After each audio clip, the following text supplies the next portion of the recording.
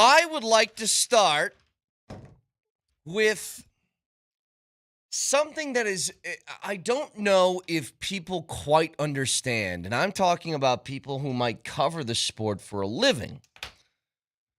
The true nature of what the suggestion is. And it goes back to over the weekend when the Spurs somehow, in some way, beat the Oklahoma City Thunder in OKC in Game 7.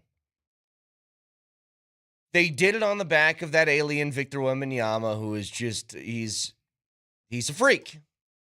But they have so many other guys in that roster that also are contributors at a very, very high level, whether you're talking about Dylan Harper or Devin Vassell or Stephon Castle or whoever, Keldon Johnson. Their ability to go out and throw different sort of defenders at a guy like SGA, different sizes, different skills, different speeds, different athleticisms, it confused him. And so the question becomes this. First of all, how did they get here? And the answer is pretty simple. Their best player, they got lucky through the draft lottery. Okay, fine. In the Nuggets case, their best player, they got lucky through finding him in the second round. But they filled it out with depth that works. And that used to be the story, and still is, but used to be the story for the Thunder. How did the Thunder win last year and become this sort of juggernaut of the sport?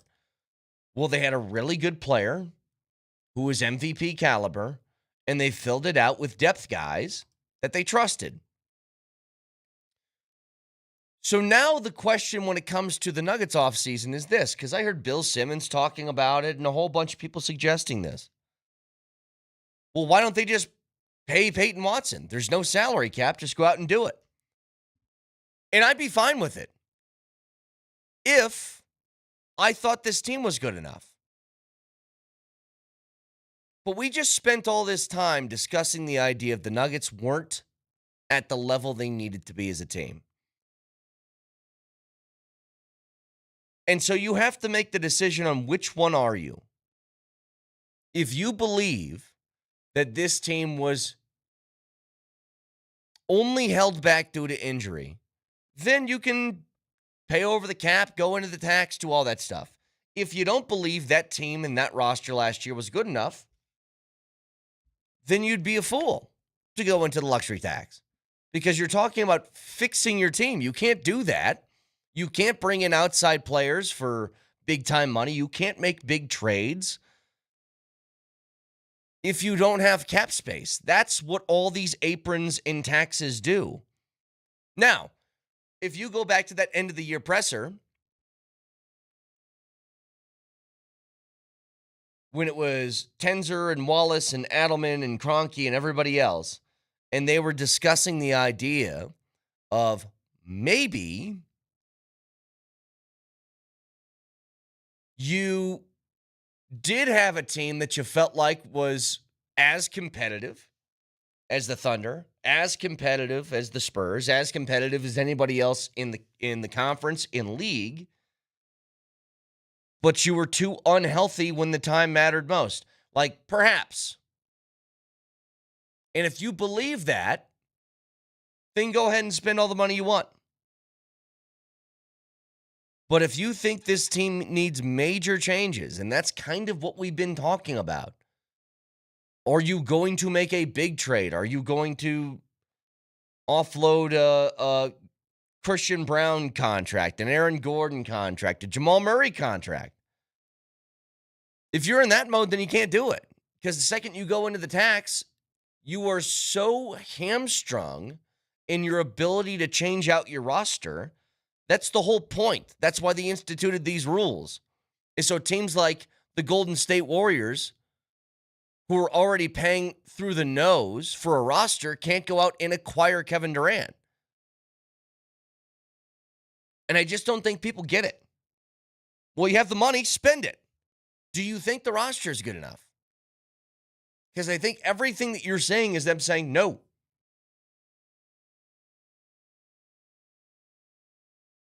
That would be my assessment towards it. The only way you're spending that type of money is if you truly believe that this team is as competitive as the Spurs and the Thunder. And you guys tell me, you watched the Thunder and the Spurs go 7 games. Do you think the Nuggets are at that level right now? And maybe the answer is yes. Maybe it's, you know what, if we were healthy, we could do it. I don't think that's the case. I think there were bigger flaws within that lineup than just, a couple of guys were hurt. Now, when AG is out of the lineup, we know the team looks entirely different. But now you've gotten to a point of, can you trust AG ever to stay healthy for a playoff run? I know we keep bringing this up all the time, but you guys give me the last time Aaron Gordon played 16 straight games. And it's sad to kind of bring up because he is so incredibly likable and important to your success. But it's been years. He played 3 out of 6 playoff games this year. And 2 of them were hampered. He played 4 games in April. He played March was his best stretch, that towards the end of the year.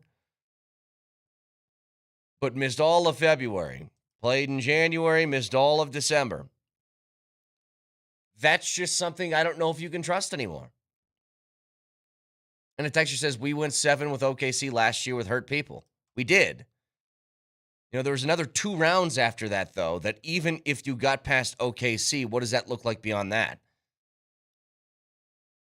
And you went 7 last year with OKC with hurt people. The hurt people played because you didn't have depth that you trusted. And remember, you don't really have draft capital in the future. You've spent it. And that's the tough spot that the Nuggets find themselves, is they are in sort of an assetless world. They just don't have it. And you're kind of stuck on, is this the team that we believe is going to get us back to a championship? And I think now more than ever, that question is really difficult to answer. With where the Avs are at, the Avs do kind of feel like next year they're going to be right back in title contention. But you sort of feel that clock ticking. It's not over, but you got to make some hay in a hurry. But that's why over the weekend, when I watched the Spurs do what they did,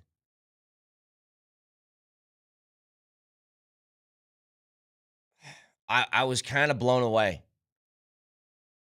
Part of me felt like OKC was a little bit, I don't want to say untouchable, but being the clear favorite in the NBA to win everything. And you got a game in which, Shea played pretty well, but you completely eliminated Chet Holmgren from the discussion. He didn't even want to shoot. He played 33 minutes and had 2 shots. Alex Caruso was 3 of 14 from the field in that game 7. What they were able to do, especially on the defensive side, is just, all I'm doing now in watching the rest of these, whether it's the Stanley Cup final or the NBA finals, it's all just doing the comparisons on what does that team have that you don't? And how do you go get it? How do you go find it? But it's more of a difficult question than it is, we just don't want to spend money. Well, it's how. How are you going to do it? Again, if I had a roster like the Spurs or OKC or a team that I knew was going to be in contention for a title, without these question marks, you pay it. Go into the tax, keep the team together, do whatever, because you don't need necessarily outside player acquisition.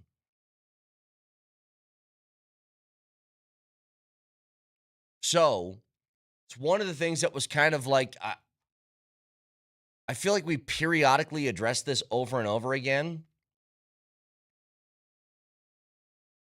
But this isn't just about are you willing to spend cash or not. It's the ability to change your roster if you need to.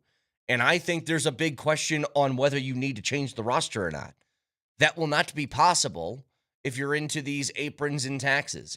It's not. Not in the way that you want anyway. You can do that and go sign guys to some vet minimum contracts. But when you talk about making big time trades that this team might need to do, can't do that if you're in the tax in that way. So 303-504-0925. Texture says, I hate OKC, but J-Dub, and Mitchell were huge losses. No doubt.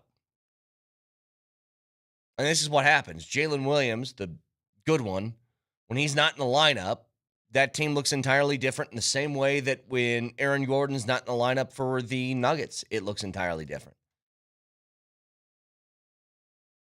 But a texture says, we need defense. When we had KCP, we won. I entirely agree. They played okay defense this year in the postseason. They were okay. But I do think that sort of bled into a worse offense, I would say. I think it's too difficult for them to do both sides of the basketball. They would get too worn out. And you just need some guys who are defensive dogs. And this team didn't really have it. Outside of, again, Aaron Gordon. And you don't got to ask me. You can ask Jaden McDaniels. Because he'll tell you exactly who he thinks is bad defenders. So again, 303-504-0925. That's what was kicking around my head when we were talking, when I heard people discussing the idea. And it all centers around Peyton Watson. And you guys have heard me. I think that Peyton Watson is like the priority of the offseason. No matter what happens with anybody else, whether guys get traded or stay or whatever, Peyton Watson is too good and too young and too much potential, has too much potential to just let him walk, especially for free. That can't happen. He is somebody that I legitimately think could be the number 2 in like a couple years. He could play the Robin to Joker's Batman. I think he has that type of ability. And that's what you're going out and searching for anyway. He's already in the building. Don't let him walk out. So a lot to discuss this morning. The big trades yesterday in the NFL. A.J. Brown, Myles Garrett. I mean, pretty massive moves. And I do think that one of these is way more of a seismic shift than the other. Like, one is really, really going to matter. And I think it's the one that, as a Broncos fan, you would prefer. So, broadcasting from the Backus and Shanker Studios, serious lawyers for the seriously injured. Just one last thing here before the break. The Nuggets' issues are not talent. The Nuggets' issue was they have 0 dogs. They're a roster of nice guys, and we need some bleep holes. I think there's something to that, too. Again, on paper, talented.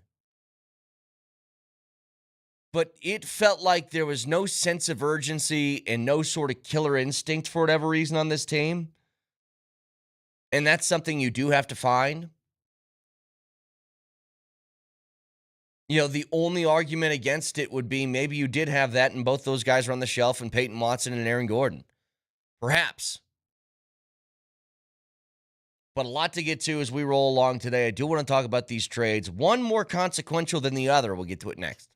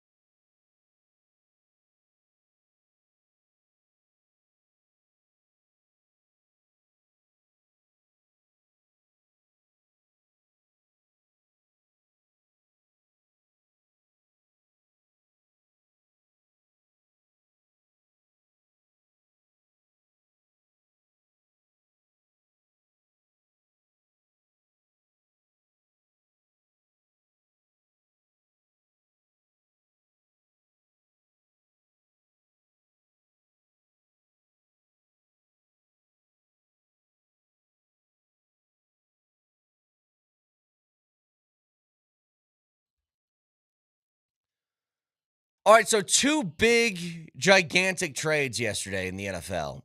Myles Garrett traded to the LA Rams as the Rams are as all in as a team can be all in. They trade Jared Verse, a first rounder next year, a second the year after that, a third the year after that. This is already after trading a first for Trent McDuffie earlier in this offseason. They have recognized that they don't know how long the Stafford stuff is really going to last, considering they went out and sort of shocked a lot of people with what they used their first-round draft pick on, which was Ty Simpson.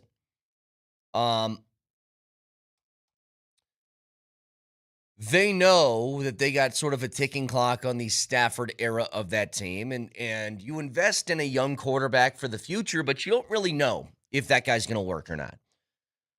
So you go out and you get somebody who's 30 years old at the peak of his powers, just set the NFL sack record at 24 last season.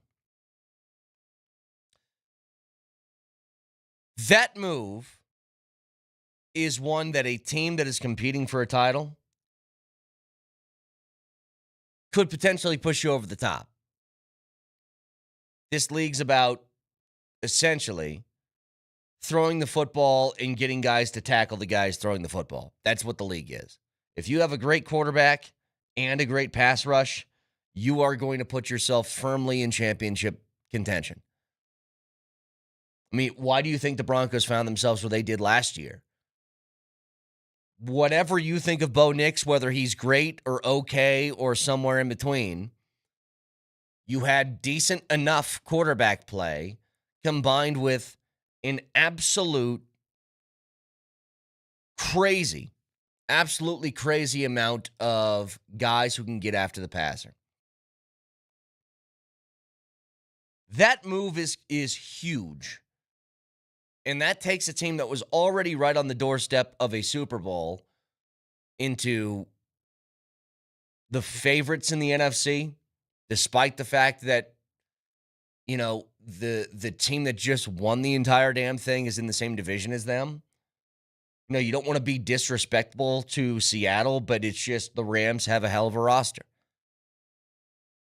But in the case of the things that matter more to Broncos fans, I suppose, the A.J. Brown trade was finalized yesterday. And here's the weird thing about A.J. Brown. A.J. Brown is a very good player. A.J. Brown has the ability to be one of the best wide receivers in the league. I also do not trust A.J. Brown at all. So he's been in the league since 2019. He has had 1,000-yard seasons in every one of those except for 2021, in which he only played 13 games. Now, as far as total catches, he hasn't been somebody that, you know, hauls in, 7-8 passes a game. He's always been somewhere in that like 70 to 80 catch range. You know, a couple of years that are outliers in that sense. He had a 106 catch season in 2023, but it's the only one he's been over 100 catches. But when you're talking about it was you and them, you and the Patriots, for who's going to make the Super Bowl and represent the AFC. Neither team could do much offensively in that final game. Now, the Broncos had a multitude of factors that were in that. Number one, your quarterback was out. And number two, you had a snow squall that jumped in the second half at the worst moment of that game. The Patriots offensively were already pretty good up until the postseason hit. But they were putting together a whole bunch of games that were, 30-point performances. They had a stretch where you had a hard time holding that team under 28. And when you look at sort of statistically, overall, what that team was. In the regular season, the Patriots were second in the league at 28.8 points per game. The only team that was better than them was the Rams. But then when the postseason hit, it felt like New England just couldn't score. And they finished at 16.8 points per game. A.J. Brown improves that. But A.J. Brown's a giant risk. And one that I wouldn't be willing to make. And the Broncos were out there all offseason looking for some sort of answer when it came to who can help you offensively. And everybody just knew that A.J. Brown was available. And it's like, well, what about him here? I wanted no part of it. I think there's certain guys on your team that can make you worse by just being there. And it has nothing to do with their ability. And there's plenty of people in sports that are talented players that their presence is just a drag. And I still remember after the Eagles won the Super Bowl, A.J. Brown was, I don't know, he was on some beach somewhere. And he said something like, hey, it's cool that we won the Super Bowl, but it's time for me to get mine. It was something along those lines. And you're just like, what does this even mean? So I got it right here. After a few days, I've had time to reflect on being a champion. I tried to feel how everyone made it seem to be a champion. And unfortunately, it was short-lived. 2 days to be exact. I've never been a champion at the highest level before, but I thought my hard work would be justified by winning it all. It wasn't. My thrill for this game comes when I dominate. It's the hunt that does it for me. It's when the DB drops his head in surrender because he can't bleep with me. The intense battles, early mornings, late nights, sacrifices. I love putting smiles on people's faces. Don't get me wrong, but it wasn't what I thought it would be. It's the journey I love the most, back to work. Your team just won a title. And he basically said, I wasn't a big enough part of the winning for myself. My thrill for this game comes when I dominate. That's somebody I don't need around me.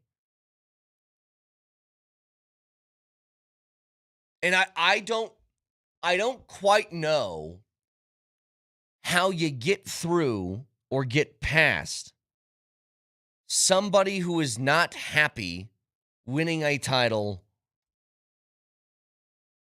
when they aren't, I suppose, the main reason for the winning. That one's tough. So basically, A.J. Brown was saying that it's the process, man, that he would rather you give him $1 and he invests it in the stock market so it grows to $1 million instead of you giving him $1 million straight up. What I've done now is I have changed and manipulated time. I now get 21 days a week. Stack that up over a month, I'm going to kick your butt. Stack that up over a year, you're toast. That guy is such a loser. That will never not put a smile on my face, by the way. You're crazy, and I quote this man, you're crazy for thinking time is a 24-hour clock like some caveman did 300 years ago. That's right. The cavemen from the 1700s, do you guys remember those? Right before we formed this country, actually. But A.J. Brown, think about this. So in that championship run that they made, it was one catch for 10 yards in the wild card round. It was 2 catches for 14 yards in the divisional. It was 6 for 96 and a touchdown in the NFC Championship game, then 3 for 43 and a touchdown in the Super Bowl win over Kansas City. And he thought to himself, yeah, winning is cool. But you know what's even cooler? When I have 150 yards receiving. And those are people I can't win with. Texture says, soft take. He is competitive. He is competitive. I don't deny that at all. But he's got the priority of his competitiveness in the wrong spot. Everybody wants to be involved, especially if you're an offensive player and especially if you're a receiver. Nobody wants to be a receiver doing cardio for 60 minutes, okay? I get that. But the issues that he specifically caused within that locker room, you cannot argue this. I don't want to call it a fact because it is an opinion, but it's pretty objective. The reason the Eagles, if you remember last year when they played against the Broncos, Eagles were up big. It looked like the Broncos had no shot to win. They couldn't get anything going on offense. They had nothing. It was a 17-3 game heading into the fourth quarter. And then the Broncos did what the Broncos always do. They put up a whole bunch of points in the fourth, and they came back and won. The reason that happened is all week leading into that game for a team that was 4-0. Eagles were 4-0 at the time. A.J. Brown talked about, I need to be used more. You need to use me more. Get me the ball. Get me the ball. This offense stinks. Get me the ball. And it's almost like Sirianni and the rest of the Eagles were like, okay, fine. We'll throw it. And he ended up getting 8 targets in that game, which resulted in 5 catches for 43 yards. Gave up on a deep ball. Still remember that. But the Eagles lost because they had a 14-point lead heading into the fourth quarter, and they ran the ball a grand total of 6 times with Saquon Barkley. Why? Because they attempted 38 passes because they're like, damn, here. And it resulted in a loss. That's the attitude I can't have. And maybe this is going to be wrong. Whether it's this year, 3 years from now, 5 years from now. The relationship A.J. Brown will have with the Patriots will be terrible at some point. I'm not crazy. You're crazy. It will be terrible. Mark my words. And I thought it was so funny when people are throwing it out there that, well, maybe Sean Payton and the Broncos will trade for A.J. Brown. I was like, dude, A.J. Brown? I just saw Justin Simmons over this weekend. Justin Simmons was the best leader you could ask for. And Sean Payton's like, no, I appreciate you, but this is going to be my team. Not past leadership. It's going to be mine. And he was awesome. He was the exact kind of leader you want. You think that Sean Payton's going to risk that? For that attitude? No chance. 303-504-0925. Shop Mazda text line, one price, one person, 1 hour. So those are the big sort of, big newsworthy things from over the weekend. You know, A.J. Brown, by the way, went for a first next in 2028 and a 5th round pick next year. But this was like, had to be in the works for God knows how long. Weeks, months, something like that. Nelly, were you part of the Hail-Mageddon that happened yesterday? My part of town did not get that. But I saw the videos of downtown. I was like, good Lord. Thankfully, I was on the edge of it, so I didn't get any golf ball size hail, but I was driving home, and I had just pulled off I-25 when I went, wow, these raindrops are pretty thick.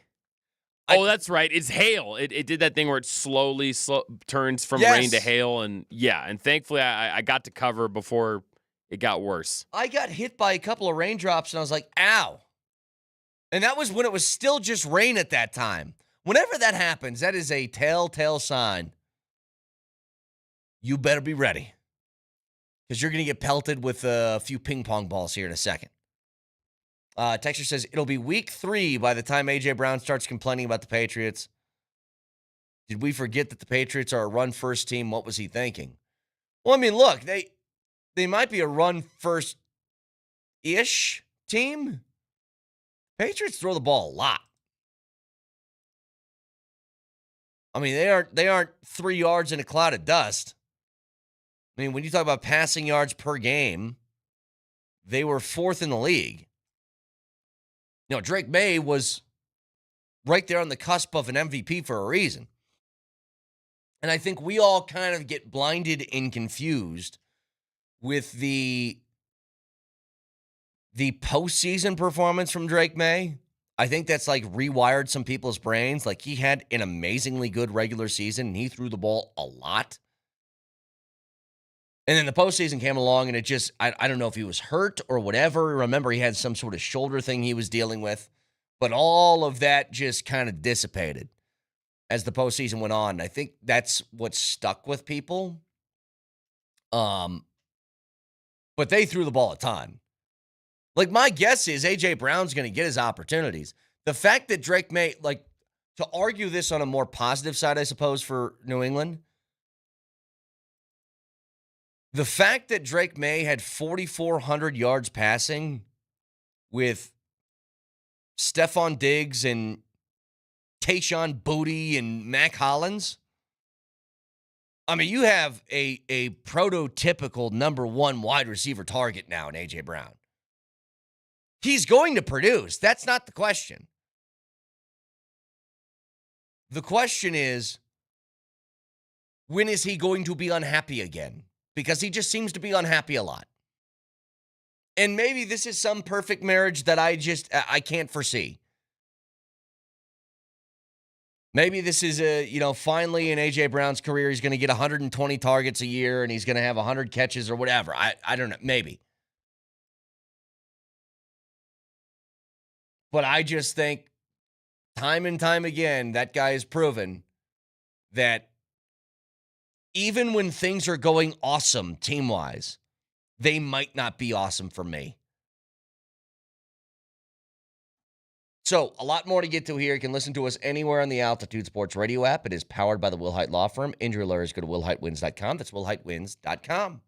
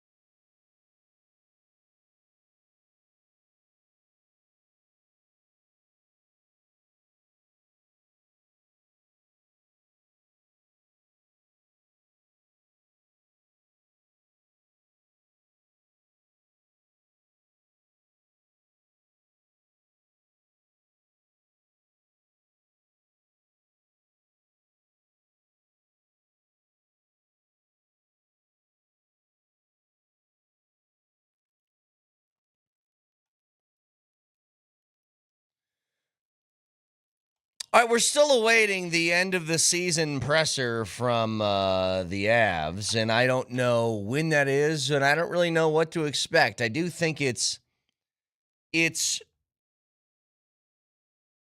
guess I don't know either way. I was gonna say it's maybe a good sign for Bednar that this hasn't happened yet. But to be honest, I have no idea. Perhaps they're taking extra time to really consider if they can find somebody that they feel like is better at head coach. I don't know. What I do know is multiple reports have come out saying the Maple Leafs and Edmonton Oilers are basically keeping a watchful eye on the situation with Jared Bednar. And this is kind of what we talked about. I could hear arguments both ways on this. If you were to make the argument that at some point it's just maybe it's run its course, I get it. If you make the argument that when players shrink in big-time moments, what is the responsibility of a coach in that scenario? I get that too. But here's how you know he's a good coach. If he leaves, does he get a job again? And the answer is not just does he get a job, he gets premier jobs. When you let somebody go and the I guess attention of the bigger teams within your respected league is all kind of eyes on that situation, it gives you an indicator of what the rest of the league feels about it. Now, maybe that changes your situation, how you feel about it. Maybe it doesn't. But it's kind of, if I put you in a Mike Vrabel type situation, Mike Vrabel was the coach of Tennessee for a long time, and they decided that ran its course. He leaves, gets picked up by the Patriots, and, makes the Super Bowl immediately. Texture says the funniest part is he would have a job before the Avs hire a coach. It's very possible. And that's, again, there are confusions to this offseason for both the Avs and Nuggets, just in very different ways. I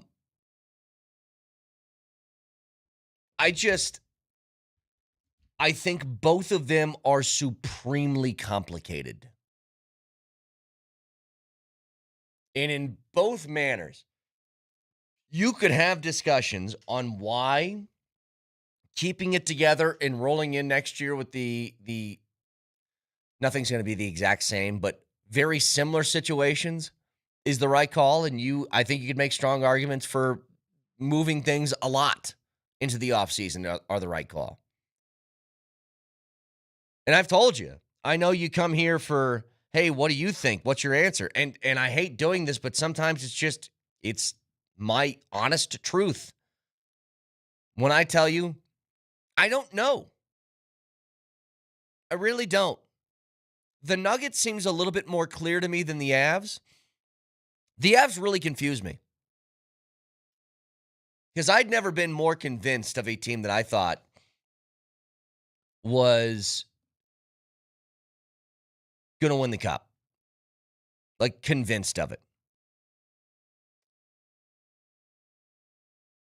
And for it to end in a sweep really, really messed with me. Because I don't know what the proper route forward is now. I think that would have been a clear answer. Had this gone, 7-game series and you lost, it wouldn't take away the disappointment, but it'd be a lot easier just to be like, yeah, it was just some weird circumstances. We got to go with this again. But I don't know. Them, confusing. Nuggets, a little bit different for me. I think you see some of the flaws in there. It's just the confusing part for them is how do you go about making the changes? Because it would be really hard. Really hard. So 303-504-0925.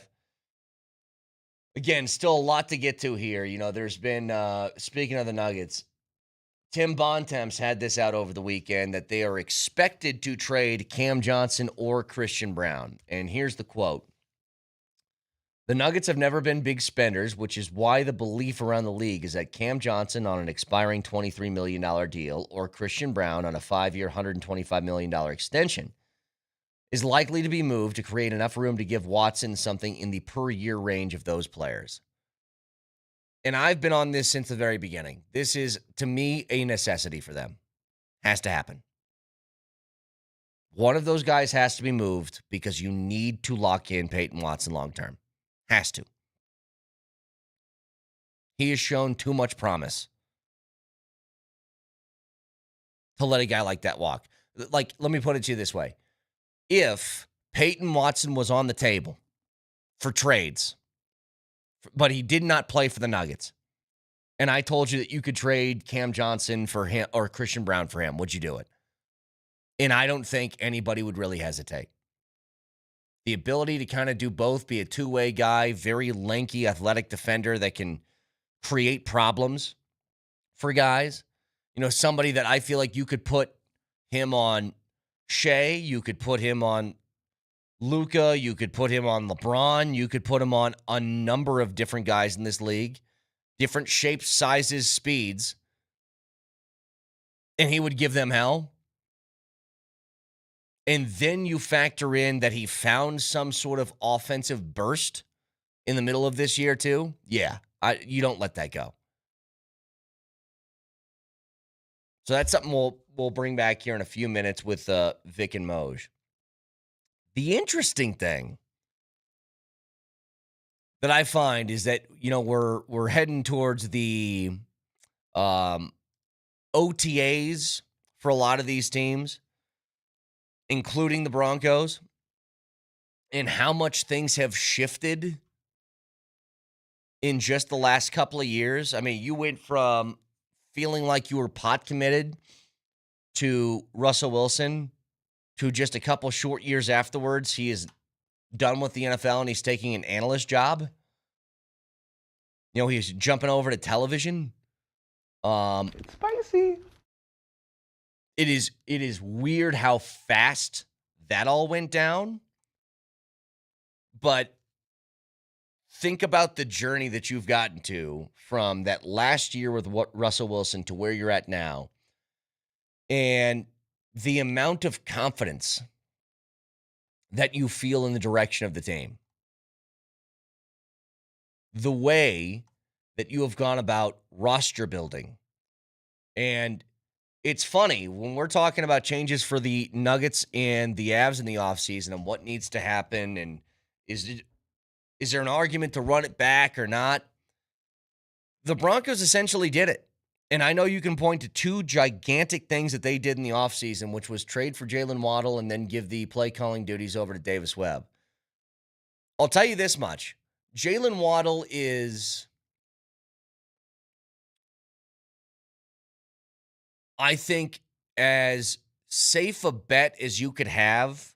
Like, if you're just trying to guess what production's going to be, you know this guy's going to produce for you.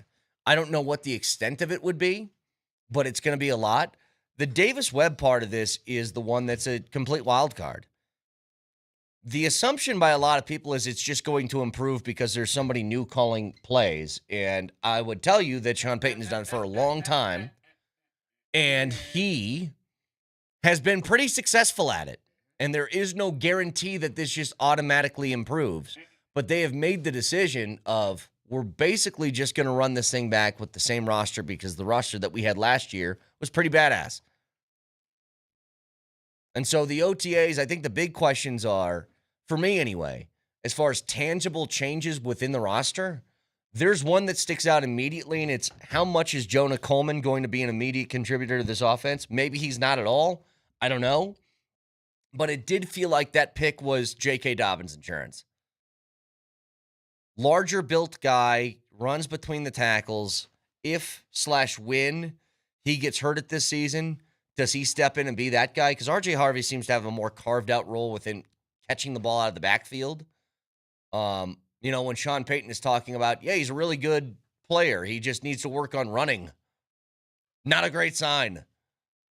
So a lot more to get to with this as we go along. You can watch the show live on Twitch, twitch.tv, search Altitude SR in the search bar. The Altitude TV simulcast can also watch on YouTube. Subscribe to the channel and don't miss anything from Denver's #1 sports station, Altitude Sports Radio 92.5.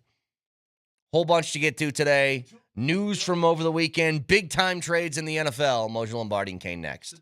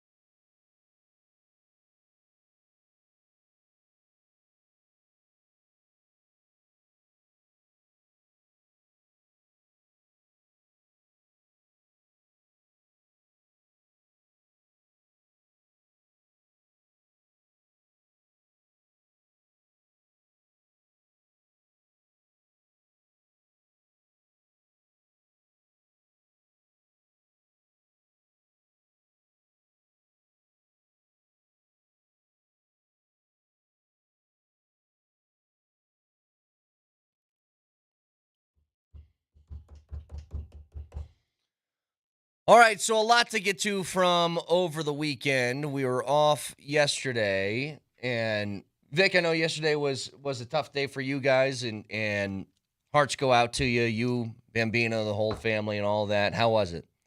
It was a great day. Beautiful day. And thank you to all those, especially from altitude, who were present there. So I appreciate that. The cruel irony of yesterday is, I heard from Coach Adelman about my dad's passing, and 2 hours later, his dad passed. I mean, it's crazy how these happen in bunches, right? Yep. Rick Adelman was a legendary coach.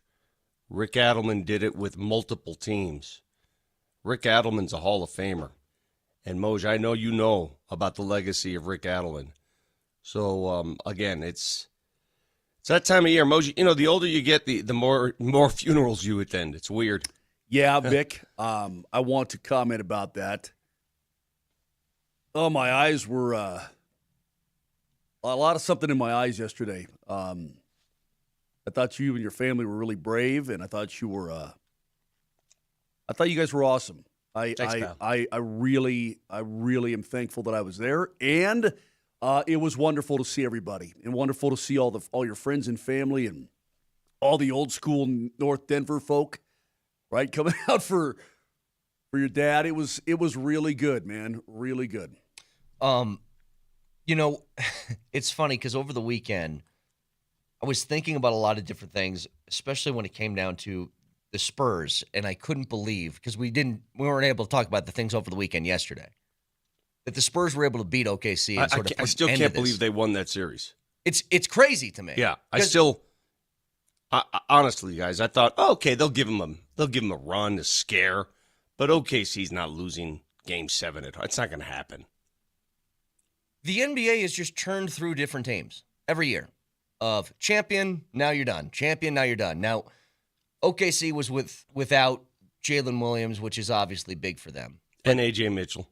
The way that boo-hoo. The way boo freaking who that Wemby put Chet Holmgren in a complete mind pretzel. Yeah, exactly. And negated him entirely. And look, it's weird because you could say that the Spurs got really lucky that the 1 year that they got really bad, they get the number 1 pick, and it's Wembanyama. The Nuggets got lucky because the best player in the world that they found for years and best player in franchise history all-timer was a second-rounder. Well, he was just hidden. Nobody knew him. Right. I mean, the Spurs got lucky because everybody knew that Wembanyama was a freak and he was going to be a total stud, and they win the lottery. The Nuggets got lucky that nobody knew who Joker was or what he was or anything else, and they took a shot on him in the second round. But what's scary about San Antonio is I know everyone's focused on Wemby, rightfully so, but that supporting cast, the buckets that were made in clutch, the Dylan Harper rebound bucket, the Stephon Castle, the Devin Vassell, the Vassals and Castles. Elton Johnson. Bunch of Vassals and Castles. The whole team is full of... they looked hungry. And maybe you hit on something, Brett. You hit on something about the recycling of NBA champions. Now we're headed toward the 8th different champion, right? The era of dynasties is gone. We'll see. We'll see if the OKC can reconvene. It's not as easy as it sounds or it looks. But I wonder what the want to and the hunger, because we thought the Nuggets were at the beginning of a dynasty. And I'm sure Boston felt the same way. Yeah. And I'm sure OKC feels the same way. But I wonder what changes beyond just the changing of rosters. Is there it's hard. It's hard to regain that same hunger level. I don't know what it is. And maybe this is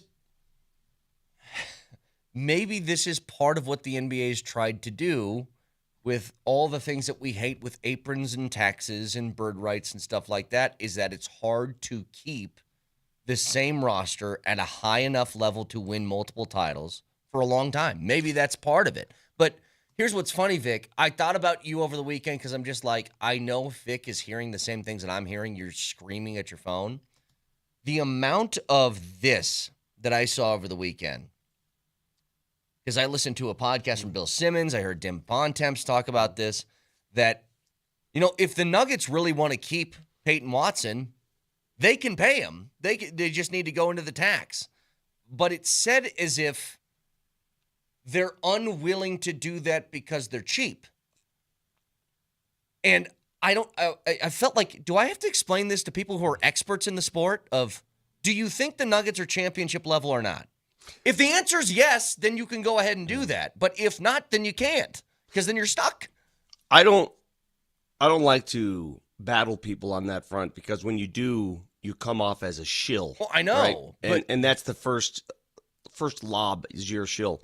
But the relative unintelligence of people when they refuse to take a step back.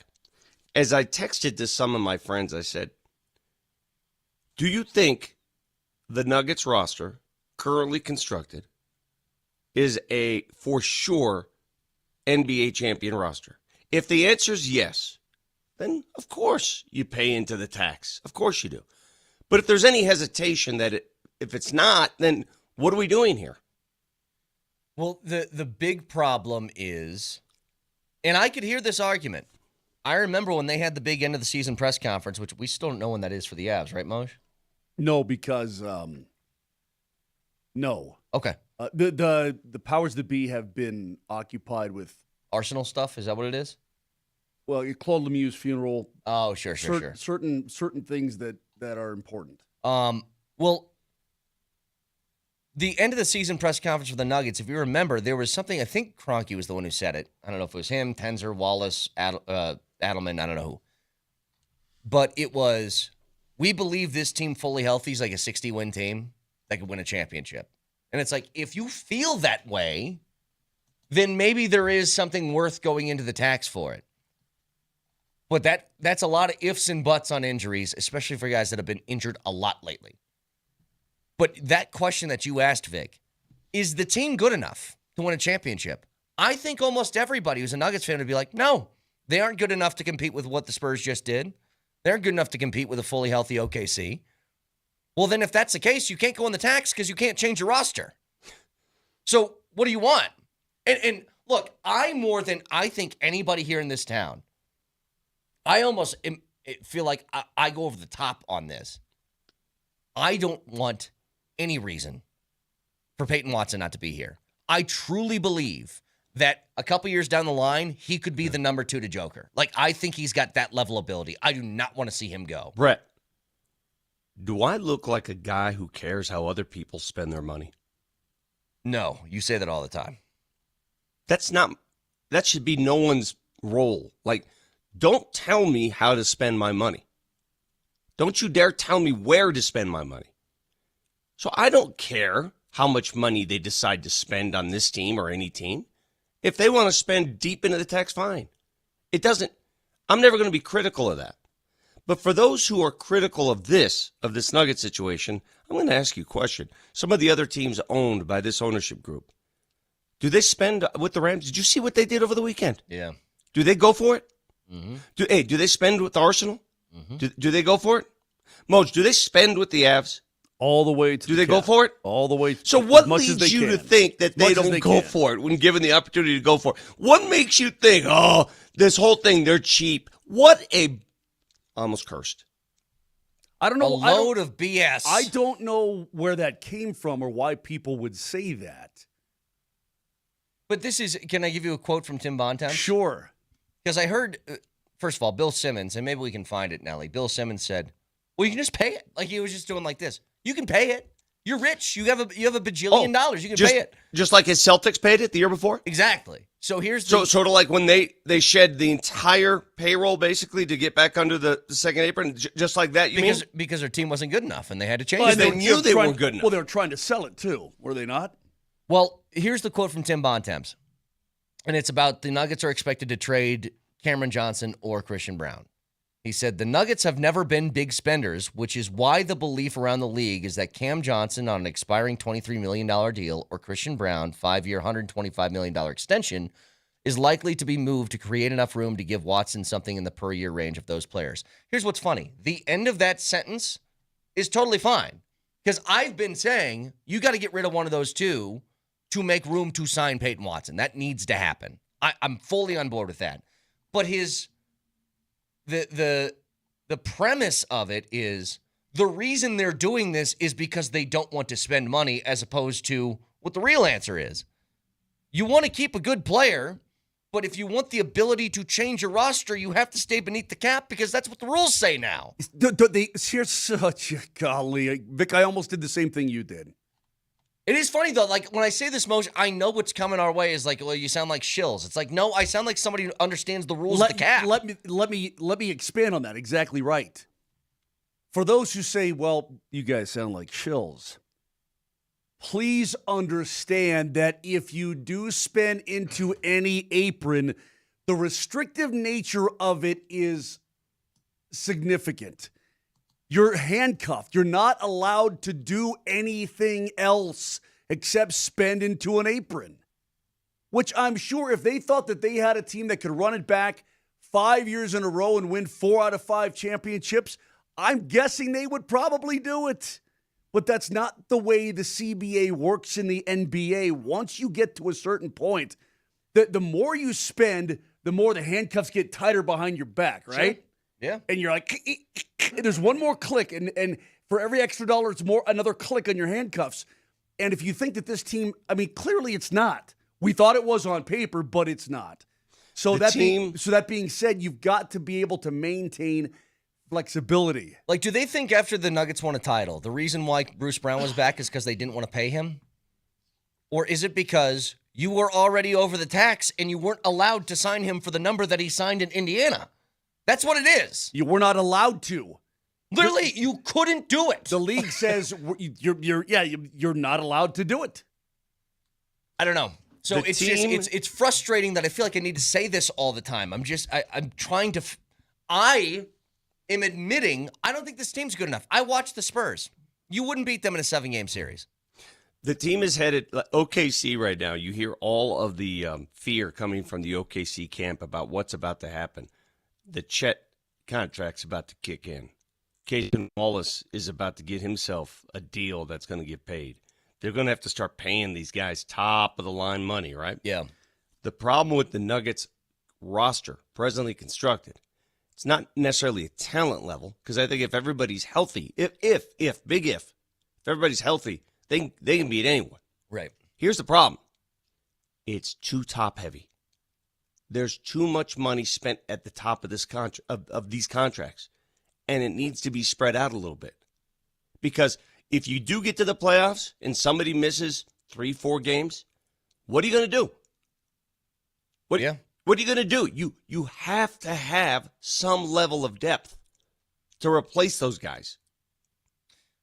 Which is this. What are you going to have? 5? Are you going to pay 6 players? Right now, if the Nuggets win on this course and they follow everybody's, hey, just pay Peyton Watson his money. Okay, let's just say they pay it. Then they pay Nikola Jokic north of 50, Jamal Murray north of 50.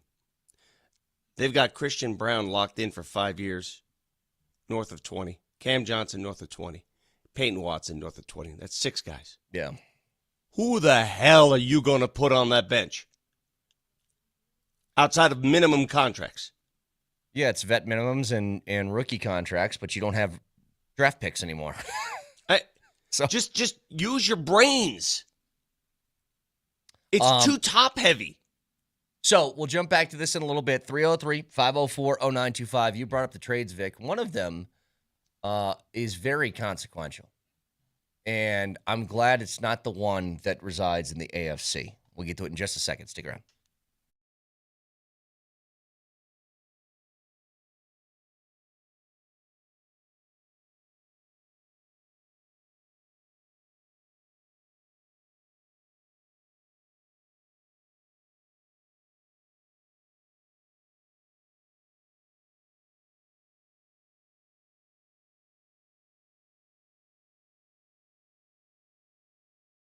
Hey, it's Brett Kane for Fanatic Sportsbook, America's fastest online growing sportsbook. And here's why. Other books, their rewards are the same old, but Fan Cash, that's the ultimate sports currency, and Fanatics lets you stack that Fan Cash. Up to 10% fan cash back on your wagers, win or lose. Unlike points that expire, you can spend your fan cash on official team gear across every team in the league. Collectibles, exclusive experiences, all can be found on Fanatics.com. And fan cash unlocks value you just can't get at other books. So convert your fan cash to profit boosts. You can even bet with it. With fan cash, you're getting the access to the world of sports every time you bet with Fanatics Sportsbook. So switch to the book that always gives you more to play with. Download the Fanatics Sportsbook app today. Winning hits different here. Must be 21 and older. Gambling problem, call or text 1-800-GAMBLER. Offer not available in all states. Terms apply. See the Fanatics Sportsbook app.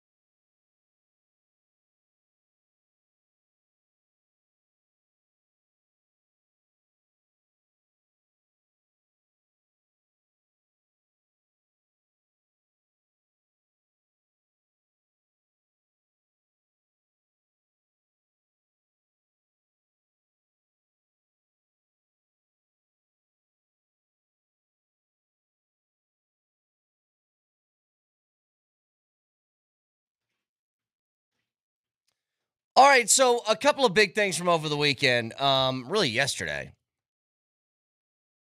I can't believe Myles Garrett actually got dealt. It just felt like for years, last year he said, I want to be traded. And they said, well, what about $40 million a year? He goes, Cleveland's fine. It's fine. I was just lying to you. Okay, sorry. But the Rams are doing that I don't care about draft picks thing again because they traded one already this year, first-round pick for Trent McDuffie. Now they traded their next year's first, their year after that second, the year after that third, and Jared Verse, the one guy they actually used a draft pick on recently, to go to Cleveland. Now, Genius move for them because the Rams were right there knocking on the doorstep with Seattle for a Super Bowl, and now you got the guy who just set They would have won the Super Bowl. all-time single-season sack record. Yeah, they would have won the Super Bowl if they had gotten there past the division rival Seattle Seahawks. Yeah. Now, on the other side, and the one that I think affects the Broncos more, obviously, is A.J. Brown. This trade to the Patriots is now official. Here's my question for you. When's it going to happen? Well, when is A.J. Brown going to melt down and be pissed off? Like, when's it going to happen? Well, give it I don't know. How long into training camp will he say it something? won't be camp. It'll be sometime in the middle of the year, but he's going to be unhappy with targets or something like that. But I think you got to build that in. I think the talent speaks for itself. Right? Sure. So you just build in that diva mentality, understand it comes with the package, and that he's won with that mentality before. Yeah, but don't you have a young? Well, I guess I don't know where Drake May's brain is overall. You got to get better, Moj. Even though you're young, right. you got to get better. Understood, but I'm saying to install an element like that inside your locker room needlessly. It's risky. I think it's risky only because you still have a young quarterback that how impressionable is he when this guy starts squawking? Do you try to feed the baby bird that's screaming all the time? I mean, is that where your worms go first? He's a hell of a player, man. I know he's a hell of a player. Can I give you guys two examples of something, though? Last year when the Broncos played against the Eagles, can we agree on this? Did the Eagles lose that game because of A.J. Brown? No, they lost the game because they wouldn't run the football. They lost the game because they had to force it to A.J. I Brown. guess yes. But why did they not run the Because football? Because that going- entire week... He was bitching and moaning about not getting the football. Correct. Remember, that was a 4-0 Eagles team that was up 17-3 going in the fourth quarter, and they ran the ball with Saquon 6 times. You know what I remember about that game? We sat here after the game and said, thank God. No, A.J. Brown gave you a win. Yeah, thank God Yeah. Sirianni's so stupid or was stupid because they didn't give Saquon the ball at all. So let me give you guys something else. Because I remembered this. I just couldn't remember exactly what he said. So this was an Instagram post. It was 2 days after they won the Super Bowl. A.J. Brown said this. After a few days, I've had time to reflect on being a champion. I tried to feel how everyone made it seem to be a champion. And unfortunately, it was short-lived. 2 days to be exact. I've never been a champion at the highest level before, but I thought my hard work would be justified by winning it all. It wasn't. My thrill for the game comes when I dominate. It's the hunt that does it for me. It's when the DB drops his head in surrender because he can't bleep with me. The intense battles, early mornings, late night sacrifices. I love putting smiles on people's faces. Don't get me wrong, but it just wasn't what I thought it would be. It's back to the journey I love most. That was after his team won the Super Bowl. And he's like, you know what really gets my rocks off? When I get off. Exactly. Right. I mean, I don't know how you handle a player like that. And to Vic's point, incredible player. Like prototypical number one, big-bodied, tall, lanky, thick, like all the stuff you want out of a number one wideout. And I think people get confused by this. You know, I had somebody texting the appetizer saying, well, the Patriots are a run-first team. And I go, kind of. I think that the postseason has scrambled people's brains on what the Patriots offense was. That was the second best offense in the league the entire year. They were fourth in the league in passing yards. They threw the ball a lot. Drake May was this close to winning an MVP. Yeah, and then Drake May, what he hurt his shoulder, his arm? What was it? Something happened with his shoulder, and they couldn't do anything offensively in the postseason. And I think that's messed with people's idea of what the Patriots offense was. When the ball got knocked out of Drake May's hand. That postseason stretch was not what it looked like in the regular season for them, for sure. But he's a huge addition. The question is, do you think the Patriots are now better than what they were last year with A.J. Brown? Well, are the Broncos better with Jalen Waddle? Yes. I think the answer to that question is also yes. Yes. I mean, again, I give those guys credit. If you don't continue to advance personnel-wise, if you're staying still, you're going backwards. You have to add. You have to do something. You have to subtract, add. You have to dabble. Dabble is a better word. I don't think you could take the entire roster and say, let's try this again. Well, the question is, and somebody said he wasn't a problem in Philly for a long time. He was there for 4 years, and it felt like the last, 2 were big problems? Because here's the thing. That's half his time there. Wide receivers being divas is not new. If for some reason they should be on tour with Elton John. Yeah. And who are the biggest divas in music? Lady Gaga? Lady Gaga. J-Lo. J-Lo. Like, they should be on tour with, all wide receivers should be like singers and dancers on tour with all of them, right? Yeah. Play lead guitar for Elton John, that kind of thing. So that's not new. But once they get their ring, and he did get his ring, I mean, a lot of these guys have that what about me mentality. We've seen it right here in Denver, Colorado. Why ain't I getting mine? How do I get mine? I need mine. Where's mine? I'll tell you a funny story. Yesterday, I saw Justin Simmons and talked to him for like 15 minutes. This may be the most unselfish player in the history of the league. Well, I'm talking to buddies, and they're like, man, why didn't Sean Payton want him?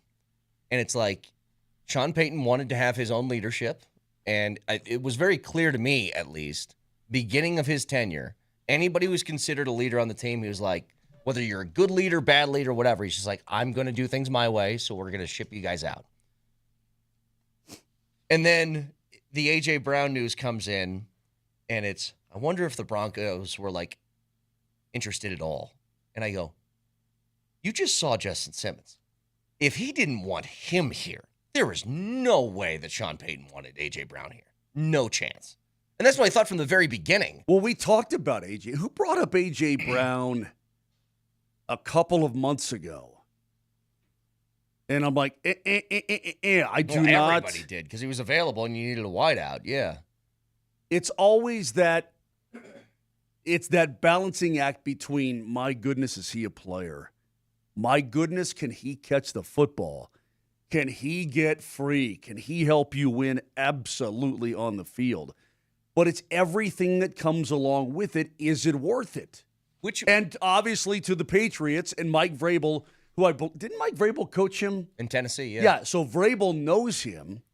They have a previous relationship. One of his previous. Who would you? That was a joke. Anyway, so no, I'm just saying. So that helps the situation as opposed to coming in cold and having it all go to hell. Has there been a hockey player that's like that, Moj? It's like what? Like A.J. Brown. Like a guy who's just, maybe he's more, and it's so hard in hockey, but like a me-centric player who maybe the team's doing well, but he's like, that's most every NFL receiver, though. There's a ton of A.J. Browns. No, I know that. I'm trying to figure out, is there a hockey player that's been that way? A diva? Not like. Total diva. Not like. There have been divas. I mean, yes. But I think overall in hockey, you can't get away with it nearly as much as you can. Because your teammate will punch you. In the face. Yeah. They'll do the old Josh Manson. Did I want to punch him in the head? Yes, I did. I've got the late great Peter McNabb. This is how rooms used to be kept in line in the NHL. A great story about Claude Lemieux and Scott Stevens with the Devils. A little disagreement in the room. Anyway, I'm not going to get into it, but this is how guys police other guys inside that league. Yeah. And you know what? Listen, once the money becomes so crazy in the NHL, maybe you'll have that too. Maybe you will have guys who they're total me guys, and that's all that matters. Can you imagine a guy winning the Stanley Cup and going, you know what? It lasted for a couple of days, and then I realized, you know what I like to do? I just like to score goals. Now, don't get me wrong. I mean, I want to make the fans happy. I want them to smile. But man, I love to take off and burn a guy down the wing, go hard to the front of that, and undress a goalie. That's what really fuels me. That's why I play this game, not to win Stanley Cup. Can you imagine a dude saying that? Well, Vic, it's like that. That would be an impossible thought process. Vic, would you say that superstar NBA player has a way worse diva problem than wide receivers in the NFL?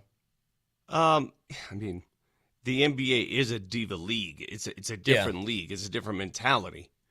I mean, it just is. It's more individual centric. So take all the wide receiver divas, and that's the NBA. You want to know the biggest divas? Or up there with the biggest divas? Talk to a major league pitcher. You mentioned that a lot. I don't think that is nearly the same Brett. level. That is not nearly the same level. You know what I'm going to do? I've been lax in this regard. I'm lapsed.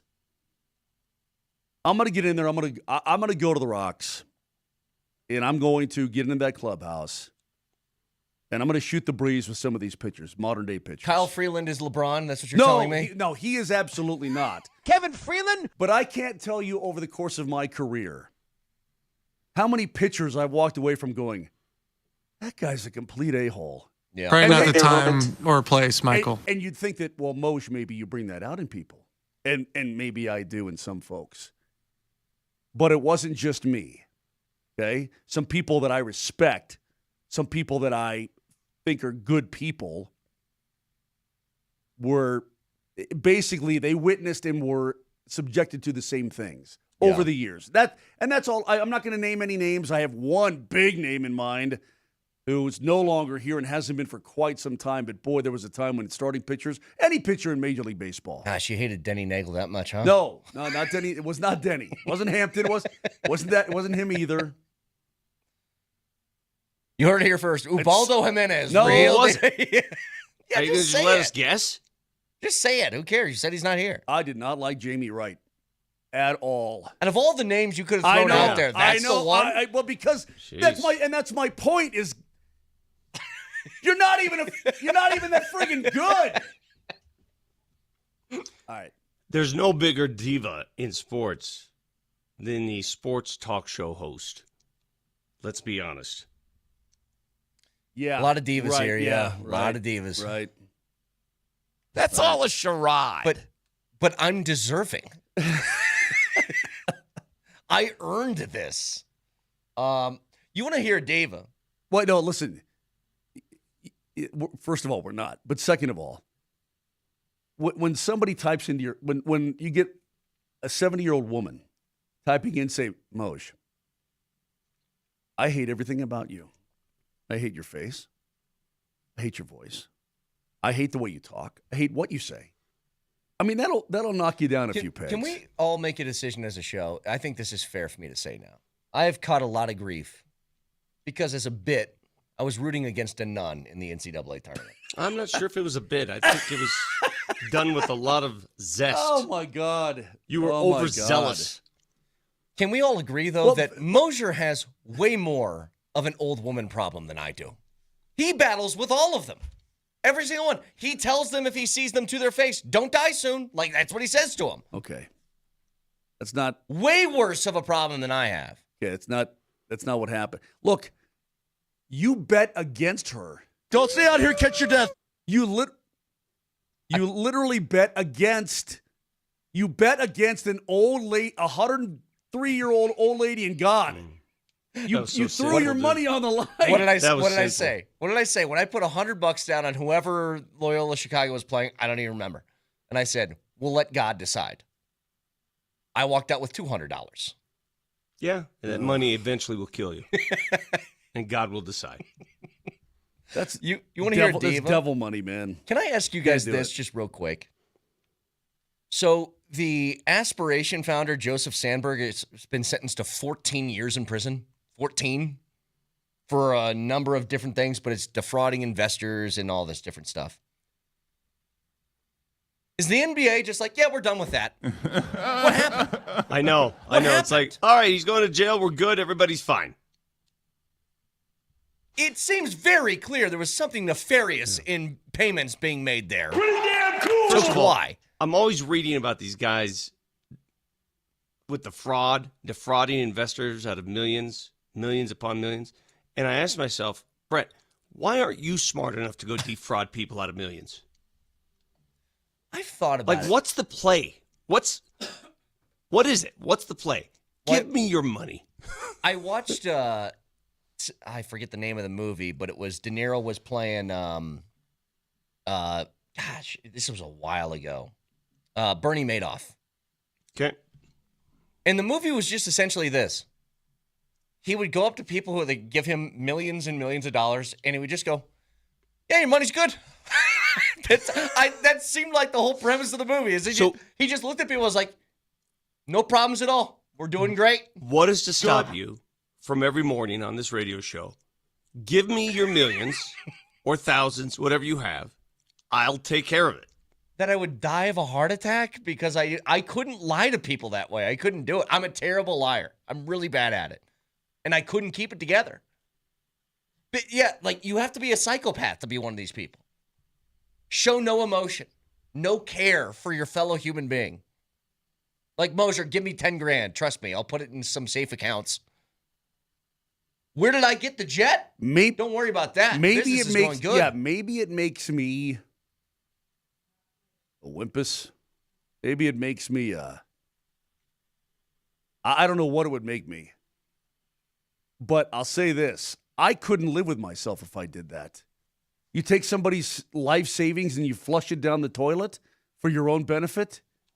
But oh my God. There's one thing that I've considered as far as defrauding, and it wouldn't be people, it'd be banks.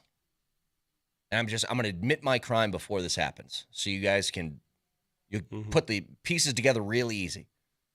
But if I make it to like 90 and I'm at the end, we're taking out some loans and having some yacht parties and stuff like that. You can find that money somewhere else. Dummy. Yeah? Someone's going to have to pay back those loans. Who? Your kids. I'll cut all ties with them. You think because you have a bunch of debt that it's suddenly all of it's going to be excused? Someone's going to have to pay for it. He's going to put everything in his wife's name. Correct. Yeah. But then nobody's going to give you any bread if you don't have any collateral. I got plenty of collateral. I've defrauded Moj for years. Okay. That's a good point. Defraud Moj, get the money, throw a party. Then get more money, and then throw a party. Perfect. You guys don't understand. When Moj passes, somebody's changing their name to Mark Moser immediately and just taking all of that. So what the kids have learned from this show in this segment is we're going to learn how to defraud as many people as we can. Exactly.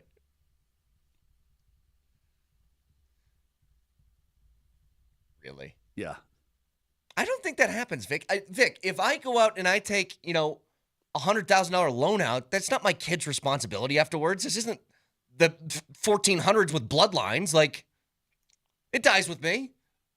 It would probably go to my wife. The fact that you're even planning this is weird to me. Yeah, that is weird. It sounds like you've had some thought. I know. I told you guys. Laying in bed at night when I'm 87, I can defraud a bank. I told you guys. Yeah. So you would have to know exactly when you kick the bucket then. You would have to have a date in mind. Oh, if I hit 90, it's coming sooner or later. And at that point, it's just like, yeah. I don't know. My grandpa went to 101. Would he just keep throwing parties? He did. Who's going to stop me? 303 And the last thing is, I think I just made it look too easy. That'll be it. Hey, how'd you get to 100? I made it look easy. I don't, 303-504-0925. Back after this.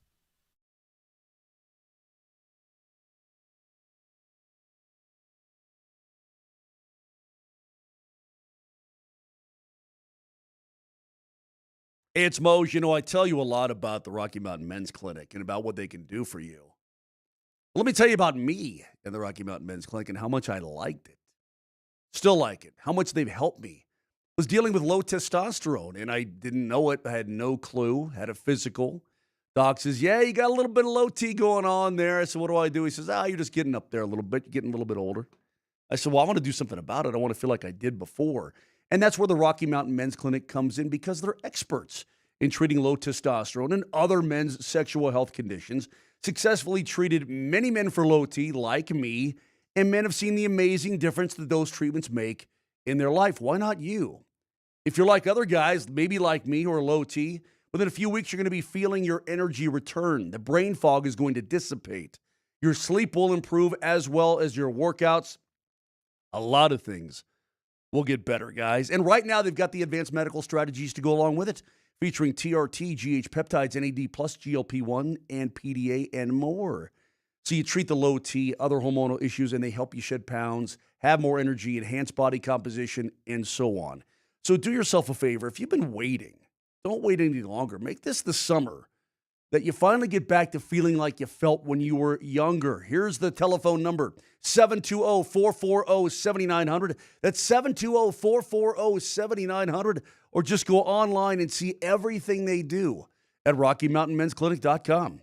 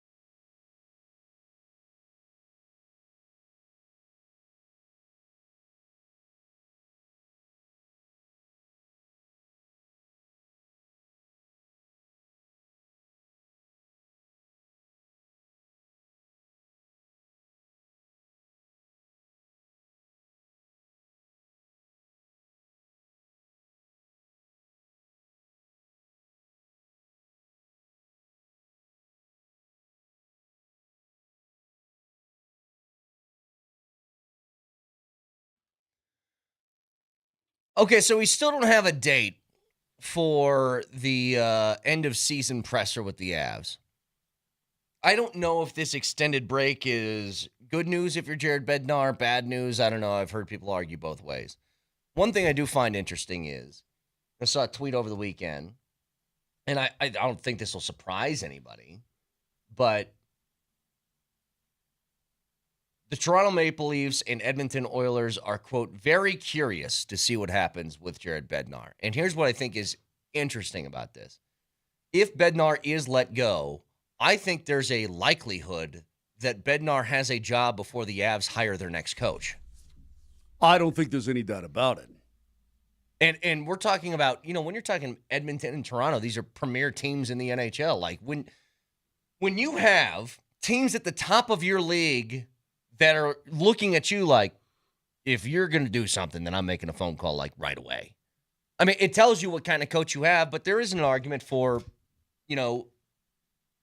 maybe it's run its course. We've seen that happen with like Baltimore and John Harbaugh last year. I don't know. But I don't know if this sort of extended break before the end of season presser, because my assumption is, Moj, if he was to be let go, it would happen before the press conference. You would think it would happen pretty quickly, yeah. It's been a week. Yeah. Today is, I guess, 8 days. So 7 days. Today's the 8th day. Right. As they fell last Tuesday night in Vegas, correct?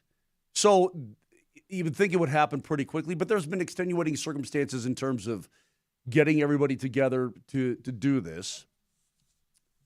So to me,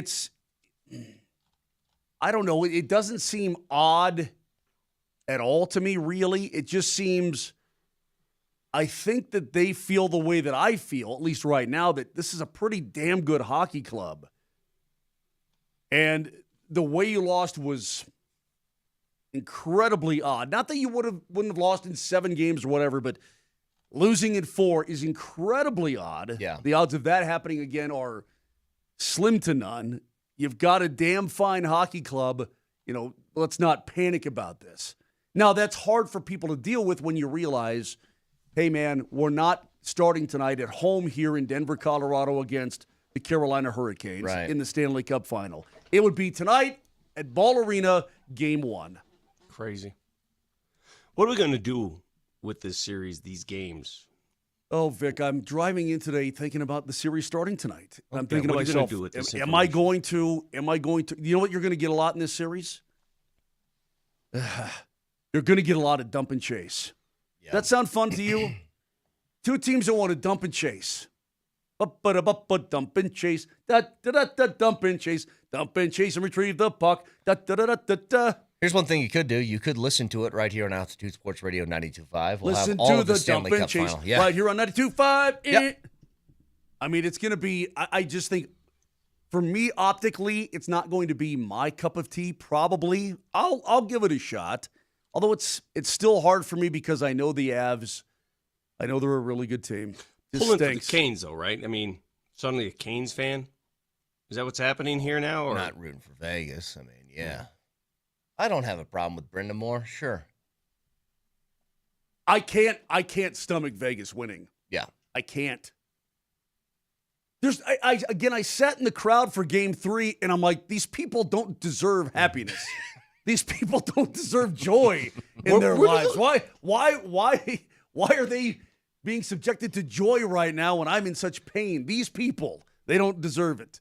Where do all those people come from? The passionate Vegas Golden Knight hockey fans. Vic, that's a great question. I do not know.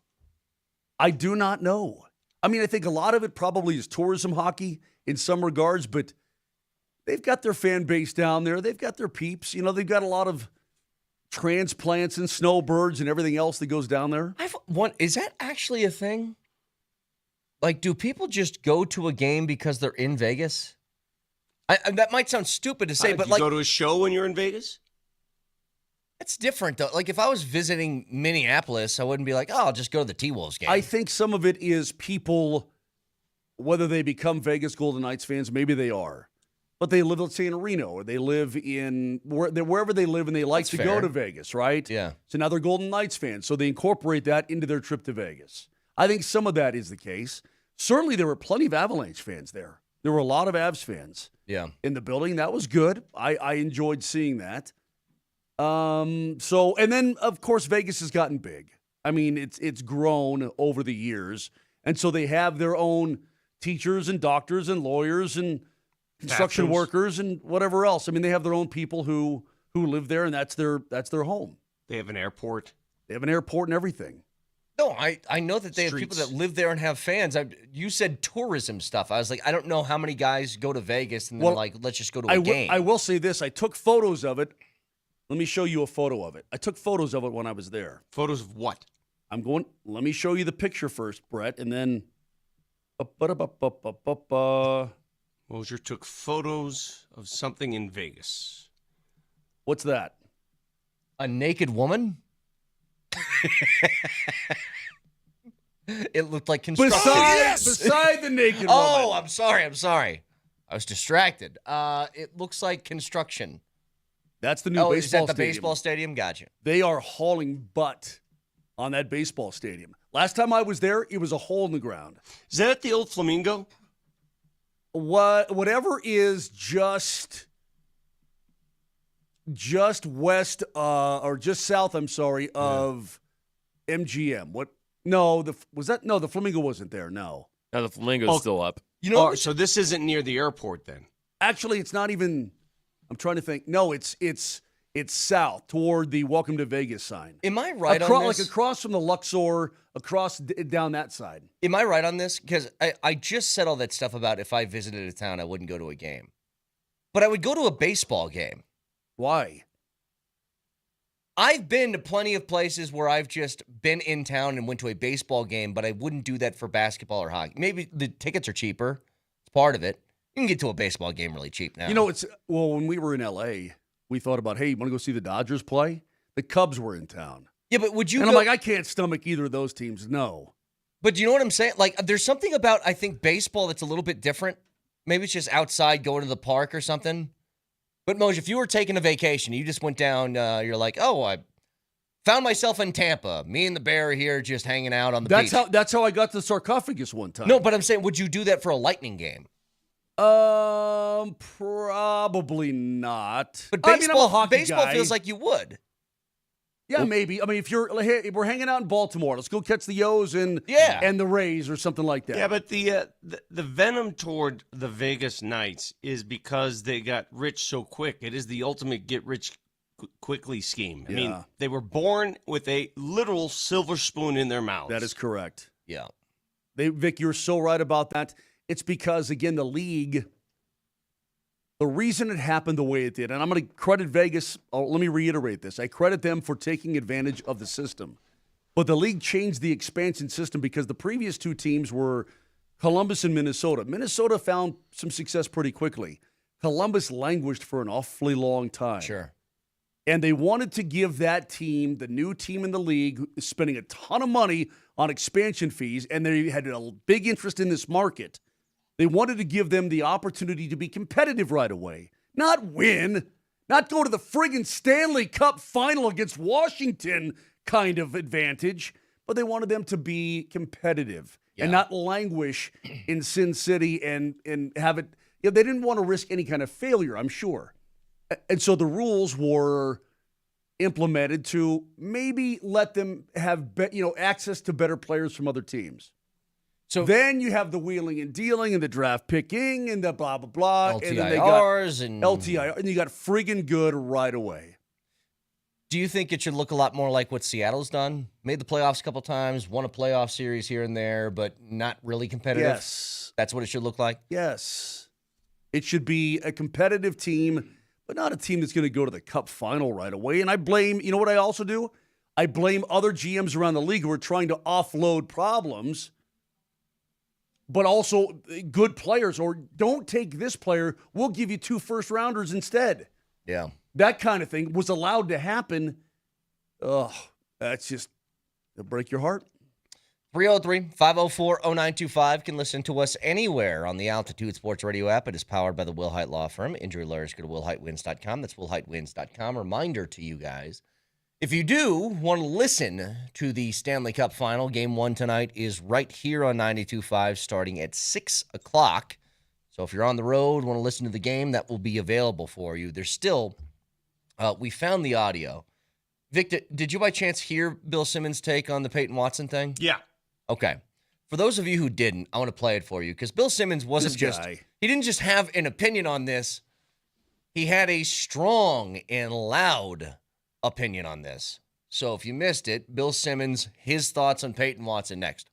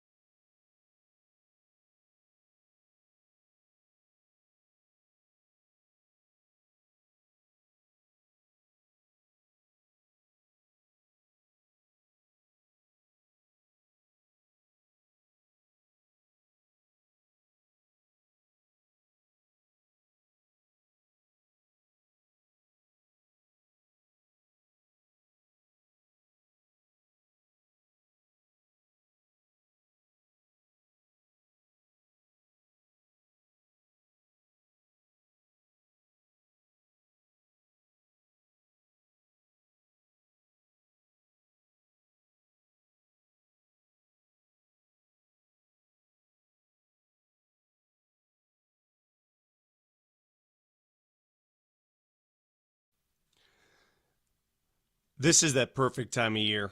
Late at night, sun goes down, sit around the fire pit, maybe grill something up.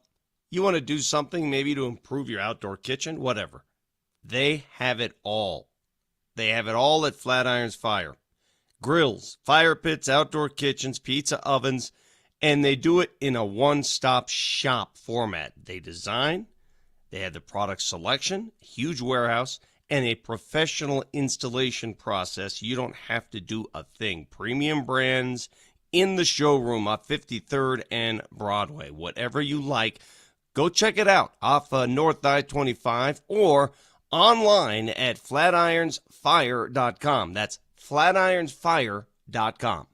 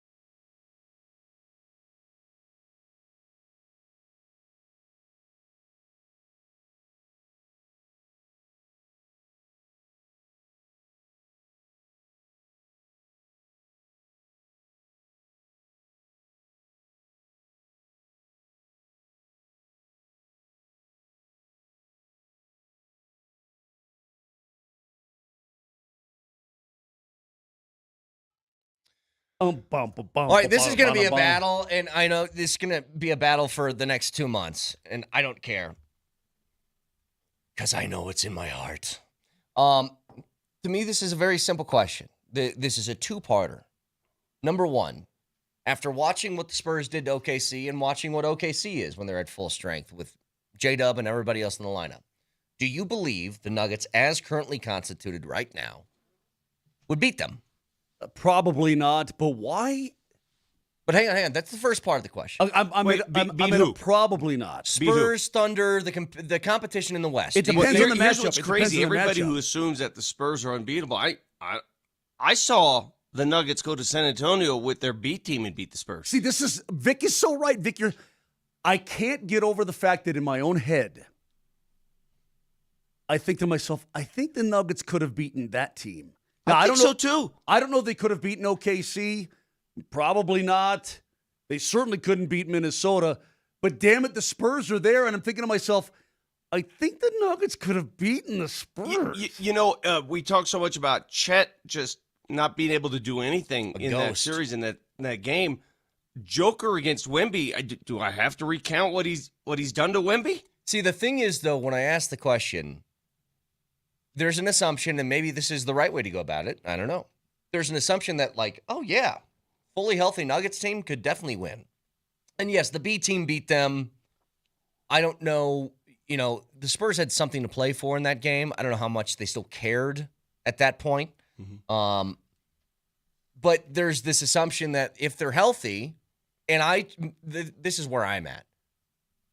I don't think this team that they put together is ever going to be healthy like that in the playoffs again. I have no other way of thinking about it. It's been multiple years now of just you're trotting out guys at 60%. And hoping that's enough. And I can't trust that. So I guess what I'm getting at is the second part is where I'm at is I don't think this roster will be healthy enough through 4 different rounds to win a title again. Gotcha. And if that's the case, then you can't just go crazy spending-wise. And I heard Bill Simmons say this over the weekend, and it drove me nuts because it's dismissive of all of the punitive things that come with being in these aprons. He said this. Oh, I'll leave you with this. Why does Denver have to trade anybody to sign Peyton Watson? Off. You have Jokic on your team, heads. Pay everybody. Clip this out, Denver fans. Clip this out. Kroenke's got $1 kajillion. Just pay Peyton Watson and keep everyone else on your team because your owner's super rich. How much did Arsenal What are we doing? Can I say something about the myopic view of people like Bill Simmons is flabbergasting to me. Can I write a letter? I would like to write a letter. Oh, but the letters have been bad. It's the bill. It's the bill. It's not. But we got bad. No, this is a good letter. No, I'm saying your letters specifically have had a run of bad ones lately. Well, this notion that you just throw money at every problem and throwing money always works. Yeah. For somebody who understands where that money goes, he should. He's a Boston fan. Yeah. What did Boston do the year earlier?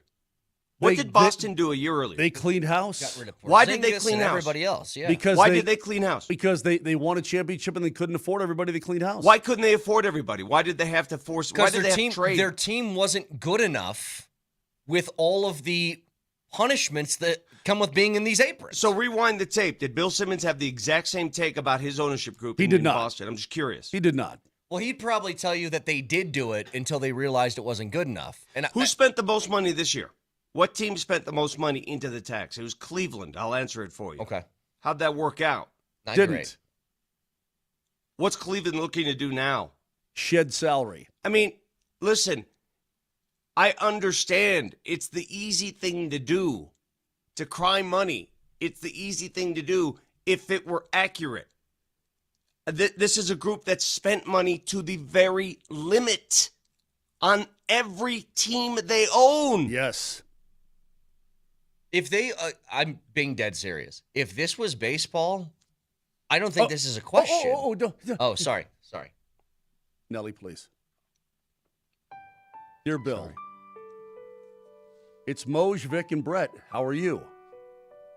You've been really good for a long time. Very popular. And you know the game. So I would assume that you understand this letter should hit hard. What is your friggin' problem? Question mark. Do you not understand the NBA CBA? Question mark. Are you that much of a dolt and a never mind, to not understand the sanctions put on a team when they spin into the apron? Also, Bill, you do realize that the Denver Nuggets are not the LA friggin' Dodgers. Or do you not? Question mark. Are you that obtuse? Question mark. They can't just spend their way to freedom. This is a really wordy letter. Very wordy. Yeah, I know. Just go ahead and get to the end of this Here's letter. it. In conclusion, Bill, stuff it. Okay. What happened to your team? I didn't hear jack squat out of you then, did I? Oh, no, I didn't. Exclamation point, exclamation point. Get bent. Love, Moj, Vic, Brett. All right, music down. Here's my take on it. Here's my take on it. I don't care how much money you spend. And the spending of the money thing is a viable argument if you spend it the right way. The question is it going to be spent the right way? Let's say you bring back Peyton Watson. Now, I'm going to ask every Nuggets fan out there, and I want you to think deeply about this. Even if you sign Peyton Watson and you're into the luxury tax, then what? Then what? Because you think you're going to re-sign Tim Hardaway at a minimum? You're dreaming. You really think Tim Hardaway, your sixth man, the guy who shot you into games off the bench, you think he's coming back at the minimum? No. You're dreaming. Is that team good enough? Because guess what? You spend into that tax now, every other contract on your roster is a minimum deal. Yep. Listen to me. Look at the contracts. Every other one. Who you got? The league designed it to be this way to prevent super teams. To promote parity in the league. That's why they designed it this way. What I would suggest, you could spend money into the tax. Go ahead. Hey, listen, I don't balk it. They have spent money into the tax. But I want it done the right way where you have enough of a leash. If somebody goes down, you have some.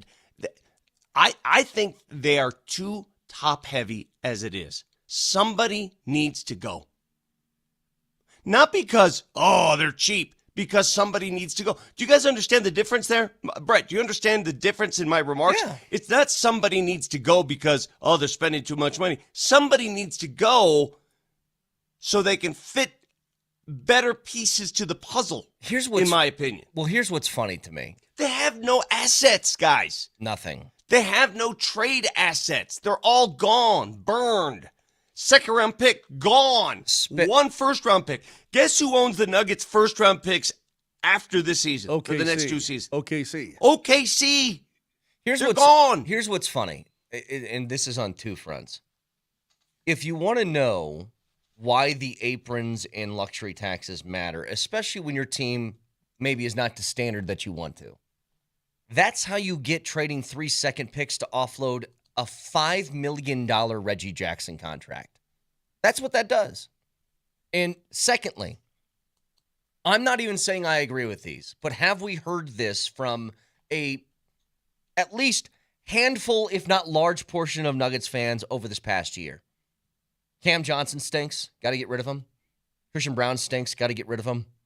Jamal, even with some people, got to get rid of him. Like, we've heard all of these.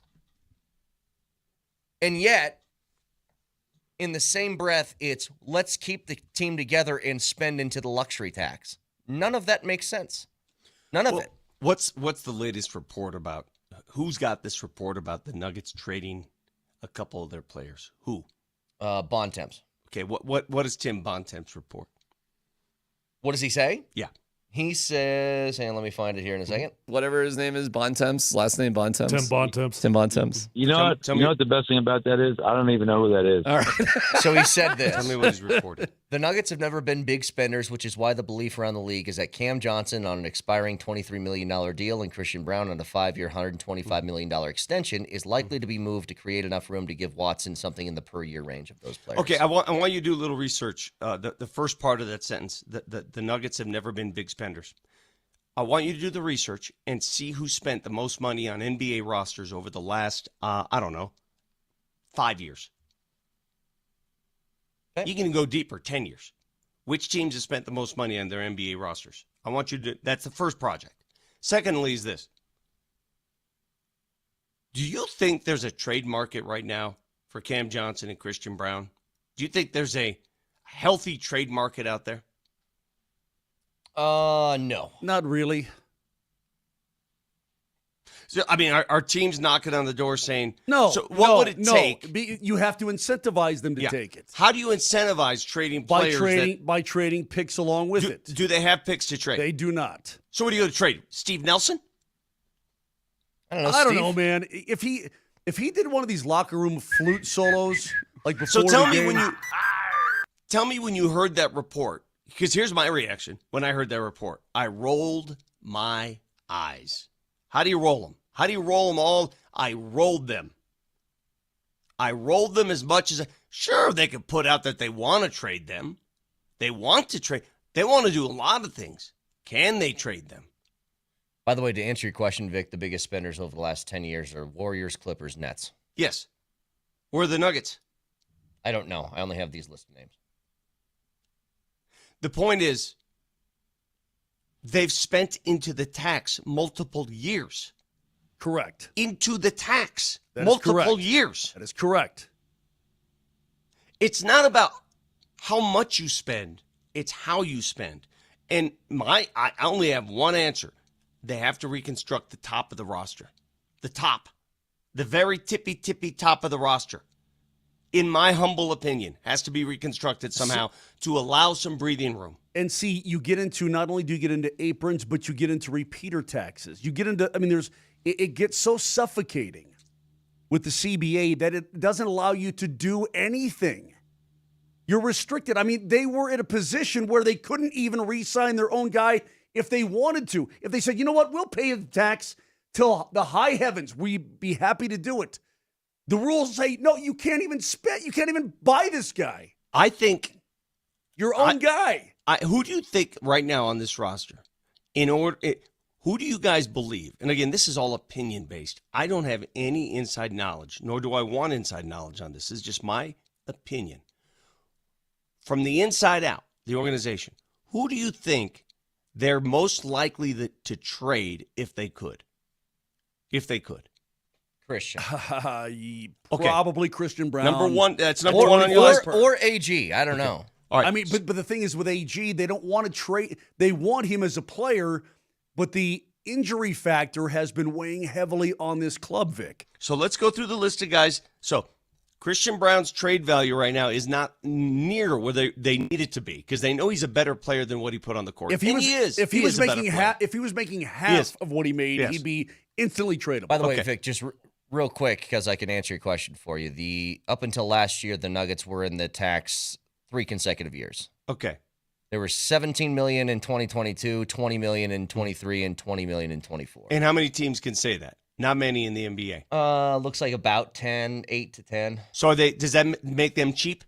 Or make them among the bigger spenders in the league? Bigger spenders in the league. Okay, so enough with this cheap crap. Bontemps is full of crap. All right, enough with this cheap crap. Because the numbers and the data pretty much shows you nothing cheap about that, spending into the tax. But the point is I'm getting at, AG, health issues, can't trade him, right? Christian, he's got to rebuild his rep, not tradable. Who's tradable on this team that makes a lot of money? We've talked about this already. Depends what you consider a lot. I think Cam Johnson's going to be the easiest to move. He's got one You're year missing left. the obvious one here. Jamal? Jamal Murray's the most tradable asset they have. Yeah. He's got value. He's the most tradable asset they have. Do you want to do that is the bigger question. But I'm just saying, if the goal is to shake up and make room for you to be more active, that's the only asset you could trade. I think Cam could go. Yeah, but that's not. But all you're doing with Cam though is removing that salary, replacing it with Peyton Watson. True. And True. And I'm not saying that trading Jamal is the right thing to do. I'm not saying that. I'm just saying if you remove that one, it gives you double the amount of room. Yeah. Yep. 303-504-0925. Shop Mazda text line. One price, one person, 1 hour. Back after this.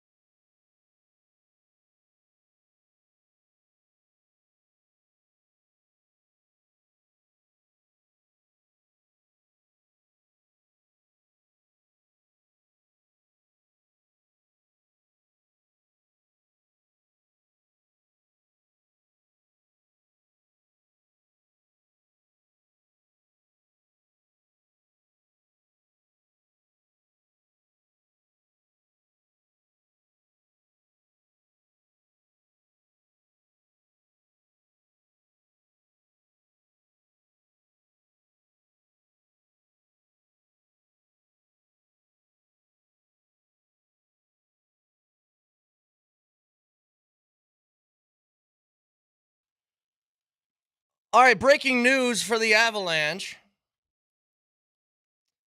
And take this for what you will. Very interesting. We've heard sort of rumors about this, but according to Pierre LeBrun, the Nashville Predators have been given permission to speak with Colorado Avalanche GM Chris MacFarland, according to sources. We'll see where it goes from there. Moj, what's going on? Well, I mean, Chris MacFarland is a guy who the Avs wanted to keep around. He was the assistant GM to Joe Sakic for quite some time. In fact, Jared Bednar is here, I think, because obviously he'll work with Chris MacFarland with the Columbus Blue Jackets organization. And I think that Chris probably had a pretty good say in, hey, Joe, you might really want to hire this guy. And clearly for the last decade, it's been pretty damn good. He's a guy that is a smart guy, hard-working son of a gun.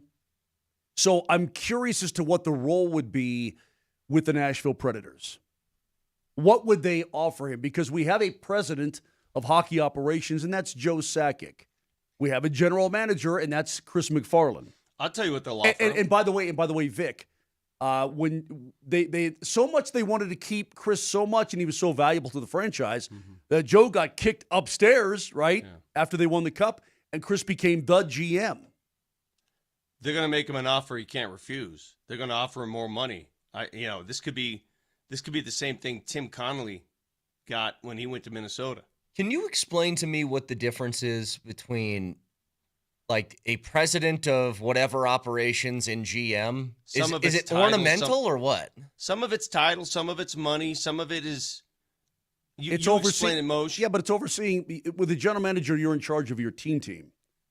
Hockey operations includes all the scouting departments, all the this department, all the that department, it's in charge of everything in that regard with regards to the team. General manager handles the team itself, personnel, trades, signings, that sort of thing, drafting. I just thought the GM did that anyway. I guess I was wrong. Well, it depends. President of football operations for the Broncos, is that a bigger thing than just being George Payton? George Payton feels like he's involved in everything. So I don't know. That's what I'm asking. It is a broader scope, is what it is. Okay. Broader scope. It's very interesting. I don't know what they would offer him, but if it's any, well, here's the thing. Barry Trotz is obviously out in Nashville. That's been known for quite some time. It could be money, Vic. If it's a lateral move in terms of responsibility, I'm not sure he'd go. I mean, he's got a family here.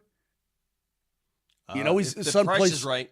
Well, exactly right. Tim Connolly didn't want to go, but the money was too much. And money is too much. We talk about money spent. This ownership group spends money on players. It always has. Now, on coaches and GMs, not so much. Yeah. Well, I don't think our guy's underpaid. Well, I'm just saying that Tim Connolly got a rich treasure chest to move. Yeah, but that was also a rarity. I mean, that's a really rare thing. Masai Ujiri got a rich treasure chest to move. Is there the basketball side of things is different, I suppose. And we've discussed this part of it. I think Josh Kroenke has said this out loud. Part of that is because I think that Josh feels like he's got a handle on basketball stuff, right? That it's not like they aren't appreciative of the people in charge and the job that they do, but they have more of a handle on that than they do the hockey stuff. And in the case of MacFarland, if he were to leave, is the response kind of like, well, Joe's still here? A little bit, yeah. You know what I mean? Like, it's not like we're redoing our entire front office now. Sakic, who was the guy before MacFarland, before he took his promotion, is still the guy in charge. Like, I doubt that any move has been made within this organization, from trades to signings to whatever, without Joe's stamp of approval. Oh, I'm sure. How much does I'm just curious. I have no idea. What does a MacFarland make? What is the? I mean, that's not public knowledge, right? It's really not. It's really not public knowledge. Vic, I would say, is Brett Kane's what about Brett Kane's salary? Is that public knowledge? I would say Arby's coupons. I would say they probably make somewhere in the 1.5 to 2.2 range, somewhere in there probably is my guess. Maybe some less, maybe some more, maybe some make a cool mill. I know the highest paid GMs are, in comparison to like coaches and players, it's below that. I know that. An average NHL general manager makes anywhere from 1 to 3.5 million. The high-end guys are like 3.5s. Yeah. There you go. What is the average? Like, what would George? I mean, it's none of my business. Nor do I really care. But what would George Payton make? He's making. And if the Preds go, hey, by the way, you'll be whatever of our operations, and you'll make 3.1. Why would you not do that? You know what I mean? But here's what I do know about Chris MacFarland. He is a hardworking, dedicated, passionate, smart son of a gun. The NFL's highest paid GM is Nick. I always forget it. I always say it like Caserio, right? Is that how you say his last name? Sure. Philly? Yeah. No, Houston. No, it's Houston. Houston. He makes at least $6 million per year. All right. So that's in the NFL. So different money below, to deal with. Far below coaches, far below a lot of stuff. Yeah, because what was is Peyton? Wasn't he like 17 or 18 a year? Is that what they were guessing when he first came up? Sean Payton? Sean. Yeah, Sean. Well, sorry. I think he's getting 18 per. Yeah, I think. But NFL's got a different sort of bank that they're working with than the NHL does. But still, it's interesting because we've seen this, Moj. Vegas was denying interview requests for an assistant coach. No, that was it was for their head coach, their former head coach, Bruce Cassidy. Correct. That's what I meant. Yes. And there's a little bit more to it than that. Far be it for me to defend Vegas. You're going to defend them on this front? Wow, look at Moser being all defensive of Vegas. It's criminal. What's the defense? It's dirty. You let a guy go. Let him find another job. Correct, but from what I understand, Vegas goes to Edmonton inside the division, right? Inside the division. Said, look, we're in a playoff run here. It sounds pretty good, but let's when we're done, let's get on that. And it was like, okay. And then the Oilers come out and say, hey man, they won't let us talk to him. But why would you? The guy's not part of your organization anymore. You fired him. Let him go. Maybe they think it's just one more distraction they don't need at this point as they're trying to make a run. What distraction? That's what I'm wondering. I don't know. If anything, if he gets hired, then he's off your books, right? Yeah, and then you're part of what you own is taken care of. Alls I know is if I asked somebody to keep something on the down low, we can probably work something out, but keep it on the down low for now. And they went, I'd be like, screw you. Huh? No, I disagree with you entirely. Okay. Huh? Somebody wants a job, and he's literally, you're paying him not to work. Somebody else can pay him to work. Moj, you've been in this business for a long time. That means Vegas has the power. I don't disagree with you. I'm just saying I would not want somebody to squawk if I asked them not to squawk. Wait, this happened to me.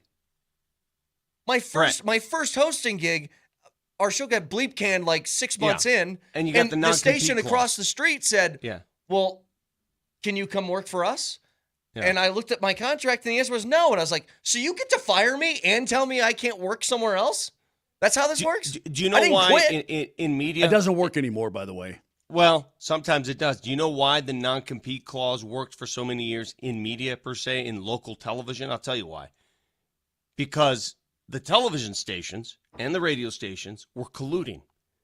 If they took one of yours, oh, you want to do that? I'll take one of yours. So they basically did the all hands-off mode. We'll wait 6 months, 9 months.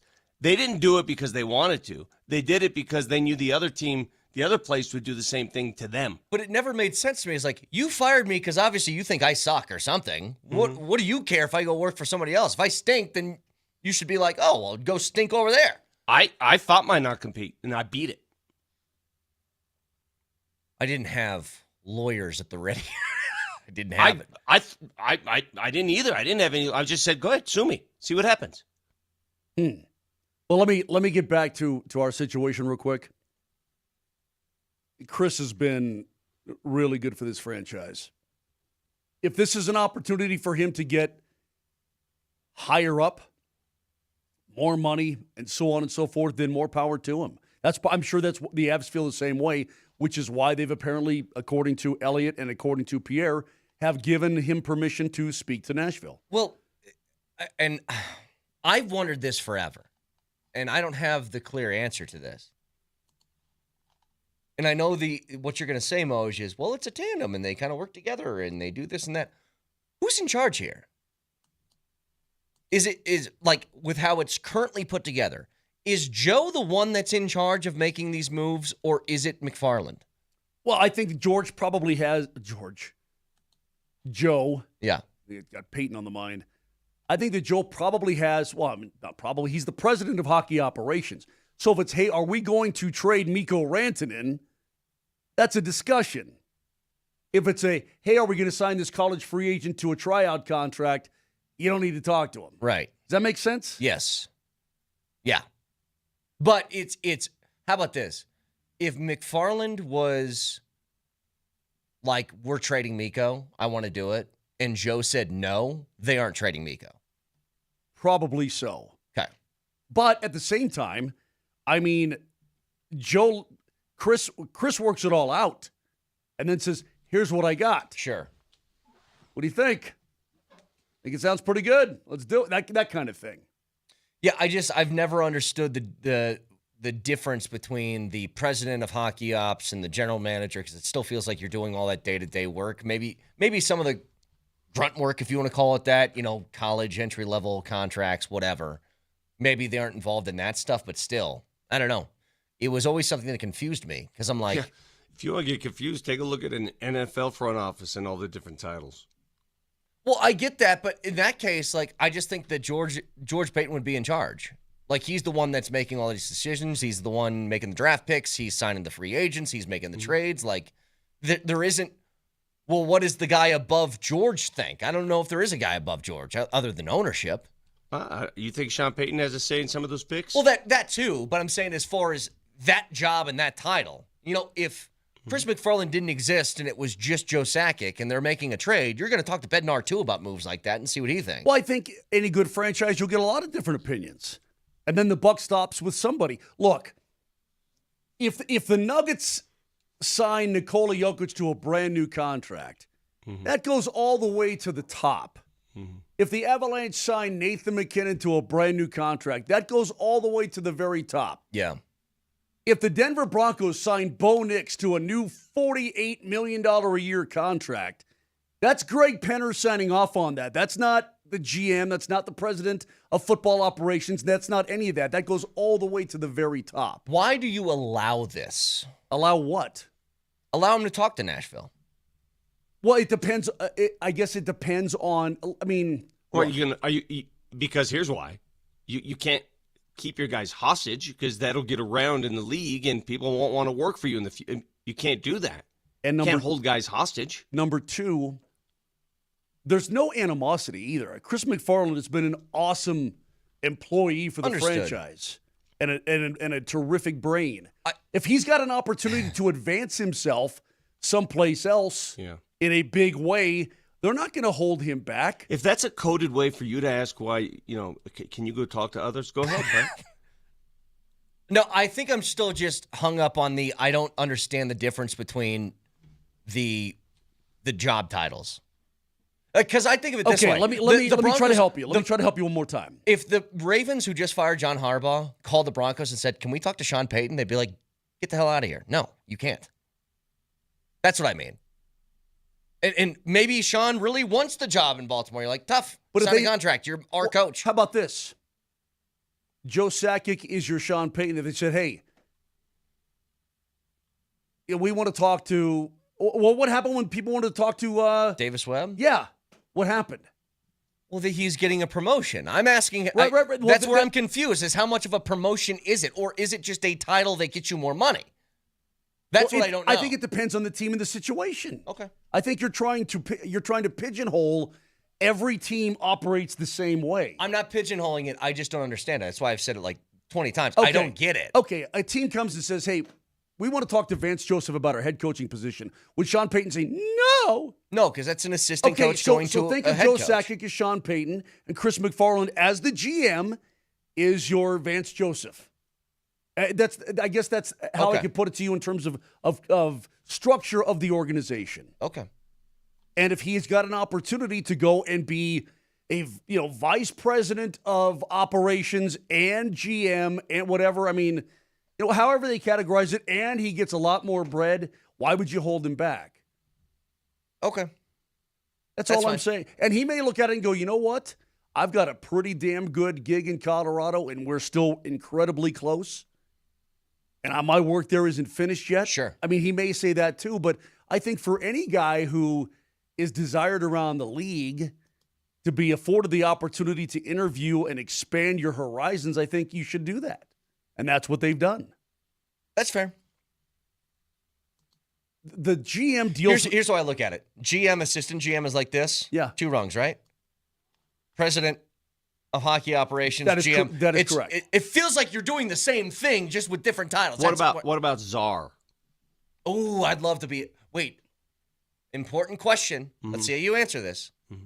Would you be a czar TS or czar CZ? CZ is always, for me. Absolutely the right answer. Yeah. There is a correct answer in that, and is CZ. Yeah. Okay. There's so much more, though, that goes into hockey operations. What about emperor? That'd be good. I've always wanted to be an emperor. To me... Well, you're Italian. That's probably to me, fits. There's no greater title than... you could say president, you can... whatever. Emperor is top of the freaking food chain. Just told you, Vic, I am right on board with you a second ago. Now you couldn't be more wrong. You tell me what's better than emperor. You tell me. Well, very simply. Aren't Caesar and emperor the same thing? Caesar's the same thing as emperor, right? Give me... I was in Rome, in the Roman Empire. Right. Ambassador to Tonga. No, dude. Ambassador is a frivolous title that's given to... Here, go be an ambassador. Hold on. Go be an ambassador. Get out. We don't need you. Go be an ambassador. I'm the emperor, dude. Yeah, this is what I run the world. I learned this about you. You like to think that people are beneath you. I just want to go chill out and do nothing for a while. That's all I want to do. You want to be Thomas Jefferson in France. Just go hang out. I just want to go talk to some peeps. Here's Brett.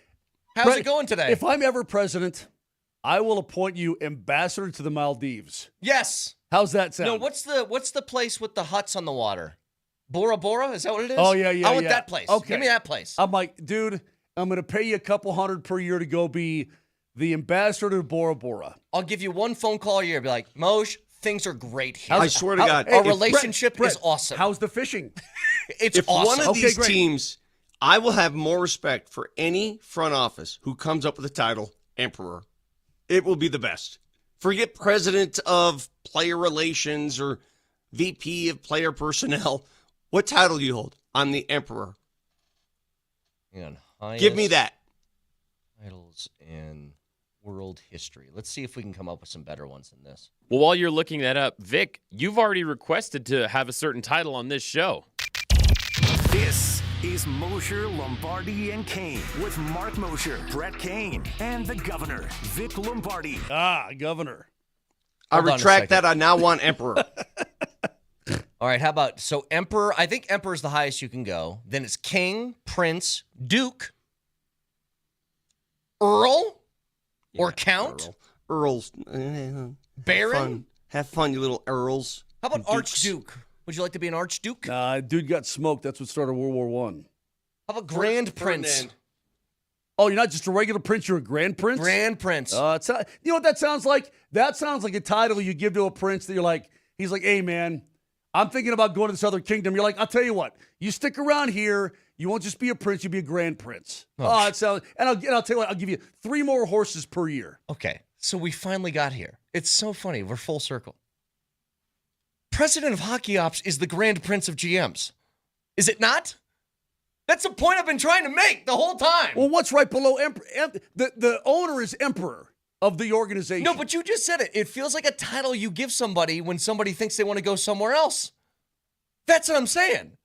President of Hockey Ops is the grand prince of GMs. That's what I've been trying to get at. It's the same thing. It's just a bigger title. No, because they oversee so much more than a GM does. The GM worries about the team. This guy talks about strategies and future of the franchise, and he hires and fires the coaches and the GMs and everybody else. Wait, is somebody on the text line makes the claim that a pharaoh is better than an emperor? I don't know. Well, dude, Pharaoh's like living Pharaoh's God. pretty That's badass, living dude. God. Yeah, Okay, that might eclipse emperor. Them Egyptians, man, they're like, yeah, that dude thought he was something until he saw that stick turned into a snake. Yeah, he freaked That out. was all a problem. I asked the robots. They said an emperor generally holds more power. Than a pharaoh? While both rule as absolute monarchs, an emperor presides over a vast multi-ethnic empire that frequently rules over multiple kingdoms. By contrast, a pharaoh is the hereditary god king of a single specific geographic civilization like ancient Egypt. Okay, so if you're talking about Napoleon as emperor, like he conquered a lot of stuff. Right, he's got half the world. Right, under him. okay, all right. Well, a pharaoh's just like, you got Egypt. Now you do whatever you want in Egypt, but that's all you got. Yeah, but they come from God, according to the Egyptians. Correct. Yeah. So that's kind of a step above, bro. Not just some dude who was born like in Nice and rose up and. Like I said, I just got to be an ambassador. Okay, that's all I want. Yeah. Moj, you remember the show The Ten Commandments? It was like 4 hours long. Yes. The guy who played the emperor, do you remember that actor? Oh, what was his name? Do you remember his calves? He had such built calves. I don't. I'm out. I don't recall that, Vic. I want you guys to pull up his calves from that show. It was unreal. That dude had... Yul Brynner? No, that was the... Yeah, it was Yul Brynner. Was it Yul Brynner? I thought he was in The King and I. Yeah, I think it was Yul Brynner. Take a look at Yul Brynner's calves. He had a bald head, that guy. Dude, unreal. Like, just polished calves. I'm out. See, I'm doing a Google search. Big calves, Vic. You're right. Yep. Hold on a second. I'm not doubting your leg. Your leg stole the show. So our IT guy is going to look. Who is Googling Yul Brynner's calves? It stole the show. Good stole calves, the scene. Look at good calves Take a look. on him. Tell me what you think. Pretty come on, defined dude. calves, Vic. Yeah. Come on, dude. He's bald as the day is long, too. Yeah, I'm not looking. Look at his calves, though, brother. All right. We'll be back with Moser Lombardi and the Ambassador next.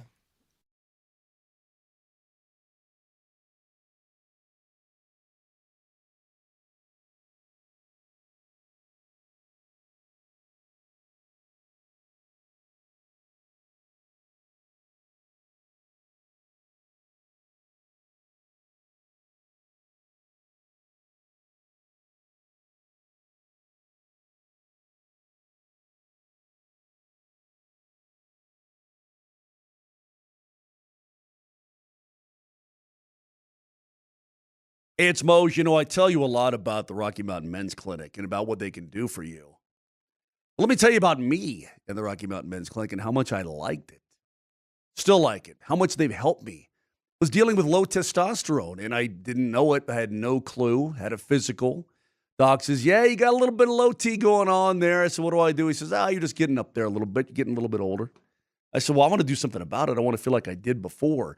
And that's where the Rocky Mountain Men's Clinic comes in because they're experts in treating low testosterone and other men's sexual health conditions, successfully treated many men for low T like me, and men have seen the amazing difference that those treatments make in their life. Why not you?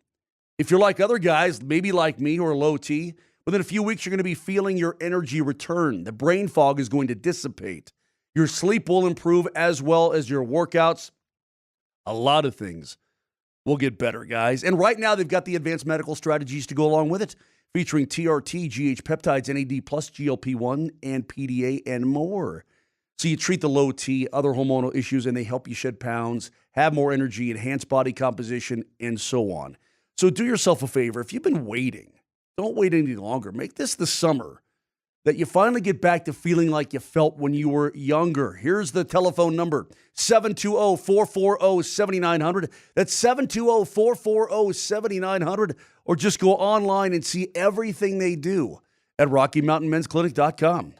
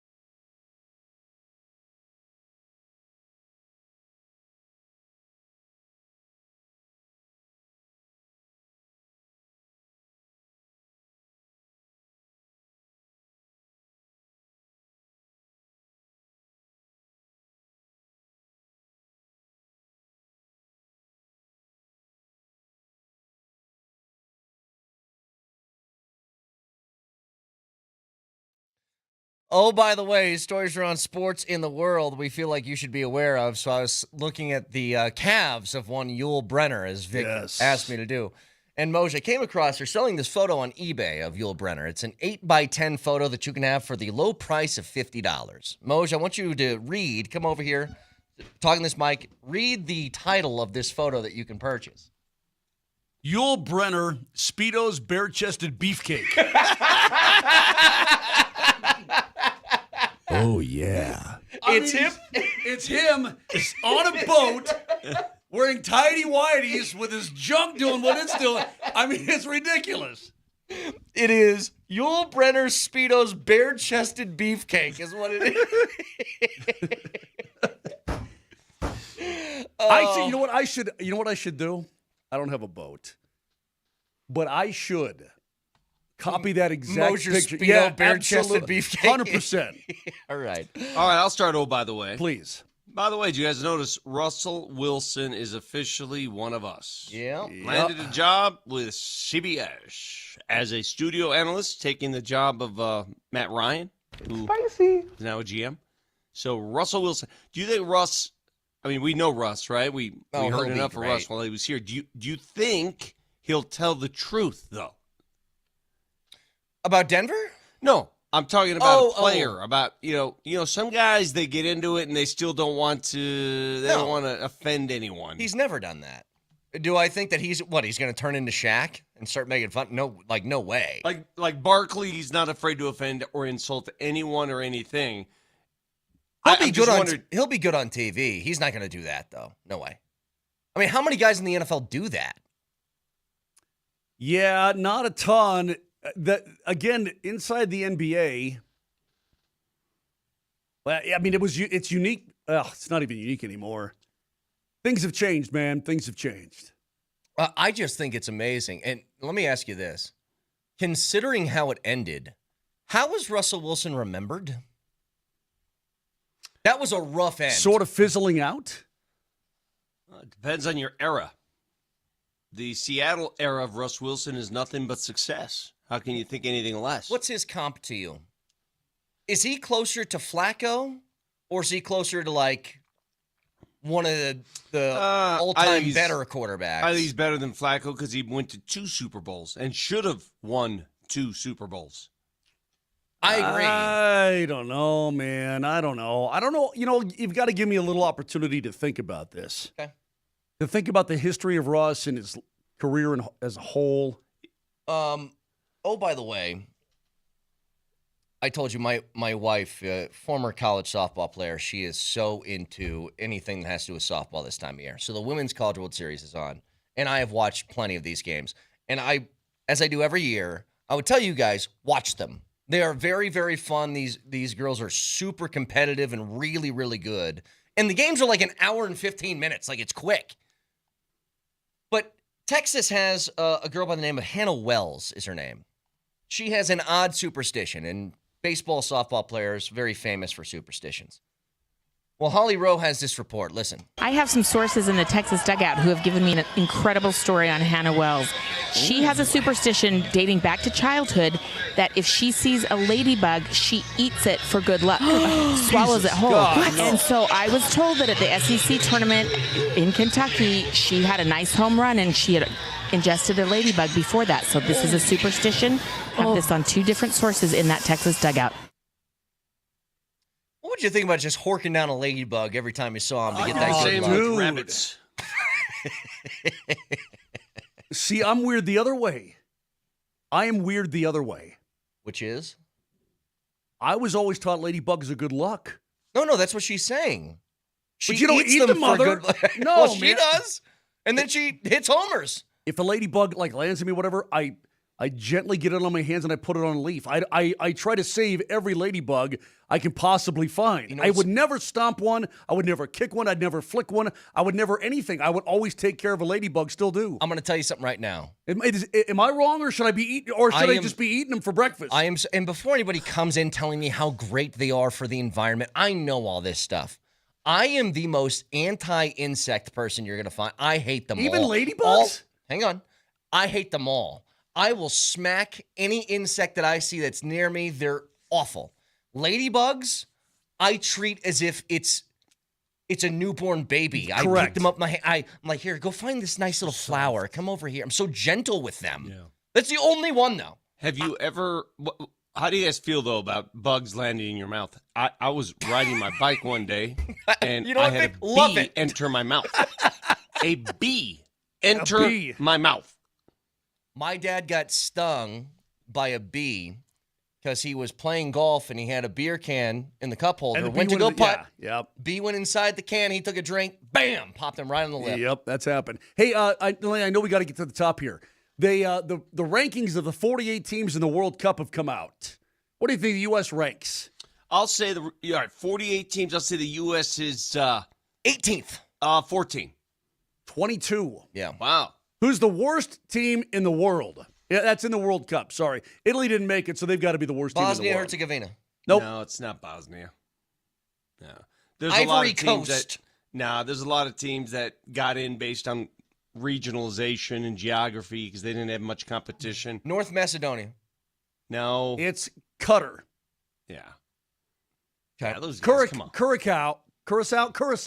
Jesus. I'm going full break in. Curacao is 47th. Curacao. Curacao.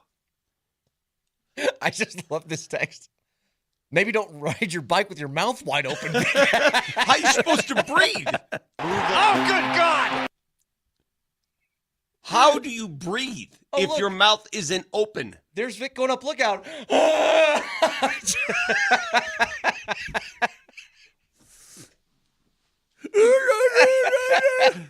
A giant Hoover up the mountain. Oh, my God. Sucking in all them insects, baby. Suck them all. Vic's question. How do you guys feel about bugs flying in your mouth? If there was another option other than gross. But your immediate reaction when you have any insect enter the mouth area is just pure shock. It's you're I want to spitting. vomit. I feel diseased for hours. Don't they afterwards. say the average human being eats 100 spiders in their lifetime in their sleep? No way that's true. No way. Yeah, I don't think it can be. Unless you're like Vic and you just sleep with a bike. All right, back after this.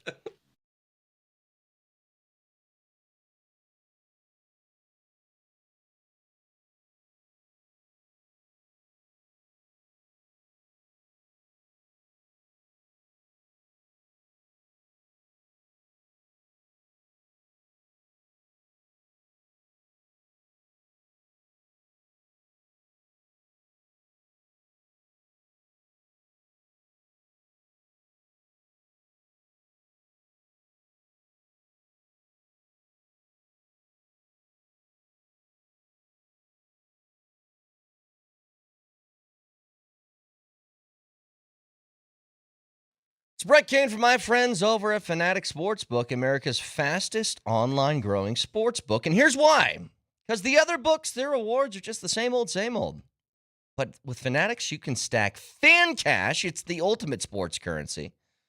And Fanatic Sportsbook gets you up to 10% fan cash back on your wagers, win or lose. And unlike points that expire, you can spend your fan cash on official team gear across every team in the league, some collectibles, exclusive experiences, all on Fanatics.com. Fan cash unlocks value you just can't get elsewhere. You can even convert it to profit boosts and bet with it if you want to. With fan cash, you're getting access to the world of sports every time you bet with Fanatic Sportsbook. So switch to the book that always gives you more to play with. It's Fanatic Sportsbook. Download the app today. Winning hits different here. Must be 21 and older. Gambling problem, call or text 1-800-GAMBLER. Offer not available in all states. Terms apply. See the Fanatic Sportsbook app.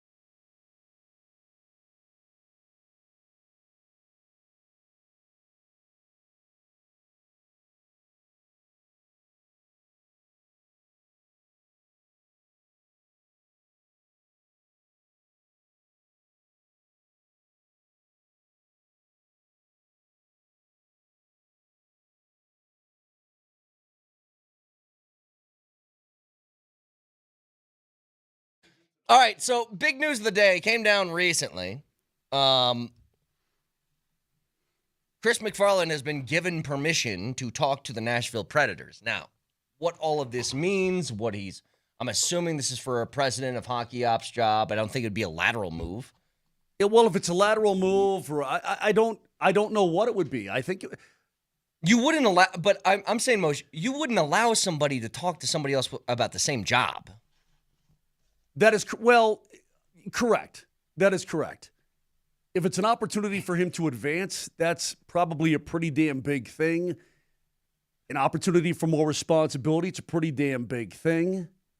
It's maybe a new challenge for him because the Preds are a bit down. Yeah. That's another big thing. The opportunity to shape the roster the way, on his own as the guy.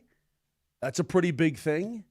I mean, it depends on what kind of aspirations somebody has as an executive in pro sports. Sure. I will say this. I think he's very happy being the general manager of the Colorado Avalanche. He's done a terrific job. He's a law graduate. He's got a lot of super smart background ahead of him. Or behind him, I should say. A lot of super smart background, and he's got a lot of life ahead of him. He's got, all kinds of things that could present themselves. And if I'm a guy too, you know what? I may be as happy as a clam, but at this opportunity in my life, this point, I've earned the right to hear what somebody else has to say. Got to listen. And maybe he just wants to hear what somebody else has to say. There's nothing wrong with that either. Yeah, let's say you're a free agent even in the NHL or any sport. You love playing where you're playing, but you're a UFA. And the team says, hey, I'd like to talk to you. I think you owe it to yourself to talk to them, even if you want to stay with where you're comfortable and happy. Who knows? Yeah, if there's any solace in this, let's say that something does go down and he takes the job in Nashville in whatever capacity that is.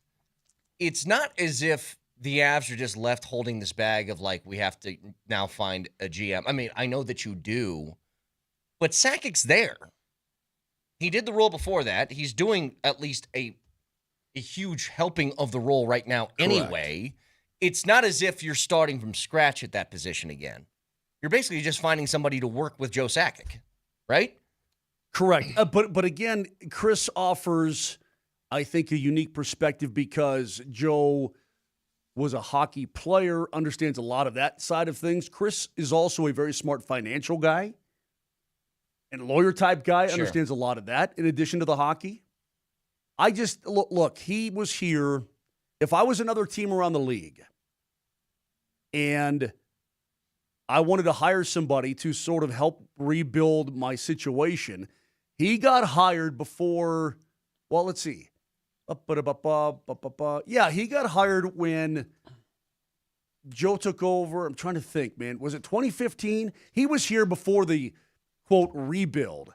It was the stripping down of the WA team, and then it was the building of the May of new 2015. team. There you go. So he's been around and he's helped do all of that. He's got a great deal of knowledge in that regard. So I would think that his brain would be something that I would like to have. So there's a couple of big questions, personnel stuff aside, because there's questions enough on that. If you want to make moves, big moves in the offseason, if you want to trade guys like, I don't know, your Brock Nelsons or Vals or whatever we're talking about with the Avs from a personnel standpoint. They have two gigantic questions now to answer of positions of importance, which is we still don't know the status of the coach, and now we don't know the status of your GM. Both of them are kind of up in the air for different reasons, I suppose, but the same sort of question remains of, are they going to be here or not? And we still, for those wondering, I haven't seen anything about the end of season presser when that's going to take place, and there's been a lot of things that they've had to take care of from, Claude Lemieux's funeral and a whole bunch of other stuff they had to figure out, but still, don't know when that's coming yet. Has not been announced, so we'll see. Because I am curious, and I mentioned this sort of at the top, Moj.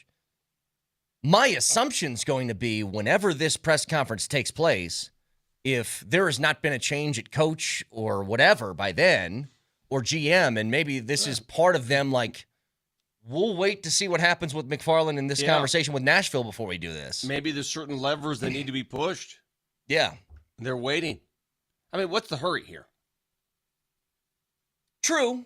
What exactly is the hurry on this decision or decisions? Well, my whole thing regarding especially the Bednar part of this, because MacFarland, his job wasn't in danger. The only thing that's up for question is if he takes another job elsewhere.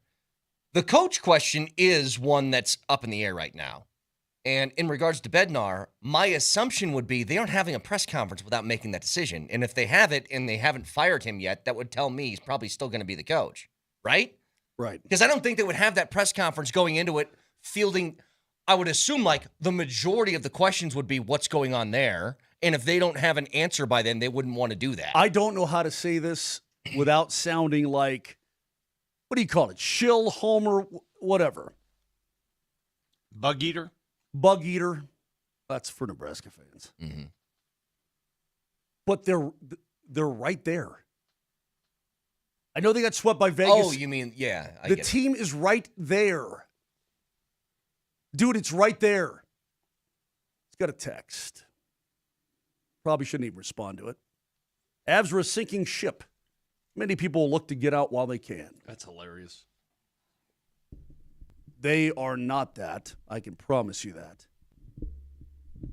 Well, I can tell you this.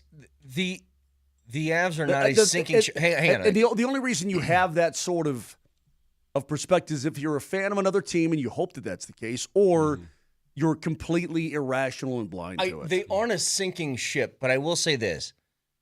The Avs have been in this place of championship contention for years now. I think that you now see the ticking clock. Sure. They aren't out of it, but you know, like, hey, there's a lot of guys that are in their 30s now. You don't know how much longer this ride's going to go. Sure. It's hard to win in the NHL. I go back to those teams with Hall of Famers up and down the lineup. They won 2, 5 years apart. When the Avs lost to the Dallas Stars in the year 2000 after they had traded for Raymond Bourque, anybody come out and say they're a sinking ship with Sakic and Forsberg and Waugh and Foote and Bourque and all? I mean, you see what I'm saying? Oh, they're a sinking ship. When the Avs won in 2022, you start looking at ages. I mean, McKinnon, when the Avs won, is the same age Sakic won in 96. Yeah. He'll be the same age Sakic won in 01. Mm-hmm. Makar is basically mimicking Forsberg's age time frame. I'm just saying that it's really hard to win in this league, and they're right there. And that's not, you don't stop trying. You don't stop making moves. Pierre Lacroix never stopped doing that. But the margins, I'm tired of even talking about the margins. They're tiny, and it's friggin' hard. Everybody wants what they want. Everybody wants what I want. I want them to win. I want them to win all the time. No excuses, man. No excuses. But I know how friggin' hard it is. On top of that, and I'm not excusing away a season where I thought they were going to win it all. I truly, truly did, and I was wrong. So the big news coming down in the NFL yesterday was 2 massive trades: A.J. Brown to the Patriots and Myles Garrett to the Rams. Did you guys happen to see something else Rams-related that happened yesterday after this trade was announced? No. Aaron Donald posted a workout session with him doing the hashtag ready. No. There's no way he's coming back. He looks like it. Well, now remember this. Aaron Donald retired really young. I know 35 is old in football terms, but still not like unplayably old. Mm-hmm. No. Did Aaron Donald see Myles Garrett and like, would be fun? But I don't even. Easier. But how do you? I mean, the Rams have so many guys that they're paying money to. How could you even do that? But what? Who knows? But why would he come back, or why would he post a workout video and say ready? Ready for what? The summer? I do that all the time. Hot girl summer? I mean, what? Vittorio, Aaron Donald, you want to talk about an absolute refrigerator. Mm-hmm. An absolute sculpted icebox. Well, Myles Garrett's the closest thing to him right now in the league. They might be two of, in my lifetime. Okay, I'm trying to think, and I know there's plenty of guys that existed, when I was young. But for my lifetime, the two most dominant defensive players are probably Myles Garrett and Aaron Donald that I've seen. Dude, Aaron, what position did Aaron Donald play? I thought Sue was pretty damn... for a couple of years, yeah. And then he played dirty and he got a little crazy. Donald threw every year of his... He had a 20-sack season as a defensive tackle, man. Dude, he's his mid-30s now. He's a defensive tackle, essentially. Can you imagine Garrett on an end and Donald in the middle? If you're an O-line, you don't have enough human beings to throw at them. Yeah. What do you double-team both of them, and then what? Then it's an absolute field. I don't think Steve this is going to happen. Nelson with his flute tucked in his pocket could get 12 sacks. I still don't. I love that. I still don't think that Aaron Donald is coming back. I think logistically it's too hard because he'd be making $20-some million a year, and I don't think they just have that cap space lying around somewhere. Let me tell you something. If Aaron Donald decided to come back, I'd say Vic. Someone's gone. I'd say Vic. It's been nice knowing you. Yeah. Later. Forget. Hey, Brett. Thanks for all your hard work. Out. Forget football terms. Human terms. Aaron Donald looks at me and goes, "I'm playing again." I can't tell that man no. Why would He'll you? kill me. He'll kill me. Aaron Donald is one of the biggest studs in the history of the game. I mean, when you talk about stud, it's Aaron Donald. So, can I say one more thing before the break? Just real crazy. Quick. It was really cool because one of my favorite players growing up in basketball was White Chocolate. Did you guys see Jason Williams' kid is playing in the Women's College World Series? She had a walk-off during this. Oh, really? Seeing him react that way was really cool. But I didn't realize, NIL money is going crazy, and you expect that in football and basketball and these big sports. Do you know how much money some of these softball girls are making? Oh, I know at Texas Tech, they're paying top of the line money. Texas Tech, Texas, OU, those teams. Arkansas. Nebraska was in it. They got eliminated, but they had the player of the year. It's a pitcher. Her name is Jordy Fromm. And they were giving some backstory on her, on like how she got there. She was a transfer. She's from Nebraska, went to Oklahoma, I think, came back.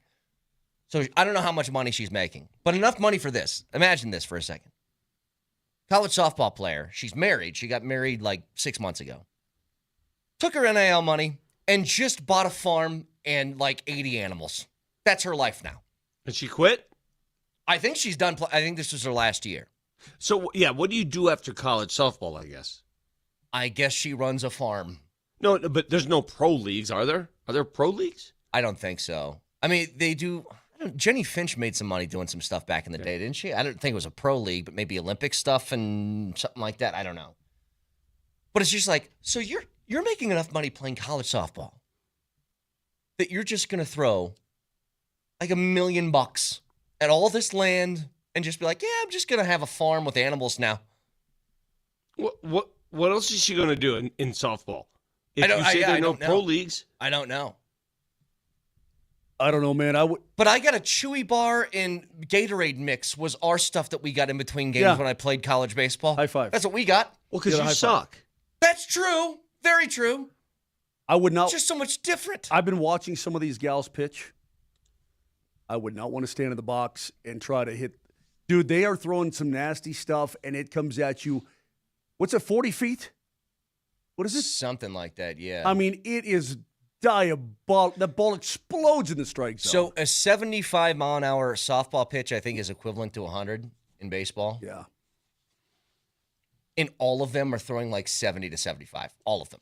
Texters say there is a pro softball league. Oh, yeah, that's right. And she was pregnant while she was playing in the Women's College World Series. She said that afterwards. It's crazy. There is a pro softball league, though. I wonder how much they get paid to do that. That's probably one of those leagues where you take a step down, right? NIL money versus pro money. Pro softball league pay. So let's see here. Anywhere from 30 to 75,000. Okay.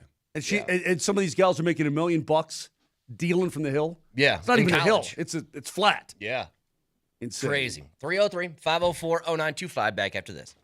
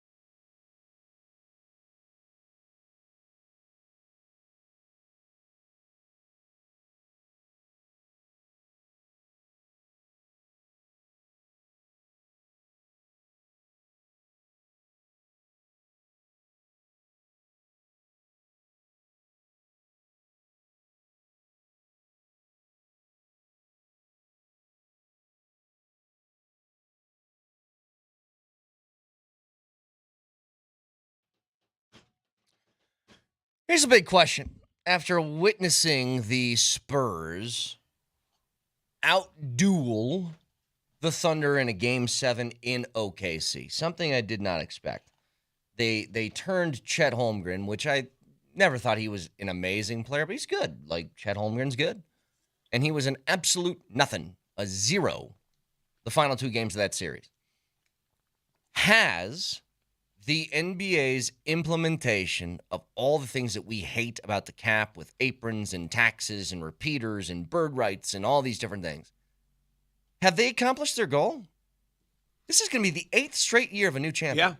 Is this this is kind of what they implemented the rules for, is that nobody dominates for an extended stretch. It's interesting. I heard a national show talk about how all of these CBA changes they've made over the last decade have killed the NBA. And as much as I'm confused by the CBA and I don't like some of the structures in place, I think it's quite the opposite. I mean, I'll ask you guys, which version of the league do you prefer? Do you want to see the Golden State era where it's the same 2 teams in the finals every year? Not me. Or do you want to see this era? Unless it's my team, then I don't mind it. But no, I prefer to see a lot of different teams get a shot if they do things right. I don't I would prefer this, I suppose. The NBA, I think they kind of liked the Golden State and Cleveland 4 straight years, even though there wasn't a lot of variance within the league. You're talking about your highest brands as far as players like Steph Curry and LeBron James every year in the finals. I mean, they had the NBA has a unique situation in that the best players, the fewest players have the biggest effect on the game. The fewest number of players. Sure. You can only have 5 guys on the floor at any given time, and maybe you go 7, 8 deep max in the postseason with these really great teams, right, Brett? Yeah. Right, Vic? So, therefore, you can get your super teams, and those guys can have dynasties, and they can win more, and so on and so forth. The league also had a problem where you had players who would just go to these gigantic markets, and everybody else was an also-ran and left out. So you have to have viable teams in smaller markets. Otherwise, you don't have a league. Well, KD to the Warriors is what I think really put this to the forefront. It's like we can't have a team that won 73 games in the regular season, then acquire somebody like Kevin Durant on top of it. Yeah, it's silly. But you know what? Oklahoma City, the way it's built, and they took great advantage of the new CBA rules, and they were very smart acquiring all those picks. It's interesting. I honestly thought OKC was impenetrable. I thought that team had dynasty written all over it. And then I saw them lose at home in Game 7. And I don't want, listen, what I don't want to hear from OKC, and it makes me mad, wow, Jalen Williams was hurt. Dude, last year, you beat 2 teams with hurt players. Yeah. I don't want to hear it. Well, here's what's crazy is after the Avs got bounced, I said that broke my brain.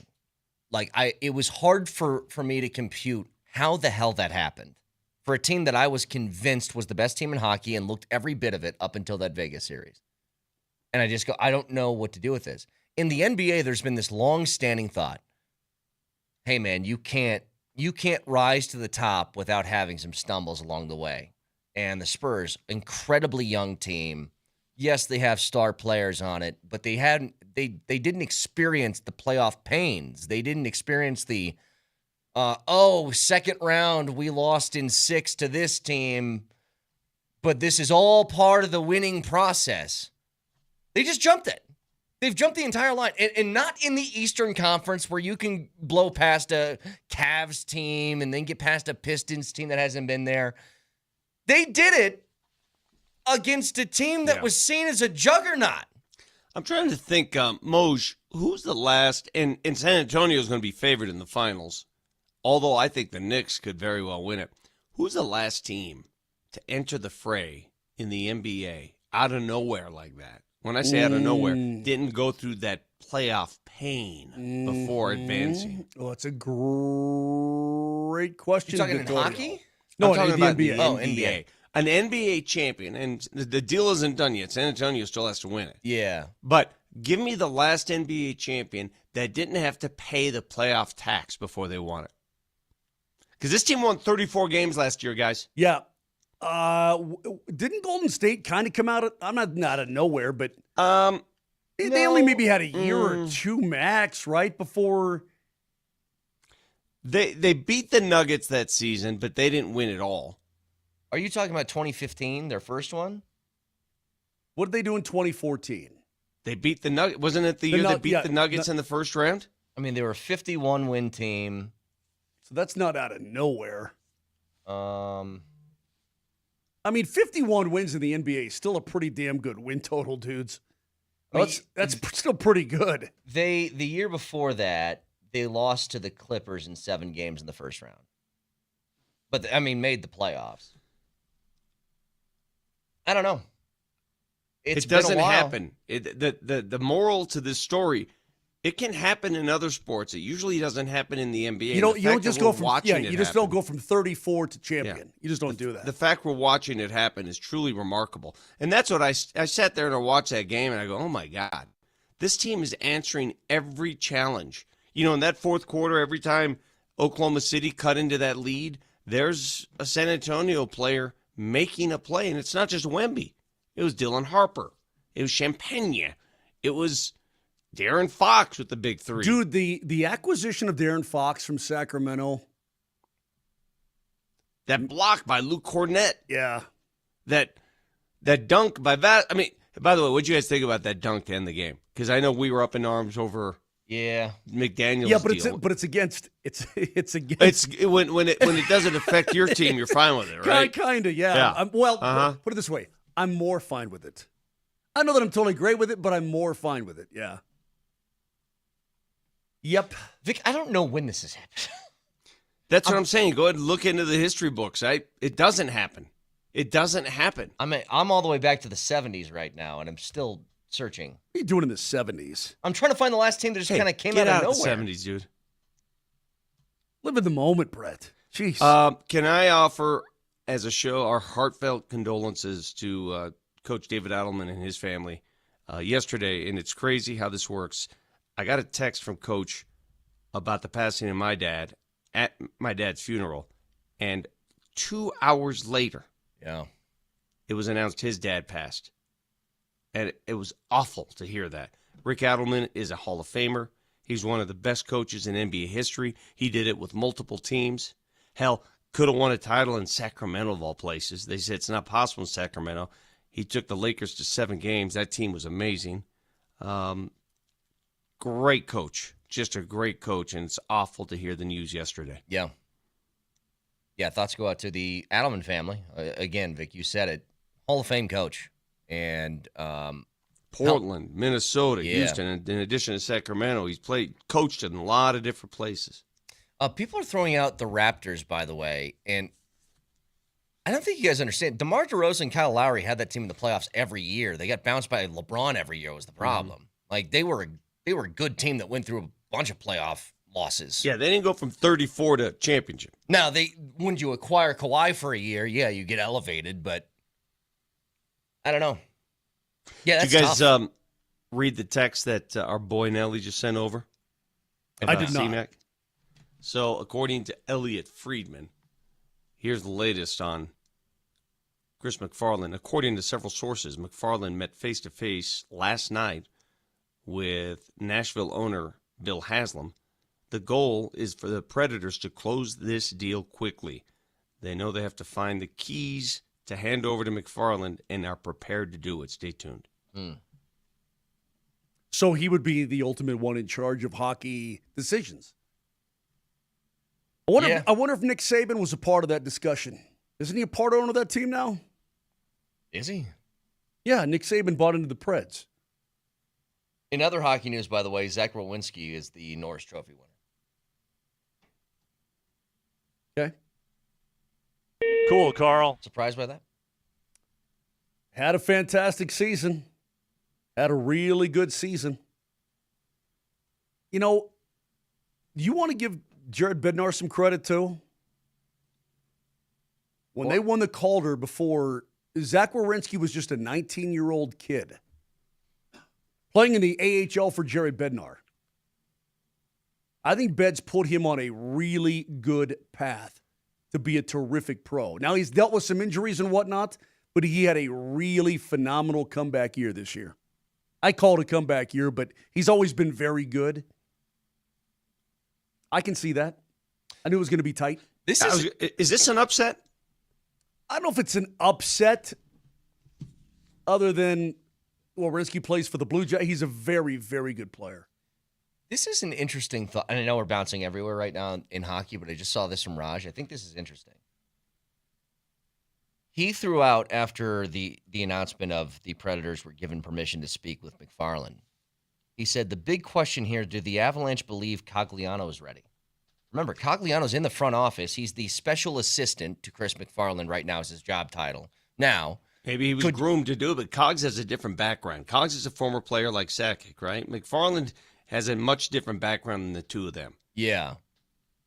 The thing is, do you put him maybe in the role and have the guiding hand of Joe Sakic, who's done it already, and have him sort of be, a crutch for someone in that situation?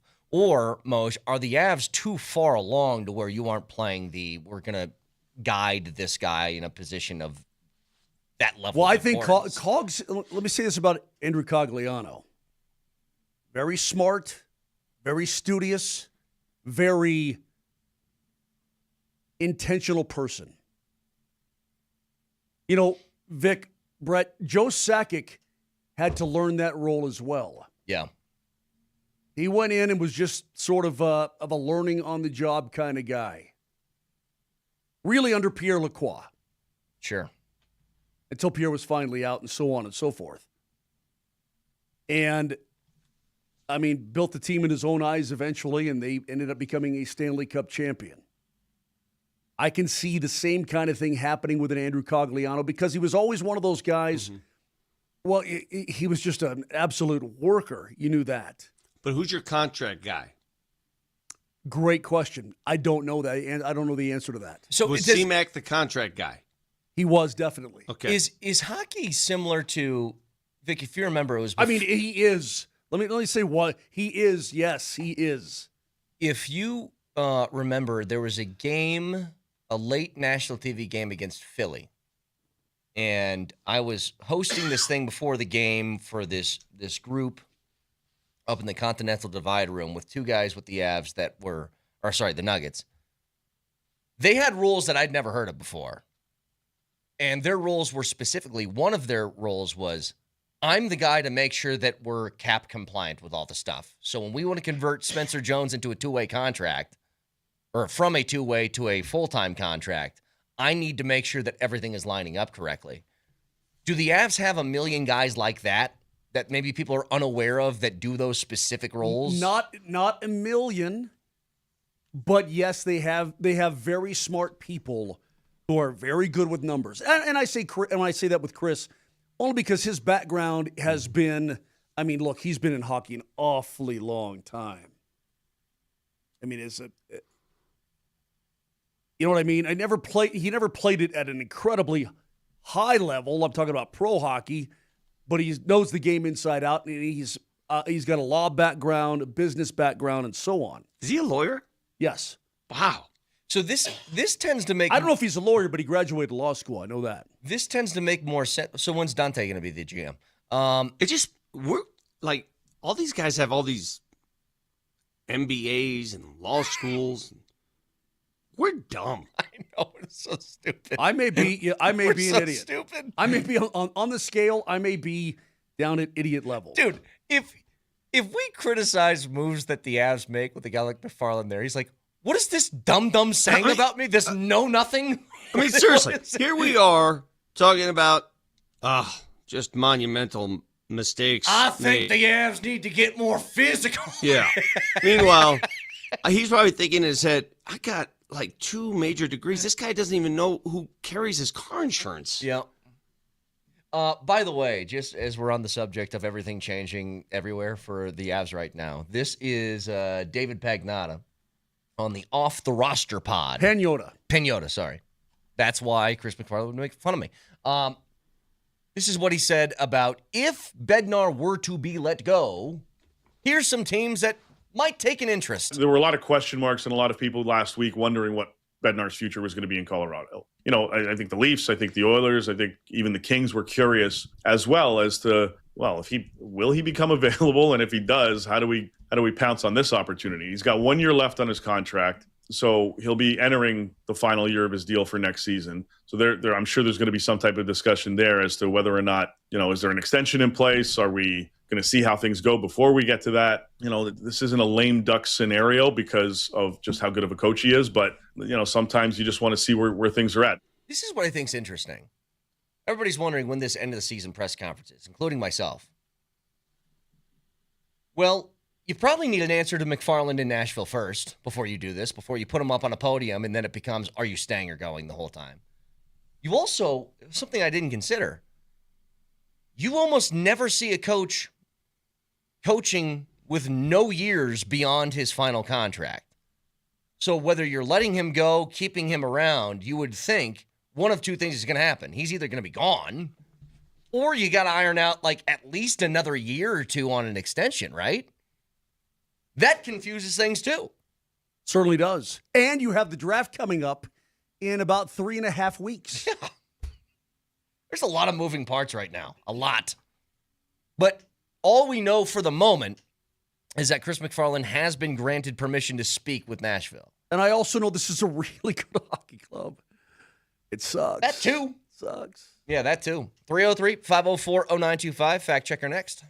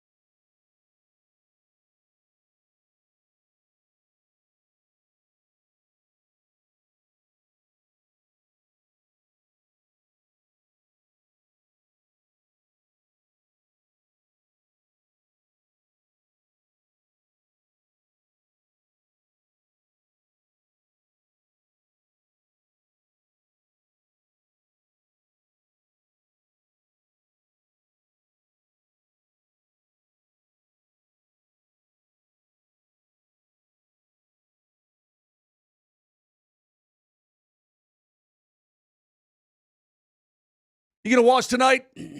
Vic, you going to watch tonight? Yeah. Yeah, I'm going to watch. I feel like I have to. I'm just not going to be. I'm going to be unhappy watching it. Go Canes. Yeah, there's a lot of people though in Carolina, guys, that I like. Not only with the team, but I don't have a problem with Rod Brindamore. I like people with the organization. I hope the best for them. I really do. They haven't won in 20 years. Doesn't Brindamore have that crazy stat like he has been either a player or a coach for 98 of their 100 playoff wins or something like that in team history? Yeah. That's nuts. And good on them. I mean, hey, look at this. You know, they took the Miko thing themselves. They had him for what, 3 weeks? They spun him off and helped themselves when he wouldn't sign there. Yeah. Yeah, that's a franchise over the last 2 years. I'm guessing he feels real good about that now. They've reinvented themselves a couple times.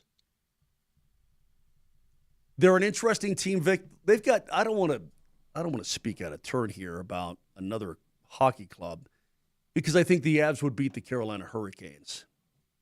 It's my opinion. I'm going to stick with it. But they have a lot of players that I like. Taylor Hall ended up there. You know that, right? Taylor Hall is there. I mean, they got Ehlers. You know, he from the Winnipeg Jets. He ended up there. They've got, but in addition to that, Sebastian Aho is a nice player. Svechnikov is a really nice player. Seth Jarvis is a really hard-nosed, nice player. But they've got a lot of guys that were not cast-offs, but kind of sent there. Keandre Miller from the New York Rangers ended up there in the deal. Stan Coven, of course, they got in the Miko deal. Young stud that those guys gave up on. Shane Gostisbehere, who was left for dead after his Philly career. Who's their best defenseman? Their best defenseman is probably Slade. Well, Slavin was hurt a lot of the year. I'm trying to think. He's a Colorado kid, right? Slavin? That is correct.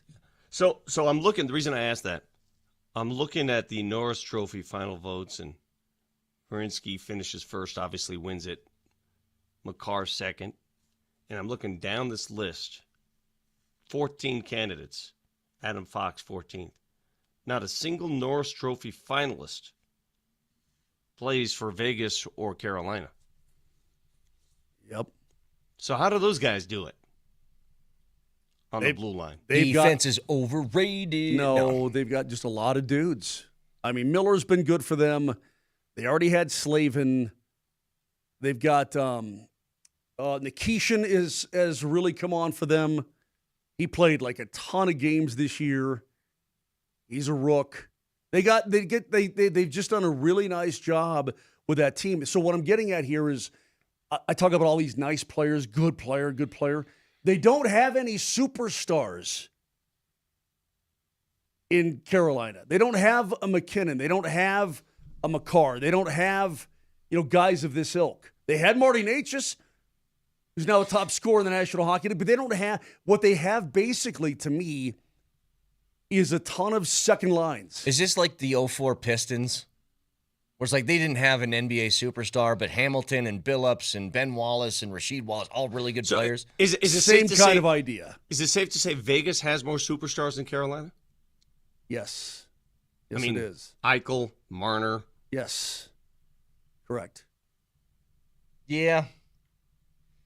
I will be watching through gritted teeth, I think. But it's no doubt. I'm hoping that Carolina just waxes Vegas.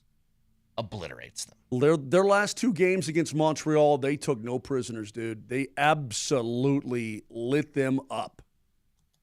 Lit them up. So again, some of the big news that came across either today and yesterday, Chris MacFarland is meeting with Nashville. And they're heated. And they're heated discussions. Not heated as in angry, heated up. Yeah, like sexy. That sort of thing.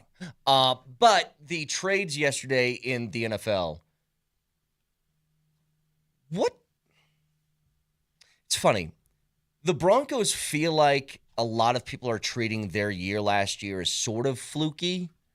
Not to say that they aren't good, but I don't think if you ask, the Chiefs or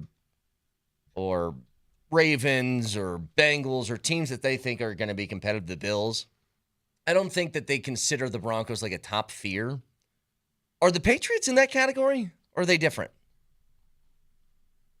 Like, are the Patriots a team that you consider top tier AFC? Like, that's a team that's the team to beat. No, I don't consider them the team to beat. Do you?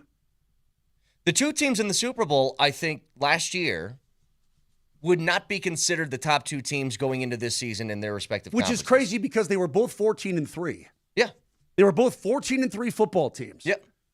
Playing for a Super Bowl championship. That you would think behemoth versus behemoth. You ask people right now, who do they think wins the NFC? Would more people say the Rams or Seahawks? The friggin' Rams, man. The friggin' Rams.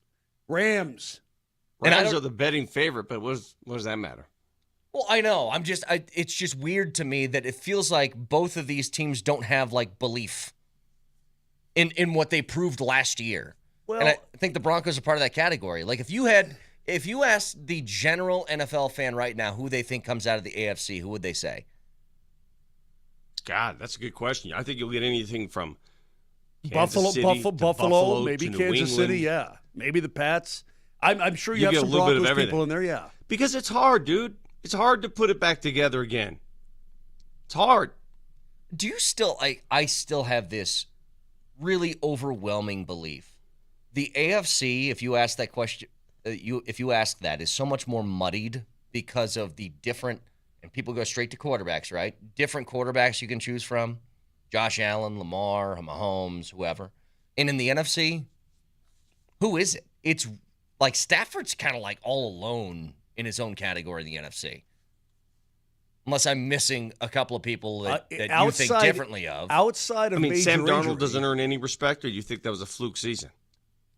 Vic, it's I hard guess to we'll say have it's a to fluke. see. He did it 2 years in a row with two different teams. I know, that's what I'm saying. So you can't you got to give him love. He was on the scrap heap, though. But hang on. So how do you wrap your head around he's on the scrap heap, and now all of a sudden he's that – you know what? He is that guy. You got to give him credit. He is that guy. He's won. But if I ask you this, both of you. But would you put your hard-earned money on that? You would say no way. Hang on. Answer this question for me. I tell you got to start an NFL team right now, and you have your choice of any quarterback in the league you can pick. How many names are you getting to before Sam Darnold gets hit? Plenty. Well, you're starting your team right now. And your life is on the line. You need a quarterback that will win you a Super Bowl this year. This year or future? This because year. That's a much different question. This year, right now. I'm going with right Mahomes. now. No, but I'm saying how many names are you getting to before Sam Darnold comes up on the radar? Mahomes. I mean, I'd even Josh Allen, Lamar Jackson, Joe Burrow, Stafford. Despite the fact that he lost to that team, you take him over Sam Darnold. Jalen Hurts is one. I don't know about Jalen. Still iffy on Jalen. But what about guys like Jaden Daniels and Jordan Love and people like that? Yeah. Justin Herbert, we didn't say. So if you Trevor right now, Lawrence. if you had to start your franchise with Sam Darnold or Justin Herbert, who are you choosing? Herbert. Against all winning and rings and all of that, probably Herbert. Your starting quarterback this year is Jordan Love or Sam Darnold? That one I don't know. You guys don't believe in Sam Darnold, it sounds like to me.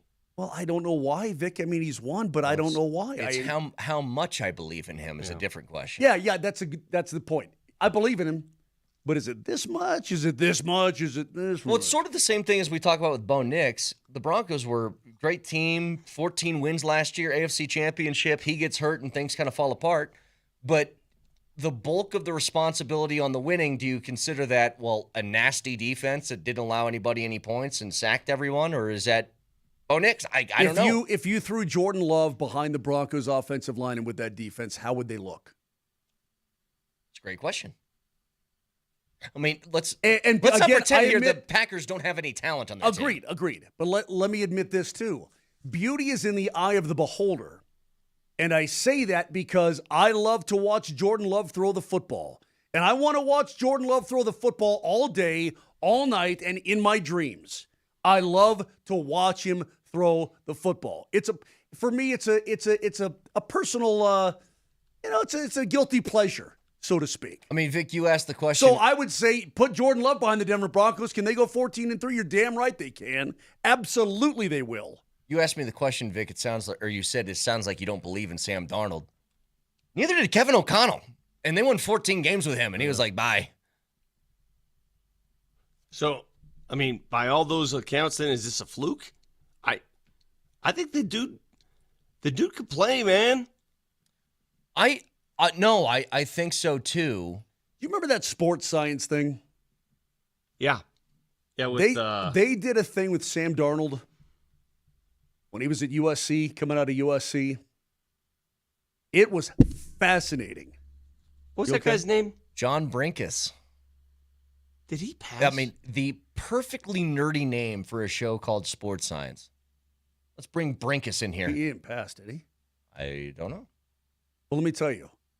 Dude, Sam Darnold's reaction time, his read time. He did? He passed last year. I read about that. Oh, that's awful. He was a young guy. Here's my favorite thing from that show.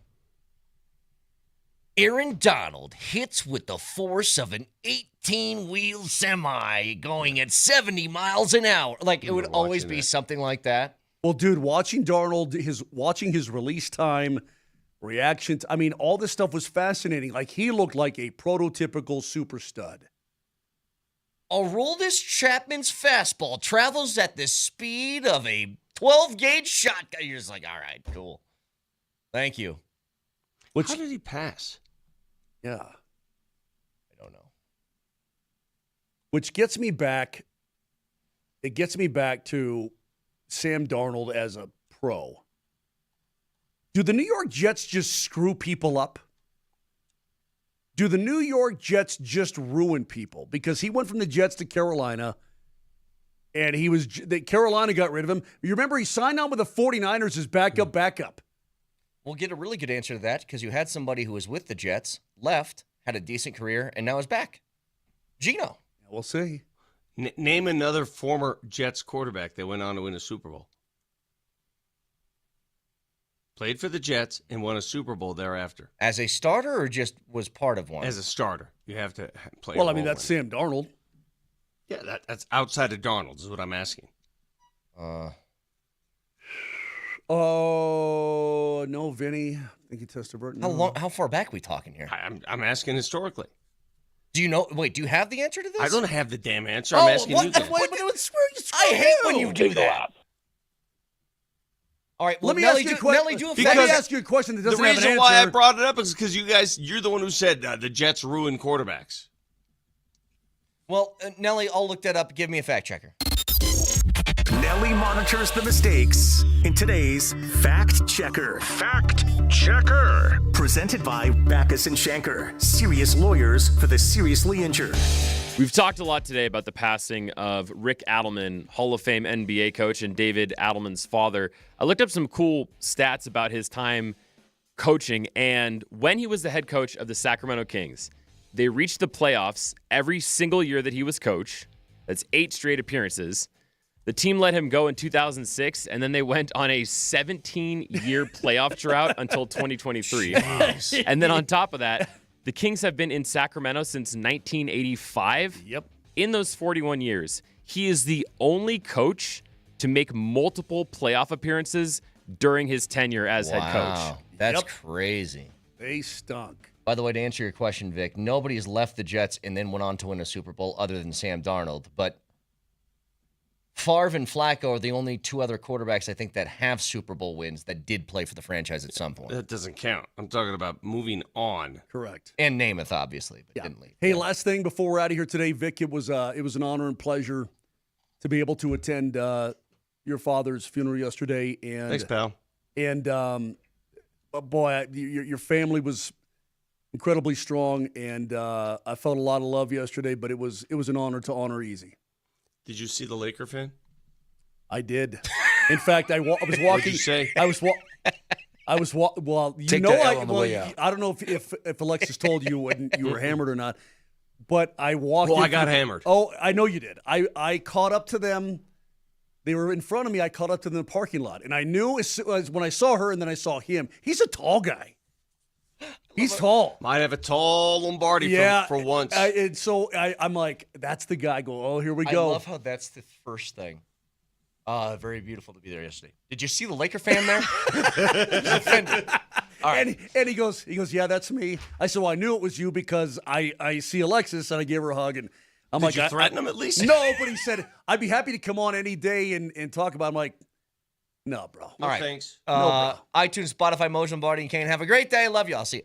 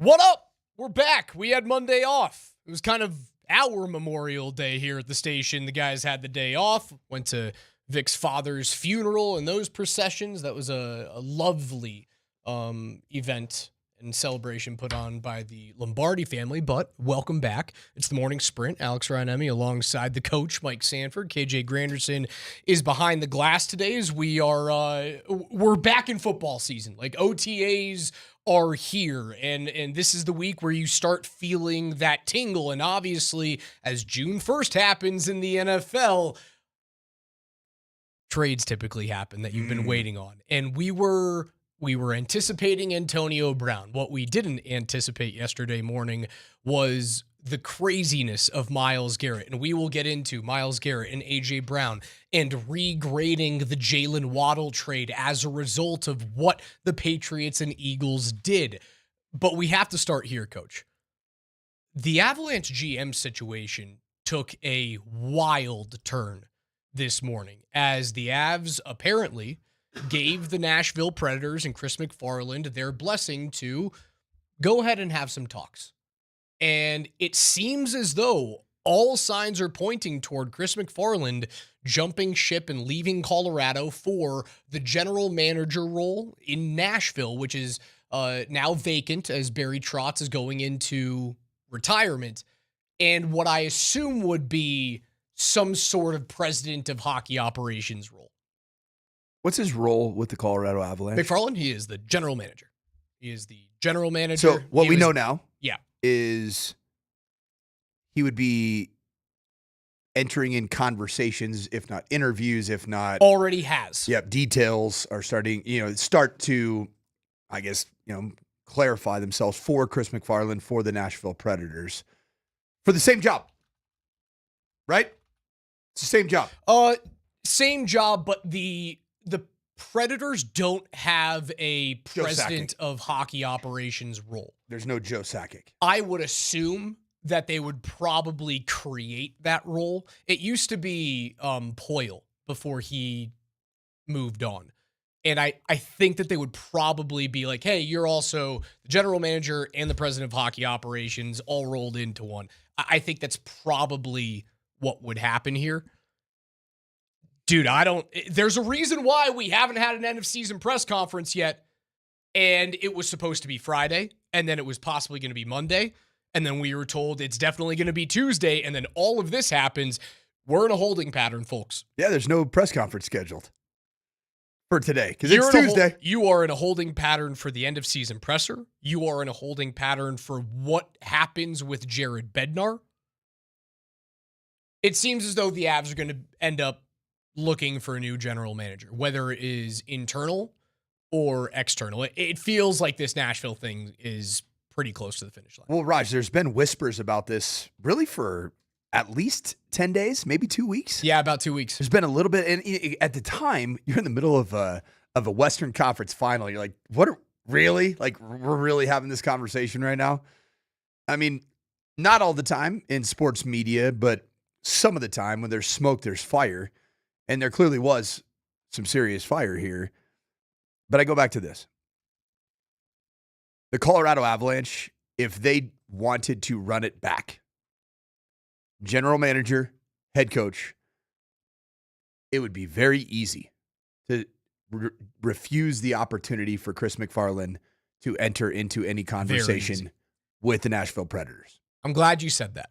Because if you allow Nashville to start speaking with your GM, who is currently under contract, which Vegas clearly isn't doing with their head coach, former head coach in Butch Cassidy, right? There are teams that want to interview him, Edmonton, Los Angeles, and they've said, hey, screw you, he's under contract. We own the rights. We will sit him here on the shelf for a year if we have to. We're paying him. Might as well control him as well. If you're the Avs, you would have had the right to do that. No. If you want to talk with that team, you can do it once your contract is up. And they could have also looked at a division rival in Nashville and said, you want us to do this in division? Which makes me think we haven't spoken enough about what does ownership think about Chris MacFarland? Because The easy thing to do here is if you allow another team to speak with your front office executive and you are already thinking of firing him, they're kind of doing your work for you. Mm-hmm. And they're taking the final year or years and final monies off of the contract that you currently have for MacFarland, and they would be taking that bill. It makes me think that ownership had been looking at, we're probably moving on from CMAC in the offseason. Dude. Therefore, Nashville, have at him. Raj, how long ago did the Avs finish the 4-1 series victory over the Minnesota Wild? Because 13, 14, 15 days? Was it 2 Wednesdays ago? It's not that long think that's ago, it. man. Gosh, it's not long ago at all. It's 13 days ago. Could you imagine that we'd be having this conversation 13 days ago? No, and I don't like having the conversation. Like, transparently, Chris and I have a good relationship. Dude, he's awesome. Yeah, he's been on the program and all that, but dude, sports are sports, and sports will always continue to sport. I think he's a good general manager. I think they have tried to pull every string they possibly have to get this team back into putting rings on their fingers, and they've just fallen short. And it is easy to gas a general manager. I mean, they don't make, like, when you think about the ownership group, like the $1.5 to $3.5 billion is basically what GMs make. Like, that's couch change. It's just nothing. It's it is nothing. It's absolutely nothing. It is, but no, it's nothing. To the rest of us, you're like, it's nothing. To the ownership group, it is nothing. You really think there's NHL GMs that make $3 million a year? I know there are. That's $1.5 to $3.5 billion. Because that's your salary range. I think there are NFL GMs that make in that ballpark. The highest paid GM in the National Football League is the guy in Houston, and he makes like $6. Yeah, so it's that makes sense. About double. Half of what the NFL guys make. Yeah, that makes sense. But like highest paid NHL coach doesn't make anywhere near Sean Payton. Nowhere near it. Nowhere near it. Now, I wonder if this is actually going to get to the finish line. It feels like it is inches away. Rush, it's getting very, very close. It's getting there. It brings in a lot of questions, like who's the next guy up? If you want to hire internally, does the organization believe that Andrew Cogliano, who is special assistant to the GM, is ready to take over a general manager role just 3 years removed from playing in the NHL? Is Cogliano a guy who would leave with MacFarland to go over to Nashville if CMAC actually makes that jump and wants to build out his own front office? That's a possibility. Do you elevate Andrew Wilson, who is the assistant general manager right now, who the Avs hired 2 years ago, away from the central registry of the NHL? He was the vice president of the central registry, which is essentially, he's like your cap compliance guy. He makes sure that you don't get screwed money-wise. He's your Ben Tenzer. That's exactly who he is. Your 10 Benzer. So do you elevate that guy, or do you look outside the organization? Do you maybe look at some of the successful organizations like Florida? Do you try and grab one of their general managers? Like there's a lot of questions here. And I do think that if the GM leaves and you hire a new guy, it's not great for Jared Bednar. Correct? I think that the conversation surrounding Chris MacFarland being granted permission to engage conversations with division rival Nashville Predators is more about Jared Bednar than it is about Chris MacFarland. How so? Because I think it's an easy way to clean your hands of it. Now, it would not be fire the best coach in the history of your franchise. Hold on. So you're saying new GM comes in and Bednar's here no matter what? No. You let Chris MacFarland go. He's got a job. Okay. And you then bring you in bring new in new GM who gets to hire his guy. Yeah. Now, if you hire internally, it's a little different. Now, if you end up elevating a guy like Andrew Wilson, who's only been here a couple of years, I don't think there's the same level of loyalty there. If Andrew Cogliano's the guy, and I think it's a little bit of an outside shot, I do believe that the organization looked at Cogliano and went, you are the GM of the future, but I think they had a longer They had a longer road with Cogliano to get there. It's been a little too young at this point. Could you imagine bringing Cogliano into that role and as ownership, as Joe Sakic, going to Cogs and say, hey, first order of business is to go fire the guy that you won a Stanley Cup playing for 4 years ago. But he was on the ice 3 years ago, was he not? But wasn't his final season 23? His final season was the Stanley Cup championship. Okay, so Cogs was done after that. Yeah. Imagine that. Imagine that. It would be insane if that were to happen.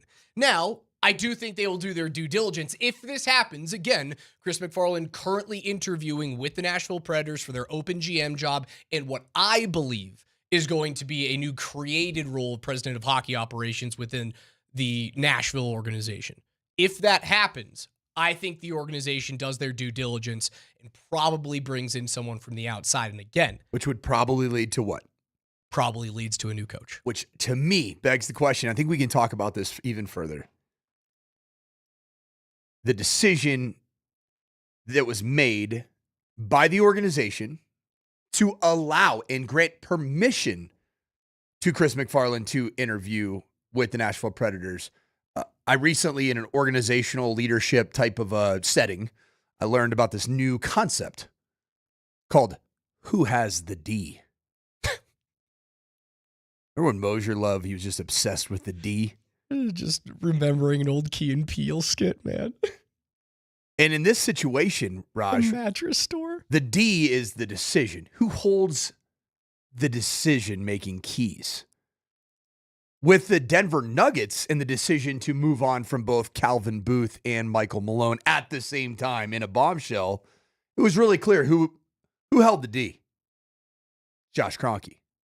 Now, Josh Kroenke, basketball guy, has famously been hands-off with the Avalanche. And by the way, I do apologize. Cogliano did play the following year, broke his neck in the Seattle series. Yeah. My fault. Thank you.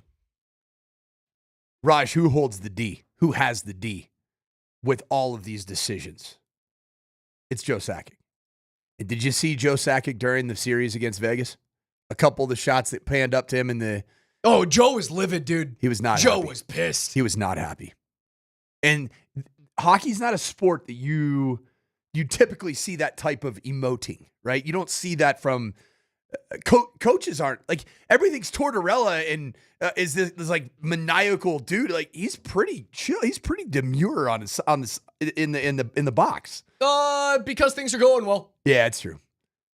Joe Sakic was not. And I think that he knows in his heart of hearts as the guy that holds the D. It's time. And I just sense that there's going to be a general manager and coaching change in the near future. We will get back into this, and we'll have our finger on the pulse of what's happening with Chris MacFarland and the Avs GM and their coaching situation, the end-of-season presser. We will get back to this a little bit later. But on the other side, a crazy weekend of NFL news. Maybe the best pass rusher in the history of the NFL when it's all said and done, traded over the weekend. A massive wide receiver trade in the AFC. How does that impact the Broncos? We get into it next.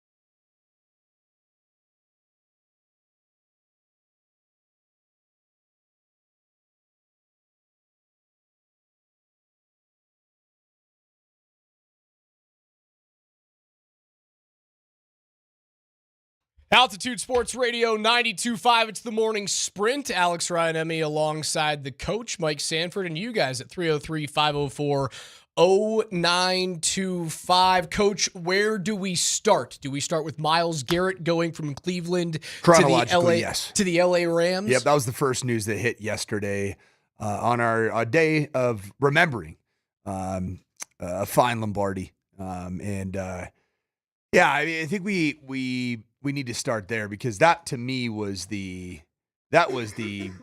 jaw drops to the floor. Are you serious? This just happened. The Los Angeles Rams want to win a title right now. The full trade is Myles Garrett acquired by the LA Rams from the Cleveland Browns in exchange for Jared Verse, currently in his rookie deal with 2 more years left on that rookie deal, a 2027 first, a 28 second, and a 2029 third round pick. Myles Garrett, age 30, still in the middle of his prime, going into his 10th year.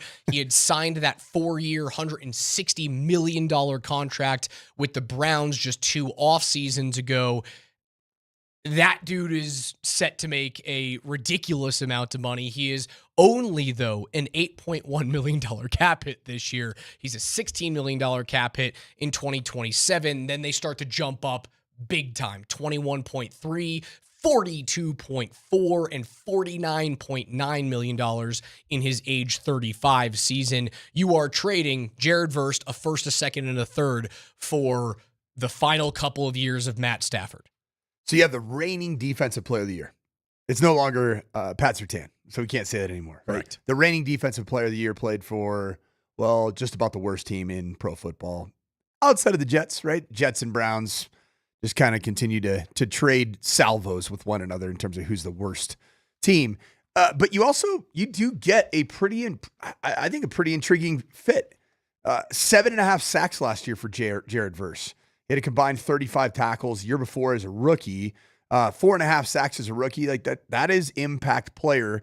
And the Cleveland Browns made this decision because Jared Verse was a part of this bombshell trade. He's not Myles Garrett. No, he's a damn good football player. Yep, but he's cost controlled at a position that typically you overpay. And the Browns, frankly, they just hired an offensive coach. They clearly have quarterback issues. And have forever. You love Jared Verse coming out of college. I still do. I remember you looking do. At that draft and going, that's the dude. That 2024 draft and going, he's the player. I saw him at the combine as I watched the way he moved. He moved like a dadgum inside linebacker or like even like a big nickel or a traditional Sam. And then he turns in his first year and just, defensive player of the year. Yep. Or defensive rookie of the year. Yeah, 6'4", 265 pounds, and he moved the way he did. I was so incredibly... Do you realize that he's a player that... You know where he started his college career at? The University of Albany. Go Great Danes! The Great Danes. Ever watched an Albany football game on television? I watched a lot of Albany lacrosse. Yeah, good lacrosse program. And then, of course, he transfers to Florida State at the very beginning of this wide open transfer portal era, goes to Florida State, ends up being the 19th overall pick, and really does hit for the Los Angeles Rams in their first year. But it's hard to argue with the impact that Myles Garrett's going to have. Like, close your eyes and just imagine Myles Garrett in a Rams uniform, that true blue and bright yellow. And think about the way that he is going to look at SoFi in a primetime premier matchup. And what it feels and looks like to me when I close my eyes and think about that, it's Aaron Donald. But then some, because he's so much bigger of a human being than Aaron Donald was. And so I think it's the perfect move for... Also, there's a possibility that Aaron Donald comes out of retirement. Can you imagine if he's like, yeah, I actually want to play He's like 35 now. I don't think that's going to happen. I hope it doesn't. Like, I want to remember Aaron Donald in his prime. And he's still... Like, he retired earlier than he needed to. He kind of felt like Calvin Johnson, where it's like, dude, you definitely had a few more years left in the tank of, like, elite play. And just said, hey, I'm done. I'm a Hall of Famer. Doesn't matter. But that defense, you look at Poona Ford in the middle, Nate Landman right behind him as... CU Buff. tackling machine. One of the best tackling machines in the league. Myles Garrett coming off the edge. Cameron Curl is a safety. Went and got themselves a corner, too, You didn't they? forgot that Trent McDuffie was traded just a few months ago. They have to be overwhelming Super Bowl favorites next year. So, general manager of the Los Angeles Rams, Snead? Is it Les Snead? That yes. sounds right. Yep, general manager Les Snead of the Los Angeles Rams. The man has been in his bag. Would you agree? Like, this roster right now is pretty damn terrifying. Building the defense the way it did, and you still have an offense that had Matt Stafford throw for how many touchdowns last year? 45?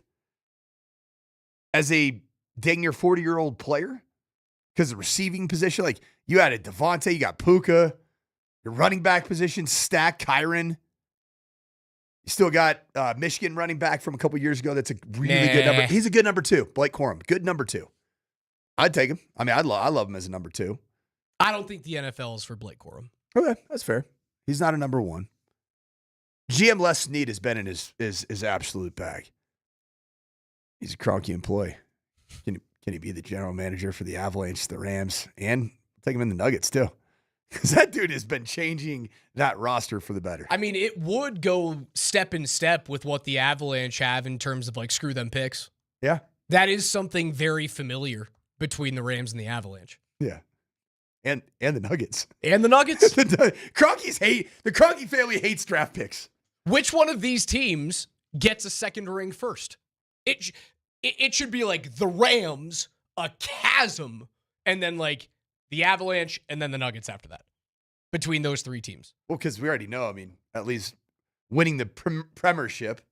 Arsenal already took care of business, but didn't get the Champions League. That Champions League I did. Game? It was a good soccer game. You know what? It got me ready for the World Cup. I'm not a big soccer guy. Like I am. I don't really follow it. Summer of soccer rush. But I'm also not the dude that's going to poo-poo a World Cup. Like, I'm all in for it. As you guys knew when we were watching the Winter Olympics, and certainly when we watched the Summer Olympics, like, I'm all in on swimming. Am I following swimming championships in non-Olympic years? Hell no. I was all in on combined biathlon in the Winter Olympics. Am I watching the Nordic ski races during the 2027 World Cup? Absolutely not. But I'm all in when it actually matters. It kind of got the tingle going for the World Cup. Dude, that Rams team is ridiculous. The only thing holding back this Rams team from winning a Super Bowl is this. What happens if the cliff comes from Matt Stafford? Or injury, obviously. Which I believe at this point is one and the same. Yep, the cliff could be tied to the age. It is one and the same. Yep. That's the only thing that is holding that team back from winning a championship. I want to see the odds for the Rams to win a Super Bowl now. They had to have shifted with Devontae Adams, Puka Nacua, Colby Parkinson, Tyler Higbee, Terrence Ferguson, Matt Stafford, Kyron Williams. All right, so Yahoo Sports just released an article right along. I mean, it's not that hard of an article to write, but right along the thought process I just had. Los Angeles Rams moved to clear Super Bowl favorites after Myles Garrett trade. And their odds jumped to they're plus 800. They're plus 800, which is who's next? Seahawks at 850, 900. It feels like there should be a wider chasm between those two. Gosh, man, that's crazy. But I do agree. Like Jim says, hey, there is one old man Stafford injury away from being a 500 team. I agree. Oh, sorry. Seahawks fell. So it had been the Rams entered Monday as plus 800 favorites. Okay. And after this deal, Los Angeles is now plus 600. And the Seahawks fell to 11-1. They're plus 1,100. Okay, that makes sense. And then the Ravens are. You see the Ravens? No, I winning don't buy a damn it. Super Bowl, and then the Buffalo Bills. I tell you what, man. Rams, Broncos, Super Bowl. If you could get health out of both of your quarterbacks for 17 plus 3 games. How do you think that game would go? Ooh. Both teams fully healthy. Rams and Broncos Super Bowl. I said it last year. That was the Super Bowl I was most terrified of if the Broncos had made it. Yeah. And now you're even more scared. Yeah. I mean, because Myles Garrett's just a different player. He's a freak. Just a shade under 6'5". At his combine, he was 272 pounds. He was a 10'8" broad jump. He was a 41-inch vertical, and his pro day, he ran 4.57 at 272 pounds. That is otherworldly. And so now you have the reigning MVP, Matthew Stafford, with the reigning Defensive Player of the Year, Myles Garrett, on the same team. And oh, by the way, and maybe the best wide receiver in the game, depending on who you ask. Dude, he was phenomenal. As strange as things got off the football field, Puka Nacua last year was ridiculous. I still think there's a couple of questions. Like Kyren Williams feels like a little bit of a question mark. Why is that? He's been a little banged up. That's probably it. That he just like hasn't found that next level. Now is he very serviceable? Without a doubt. Do they have next level? He was sixth in the National Football League in rushing Which last is why year. I was asking the question. I was like, I don't know why I have this feeling about Kyren Williams that I go, is he really the guy? So the craziest thing about Kyren Williams is, yes, he did have some injury issues in his first 2 seasons as a pro. In his second season, he only played in 12 games, and he averaged 5 yards per carry with 12 freaking touchdowns. So he was a very, very good value in fantasy football. 2024, he had 316 carries, became one of those backs that was a high volume player, played in 16 games, and his production dipped a bit in terms of yards per carry to 4.1. This past season, he was healthy. All 17 games in the regular season, and his average yards per carry jumped to 4.8, but he only carried it 259 times. So his actual rushing total in one more game in terms of carries dropped over 50 from the year before. So bell cow, not necessarily. That's probably why you think that. Is he Saquon Barkley? Gosh, no. That's definitely why I think. Because I look at Kyren Williams as like a really solid 1A, 1B type of guy. Yeah, and then playoffs. Like, are you David Montgomery to Jahmyr Gibbs? Playoffs, he was okay. He averaged 4.4 yards a carry in the first round, 4.1 yards per carry at only 87 yards against the Bears. And then, dude, the game that really, really got him was the dominant Seattle Seahawks. They held him to 3.9 yards per carry at only 39 yards, 0 touchdowns.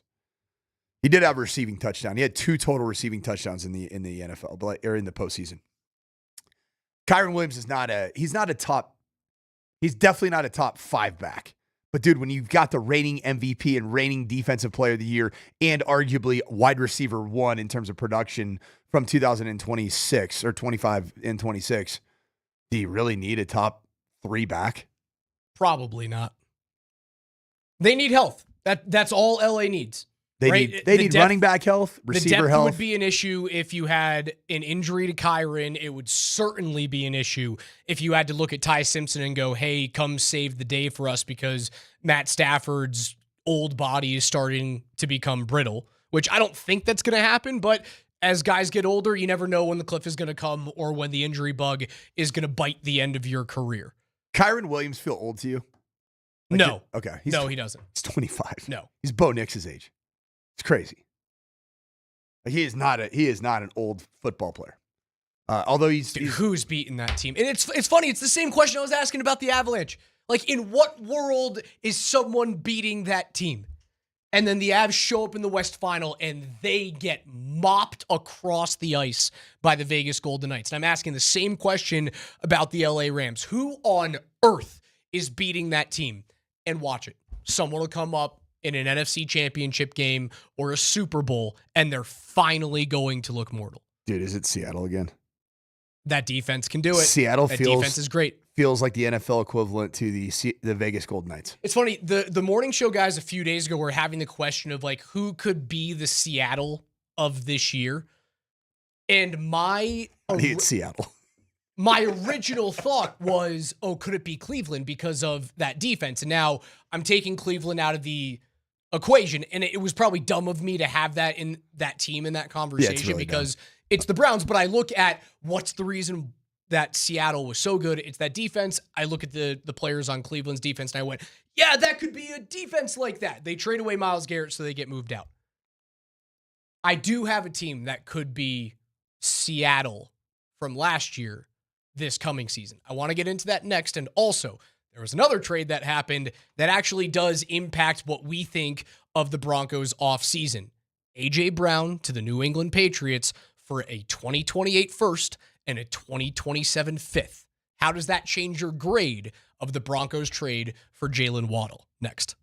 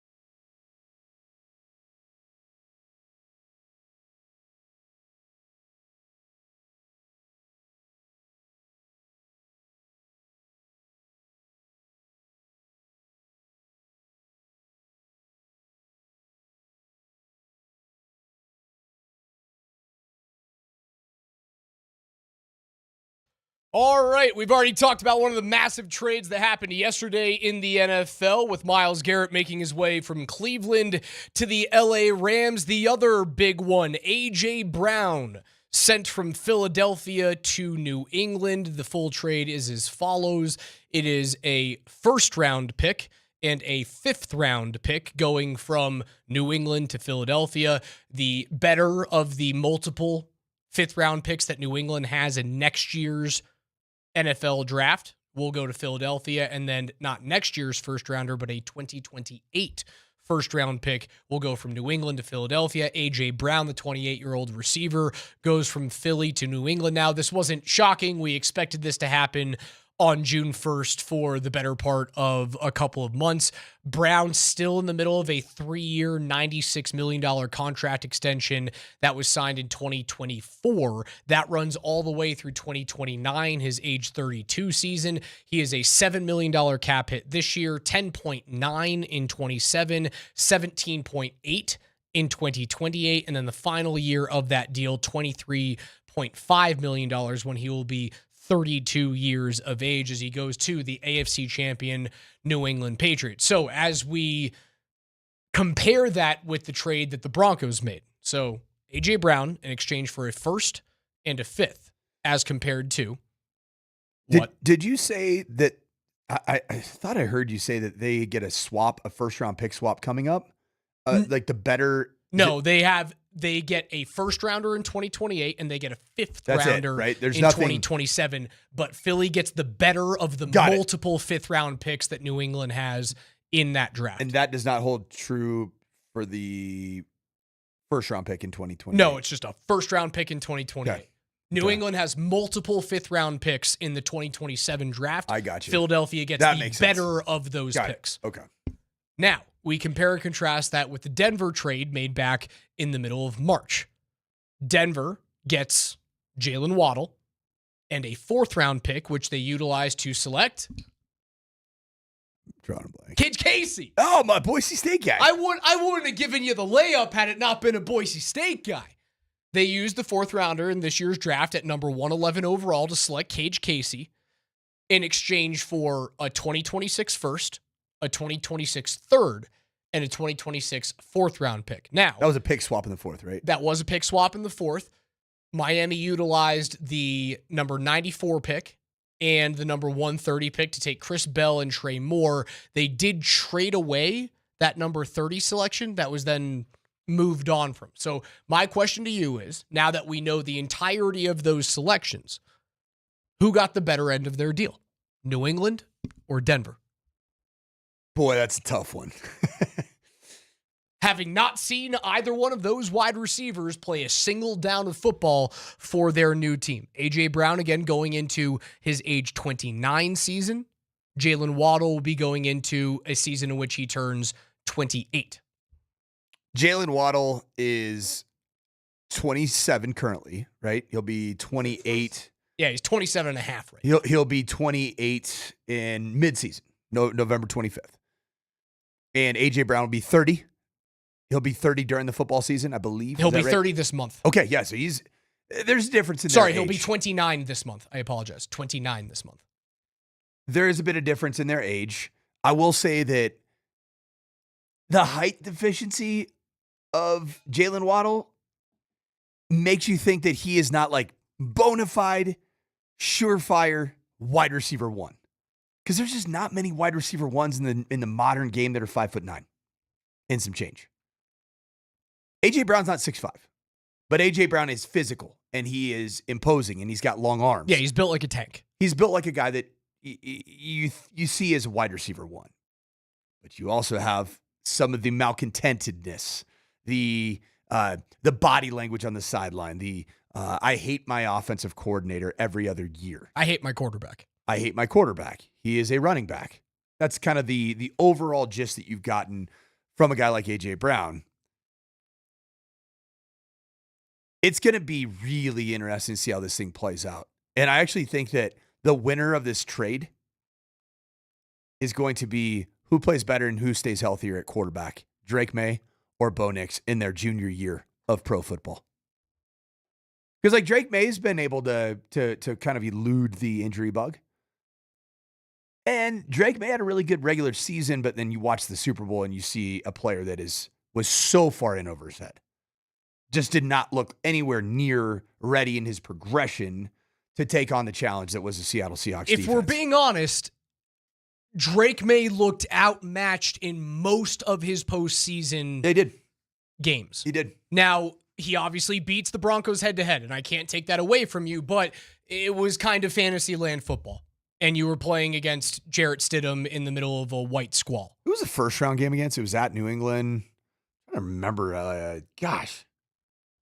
Because I remember that game itself. I was like, Drake May doesn't look ready for this. He looked a little bit, even though he ended up doing some good things at the end of the game, he didn't look necessarily like a guy that's ready to go win a Super Bowl. The Pats beat Los Angeles in the wild card, if memory serves. Didn't they beat Justin Herbert? I think that's right. But wasn't Justin Herbert playing with a hamburger helper mitt? And then they took on Houston in round 2. Yeah, so that was his postseason debut. They won 16-3 against LA. They won 28-16 against Houston. Yeah, and the defense won the game. It was a 16-3 game. Justin Herbert's, essentially like destroyed hand yielded the Chargers 207 total yards, only 120 coming from Justin Herbert as a passer. Here's Drake May's numbers in those games. 17 of 29. This is the wild card win, 16-3 at home against LA. 17 of 29, 268 yards, 1 touchdown, 1 pick. He started out 6 of 15 in that game. 40% is his worst half of football to start the game off. He ended up finishing well. He took 5 sacks in that game. He did run for 66 yards.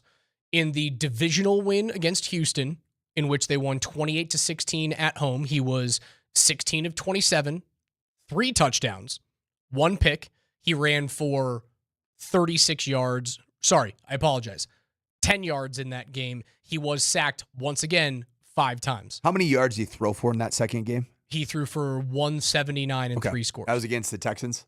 Yes. So 2 pretty damn good defenses. 2 excellent defenses. Right. That's the one thing that you can look at is you played basically the 4 best defenses in the NFL, and you beat 3 of the 4 of them. Although, who's the best defense now? It's probably the LA Rams. It's probably the Rams. Okay, so then you go to Denver in a championship game. You beat Denver 10-7 in fake football, right? Yeah. 10 of 21, 86 yards. However, his feet do the talking. He has the 1 rushing touchdown, and he basically wins the game with his legs in the second half. Down. Yeah, 3rd down scrambles that ice the game. Then he goes to Seattle, and they lose by 16.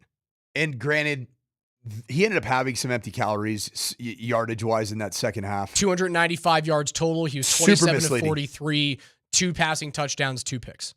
The final stat line did not tell the story. He looked entirely overmatched. I think that the trades are really similar. And I think that they're not good. Like, I cannot declare a winner who won the trade at all. Because we were asking for A.J. Brown here in Denver. You and I certainly were. Not everybody else was. You and I certainly were. And I'll stand by that. Hey, people thought we were nuts to even consider giving up a first-round pick and taking on that salary. Well, somebody else that played in the Super Bowl ended up doing exactly the same thing, the thing that we were asking for the Broncos to do. I mean, you're not taking on all that much less money with Jalen Waddle. Like, the average salary on the Waddle contract is $28.25. Pretty steep. The AAV for A.J. Brown is 32. Like, that's kind of a negligible difference. Jalen Waddle, better route runner.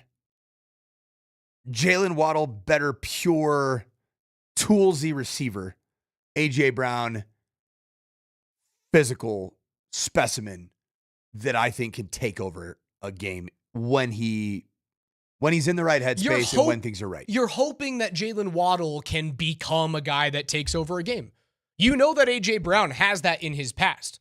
Now, Jalen Waddle does not have, as we've talked about, he doesn't have the headache thing. Like, Jalen Waddle is as team-oriented as anybody is in this league.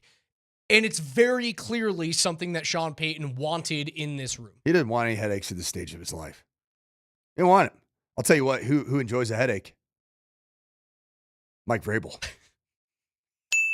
That man's had some headaches in the last. What's got the better chance of working out? Is Bo Nix healthy? Everybody's healthy. Jalen Waddle and everybody is healthy. Jalen Waddle. The whole team is healthy. The quarterback, the wide receiver, everybody is healthy on both teams. Jalen Waddle and Bo Nix. Why? I don't trust Drake May. I don't. So you think what you saw last year was fool's gold? Drake May is my San Antonio Spurs, and how'd that work out for me?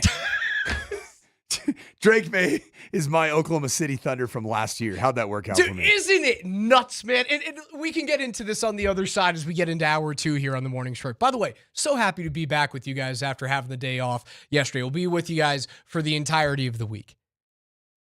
How weird was it? Rooting for a guy that you know is going to dominate the league. I was for the next decade. I fell in love with him in that Game 7. Isn't it bizarre rooting for a dude that you know is going to ruin the NBA? It's going to happen, and you never root for that guy, ever, unless he's on your team.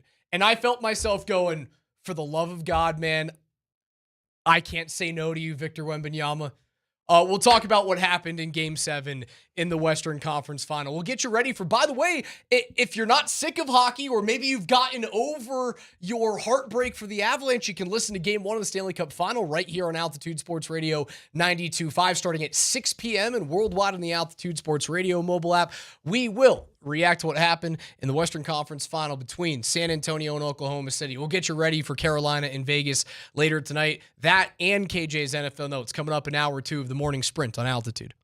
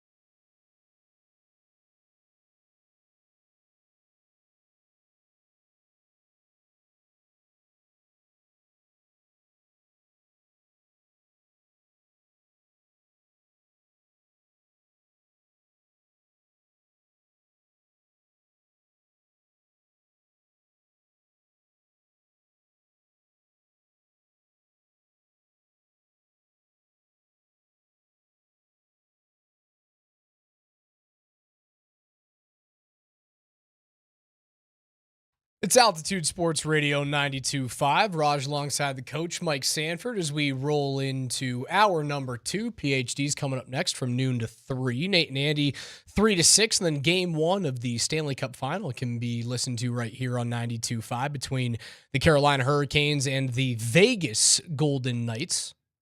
If you guys are over your heartbreak of the Avalanche, you can listen to some hockey tonight. If you enjoyed hate watching the Oklahoma City Thunder and San Antonio Spurs in Game 7, which, I mean, I shouldn't love watching Wemby and the Spurs win because they're not going anywhere. Like, they're only getting better. And for a team to have missed the playoffs by as wide of a margin as they did last season and then to feel as inevitable as they do right now should scare the crap out of me, being so close to another Western Conference team that is still in the middle of its, championship window, whether it's closing or open, whatever your thought process is on the Nuggets. Talking about championship windows, how about how quickly that evaporated as it relates to right now for the Oklahoma City Thunder? It seemed like this was going to be a dynastic run. Well, it felt like it was a bay window, right? It felt like it was a garage door in terms of championship windows. It is by no means shut. It's not whatsoever, but it is gone. It has gone from being a bay window to a normal bedroom window. It's very much open. Yeah, very much. You think open. about how much money the Oklahoma City Thunder have invested in their bigs going forward. Yeah, the Chet Holmgren thing should Hartenstein's scare the a crap big contract too, man. And those two guys They wilted. They were a skeleton crew. And when I'm talking about Chet, I'm intending the pun. They were a skeleton crew against Victor Wembanyama. He broke those two players. Chet got bullied. When Chet got dunked on, man, you went, oh no, is it over for him? Have we already seen the peak of Chet Holmgren at this point in his career? What is Chet? He can't be more than 25 years old. Yeah, he's 24. Have we already seen the peak of him? And I sat there as San Antonio moved into the NBA final and await the idle New York Knicks starting tomorrow night. That's going to be interesting. It's going to be it should be a really fun series. I think it's going to be a little bit more intriguing than many think. Unless Wemby just goes, I'm an alien and you can't stop me. The one thing about Wemby that I will say is as unbelievable as he was in, Game 7 as he has been in this playoff, he's still not like that polished of a consistent scorer, right? Like he was a 22-point guy in that game. He's not the guy that he's nowhere near Nikola Jokic as the offensive player. Yeah, but he affects every single play. But you know who else is really good? Just about everybody outside of Wemby offensively for San Antonio. And they're all so young. Dude, they're really good. Which again, it's the feeling that we had with OKC last year. You go, oh my God, they're so young and they're so good. They got Castles and Vassals and Massels. Oh my. I mean, it is unbelievable. But I find myself hating San Antonio significantly less. And I was trying to wrap my head around it. And then KJ came in here and he had this conversation with us. I think the reason why I don't hate Victor Wembanyama and his impending vice grip on the league in the Western Conference, which is something I should hate. The reason why I don't hate it is because I think he's singular. Whereas I look at Oklahoma City and I look at Shai Gilgeous-Alexander and how that team plays basketball. And I go, oh, anybody can do that. If you suck for enough years and you draft properly and you have players that can go hunt fouls and are good scorers, you can be the Oklahoma City Thunder. I look at Golden State all of those years. And while you have a generational shooter in Steph Curry, if you have enough three-point shooters Klay Thompson and you commit to bringing that roster in, you can jack up 1 billion threes and change the face of the league. I don't look at Wemby the same way and the Spurs the same way. There aren't 7'5" aliens growing on trees everywhere that rip 3-pointers from deep. We thought it was going to be Chet. Not so much. And now Chet is 7'1" and Wemby's every piece of 7'5". I think I look at LeBron the same way, man. Like, I didn't hate LeBron. Now he was in the Eastern Conference. I didn't hate LeBron when he came into the league. No, he was kind of much must watch because of how powerful and strong and aerial and singular. He felt different. You can't duplicate that, right? You can't just go, oh, I can recreate that in the aggregate. You can't. Like with LeBron, you're like, that guy could be the best Myles Garrett football player if he wanted to, or he could be he could probably be in playing for World Cup soccer in the box as a point man. Like, the guy could do anything physically. Man, you know what's so impressive about Victor Wembanyama is not the fact that he's 7'5", not the fact that he's arguably the best rim protector that this league has ever seen, not the fact that he rips 3-pointers from 35 feet. Did you see in Game 7 how well he moved in transition basketball and was closing out? Like, there would be shooters that were open for baseline threes right in that corner spot, and they caught the basketball with Wemby damn near at midcourt, and he's sprinting and closing out. And even though he didn't block the shots, his length, his speed, his power was something I've never seen. Like, do you remember some of those shots of watching? Like, what was that? Oh, that was Victor Wembanyama's 11-foot reach, basically covering a quarter of the basketball floor in a matter of split second. That dude is so athletic. Is my lack of hatred going to last into next year? Dude, Raj, is the window open? Is the Denver Nuggets window open? As long as you have Nikola Jokic, you can find a way, if you build the right team around him, to win. But it has to be with how good Oklahoma City is. And, like, they're going to be great next year. OKC is going to win 1 billion games next year. But as good as San Antonio is, and as good as Oklahoma City is, and as a terrible matchup that you have with Minnesota, there's almost no path through the West for Denver that is advantageous. So you have to make big changes in order for that window to still be open. As long as Joker is here and in his prime, you will always have a light shining through the crack in the door. If San Antonio's window is simply walking out onto a Los Angeles bluff and looking into the Pacific Ocean on a $40 million view, and Oklahoma City's window is, for me, still a bay window or a garage door, Denver's at this point is a porthole, comparatively. You can still see it, but holy smokes, it ain't that big. You know what's the crazy thing about the Denver Nuggets? Obviously, the very clear issue with the ending, the thump, the thud, where your 2026 playoff season came to a screeching halt when it barely started, is that they're a matchup basketball team right now.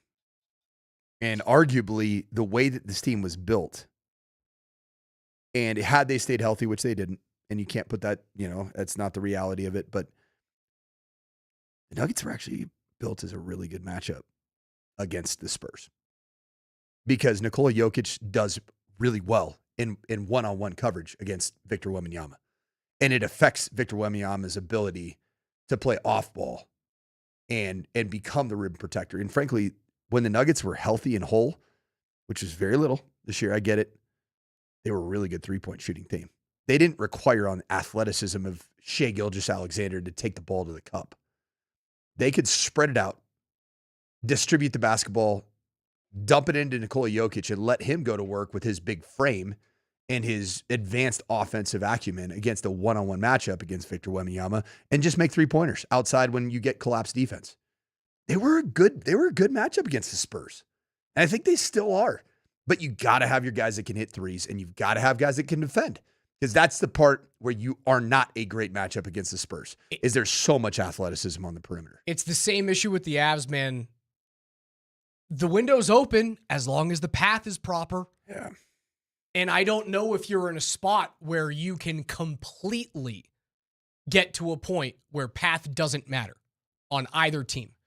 The Avs, because of the NHL, and the ability to trade contracts, and you don't have the penal nature of the aprons in the NBA. It's easier to get to that point in the NHL than it is the National Basketball Association, without a doubt. KJ, what you got?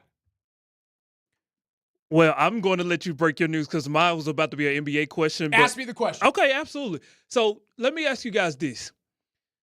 Do you guys believe that the Denver Nuggets are currently the number one finesse team in the NBA? As presently constructed. I mean, Minnesota kind of told you that.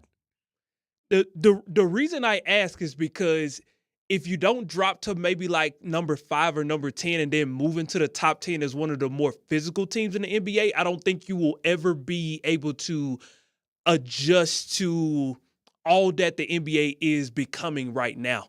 And I think that's where the biggest thing in regards to where the Nuggets are struggling currently is their too finesse. Like, I don't know how they shift that balance. And that's kind of going to be the struggle, going back to what you just said, Roger, a few minutes ago. How closed, or how open, should I say, is their window? Like, if you can't shift to a more physical team, then you might as well call this window closed. How can you? How can you? The only way that you can shift that is to trade players with returns that aren't going to be anywhere near what you paid for them in the first place, whether it was drafting or signing them to that contract, right? Like, you have to move on from CJ. You'd have to move on from Christian Brown. The trade markets for them are not robust right now. However, the Johnson contract, way easier to trade because it is expiring. If you can find a trade partner for Jamal Murray, you can get there without a doubt, but it'll take an off season and probably 2 in order to get you into that level of physicality and athleticism. It ain't changing this year, right? You are burning, with a window that is closing and a window that is very small, you are burning a year of prime. I don't think they're getting there next year. I could be wrong, right? Like, I thought there was no way that the Avs could lose this year, and they got swept out of the West Final. Speaking of the Avs, by the way, some news from Adrian Dater. He tweeted this out 6 minutes ago. Jared Bednar will return as Avalanche coach. Again, that is from Adrian Dater on X. So I don't have confirmation from anybody else on that, but take it as you will. Dater says that Bednar is coming back next year. And then the latest on Chris MacFarland from Elliot Friedman. That's next.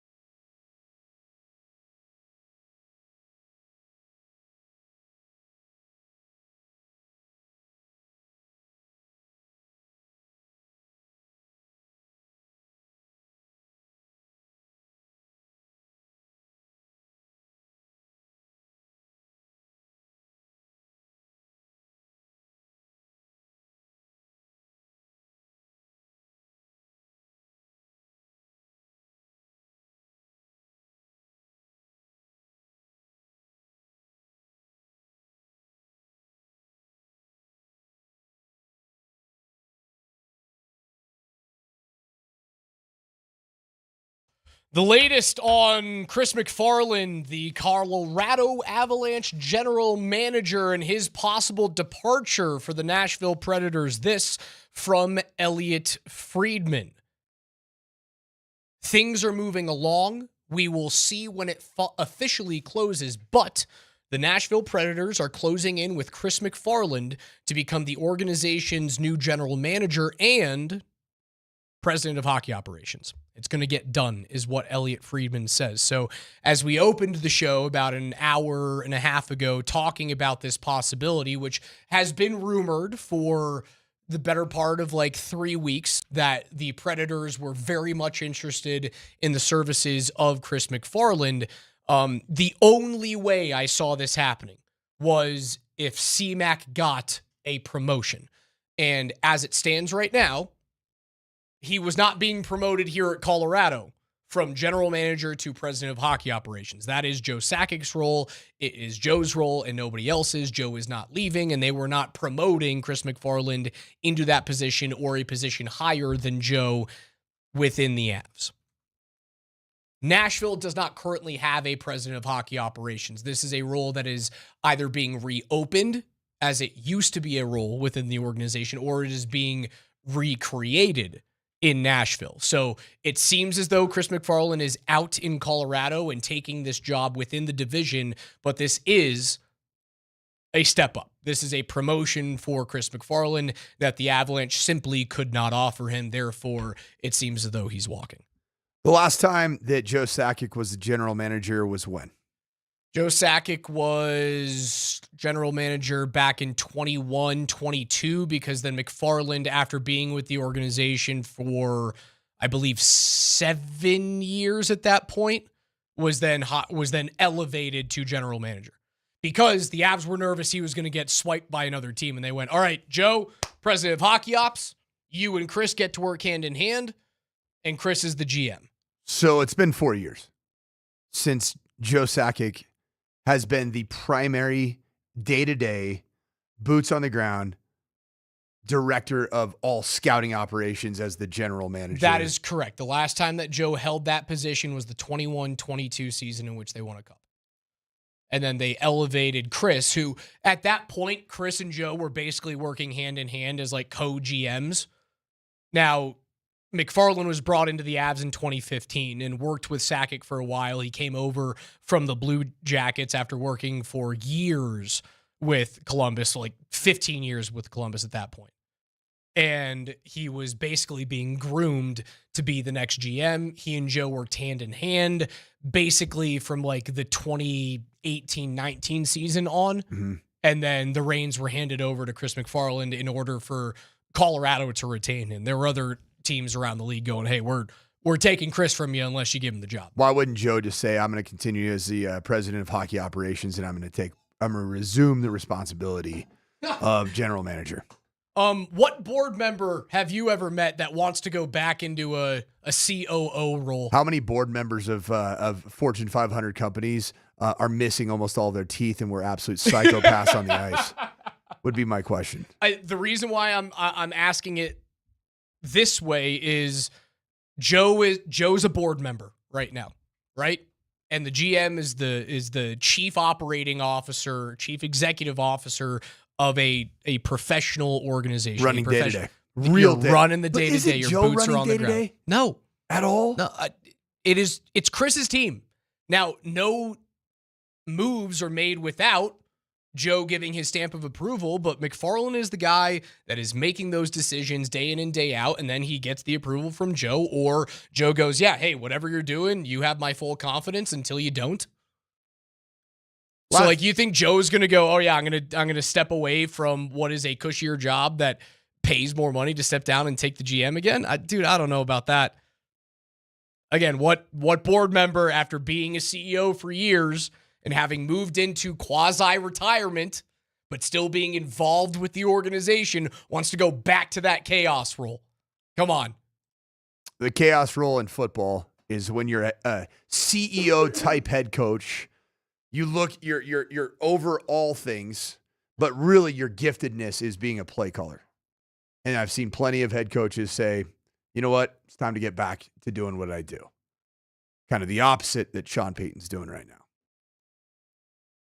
Joe Sakic could absorb the salary of Chris MacFarland and like be in 2-1. Horrible Bosses, I'm just going to knock down this wall and make one giant office.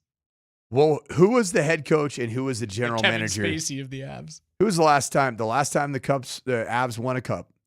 Who was the general manager? It's not going to happen. I'll Okay. just tell you that. All right. It's not going to happen. Like, Joe is not going to become the GM of the Avs again. It will be they either hire someone internally, right? So they're going to find a way, either promote Kevin McDonald, who's the current general manager of the Eagles and has been there for like 4 years. You promote Andrew Wilson, you have two assistant general managers right now. It's Kevin McDonald and Andrew Wilson. Andrew Wilson was the guy that they brought in last year, who was the vice president of the Central Registry, who was essentially your make sure you're cap compliant guy. So you could make sure that those two guys move up. Or what the organization's original plan, when they brought in Andrew Cogliano as a special assistant to the general manager, was groom Andrew Cogliano to be your next general manager. Oh now, are we here? Are we there yet? It's pretty quick. it's a few years too quick. I don't think Cogs is ready. Now, does the organization think he's ready? Because that was the organization's goal, was Cogs sit with Chris MacFarland for a few years, and then when it's your time, you're going to have the role. Now, I think there's 2 or 3 years here where they're going, oh, we thought we had a longer runway. There's also a chance that, like, if Chris MacFarland goes to Nashville, he takes Cogs with him. Very decent chance. And it seems as though MacFarland is going to Nashville.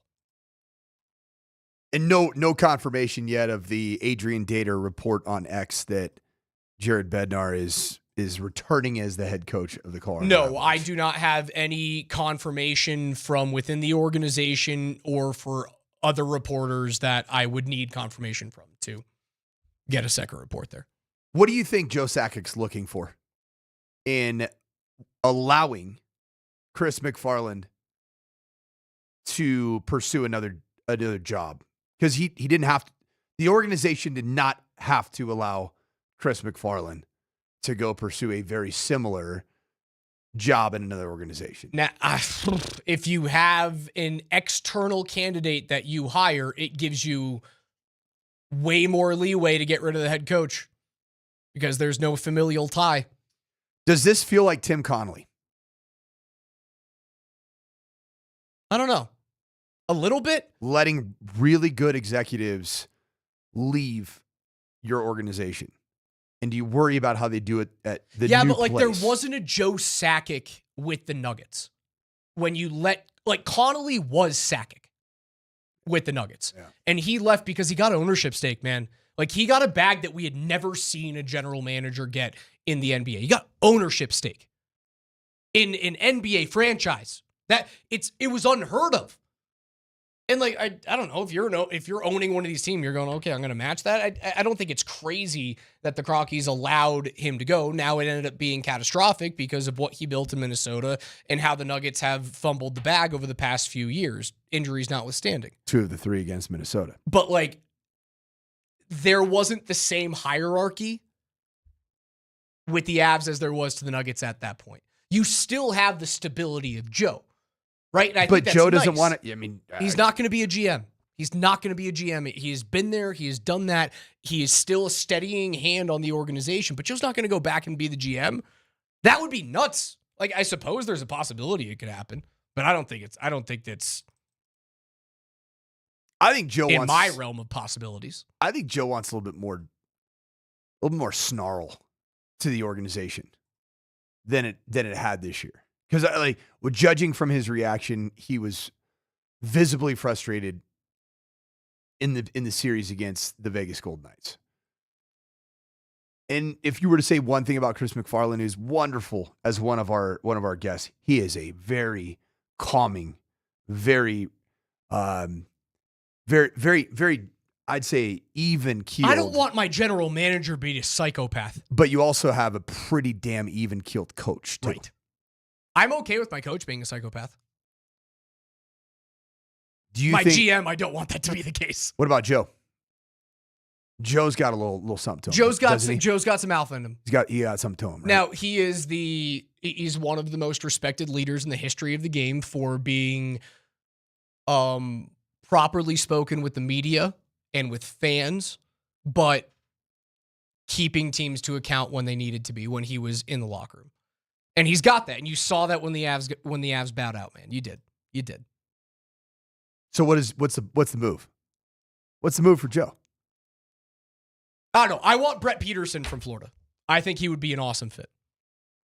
He's the one of the 2 assistant general managers in Florida. I think he would be fantastic. Raj, when you woke up this morning at 6:18 a.m., did you think that we were going to talk about Andrew Wilson or Kevin McDonald? No. Who was the guy you just said? Andrew Peterson? Brett Peterson, assistant general manager in Florida. I didn't think we were going to get into the American Hockey League executives. I didn't think we were going to talk about assistant GMs that are in Florida currently. I'm trying not to get into those weeds. And you know what? Actually, let's put a stopper in it. KJ, let's get into some NFL notes, man.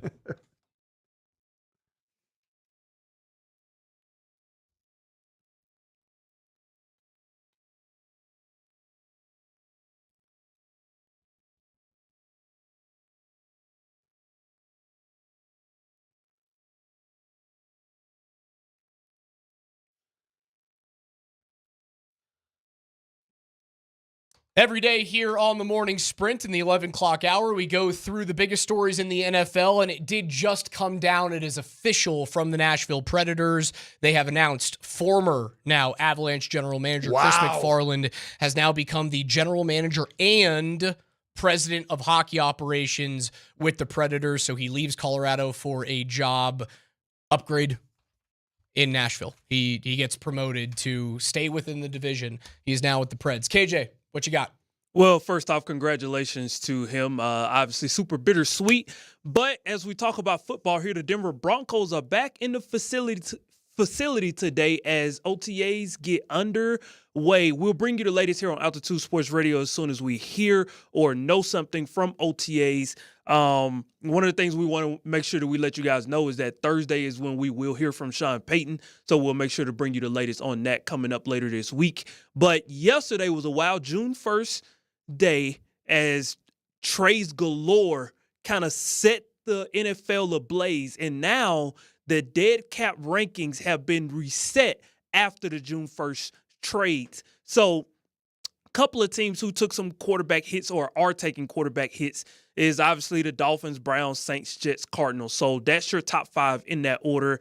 Then you got a couple other potential Super Bowl contenders who close out the top 10. Eagles, Texans, Raiders, Jaguars, Bills. And then you have a couple of interesting teams to close out the list who are literally as far away from dead cap purgatory as you could be. The Chargers with $5 million. The Broncos with $3 million, and last in the league is the Seattle Seahawks at $513,000 of dead cap money heading into 2026. So let me ask you guys this. So the Denver Broncos, they finally gotten out of dead cap debt. They have $25.66 million in cap space right now. How much of that is to prepare for Bo Nix's contract, which obviously will be on the table heading into next year? And how much of this is to put themselves in position to make another splash? I think it's twofold.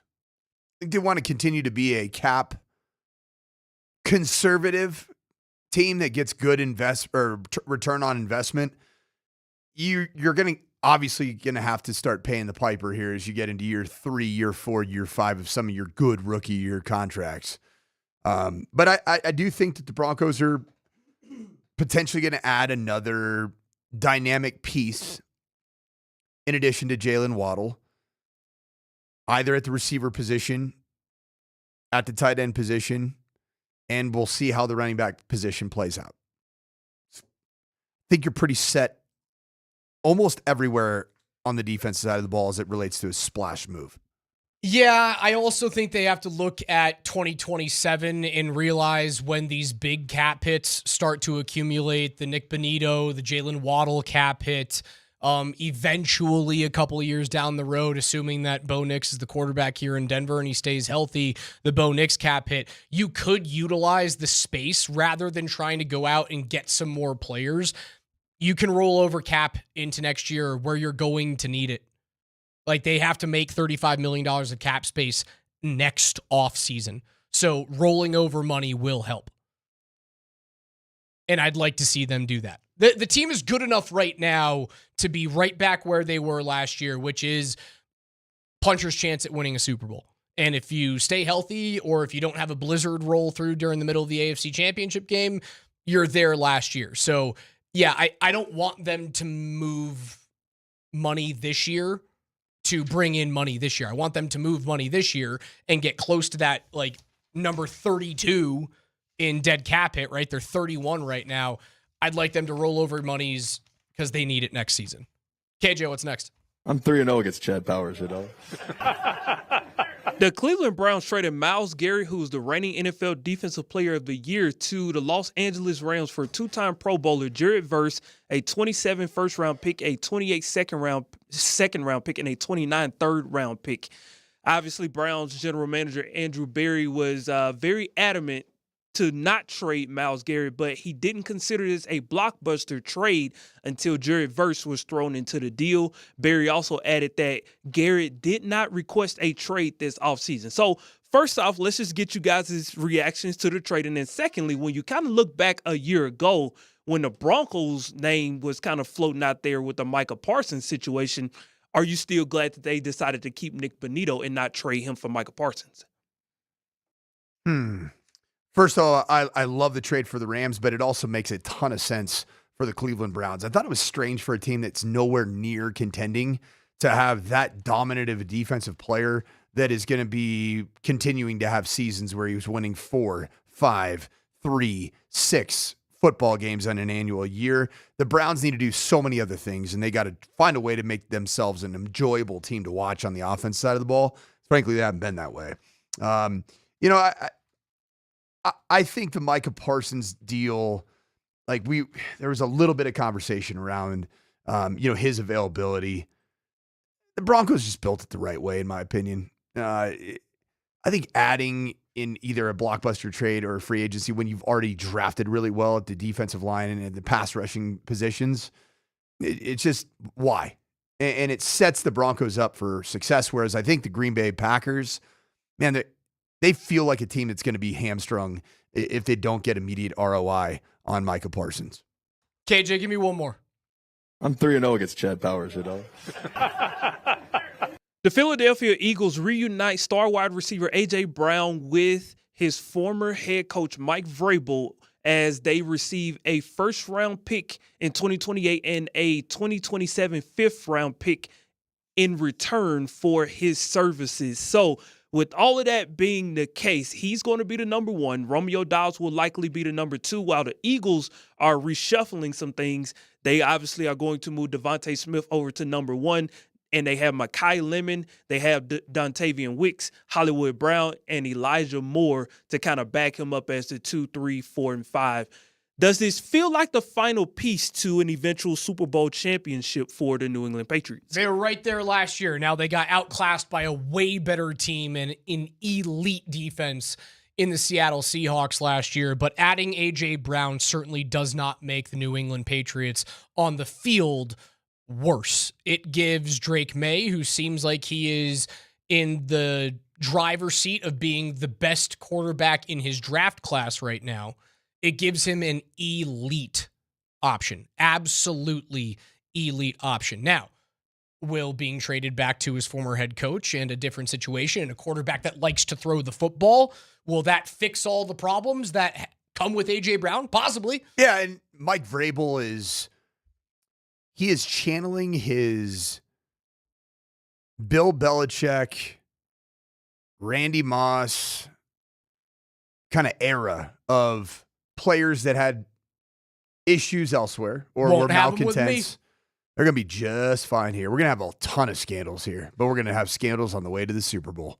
KJ's NFL Notes are brought to you by Colorado's most complete local appliance store. That is Mountain High Appliance. They've got locations in Denver, Louisville, Littleton, Colorado Springs, and Glenwood Springs. And they offer every major appliance line and brand. You can find them at mountainhighappliance.com. On the other side, more news in the Chris MacFarland saga in the Colorado Avalanche. MacFarland leaves the Avs to become the new president of hockey operations and general manager with the Nashville Predators. The new news, however, do I have to put my foot in my mouth? Are you going to have to tell me YKH, as in you know hockey? Maybe. There's some nuance to that. Maybe YKST or SP, now, stick and puck? There's some nuance to that. We'll get into it next.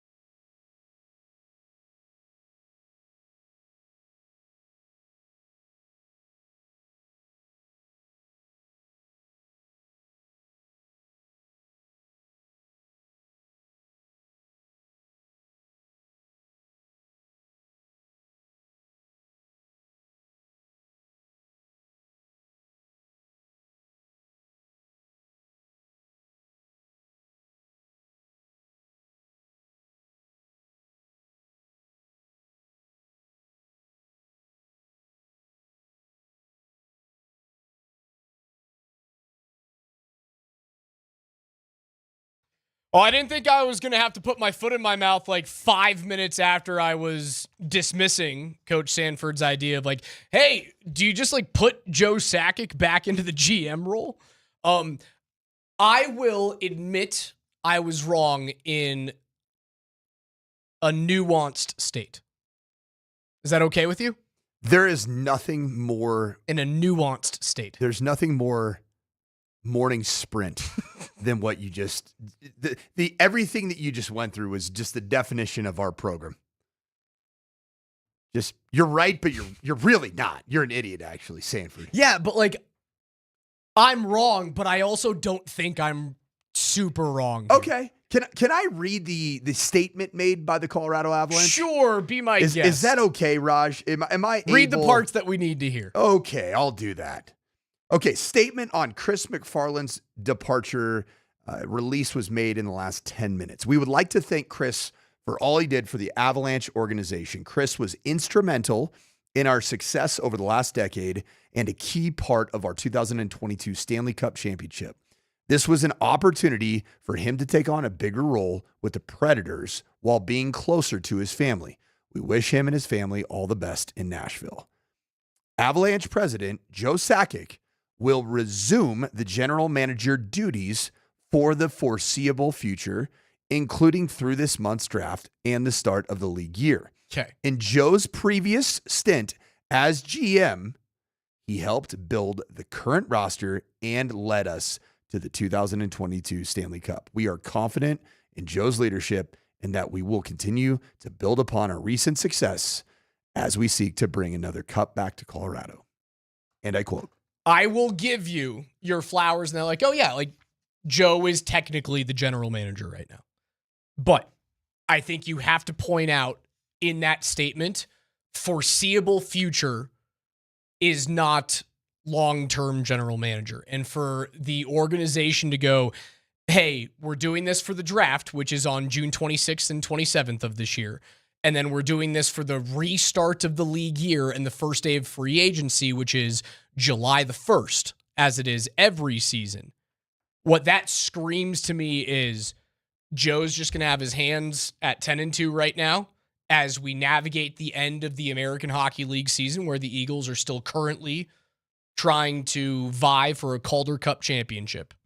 And one of their assistant general managers right now is the current general manager of the Eagles and has been for the past 3 seasons, I believe.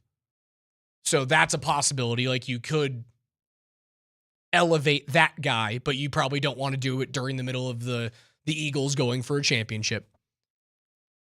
I think it screams that, like, hey, Joe's just going to handle this for now because he's done it in the past, but we're going to do a longer look at this thing, whether it is internal or bringing someone external to be the GM. I think Joe is just sitting here and, for lack of a better term, doing damage control.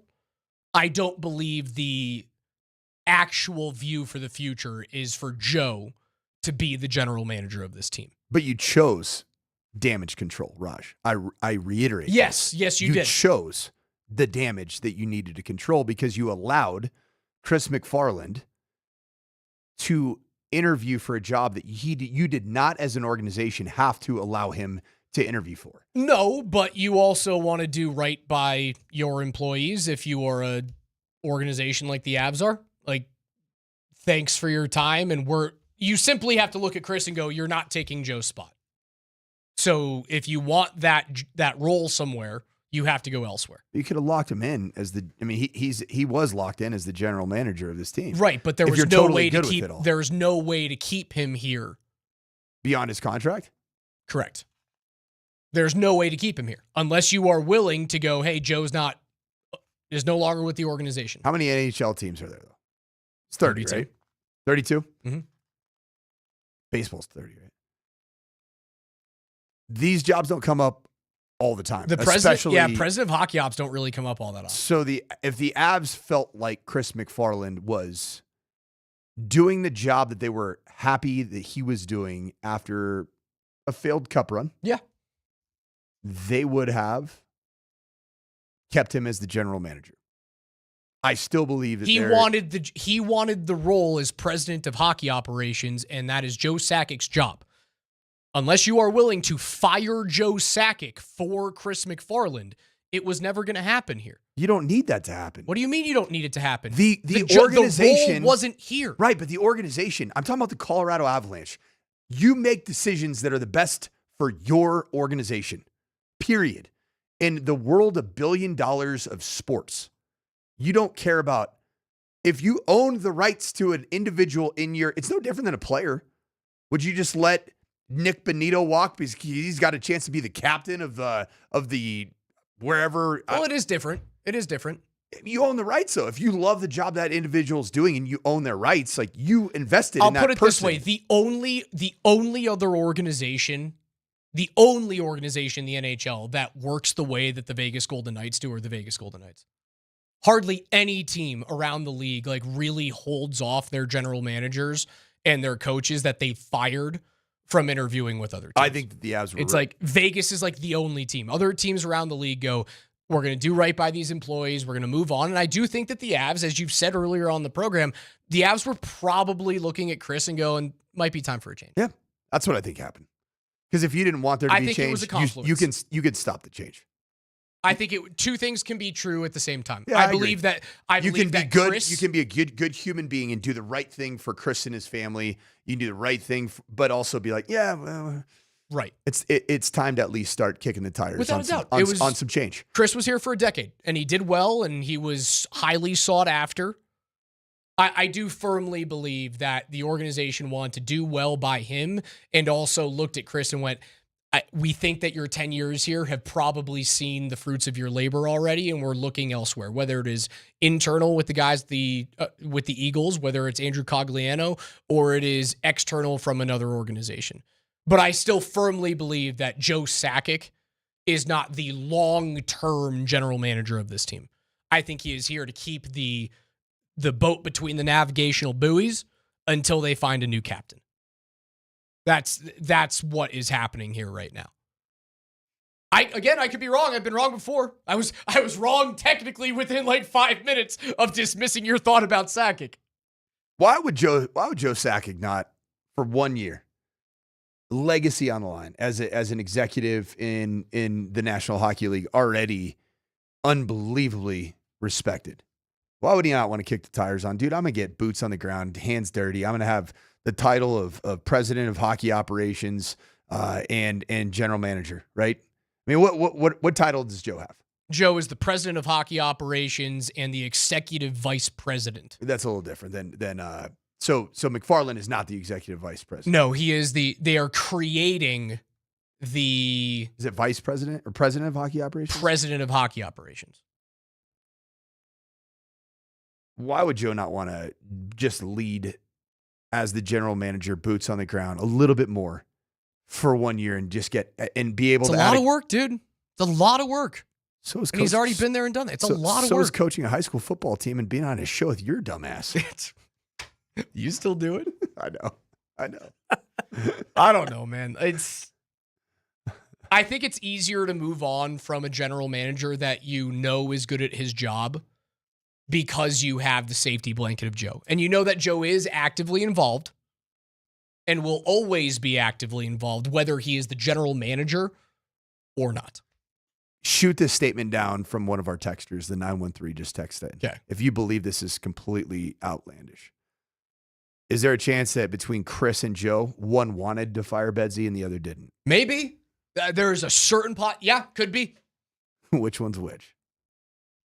I think there was probably I don't know. And again, it's hard, man. The reports about Bedzier is that like Bedsy's probably staying for this year. But that's not corroborated, right? Friedman did just say there have been reports that Bednar is staying in Colorado. And I wonder if that's Friedman just reading the Dater tweet. We'll have to see. Semantics. Sakic is not meeting with the media until next week when he's back in town. So the team is going to announce their media availability on Monday. So we're still a very long ways away from having a true bookend on this season. Wild things, man. Wild things. Never know what a Tuesday might bring. I'll admit I was technically wrong.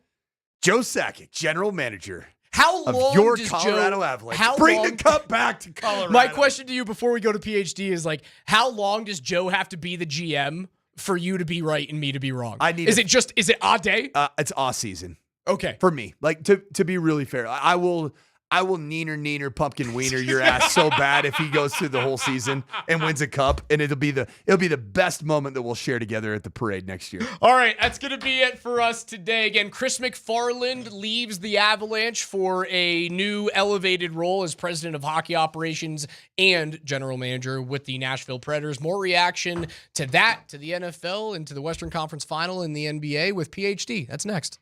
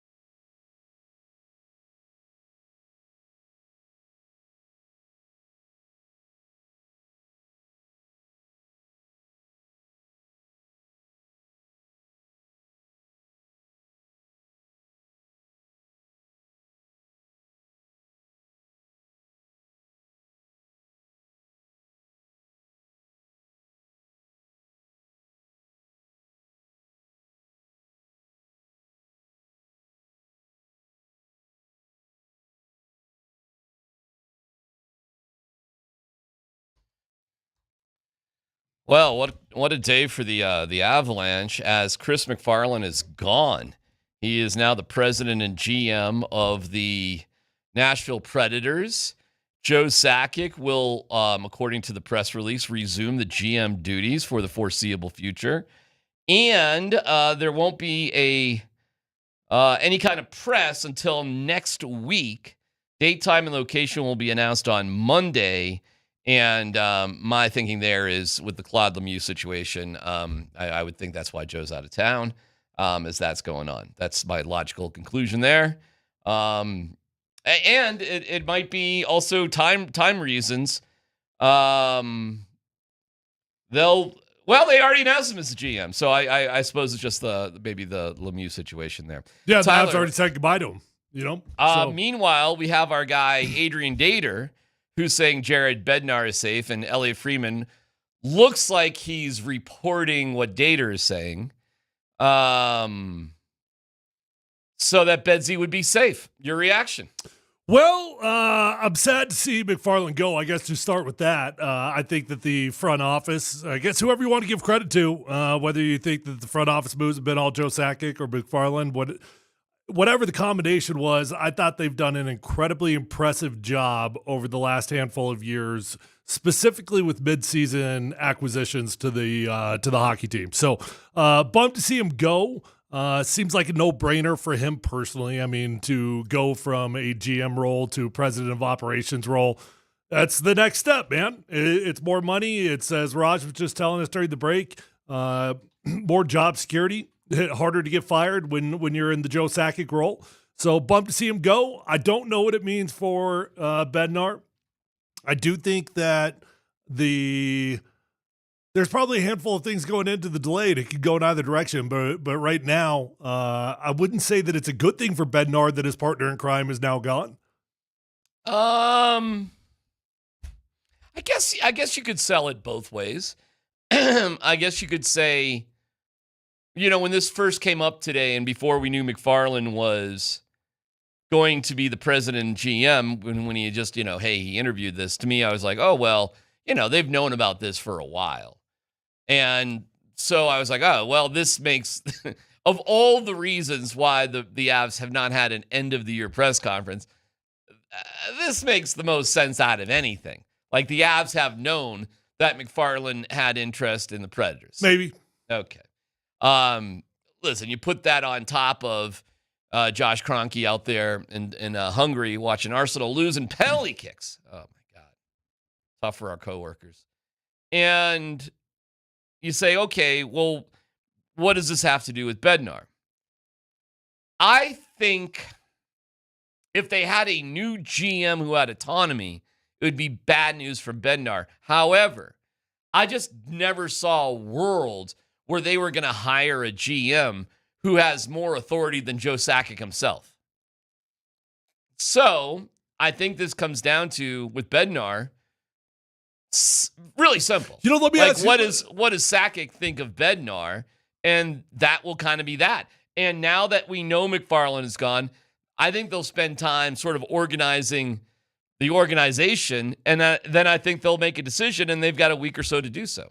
The Sakic conversation's interesting because I think over the years we've felt different ways on how involved he is in the organization. And if he's always been the czar, if he's always been the one signing off on all the trades, if he's always been the one that makes the roster acquisitions, well, then this is not much of a change at all. But if he was more in the background, and I think for a long time, many of us thought that MacFarland was more or less running the show with certain things that obviously need to be run past Joe, then that's a different story to me. So I guess I'm not entirely sure what Sakic's role has been in the past couple of years. I think it's been pretty high. I think MacFarland came up the ranks through the Avs. He wasn't hired outside of the organization. Joe is very present with the Avalanche. He is not like the president of something and never around. Like, I would see Joe at the rink every game, with MacFarland. Oftentimes the two of those guys together. I'm not saying they went to necessarily every single game, because I'm sure there were other reasons and scouting and different reasons they had to be away. But I saw Joe all the time. So he wasn't some sort of distant figurehead sort of guy. That wasn't the case at all. I'm just being logical here. If I'm seeing Joe all the time, if he's around all the time, I have no idea why he wouldn't be the guy where the buck stops. And ultimately goes past Joe and goes to Josh Kroenke. But, with hockey, the Kroenkes were more or less, leaving things alone and letting the hockey guys take care of it, which has worked great over the years. The real question isn't, I think everybody might be caught a little bit by surprise with MacFarland's interest, but I don't think anybody would be surprised, Tyler, that he's leaving. I mean, you get to be the president and GM. I mean, you're the man. You're the man. And I'm sure there's not only more responsibility, but there's got to be more money involved too. Got to be quite a bit more money. It's everybody wants to be the head coach, and everybody, if you're not in the coaching side of the building, then you want to be running the show with the roster. So this is final say. It's beyond final say. It's a upgrade in finances, all of the above. So good for MacFarland. Bummed out that he's no longer be part of the organization, and the hurry up and wait just continues here with the Avs as we all try to follow the breadcrumbs of what's happening. If I had to guess, I would guess that Bedsy's safe for another year. But don't forget, if you're going to keep Bedsy for another year, I mean, you don't have to, but in most times, you don't want a guy on a lame duck contract. So, I mean, it's not just as simple as saying Bedsy's back. It's like, do you think Bedsy's back with some form of contract extension? If I had to take a guess right now, it would be yes. It would be yes. He'll be back and he'll be extended. Do you think that gets announced whenever the presser is? I would think so. Well, it's hard to say. I don't know. Well, I'd be shocked if they've been working on an extension right now. I think there's been too much in the background. There's been too many conversations. Does he stay? Does he go? There's been agony. There's been pain. There's been punishment that they've been trying to process through. So I actually would be shocked if we got some sort of announcement that an extension had been done. Yeah, that might be a little bit too much. Although there's not a lot to think about here. It's whether you want him back or not. And I just think most logical organizations wouldn't want a lame duck coach. So it might not be that complicated. We'll sign you up for another X amount of deal, and then here we go. And if we have to pay you out, I guess we have to pay you out. But now that we know that Joe Sakic's going to be the GM, it's not like you got to run it past anybody. I mean, it's how Joe feels. I'm sure Joe will be consulting with his, money folks and hockey folks and everybody. Mm-hmm. But my guess is that as much as we talk about this, well, what in the world do you think they're doing? I mean, come on, man. They must have run every single scenario in their minds 1,000 different times. So they're so far in front of where we are as sports talkers and as the fans are. They're 100 steps ahead of where we are right now. So we'll see. I mean, listen, and I think there probably would be a sooner thing, except there's some other tragic things going on in the world. By the way, speaking of tragic things, just the passing of Rick Adelman, David Adelman's dad, that is brutally sad. My condolences, deepest condolences to David and his family, and I heard Vic tell the story today about how David had reached out to Vic during Vic's dad's funeral yesterday, and then just 2 hours later, David's dad passed away. Rick Adelman passed away. Brutal. Oh my gosh, my goodness gracious. Vic did a wonderful job, by the way, at the service yesterday. His family and his community, what an outpouring for Easy. Oh my gosh, it was awesome. And really, really cool. And, I just passed it to my dad 6 weeks ago, Vic, and now David. It's rough, man. It is absolutely rough. Mm-hmm. So our condolences to David, to the Nuggets family, to everybody in that. All of a sudden, there seems to be a lot going on, doesn't it? Not all great stuff. Well, they do say that it seems to happen in threes like that, so I don't know, man. Life comes at you quick. I've been through it a lot. Had my own stuff in my family, and always got compassion for people when they're going through it. Yeah. All right. So, 303-504-0925. If you had to guess, if Bedsy keeps his job or not. What would you guess? Well, I've been guessing the same thing from the beginning, and that's that he does. I do think that the good far outweighs the bad, or at least I'm not even called the bad. Like the good far outweighs the concerns with Jared Bednar, and there's far more reasons to bring him back. So I've been that way for a long time, but I do think that you could look at what is going on here timeline wise and let that affirm whatever your previous opinion was. If you thought that they're delaying because they need to get ownership back in town to fire Jared Bednar, you could probably make that argument, you know? Sure. And then you can make the same argument that they could have easily fired him by now. If they were going to fire him, they would have done it, you know? So I think nothing has been confirmed or affirmed through this process just yet. Our guy Dater, my guy Dates, you know, he's out there on a limb sometimes. And his report is perhaps catching a little fire. If he's hearing that, okay, I believe Adrian's got his sources. I think Friedman, though, is likely just sort of following up on Adrian's report because he said, you know, as it's being reported, as, you know, so that it's not like he's saying it. He's sort of seeing it from another source. Mm-hmm. So we'll see. We'll see what happens. You know, later this afternoon, we'll have it all for you. That's for sure. And like I said, your feedback is welcome at 303-504-0925. We'll get to your texts. We'll see you on YouTube, on Twitch, on all of it. Also, we have day one of the Broncos OTAs. They did announce that it will be open the entire practice on Thursday.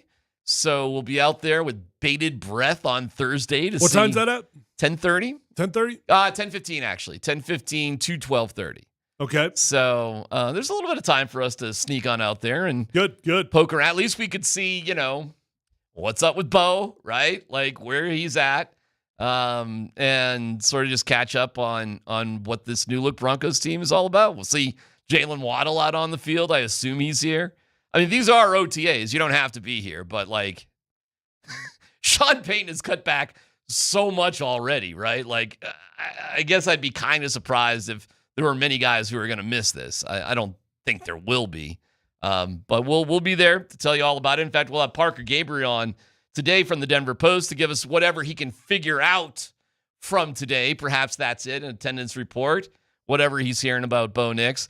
But Tyler, there are, oh my God, with the NFL stuff yesterday. It was rolling, wasn't My it? It was fun. All of a sudden, we got NFL action. So we got Myles Garrett, Jared Verse, A.J. Brown, and yes, Russell Wilson. All to get into coming up next.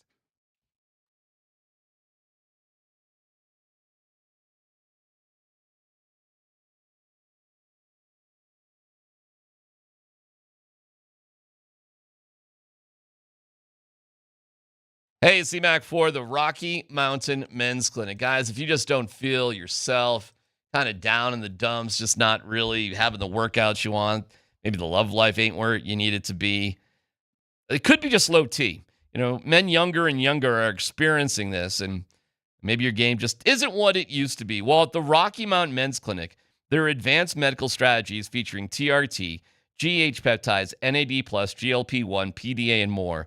Treat low T and other hormonal issues to help you shed pounds, have more energy, enhance your body composition, improve sleep, increase your sex drive, and so much more. So don't be older. Take control. Be stronger in the gym, sharper at work, more confident in every part of your day. Go to RockyMountainMen'sClinic.com. Take the low T quiz. It'll just take a couple of minutes. If you sign up for an appointment, it's only $99. You get the consult and T and a PSA test. If you sign up for testosterone treatment the day of your appointment, that visit is free, so don't ignore the signs. Call today and take the first step towards feeling better again. Rocky Mountain Men's Clinic, 720-440-7900, RockyMountainMen'sClinic.com. Featured therapies are compounded and have not been evaluated nor approved by the FDA. Provider prescription required. See website for details.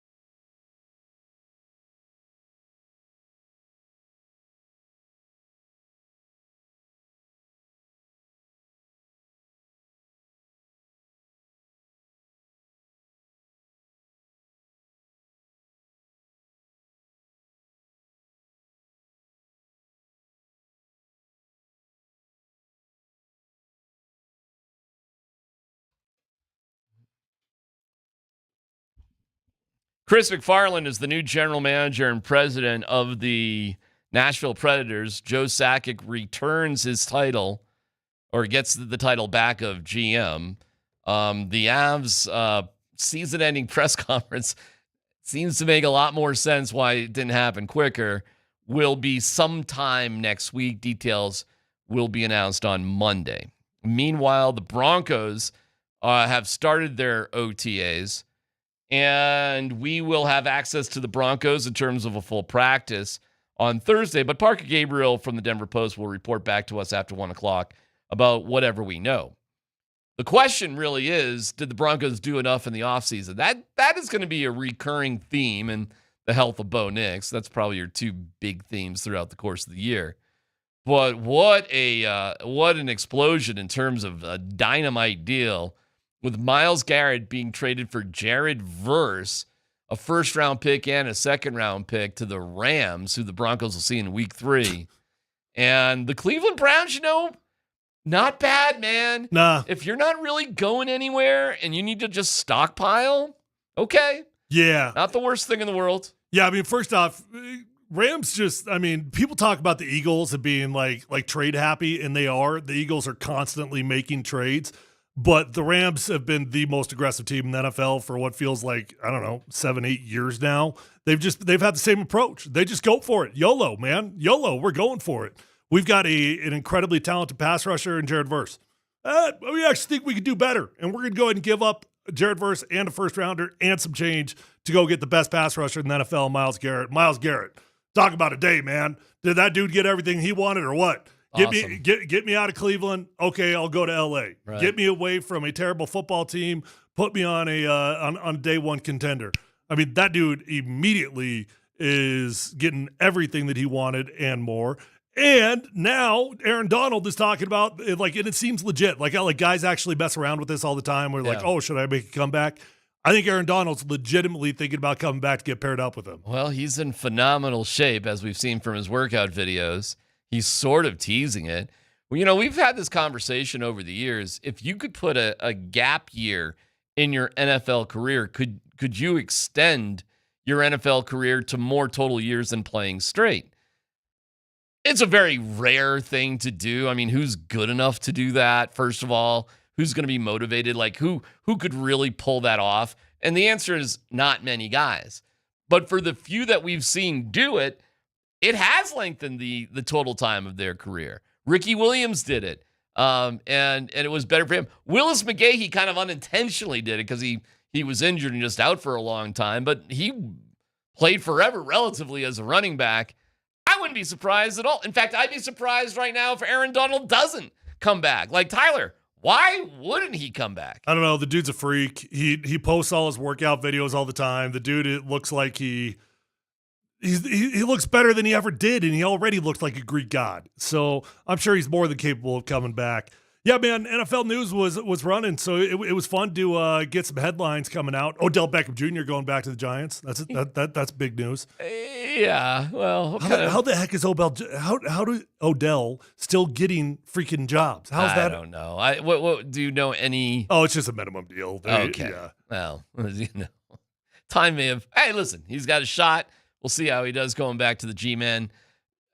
Meanwhile, the bigger news, obviously, was A.J. Brown going to New England and gets back with Vrabel. Rossini saw it, and there you go. And it's another first-round pick and a 2027 fifth-round pick for A.J. Brown to join Mike Vrabel in New England. Do you think Rossini thought about coming out of retirement to take a little victory lap She on might have. I mean, she was right on that story. Yeah. Right on it. Leave that there. But yeah, A.J. Brown can go and he didn't like Jalen Hurts and just was reading books but he's an absurdly talented wide receiver. Heck yeah. So the Broncos get Jalen Waddle, the Patriots got A.J. Brown. Who made out better? Oh, I mean, I guess time will tell. I like the at first I wanted A.J. Brown because I thought it was the most logical guy that you could go get. So we kind of locked in on him. Jalen Waddle didn't feel quite as tangible at the time, but Jalen Waddle does not have the off the field concerns. That's not even the right way to say it with AJ Brown. The dude's not getting in trouble, but he's just a locker room unhappy camper, right? Yeah. And you don't have that with Jalen Waddle. He's also a different player. If you got AJ Brown, you just got another Cortland Sutton. I like the compliment that our room has right now. We've got a complimentary group between Troy Franklin, Cortland Sutton, Marvin Mims, and Jalen Waddle. They all play their own roles. Mims and Waddle are the only two that are like the same type of player. And then our guy, Russell Wilson. Oh, yeah. The last big story amongst a lot of big stories. You know, if he was still playing for the Broncos, he would have 3 years left on his deal. He was signed up through 28. He'd have 26, 27, 28, technically. And with 3 years, I mean, he said he was going to play for 20 years. And what was it for Russ? Still pretty, 14. What did he get before he tapped out? Russ? Yeah. Oh, I don't know. I mean, a lot. Something like that. And now he's going to work for CBS. Yeah. Good. You know what? I actually did think Russ would be that type of guy that would actually walk away. I thought he would keep chasing it for as long as he possibly could. Well, I think he did. No, he had an offer on the table from the Jets. He did? Yeah. Look it up. What was that offer for? Oh, I don't know the finances of it. I don't know the specifics of it, but the Jets were trying to bring him in. Okay. All right. You're doubting it? No. I'm looking it up. Declined an offer to join the Jets as a backup to Geno Smith. No contract sort of thing. The Jets brought Wilson in for a free agent visit and offered him a contract to serve as their primary backup. Okay. Yeah. Which would have been an interesting spot. I mean, you know, at some point he probably would have competed with Geno to actually get on the field. Favorite Russ memories? Now a good time to go back and do some memories. You guys just want to go down memory lane with Russ? Favorite moments? What were your favorite moments? Russell freaking Wilson, y'all. Nathaniel Hackett on the introduction. Russell freaking Wilson, y'all. That was a good one. What else? Oh, that's about all I remember. Yeah. Yeah. I mean, I know where I was when I heard the news. I was having lunch with my my guy Danny at La Peep, and it was just like, oh my God. Dude, so exciting. I was just reliving because, you know, on your phone, you get these memories pop up based off the time of the year. Yeah. And I was just reliving this a few weeks back. And the day that he got traded, remember my son's a diehard Seahawks fan. He was born when I was playing for the Seahawks. He just latched onto the Seahawks. And he was like also a diehard Russell Wilson. But Russ was in his heyday, man. It was in the heyday. Russ he was an icon. The trade happened, and I drove to my son's school and he pulled him out of class to let him know what happened. And he walks down the hallway and he's wearing his Seahawks gear. He's got a Seahawks hat. I'm like, hey bud, can you come down here? And he's like, what's going on? Dad's never pulled me out of school like this. Yeah. Walks over and I'm like, hey, can you take that hat off? He tosses it to me, and I tossed him a Broncos hat. I go, you better put this one on because Russ is a Bronco. Man, you're like out of a Hallmark movie or something. Look at that. Well, he was ticked off. He was mad. But my point is, that's where we all were. No, it wasn't a Hallmark. That's right. Because he was actually a bigger Seahawks fan. Right. Yeah, right. He was PO'd about it. All right, you're being kind of a jackal. Absolutely, I was being a jackal. I knew what I was doing. Absolutely, I was. But my point is, that's where we all were. Everybody was excited. And we kind of ignored to a degree that the real reason Hackett was here in the first place was for Aaron Rodgers and how that fell through. Because we all just wanted to believe that good things were going to happen. So we just kind of bought it, hook, line, and sinker. And what did we hear from our Seattle friends, our Seattle media friends? They warned us. They tried to tell us. We didn't want to listen, though, did we? Sure didn't. You're getting it wrong. You guys are making the mistake. And then the training camp. And at training camp it was just like, oh man, like when's he gonna look good? Like when is this gonna kind of? It's gonna come together. You know what? But we got a moment. We got a glimpse when the Cowboys came into town. When the Cowboys came into town, we got a little glimpse there, and the Broncos were looking good. And we were on top of the world for about 3 days. And when the whole Let's Ride thing. We all liked Let's Ride. No, we did not. I despised that from day one. I hated Let's Ride. Everybody was loving Let's Ride. You were. Well, me and everybody else. Come on now. I mean, everybody was jumping into Let's Ride. Somebody says their favorite Russell Wilson memory. I don't know if this is a Nathaniel Hackett or Russell Wilson memory, but the crowd counting down the play clock. We can give that to both of them. Yeah, we give that to Russ. Counting down the Hackett. play clock was great.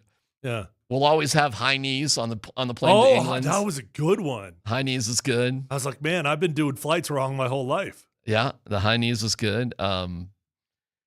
Hackett going for a 64-yard field goal rather than put the ball in the hands of Russell Wilson on 4th down in his first game against the Seahawks. Yeah. Can remember? Okay, we just went and got our guy. We got the franchise guy. Game's on the line in his old town. Surely the guy's going to go for it. Yeah. No. McManus. Let's go. Then we have the contract. The Walton Penner Group takes over, and then the first week they give Russ all the money because it was all Hackett's fault. Tyler, remember that? It was all Hackett's fault. It wasn't Russ, and Russ was hurt, as Russ is quick to point out. Couple more just quick memories. Oh yes, of course. I do appreciate the NFT waters that he was selling. Yeah. We loved him buying the most expensive home ever in the history of Denver with its 12 bathrooms. Opening up the hall of whatever at the mall. What was it called? The House of LRNC. That's right. Who didn't love that? Yep. I love that. I loved the moment that we all just understood him. We're proud of the fight inside of him when he just laid over like a beaten puppy dog and let Sean Payton just rail into his soul. Why fight back? You don't need that. Then we recall, when they wanted to get rid of him, he won 5 straight games. Right. Including that Monday night game in Buffalo. Bench this, Sean. You want to bench me? Go ahead. Yeah, I'm him. Isn't that what he was yelling and screaming? I'm him. You know who I am. As he said with Bussin' with the Boys. Oh, I do. I also got a fond memory of when I paid for my son to attend his camp. Son's a big fan, by the way. Yeah. And he was a little short on coaches. And one of his assistants came over and said, hey, Russ was wondering if you might be able to help out. Not Russ himself, but one of his assistants. Yeah. Okay. Sure, I'd love to. Yeah. It'd be great. Coach for about 6 hours straight. Had to leave about 45 minutes. Getting personal now, aren't I? I'm getting personal. I'm not interrupting. I'm getting personal, aren't I? I'm not interrupting. Had to leave about 45 minutes early. Just wanted to get my son a quick little interaction and an autograph. And well, it was quick. You're welcome that I just coached at your camp that I paid for my son to attend. The memories of Russell Wilson. All right. Well, that's a wrap on Russ. I'm really not sure what the Russell Wilson defenders will have to say about him, turning down a job with the Jets to just go into TV. But he'll probably make more money with TV and, whatever. And then we'll just be looking at Russ. Well, is that more than a backup? He'll make plenty of money, but he's not making more than he would as a backup in the NFL. What do you think he'd make? What do you think he's turning down? Minimum $7 to $8 million a year. Minimum. Well, here he is. I mean, Jarrett Stidham's making that kind of money. I guess he just didn't want to be a definitive backup, I guess. I guess every time he's bounced around, he's always had a shot to be in the mix, right? Yeah. But in this particular case, it would be, if you don't think you can beat out Geno Smith, then I guess it is time to pack it up. I was just going to say, not only can you not, you're a backup, but you're a backup to Geno, and you're a backup to Geno on the Jets. Yeah. Time to pack it up. Can you believe that all happened so quickly after he was here? After the Broncos gave him what they gave him. Listen, and George Payton has the last laugh. His team was in the AFC Championship game. Everybody's very high on the Broncos, as they should be. George Payton gets a lot of praise for a lot of right reasons. But my God, the fact that he survived the Russell Wilson contract to thrive the way he has for the Broncos it's really amazing. You know what? He deserves a lot of credit. He really does. The swings and misses have been big, but the recoveries have been big as well for George Paton. All right, what a weekend in the NFL, man. To me, this puts the whole Russell Wilson thing completely to bed. I mean, it was going in that direction anyways. I wasn't really thinking about it all that much of late, but I admit I was kind of obsessed with it in the beginning when he left. I'm not a Russ fan. I saw a couple things behind the scenes too that I'm like, oh, that's interesting. Like, not great, you know. 'Cause I think he's kind of phony. But whatever. He's going to be what? Doing pregame, postgame. Did they say what it is? I don't know. Who knows? He's not in the booth?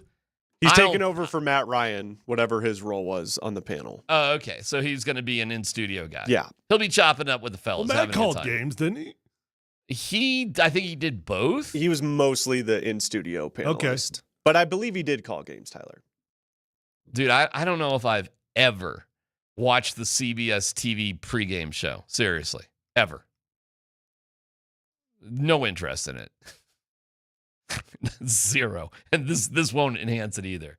But Russell Wilson hanging it up and joining CBS. Dan, you got a favorite Russell Wilson memory? You got one? I mean, it's hard to pick out one when there's so many. Oh boy, there are so many. Yeah. The Subway stuff was Subway. We didn't even bring up. That's dangerous. The Dangerous. That's a good one. Him having his own office. You know. Oh, the office. Jake Heaps. The 2 parking spots. Oh, right. What about Sierra jogging across the field in the middle of training camp? Sierra at training camp. She had to go to the bathroom. How about Sierra having her own private bathroom and her own private entrance from all the rest of the families? Even though that entrance was actually less convenient than the entrance for the families. But she had her own. Yeah. That was the funniest part about her having her own private entrance. Like, this is actually further away than if you were just, okay, whatever. The personal strength coaches on the sideline that had a GPS attached to him and was able to tell the Broncos strength coaches when it was time to shut him down for practice. You know, it's so funny. Jake Heaps is still hanging out here. He's coaching at Legend. What does he do now?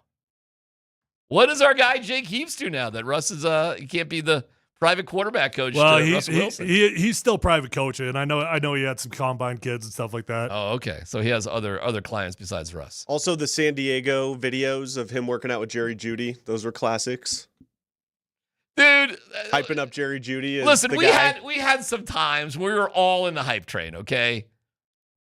At least I was. I'll just speak for myself. We were all excited about Russell Wilson. I mean, there were times, they're bonding. Look at how great they are together. Look at this. Look at that. This is all awesome. A true leader, guy who's going to make things happen, yada, yada, yada.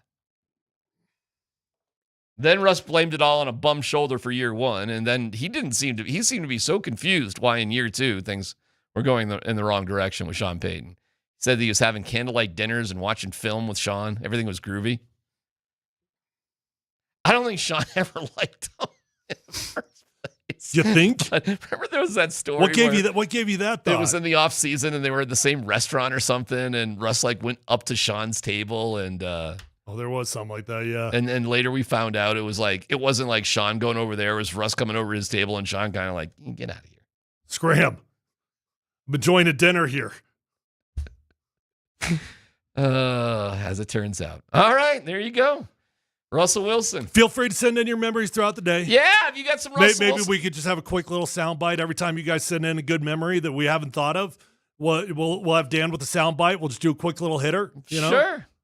High knees, spicy, and memories, and sure. If you got a favorite, did we not think of them all? Well, that's not what he wanted to cook. We got back-to-back texts that the Christmas Rams game with Patrick Starr. On Nickelodeon. That's not what he wanted to cook. Oh, gosh, there are good memories coming in. You know what? I'm going to save some of them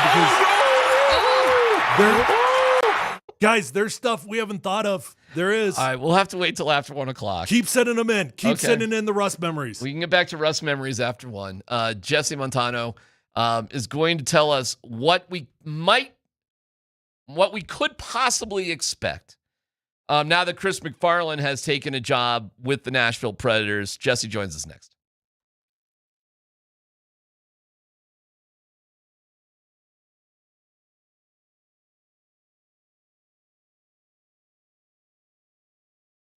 Hey, what's going on? It is DMac for Fanatics Sports Book. You ever wonder why Fanatics Sports Book is America's fastest online growing sports book? Others, they use rewards, same old, same old. But Fan Cash, it's the ultimate sports currency. And betting with Fanatics lets you stack Fan Cash. With Fanatics Sportsbook, you can get up to 10% Fan Cash back on your wagers, win or lose. And unlike points that expire, you can spend your Fan Cash on official team gear across every team in league, collectibles, exclusive experiences, all on Fanatics.com. Fan Cash unlocks value you can't get at other sports books. So convert your Fan Cash to profit boost, and you can even bet with it too. With Fan Cash, you're getting access to the world of sports every time you bet with Fanatics Sportsbook. Switch to a sportsbook that will always give you more to play with. Download the Fanatics Sportsbook app today. Winning hits different here. Must be 21 plus. Gambling problem. Call or text 1-800-GAMBLER. Offer not available in all states. Terms apply. See Fanatics Sportsbook app.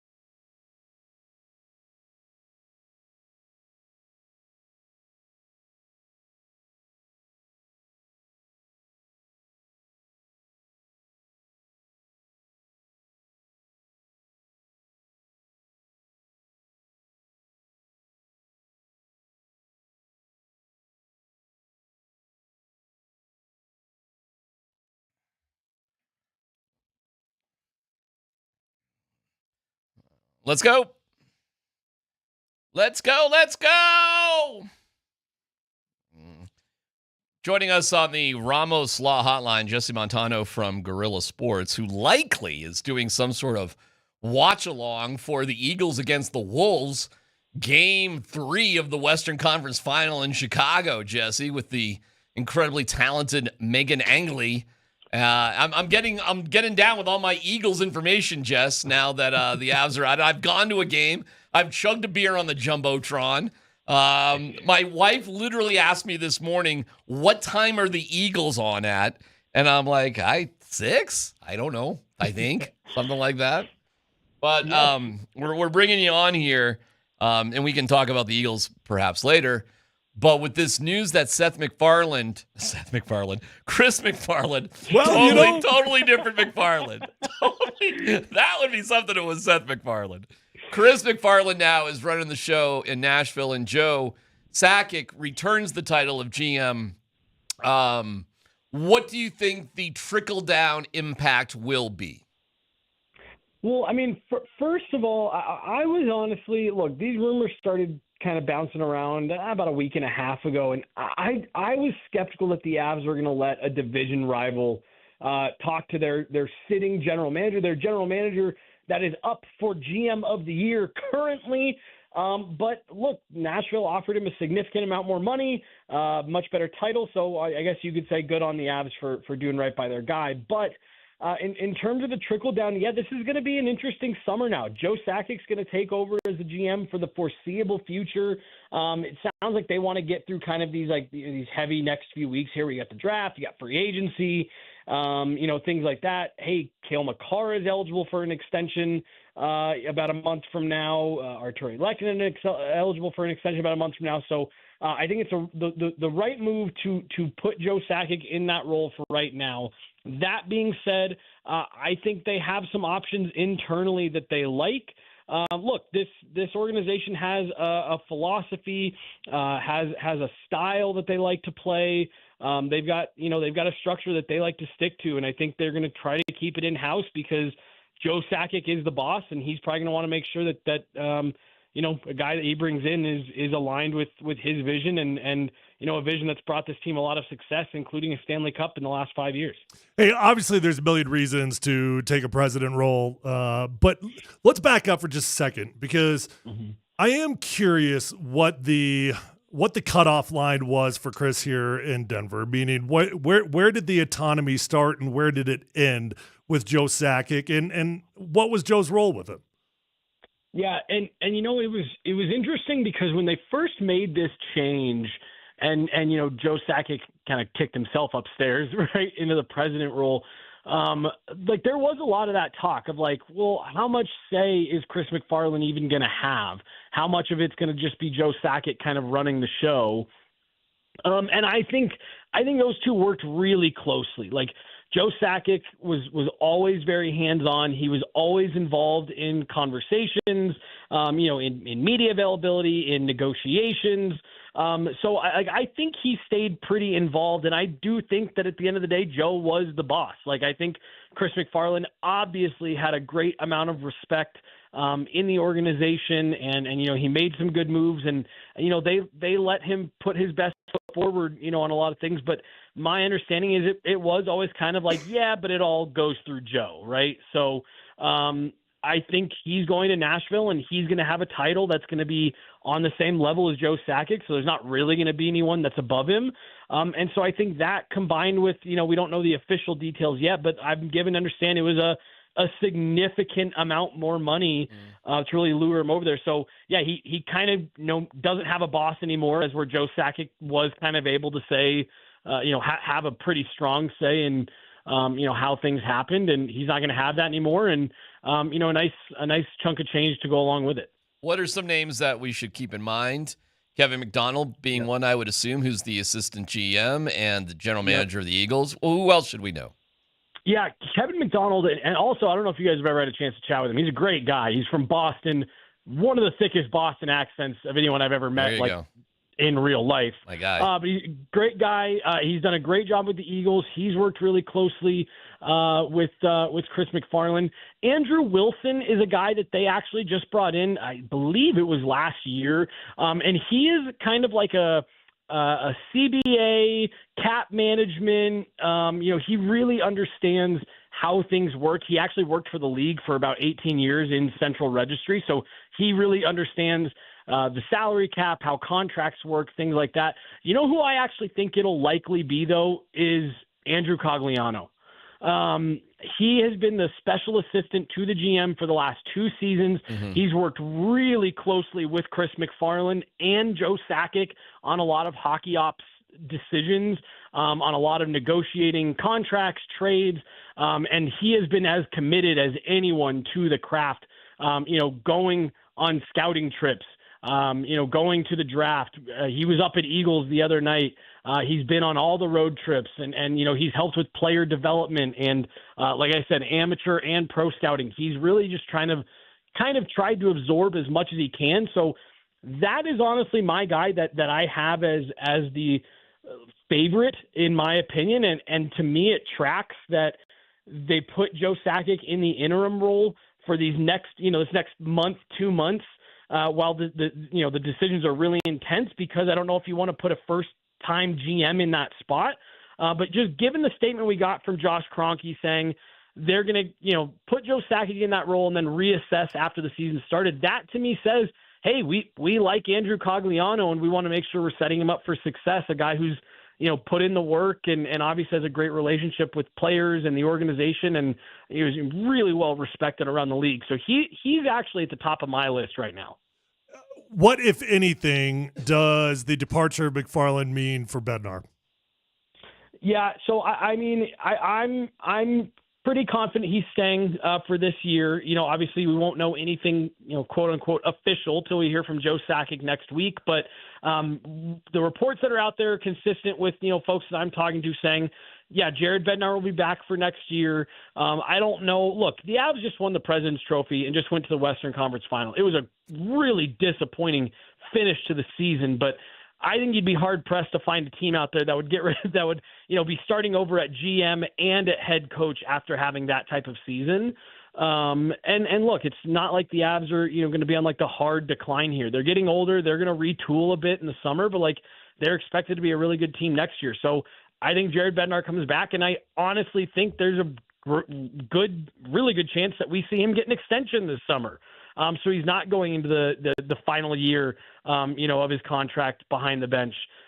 So I think he stays, and I think assuming the Avs make a move internally, like a lot of what Jared Bednar does, the players he likes, it fits into the philosophy of what the Avs do. So it's part of the reason why I never really thought they were going to get rid of Jared Bednar right now. He's an integral part of the fabric of the organization. That would be a huge move for the Avs from an organization standpoint, not just a guy who's standing behind the bench. But so I think this kind of just underscores, Jared Bednar's importance and probably how much they're going to lean on him for some decision-making stuff, because he is a big part of what they do here. And now with Chris MacFarland gone, Joe Sakic's probably going to work pretty closely with Jared Bednar going into this next season. All right, we'll talk about some of those details coming up after 1 o'clock. Jesse, we really appreciate it. Are you doing something for the Eagles tonight? I threw that out as a joke, but I know maybe you are. I don't know. We aren't tonight, but we actually do have some stuff planned. Megan's our secret weapon with the Eagles. She's great. We actually have a live Eagles podcast going here in about 30 minutes that you guys can catch. That's awesome. We're talking all things Eagles, and so we'll have that. But what a fun little ride they're on right now. It's really great. It's funny, Jesse, being at the game. I was like, oh my God, look at that guy. Look at that guy. There's like 6 or 7 dudes that have been in the Avs locker room, that we've been around. I know that guy. I remember that guy. Quite a few. Avs fans, I would really encourage people to get up to an Eagles game on this run that they're on. Oh, so fun. The atmosphere so is great. Good. You might see DMac chugging a beer. And it's not common to have your team right up the road, your AHL team right up the road. It's Avs fans are super lucky, and it's a really fun team right now. And like like you said, a lot of names that Avs fans would recognize. All right, my man, Jesse Montano from Guerrilla Sports. Thank you, Jesse. We'll stay in touch. You guys are the best. Talk soon. All right. Jesse on the Ramos Law Hotline, car accident. You need Ramos Law, medical doctor and attorney, ramoslaw.com. Okay, is this good news for Bedsy? We'll talk about it next.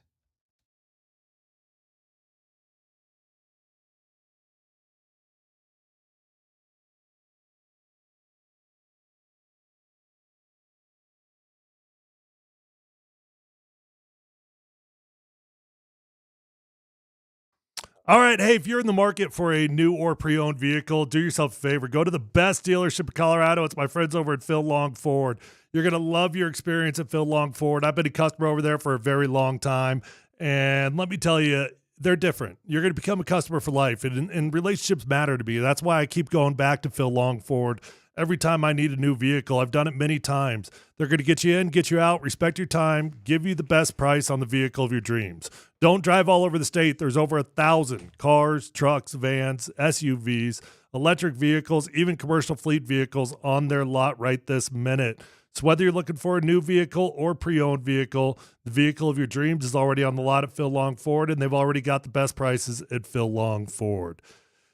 Let them know that Tyler sent you on over, and remember that they've got an award-winning service department, so once you buy that new vehicle, keep it serviced over at Phil Long. You're going to have a beautiful ride for a very long time. Check them out online at phillongford.com.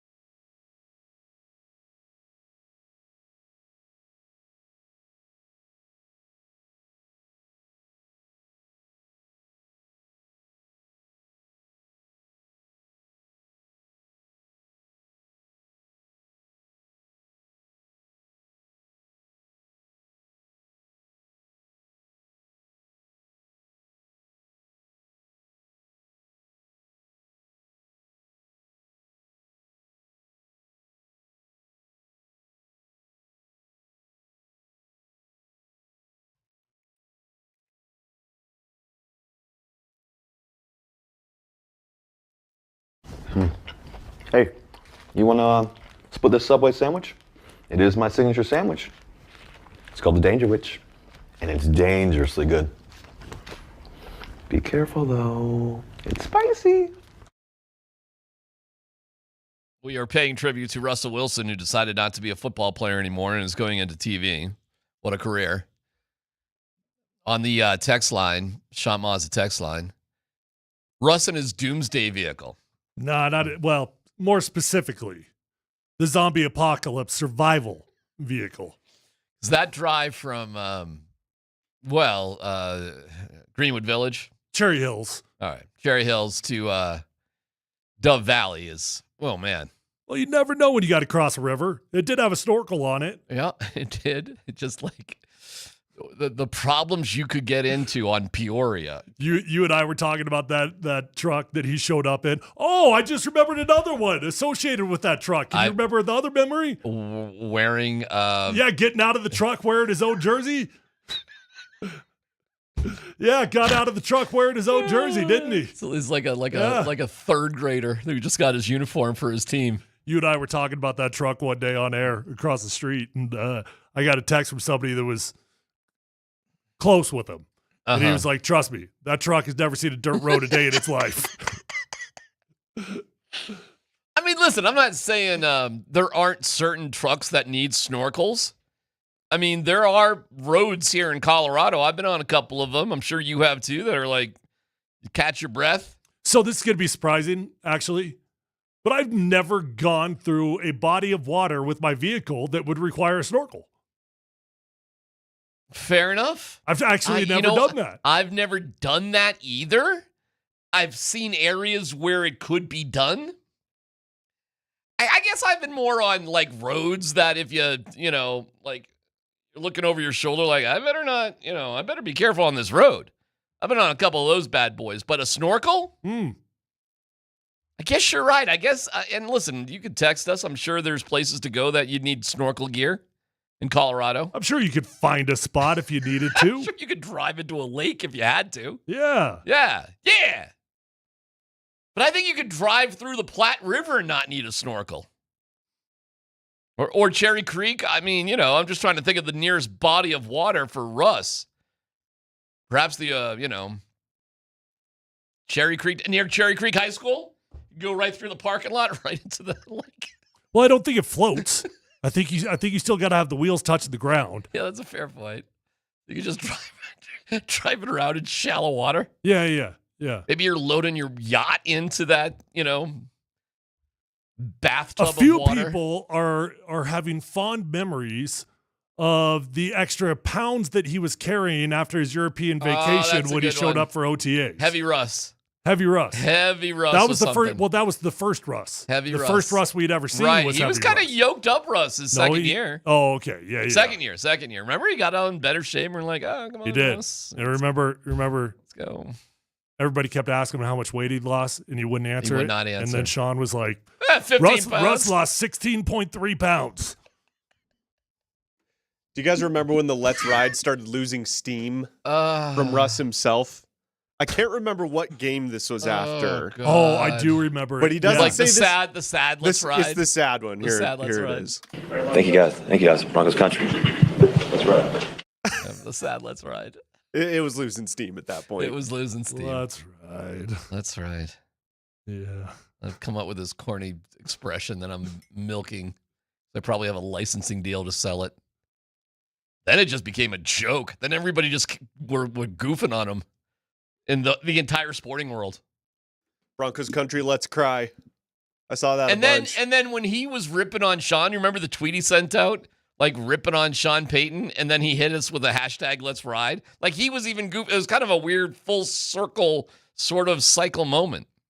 Hey, we love these memories of Russ are great. Keep them coming. 303-504-0925. It's fun to see some of them, what sticks out with people. I forgot about the zombie apocalypse vehicle. But the zombie apocalypse vehicle led to the shirt that he wore. I forgot about the sad Let's Ride. That's a good one. Yeah. The shirt that he wore? Is that what we're calling it? His own shirt? His own jersey, you mean? His own jersey. Maybe it's one of those duck boats. Yeah, maybe. I don't know. Who knows? All right. To the Jared Bednar situation with Chris MacFarland, if you're just tuning in, Joe Sakic is now the GM again. As well as the president. The press conference, I guess this makes more sense why this press conference, Tyler, has been delayed. I mean, we were speculating, Josh Kroenke's in, Budapest. Oh, maybe this, maybe that. Now I think we kind of know.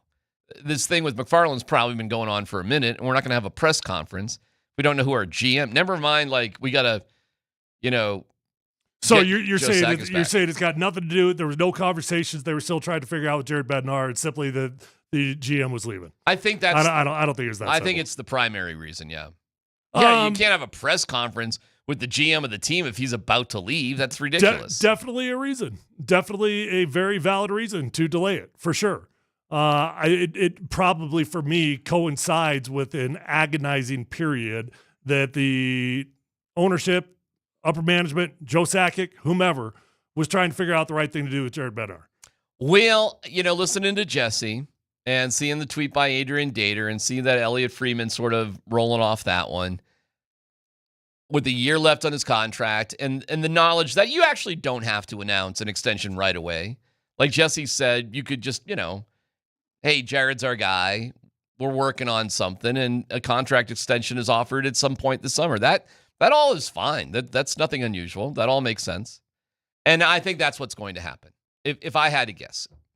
You? I don't know if the extension could be figured out right now. That seems like a lot to me. I expect Jared Bednar to be back. I do. There would have been something that got out by now. There would have been some leak by somebody if he was going to be gone. Yeah. Even if it was being seriously considered, there would have been somebody that leaked something. Hey, these guys are agonized. Hey, these guys are struggling. We just haven't heard any of that. So I do expect Jared Bednar to be back. Of course, logically, it makes sense. You don't want to coach coaching on a lame duck year. That's an unusual thing to happen. It could happen, and this might be a rare circumstance where it actually makes sense to do it. I guess I don't know when they would have had time to figure out a contract extension as they're figuring out their GM leaving.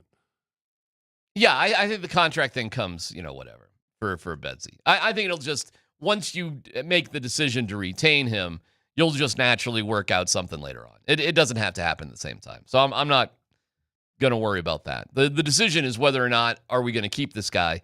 But obviously, the Avalanche as an organization have been dealing with the fact that they're about to lose their GM.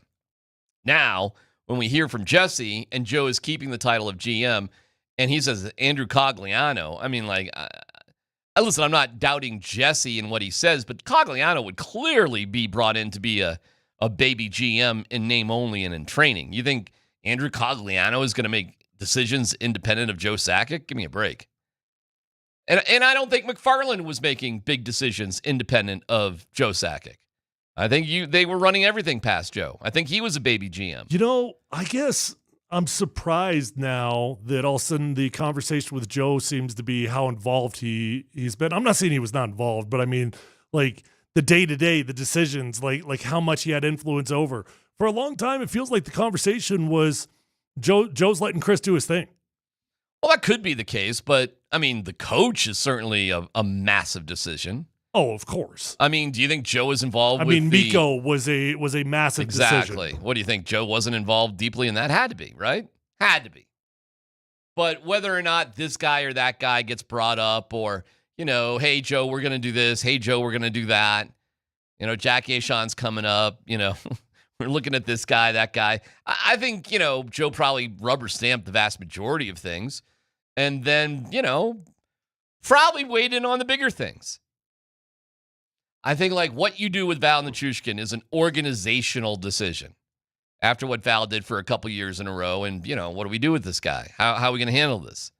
That goes beyond a Chris MacFarland decision. The goaltending situation. You think that was just Chris MacFarland figuring it out? Well, what's it? Are you talking about who to play? Not who to play. That's up to the coach and maybe an organizational decision, sort of too. But the dumping, the dumping goaltender. of, Like I actually think the goaltender acquisitions was probably mostly just Chris. I think I don't think that was that big of a deal. Dumping Georgiev wasn't that big of a deal. Not really. Oh man, I think that was probably pretty massive. Well, look, whatever. I mean, yes. I mean, anything that Joe wants to be involved in, he's got the right to be involved in. All right, I guess what my point is, in my opinion, Joe's been involved with all the major decisions anyway. I think for MacFarland, this is a no-brainer. You're getting more money and more autonomy. I mean, if you want to, build your career up, this is a very natural progression. What's happening to MacFarland is why he would take the job under Joe Sakic in the first place. It makes perfect sense to me.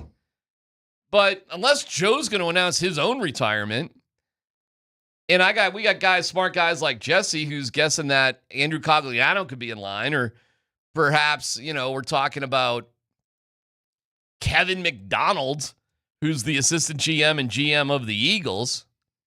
These guys aren't going to have a bigger voice in the room than Joe Sakic. They're not. And unless Joe is truly, Tyler, moving on, if Joe's going to move on, which there's no indications that he is, and why would he? Joe's not an old guy. Joe's 57. He's not old. Well, Joe could have this job for a long time. Would Joe want to go back into just a full-time GM role? Well, I think he is now. Well, I think for now it feels that way. I don't know. But there's certain things. I think he assumes that role until he's got somebody else in it. I'm sure there's things about being a GM in hockey that are a pain in the ass that he would rather have somebody else do. And perhaps if you've got to give somebody the title in order for that person to do it, then so be it. Not my money. Right. If I got to pay somebody else to make my job easier? You want to, have scouting meetings with your European scouts or whatever they do. You know what I'm saying? I think there's things that George Payton does that, Sean Payton wouldn't want anything to do with. But when it comes to bigger decisions, you don't think Sean's weighing in on what they're doing? He's got to be, right? Yeah, of course. They just got to figure out how it all works together. But still, this is a huge day in Avalanche history. And we know now that the press conference will be next week. I think Bedsy stays. You think Bedsy stays? I do. Dan, you think Bedsy stays or Bedsy goes? What we've heard now, I think it's a 98% chance he stays. Right. And if he stays, he probably gets some sort of contract extension in the summer. And there we go. And then you move on. By the way, where are you guys at with the Golden Knights and the Canes? Who do you want to see win that series? I can't stand Vegas, so I'm rooting for Carolina. Yeah, that's no brainer to me. I know DMac wants to see Vegas win, so the Avs feel closer, which I get. I do get that, but I don't stand Vegas. But we don't need that affirmation. We know how good the Avalanche were. We don't need any affirmation from Vegas to know what we lost this season. And usually I do want the team I lost to win because it makes you feel better. But I don't need that affirmation. And Vegas is rival, and I don't like them. Well, I'm not going to argue against that. I just know from my own standpoint, yeah. Because I think the Avs more or less lost 4 one-goal games, and I would feel better about whatever changes the Avs make based on how Vegas does. If Vegas just cleans up the Canes, I'm gonna be much more moderate in my opinion of what the Avs have to change in the offseason. DMac, were you rooting for the Timberwolves against the Spurs? No, hell no. Okay. No, because I knew, unfortunately, how far behind the Nuggets were. If they were to have beaten the Spurs, would you have thought the Nuggets were? Tyler's Timberwolves. They became that became my squad, right? Man. Those were some dogs. They were your boys. Until those dogs got beaten down and get submitted. How about the Spurs, man? Huh? How great was that, though? Yeah, D-Mac's so happy. Oh my gosh, I love the Spurs so much. Wemby's the best thing Has ever. The era He's so changed? much better than Nikola Jokic. Is it official now? I told you. Is Wemby the guy over I told Joker? you it was. I told you it was. No. It wasn't that overtime game when he beat the Spurs in game 1. It was over. Hey, Wemby's world. Let me know. I'd you want to put a 3-year coffee bet on something? What's that? Will you still be alive? Who knows? I'll try. That was the bet. Oh. Yeah. Yeah, that was the bet. All right. No. The 3-year coffee bet was that there's no chance Wemby stays healthy for 3 straight years. Oh, okay. Well, that's we got some time to see if that pays off. I mean, he's not going to take over. He's not going to take over from Jokic because he's not going to ever string it together like that. We'll see in 3 years. Yeah. I know Wimby's your guy. I know you think he's I better love than him. Jokic. He's a dog, man. He is better than Jokic. No, he's Right not. now, today he is. No, he's yeah. not. Not ever. Not career-wise, not legacy-wise, not yet. He does different things than Jokic. But nobody in their right mind, if they're starting a team, would pick Jokic over Wemby right now. Well, are you talking about age? Is that what you're talking about? Right now, you're starting a team. You picking Wemby or Jokic? Well, of course I'm going to take the youth. Okay. Well, that's it. That's all I'm saying. Okay, just skill set. Who you taking right Exactly. now, Tyler? I'd take Nikola Jokic. Oof, that's tough. Oof. Like, are you telling me I get Nikola Jokic from 5 years ago? No, right now. Well, now we're having the same conversation. I mean, now that's the same thing. You're asking me old guy versus young guy. I'll take the young guy. It's Wemby's world. And it's fine. And the problems that the Nuggets have are way deeper than the problems the Avs have. Way deeper. But hey, it's the offseason, man. This is what we get to grind on. Broncos OTAs. Let's get into some NFL news. Parker Gabriel from the Denver Post is going to join us coming up next. The OTAs are going on, so we'll see what smidgens of information are dripping out today. But we'll be out there on Thursday. We love football. It's Altitude Sports Radio 92.5.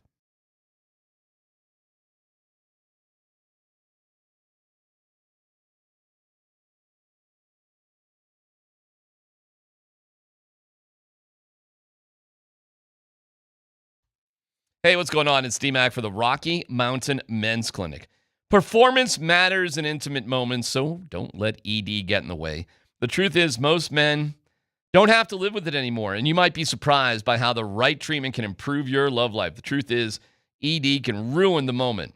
When you're getting intimate with your partner and you aren't able to perform the way you want to or used to be able to, it can be really frustrating. But at the Rocky Mountain Men's Clinic, there are a wide range of advanced treatment options for every stage of ED that can help get you back to performing again, maybe even better than you have in years. It's the Rocky Mountain Men's Clinic delivering advanced medical science and proven therapies to treat erectile dysfunction. Call today and find out why their advanced treatment strategies offer so much more.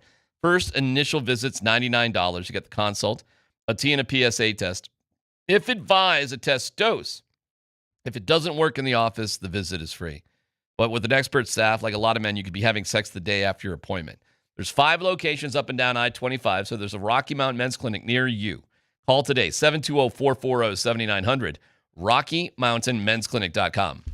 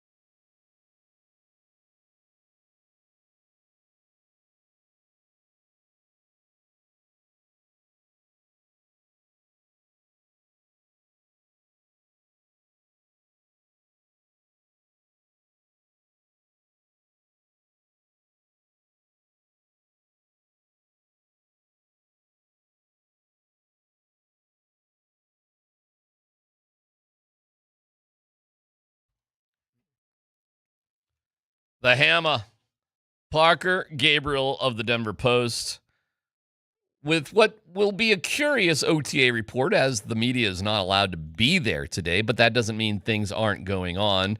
Parker joins us now. What can you tell us, Parker, about whatever you're hearing about the first day of OTAs? Well, they're out there. I think most of the players are there, and we're not expecting a lot from Bo Nix, obviously. The next couple of weeks, we'll see about the mini camp. So it's been sort of today like it's been a lot of the offseason, some curiosity about the quarterback, and otherwise, I would say fairly quiet, all things considered. Any no Bo Nix sightings by anybody? We see how he's walking in a straight line. Are we stalking the parking lots? Yeah. Is that what you're saying? Yeah. I have not been to the parking lot or been asked to leave the parking lot or anything of the sort today. So I guess on the Bo front, we'll find out Thursday if he's out there, if he's on the rehab field, if he's sort of not around at all. I thought, Sean's word choice was interesting when he said, you'll see him, whether that means we'll see him taking reps or, doing work on the side or whatever. I think that remains to be seen. What are the top 3 storylines in your opinion for the OTAs? His health. Yeah, I think his health is clearly one. And then, I think some of it too, one that we probably won't be able to move the ball forward a ton on, except for just sort of initial impressions, is Davis Webb taking over the play calling. Just that element of it, what that looks like, is going to be fascinating and is one of the most consequential storylines for the Broncos in general going into the season. But, I don't know that you could fairly watch a couple of OTA practices and say this is going to be a big hit or it's going to tank, So, but certainly that's one of them.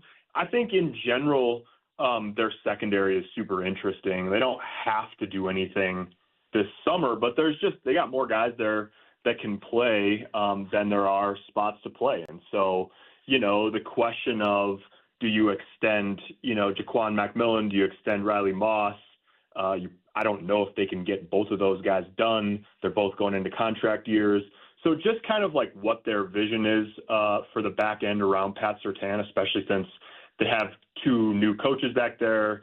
You would think that Vance Joseph would get another opportunity somewhere at some point. So the future there, I think, is super interesting. And then just in general, I think sort of the overarching story of this group is it's not like they have to blow the whole thing up after this year if they're going to give Bo Nix a massive extension.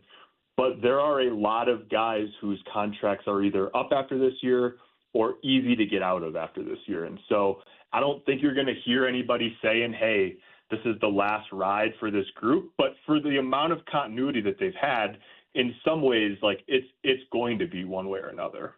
It feels like this time of the year, we almost always have drama with some player that's not going to be in attendance, wants a new contract. I can't think of what that would be this year. I mean, are we expecting full attendance to OTAs?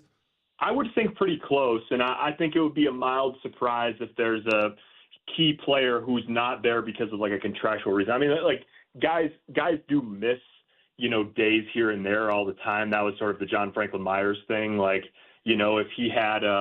If he had a fundraiser going on a Saturday, it would be well, of course he can't be there Thursday. He's got to be in Texas by Saturday morning or something like that. So, there was always some guys are religious about being there. Some guys aren't, but I don't think there's a lot of doubt about the attendance this year. And I don't think Brandon Jones is going to say, hey, I'm going into a contract year, I can't be there. So, it's going to be an interesting group, but I would think there'd be pretty strong attendance the next few weeks. Okay, Parker. Well, we're looking forward to seeing some, group football. Are the Broncos the latest team to even start these OTAs in the NFL? Has anybody started later than the Broncos? No, I think they're the latest. I mean, they almost have to be based on the calendar because they're. The window basically closes when they have that mini camp from the 16th to the 18th, and then it's summer. So, some years they've done 3 weeks of OTAs. This year, Sean Payton not only went with the late start to the lifting and running May 4th. For that, they were the latest to start in the NFL by 2 weeks. And then now they've sort of lopped off one of the OTA weeks. So it's been a month of lifting and running. The 2 latest weeks they can have for OTAs, the latest mini camp dates they can have, and then off to the summer. I'll give you the story that will be made the most of that means the least. No, that's what you're asking me? No, I'll He's give you. informing you. You know he knows better than you. I'll give you my opinion. Let's go. I'm happy to get your opinion and Tyler your opinion too. But here's what I think will be the biggest story that means the least. Davis Webb calling plays during the OTAs and minicamp. Just because, why do you say that? Because Sean has given that over to assistants throughout the years. That is actually true as I roll my eyes. Like, that is the truth. And like Sean described at rookie minicamp. To my knowledge, he's done it once when he was unable to participate because of a medical reason. And then when he was out of the league. I don't think he's ever done this before. Oh, in mini camps and OTAs, unless he's lying. That's different. But that's not even the biggest. That's not even the biggest reason. The biggest reason is they script everything out. I'm just telling you, people will be asking, people will be watching Davis Webb. People, in my opinion, will be making a big deal about body language and this, that, the other thing, when I really just don't think it's going to be that big of a deal, Parker. Yeah, well, even in training camp, since Sean's been here, in training camp, Sean's never got the walkie-talkie. It's always been Joe Lombardi. Joe Lombardi would always radio whatever was on the script to Bo Nix in the helmet or Stidham in the helmet, all the way up to the beginning of the regular season. In fact, in 24, Sean made sort of an offhanded comment about it, but it was sort of a real thing where, Bo Nix had to get used to going from sort of calm, steady Joe Lombardi in camp to, Sean Payton and all of his game day, lather in his headset and just hearing it and being able to sort of deal with Sean on the headset like that. That was an adjustment period from Joe Lombardi in camp his rookie year. So that's all of the stuff about Davis Webb is super interesting, and none of it's going to mean a lot until September 14th. That's just sort of the way it is. Right. And he did actually, the year coming off of their third straight 7-9 season, I think it was, he gave the play calling to Pete Carmichael in training camp. Carmichael called plays for the first couple of regular season games. They didn't tell anybody about it, and then Sean took it back somewhere early in the season. There are two. You guys are right. It's all scripted, but there are usually 2 periods per practice that you can keep your eye on it. It's move the ball and it's 2-minute drill. Those are going to be your 2 unscripted periods, and those will be the 2 periods that you can try to get a feel for how Davis Webb wants to call. Yeah, for sure. Well, one of the things I think is interesting, we haven't heard anything about this yet. We'll see what Sean says on Thursday. I will be interested to see how far they go. People don't show a ton in the preseason anyways, but I don't think anything where there's eyeballs on it, I just am not sure how much they're going to show in terms of I don't think we're going to go into week 1 knowing what Davis Webb likes on 3rd and 1, or even maybe exactly what he wants the mix of the running game to look like, or, what he thinks his staples are or whatever. We'll see if they joint practice anybody. And if they don't, what the rationale for that is. But I do wonder if they sort of steer away from that. They did 2 last year. If they have 1 or 0 this year, you can't help but wonder if some of that is just about not really showing much of anything offensively until September. You guys got anything else that's a big deal or will be made a big deal that really isn't? Oh, that's a good question. I think Jahdae Barron, for a guy that didn't play a lot as a rookie, is sort of a big deal, or will be made to be a big deal. Does he just slot into exactly the same role that he has as a rookie, and you're using 2 years of his rookie deal in that? Who's he going to beat out? He didn't beat out McMillan last year. Can he do it this year? And again, we talked a little bit about the secondary, but I just think that picture is pretty interesting regardless of how it shakes out. The easiest storyline to track that people are going to want updates on is how does Coleman look. So that'll be the easiest one to see visually with your eyeballs. An actual running back, usually you can get a tangible feel for that. So I'd imagine that's going to get talked about quite a bit. Is there and then there's will they add a veteran, whether it's, an edge rusher or a quarterback? Else? Yeah, right. Yeah. Or are there any guys who you sort of pencil in as starters who end up getting pushed in camp. Like Ben Powers would be a good example, maybe. There you could probably put a couple more out there. Generally speaking, like, are there any? There's just not a lot of turnover with the roster. So the question is, are there any surprise? How does the wide receiver room shake out? Like, is there a role for Marvin Mims? Who does Jalen Waddle take the most from? Is it Troy Franklin? Is it Pat Bryant? Like, there's the questions this year are much more about roles, I guess, to me, and starting jobs than they are about roster spots. Do you want to throw in any memories? When did you come on the scene, Parker? What year was your first year covering the Broncos? My first year covering the Broncos was 22. Okay. So with Russell Wilson transitioning to television, I guess, and out of the league, we could revisit, the high knees in London or any of the hilarity from that. Remember, he showed up at an OTAs like after he'd been at the Monaco Grand Prix. I don't think anyone's going from the Broncos roster. I could be wrong. I don't know if anyone's going to Monaco and then coming back. Stiddy's not doing that. He's not Bolsey. Bolsey's not doing that. I don't know. They got some money. Could be. They could go. All right. So Someone would love that. your favorite Russell Wilson memory is what? Of all of them, what's your favorite? Oh boy, that's a good question. Gosh, I don't know. I mean, that's a tough one. The London thing, like the showing up in London and like he was almost done talking.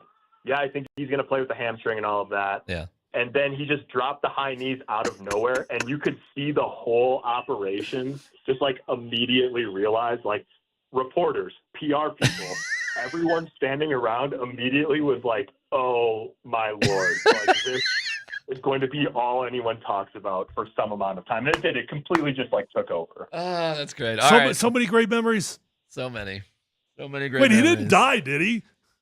No. Well, he's done with football. Oh, okay. He's just going to hang out with Bill Cowher. Yeah, it's all another guy. Russ and Bill. Another just guy who quit. Just he wanted out. He wanted the easy TV life.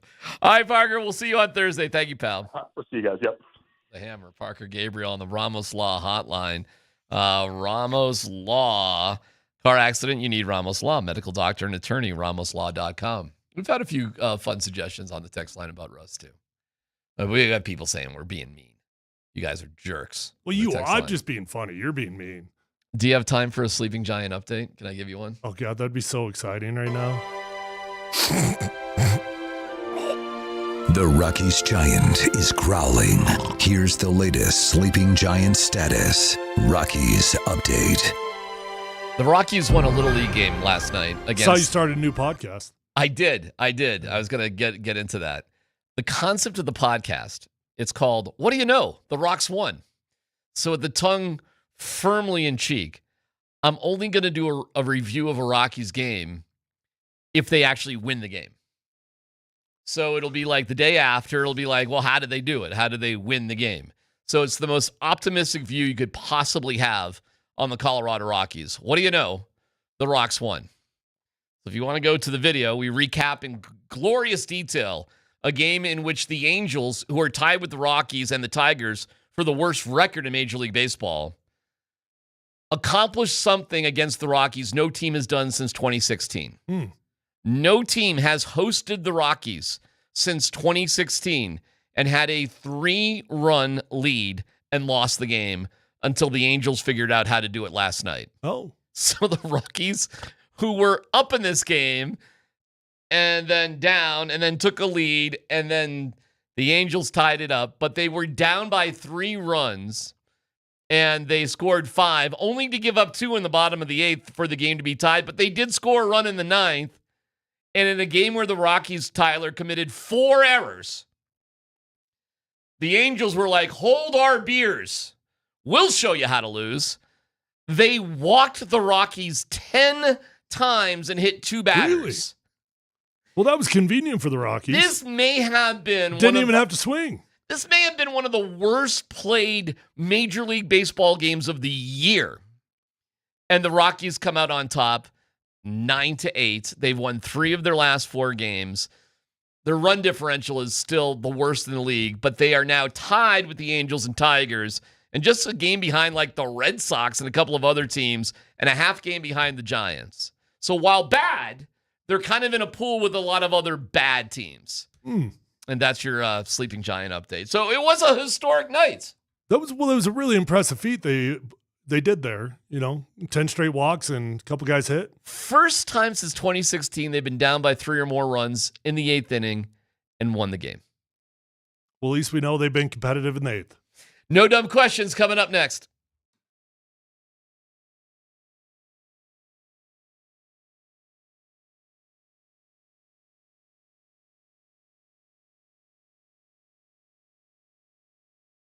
Hey, do you spend as much time planning for your summer vacation as you do planning for retirement? Let Trajan Wealth's family office help you plan your financial future with the same detail. Coordinating your investments, taxes, and estate plans so everything works together like your dream trip does. Call Trajan Wealth today at 1-855-TRAJAN-1 and start planning your future like you do your next vacation. When you picture your retirement, what do you see? Because everyone's goals look a little bit different, and that's why your plan should be a little bit different as well. The fiduciary advisors at Trajan Wealth take the time to understand what matters most to you, and they're going to build a plan around that. Find out how at TrajanWealth.com or call 1-855-TRAJAN-1. The fiduciary advisors at Trajan Wealth work as a true team. They collaborate with you to fine-tune your investments and weather any market shift. Because your wealth plan should fit you, not the other way around. Check them out at TrajanWealth.com. Advisory services through Trajan Wealth LLC, SEC registered investment advisor. Additional services through Trajan Estate and Trajan Tax. Actual client paid advertisement. Additional disclosures at TrajanWealth.com.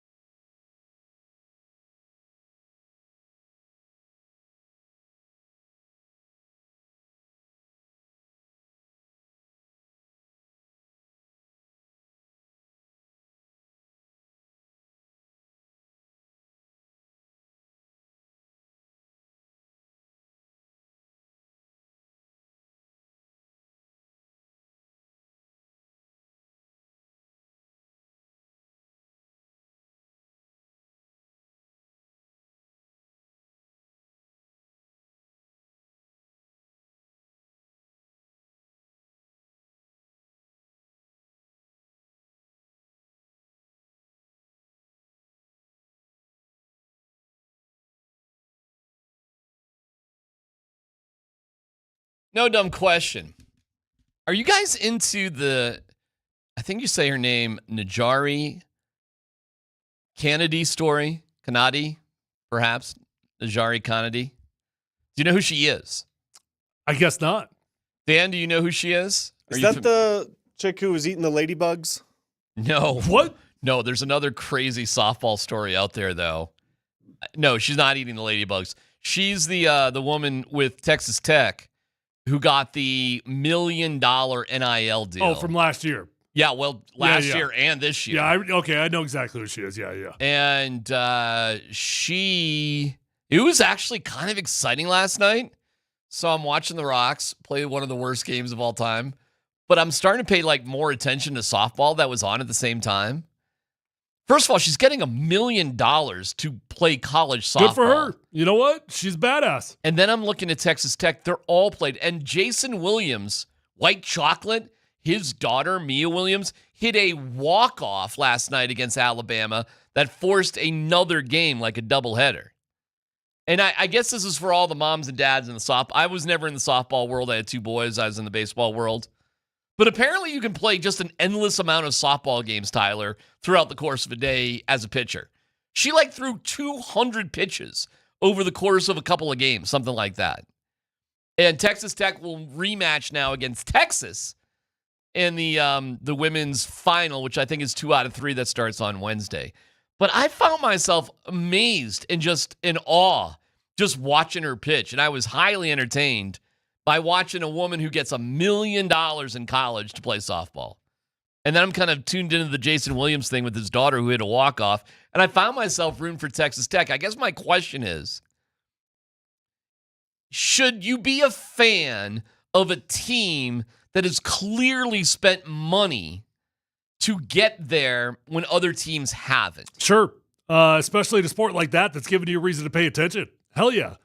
Hell yeah. I mean, they are giving you a reason to pay attention to sport that maybe previously you did not. I don't know, maybe you did, but maybe other people did not. No, definitely not. Hell yes, you should watch with fascination. It is amazing. She's unbelievably talented. I remember watching, I for some reason I've been tuned in this year. I was tuned in like crazy last season. Yeah. Well, not for the season, but for the postseason. And it's awesome to follow. So sure, you can be fans of that. Why not? Can I tell you this? Softball games go fast. You know what? Can I say it? I like watching the Dodgers. I do. And you know what? They spend all the money in the world, but it's kind of fun to watch them. All right, so I guess that's the big question. Does it ruin your fandom of a team if you know they have an inherent advantage financially over the other team? And you're saying no. You think Dodgers fans care about that when they're playing the Rockies? There's no way they care about that. Yeah, exactly. There's no way they care about it. Does it matter, though, in a college sport? That is still, the ethics of, college ethics athletes. Of what? I don't know. I didn't sell that real hard either. But, there are no ethics in NIL world now. The entire Texas Tech team is paid for. None of them have been there for 4 years. They all come from somewhere else. Yeah, well, Texas Tech football's got the highest paid roster in the world. I know. Or in America. Do you think we'll see more schools just like Texas Tech that'll just say, nah, we want to buy these championships? And maybe, Didn't Mark Cuban just jump on board with Indiana? He did. So, yeah, I do. It does now, I'll give Indiana credit, though. They did it before Mark Cuban jumped on board. Right. They figured out how to buy that team when they were CU. Is it all right just to buy a championship in college? It's the game that's played. Yeah, it's all right. Another no-dumb question. Did you see West Virginia in baseball won, and then they all sang Take Me Home Country Roads? What about it? Oh, it just gave me chills. That's all. It was a cool moment of sports. All the West Virginia fans. All right, I've heard this for years. That song, is it about West Virginia or the state of Virginia and just west of the state of Virginia? Country roads take me home to the place I belong. So west side of Virginia. The west side of Virginia. West side of Virginia, take me home. Not the east side of West Virginia. No, I heard that John Denver, the song is really just about the state of Virginia, but the west side of the state. The west side connection, not the west side. Correct, and not about West Virginia.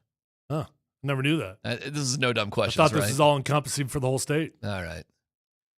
I bet this girl could strike DMac out. There's no chance she could strike me out. Oh my god! We're back to that. Do we have to do this one again? We don't. still haven't got it set up. By the way, I finally saw the YouTube videos of Jenny Finch going up against major league hitters in their primes. Albert Pujols, Barry Bonds. She struck all of them out. I know. The best hitters of all time. And yet DMac is convinced and he swears. And like we tried to set this up last year. I said, if anybody knows a high school, I'll take an ace high school pitcher. We're back Give to me this. the ace on any 5A school here in Colorado. Yeah. Give me the high school ace pitcher. Yeah. Put her up against DMac, and I'm saying she strikes him out. Yeah, because you don't really even have to swing. You just stick your bat out there, and it just kind of goes off your bat. No, I mean, that does not count. Sure it does. A check swing or a bunt does not count. They do that all the time in college softball. No. They take half That's swings. not what we're talking about in this They context. take running swings. That is not what okay, if that's how you want to define your mandem, if that's how you want to define your pride, That's okay. it. Yes, that's what yes.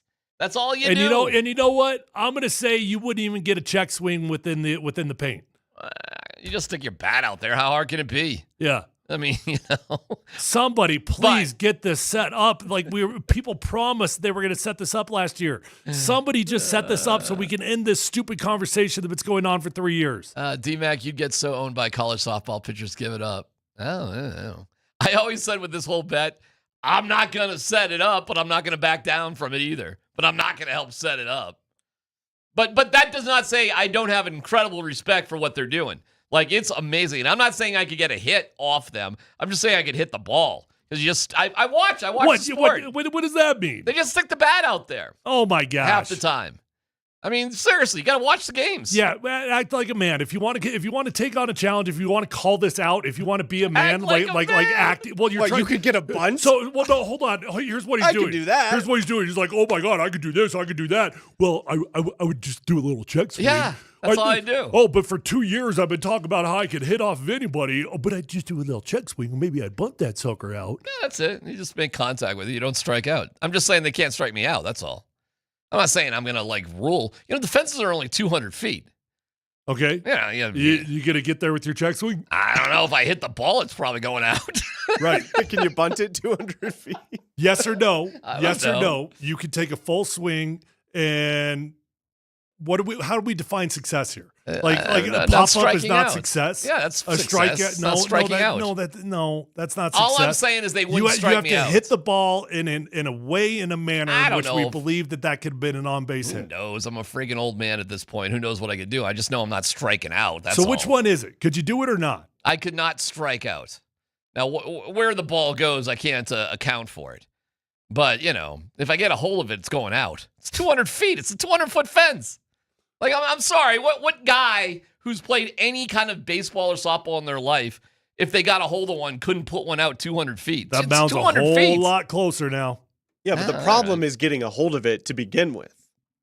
Well, that's what's in question. All right, but I've played the sport. It's not like I haven't played. I know how to hit a ball. Okay. I saw Albert Pujols get struck out by Jenny Finch. Yeah, how hard do you think Albert Pujols was trying? It looked like he was trying. Really? Was he trying really hard? Did he really care? Albert Pujols. You think Hall of Famer Albert Pujols his life was on the line? He was trying to show up Jenny Finch? Or do you think he was letting Jenny sort of get over on him? You think he was? Oh my God. You think he didn't want to get a hit there? No, I don't think he cared at all. Okay. I don't think he gave a crap. Okay. At all. Okay. Anyways, I'm trying to give praise to the softball. I was way more entertained by the softball. No, I was trying to give praise. I just wanted to make the whole thing about me. Well, all right. We don't have to make it about me. I'm telling them. Well, I'm going to give so much praise to these girls, and then I'm going to make it all about me, about how easy it is to do Texas, what they do. Texas Tech on Wednesday. Did you get a hit off hurt? No, I don't know if I get a hit off her. Did you get a check swing off hurt? Yeah, I get a check swing, yeah. That's what was happening in the game. They were just taking we check swings. We got breaking news. What do we got? It's pretty big Broncos news. Can it wait 1 second? Darn right it can. All right, we'll do that coming up next.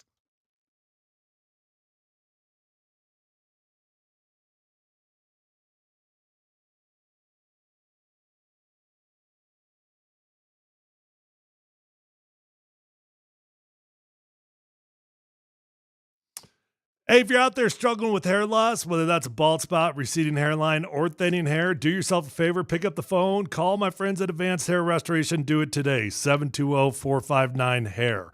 Call and ask about their Advanced FUE because nobody can offer anything like the Advanced FUE found at Advanced Hair Restoration. They've already changed tens of thousands of lives. That includes mine. And you deserve to be the next one. Guys, when you go to Advanced Hair Restoration, you're going to be in a calm and relaxed environment with the best of the best working with you. Dr. Tanya Pauls is legendary. The entire staff at Advanced Hair Restoration, fantastic at what they do. And they believe in what they do to the degree that they guarantee your hair is going to grow for life. Lifetime guarantee with your own natural hair starting to regrow the very next day. So don't waste time. Pick up the phone. Call Advanced Hair Restoration at 720-459-HAIR. You're going to get 250 free hair grafts and $250 off. Or check out those before and after photos at advancedhair.com.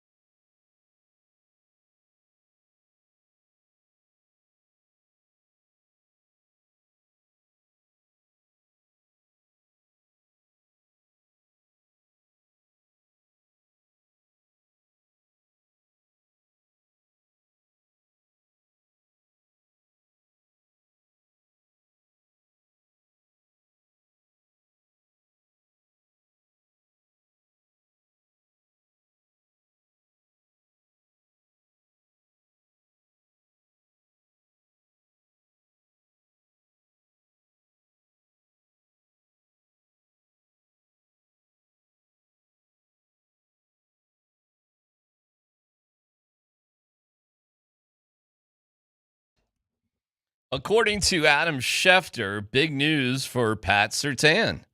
Congratulations to Patrick Surtain, as he is getting a $5 million raise this year, per his agent, Torrey Dandy. He has a chance to make another $5 million next year if he makes All-Pro or Pro Bowl this year, which for Pat Surtain, that should be relatively easy. Yeah, no kidding. So the Broncos trying to do some interesting management of Pat Surtain without a new contract or some sort of extension, Tyler. They're just giving him more money. How about that? Hey, this is a little bit wild. It's definitely not a little bit unusual. It's highly unusual.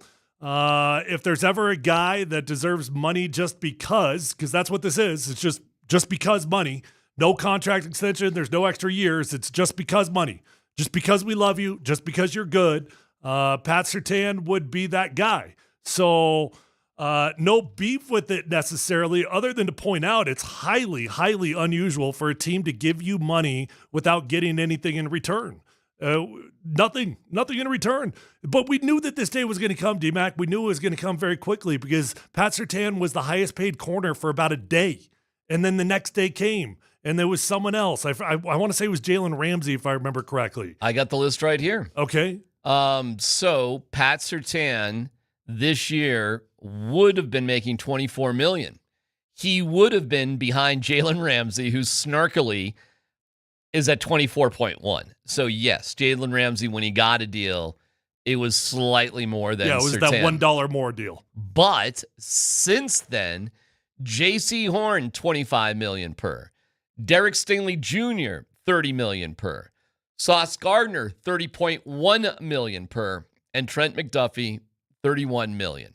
So with a $5 million raise, it puts Pat Surtain, not the highest paid, but puts him more with McDuffie and Gardner and Stingley, slightly underneath them at $29 million.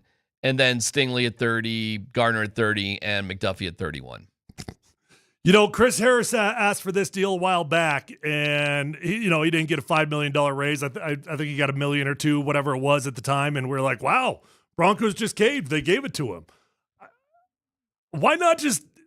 Are they? I would have to look into the rules. Maybe he's not at a point that they can extend him yet. I don't know. That's a good question. Maybe there's like a 3-year rule on the contract. I don't know. But if you're going to give him free money, why not get something in return? Why not get an extra year or two on the back end? Great question. Don't know the answer. I don't know. We can dig into it. Maybe there is a contractual thing. I bet there is something. I mean, because logically, you could give him more money and you get something in return. They're giving him $5 million this year. They're really giving him 10. They really because are. He's got to be an All-Pro. Or a Pro Bowl. Pro Bowl is probably easier than All-Pro, right? Correct. So, and he only has to do that in either this year or next year. If he doesn't, right? If he doesn't if either he makes of it those this years. year. Well, it just says this year. Oh, I'm sorry. If he makes the Pro Bowl this year or is All-Pro, he gets an additional $5 million next year. Okay. So they're giving him an incentive that seems incredibly achievable. An extra $10 million. An extra $10 million. And yeah, I don't know the other specifics of his deal. So I'm sorry, with the extra 5 in, where does he rank on the list? Fourth. Yeah. So he'd be ahead of Horn, Ramsey, but he's still slightly behind Stingley, Gardner, and McDuffie.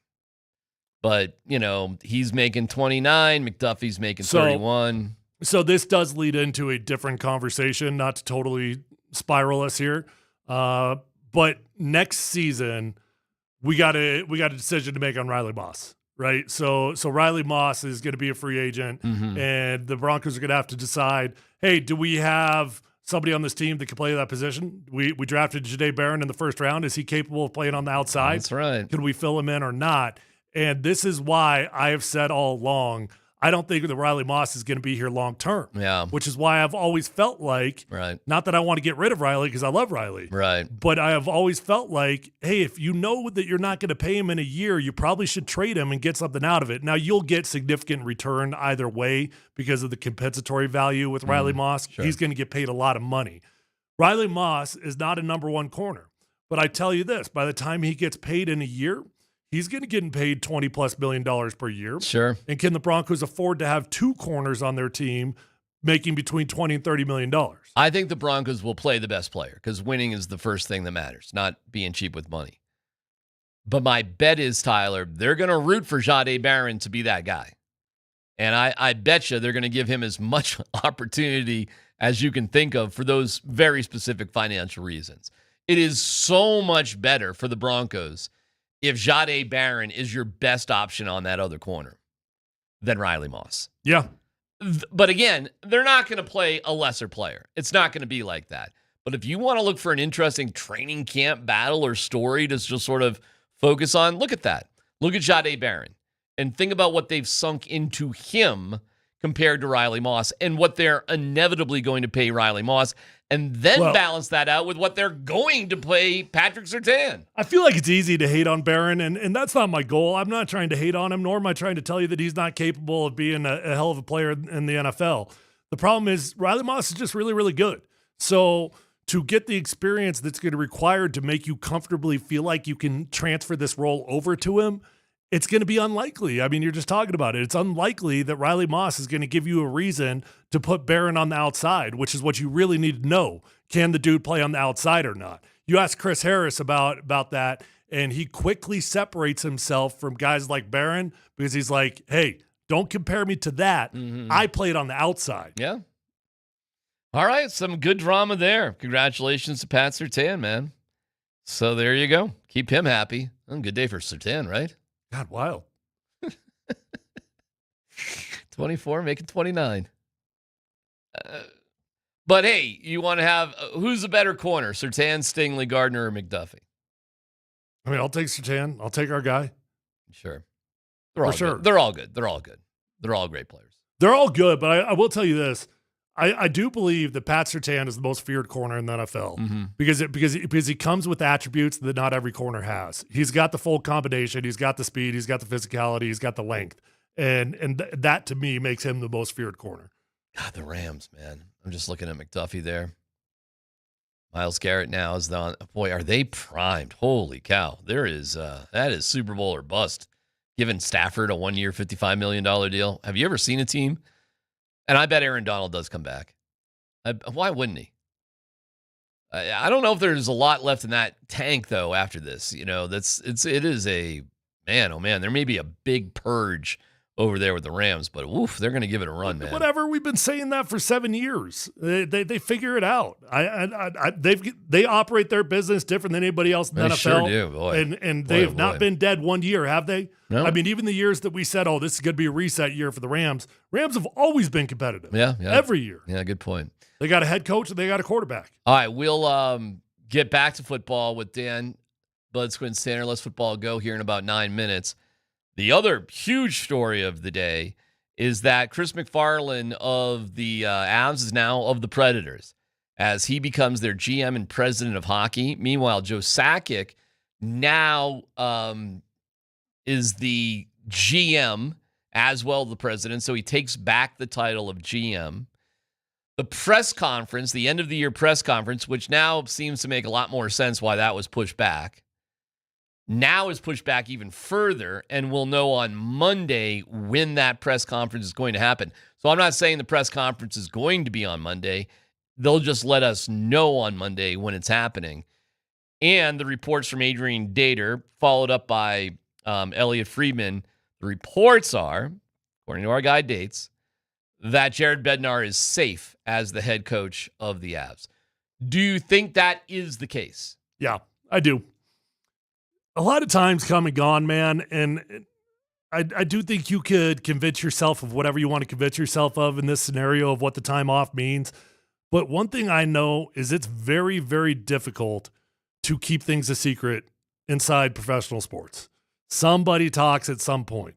And if the Avalanche were seriously considering, if they were still agonizing, if there was still a decision to be made, somebody in that building would have leaked something to somebody that says, hey, they're still having conversations. And we just haven't heard anything like that. Yeah, I think Bedsy's good too. My take on it. I just think there's too much interest in him from other teams. without a reasonable replacement. And now that we know the Avs actually haven't been, I mean, I'm not saying they haven't been discussing it. They probably have, I'm sure. But they've obviously been dealing with something we've barely talked about. There were rumblings about MacFarland, but it's hardly like something we were obsessed with or anybody was really talking about a ton. So it might feel like it's come out of the blue today, but I guarantee you this thing has been simmering since the season's ended, and the Avs knew it. And never mind the fact that Josh Kroenke was over in Hungary watching Arsenal lose, unfortunately, in penalty kicks in the UEFA final of the Champions League. And then a part of a parade. That was kind of odd. They lose this big thing, but then they celebrate the English Premier League title with a parade. Soccer. But all that being said, it's apparent to me we can't have a press conference about how the season's going with our GM, Tyler, if our GM's contemplating going somewhere else. Yeah. So, you know what? Let's not do that. And perhaps it did come like, hey, we're going to have this presser on Friday. Oh, you know what? No, maybe next week. And the things just keep happening. And it's like, you know what? We're going to wait even another week. I think the more time. That's a lot of time, man. Time. At some point, that's just too much time. The first week, it was like, okay, that can mean anything you want. But 2 weeks. You got to get a head start if you're looking for a new coach. Well, and then now you have the very sad and tragic passing of Claude Lemieux as well, and that will be quite the hockey scene with that passing, and it just kind of one thing goes to another. So I think the more time that goes by, the better for Bedsy. And now that we're hearing these reports today, it just kind of confirms what we were already feeling anyway. And I'm fine with it. More than fine with it. I think it's the right move if that happens to be the case. I think if they were going to move on from Bedsy, it just would have happened. It would have happened by now. You wouldn't have waited for anything. You would have just I totally agree. I don't know what MacFarland would mean to anything in terms of Bednar's future. If there was something on the line still, I could argue it's not a good thing for Bednar, but I don't think anything's on the line. Yeah, first of all, you don't have to have a press conference to announce a guy's just keeping his job who's under contract. Well, maybe they're buying some more time as well for the conversation we were trying to figure out. Are they going to announce it with an extension? Yeah, and now it feels to me like there's just too much going on. They can take care of that in the summer or some other time. You don't need – you need to do it eventually, but you don't need to do it all right now. So it's still a huge day in the organization's history as you lose Chris MacFarland, jump back into the GM chair. And we think they're going to keep Bednar, and we'll see where it goes from there. Woo, a lot going on, man. A lot going on. We're glad that you're tuned in. We're glad that you're listening. If you're on YouTube, make sure you like and subscribe. We have all sorts of content on there for you. And we have Let's Football Go. Dan Bud Squints Tanner's got it for you coming up next.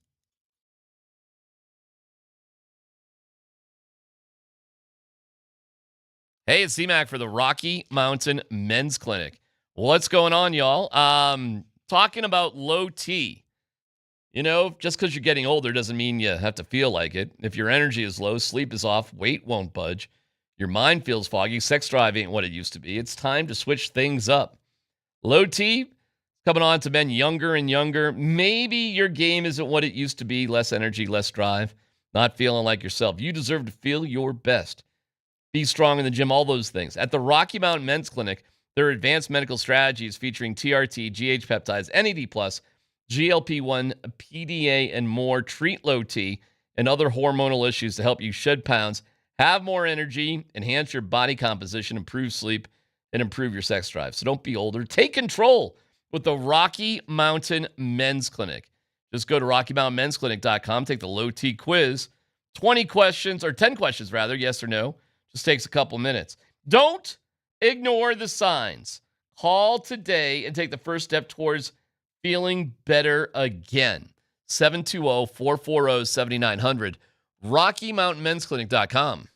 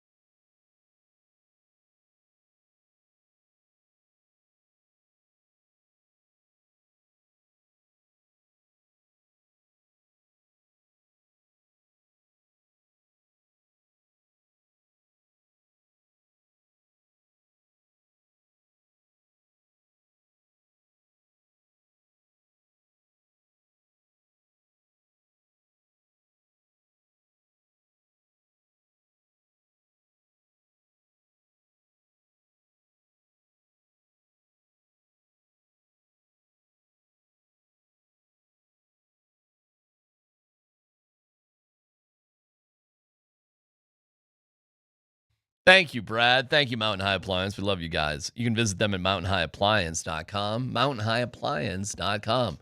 Dan Bud Squids Tanner, let's football go, brother.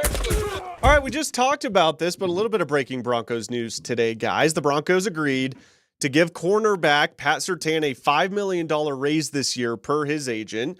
Surtain will make an additional $5 million next year if he's an All-Pro or Pro Bowler this year. So the Defensive Player of the Year gets rewarded. Now, you guys were asking about when can the Broncos give Pat Surtain another contract extension. So some key timeline details here. It was 2024 when he signed his first contract extension off of his rookie deal. Now, NFL rules generally allow extensions at any time once a player is no longer on a pure rookie scale deal. So theoretically, guys, the Broncos could extend Pat Surtain whenever they want, but his current contract's not up until the end of the 2029 season, so there's no rush there.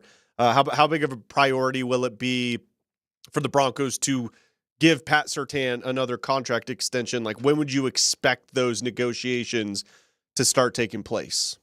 I guess we were getting news today that Pat Surtain was getting $5 million today extra, and in all likelihood $10 million, because all he needs to do is become an All-Pro, and he could probably miss half the season with an injury, and he would still be voted into All-Pro because he's that good.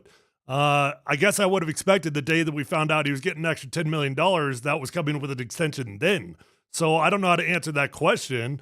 I would imagine within a year it happens, but I don't really get why it didn't happen right now.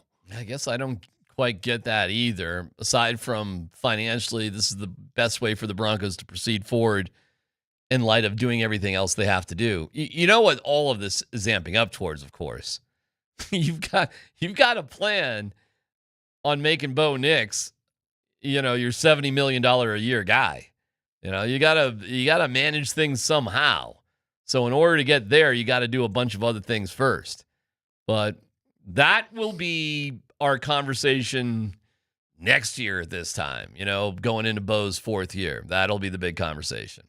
Yeah, could this be a negotiating tactic with Pat Surtain on his next deal? Hey, Pat, remember when we helped you out? Sure. When we didn't have to? Why don't you take a little bit less so we can pay the quarterback so we still have a good team? Yeah, I'd rather not, because I'm the best corner in the world, and I don't need to take less. So thanks for the money you gave me previously, but guess what? I know how to get more. Yeah, I mean, they're not getting a discount because they just gave him $10 million.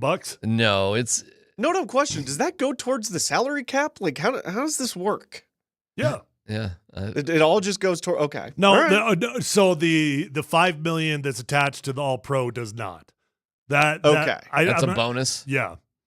Well, because it hasn't been earned. There's all sorts of shady ways to do things in the NFL. There's all sorts of ways to manipulate.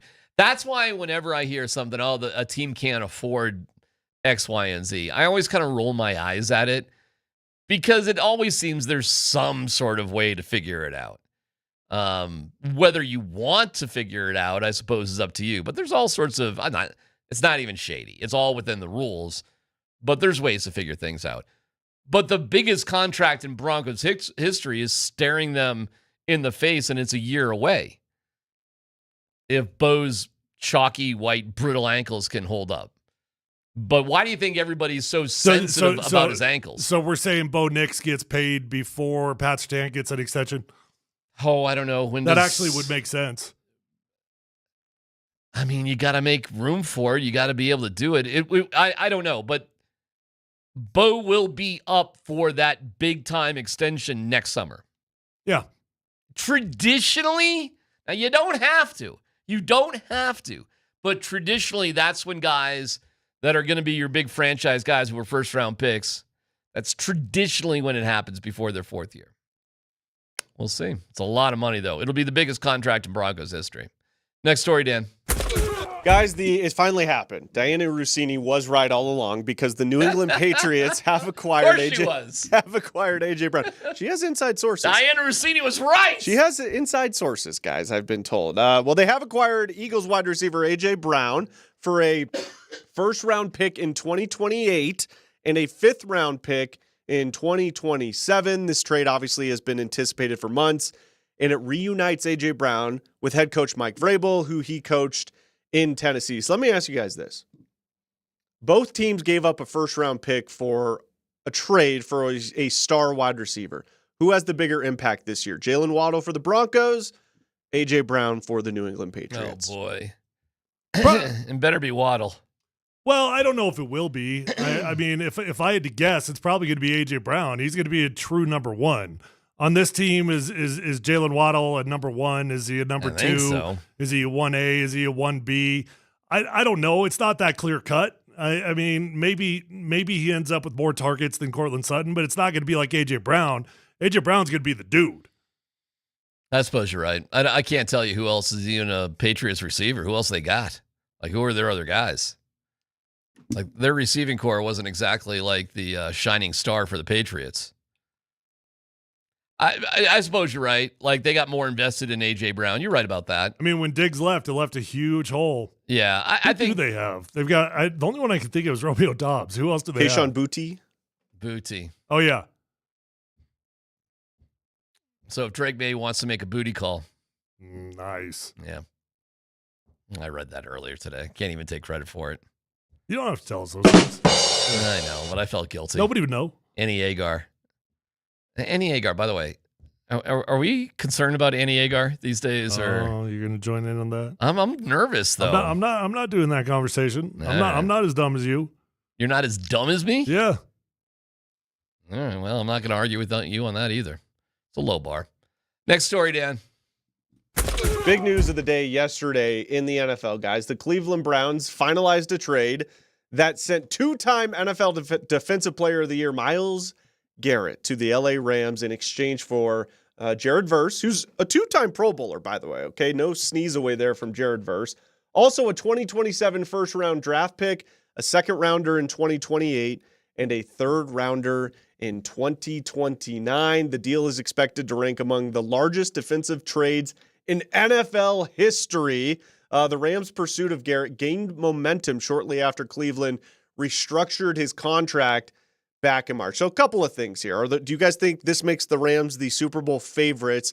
And according to reports, the Rams were interested in Myles Garrett all the way back in March. Does this make the draft pick of Ty Simpson make a little bit more sense now, knowing that the Rams had this trade in mind? I still think the Ty Simpson thing is crazy, but I suppose. Listen, the Rams just do things different, Tyler. They just do. They're moving to the beat of their own drummer. So I mean, it's working. I mean, they're always competitive. Oh, they're definitely a contender. I mean, are they the contender? I don't know, but they're right up there at the top of the list. They got Matthew Stafford and they got Sean McVay, and that combination has been pretty damn good for as long as they've been there. The trade itself is kind of interesting to me, man. Well, the Jared Verse part of it makes it really interesting. I actually give the Browns some credit. Yeah. I hate to say it, but I give them some credit here. I mean, if you got to they don't have to get rid of Myles Garrett, but it made sense to get rid of Myles Garrett. It did. And if you're going to get rid of Myles Garrett, you get an extremely talented pass rusher back and a lot of value. The Rams get better. They probably get Aaron Donald out of retirement because of it. According to the stories, Barry, the GM there of the Browns, just was not going to do it without Verse as part of it. And he got it. So he got it. At the end of the day, the Rams kind of blinked as Verse was, according to reports, the last part of this trade. I don't know, man. I think if it's the Browns, you're all right. I mean, where were you going anyways this year? What exactly were you doing with Myles Garrett? We've already seen Myles Garrett be the best player in the NFL on defense, and the Browns suck. So where were things going anyway? The Browns are even commenting and being asked about Sorsby being on the supplemental draft, the quarterback from Texas Tech who had a gambling problem in Iowa State. Mm-hmm. Like, they're not... They're still talking about quarterbacks there. They're thinking about whether or not to pick up Sorsby in the supplemental draft. Yep. I mean, the Browns they don't have a guy. They do not have a guy. It ain't. Hey, by the way, good for Shedeur. He figured out a way in endorsements and other this was licensing wild, to make man. $17 million. By the way, you know who's number 2? Yeah, Travis Hunter. Travis Hunter. Yeah. Good for them. 12.8. Hey, take that, CU haters. Pays to go to CU. I guess so. How many other CU grads, and he is a grad, are making $17 million? They're both grads. Within a year of He's made a lot of money. That was over double the all-time record, which was, well, not over, close to double. Isn't that crazy? The all-time record, which was Tom Brady, and he was a little bit over $9 million. Okay, so why do you think it was that high for Shedeur Sanders? Because he Like, moves. why that because much? he moves the needle. He does. He's a compelling sports character who moves the needle. I heard somebody say Shedeur's the first influencer NFL quarterback. There you go. Sure. I think that's it. Sure. Hey, Shedeur's cool, man. Shedeur's cool. Like, I don't know how long he'll stay cool, but like he's taking advantage of it while it happens. I mean, look at Johnny Manziel. Johnny Manziel's like punching, dopey YouTubers in a fight. He did win, though. It's so funny. Like, you realize He Shedeur, kind of came out looking like he knew what he was doing a little bit, actually. Johnny? Yeah. I guess if He you get over had the kicks going, got a nice little takedown. he's fighting a guy 30 pounds lighter than him, 4 inches shorter, and Dana White's laughing the whole time. But okay, I mean, whatever. Just wait for the rematch, dude. Is there going to be a rematch? Of course there's going to be a rematch. You know what's funny about Johnny Manziel? And he had his demons, obviously, with drugs and alcohol. But essentially, he was that sort of internet sort of guy. And he got, you know what he got busted for? For like signing shirts or something stupid on weekends. Like he would go out, he would sign a bunch of shirts, get like 15 grand. I mean, doesn't that sound ridiculous now? Well, yeah, now. In light of a softball player for Texas Tech making $1 million to pitch for Texas Tech? The best part is that they schemed up this whole elaborate lie to protect the lifestyle that he came from, this wealthy family, that they had oil money. The family was just like a normal family. They didn't have any extra money. And the whole world like bought this story that the dad was an oil kingpin. Meanwhile, they built an entire new stadium down there on the back of what he did for that program for over a couple of years, winning the Heisman and everything he did there for A&M. Like, what they got out of Johnny Manziel was way more than he ever profited. And the things he were doing really weren't that bad. So listen, I don't hate on Shedeur at all, man. Good for you, bro.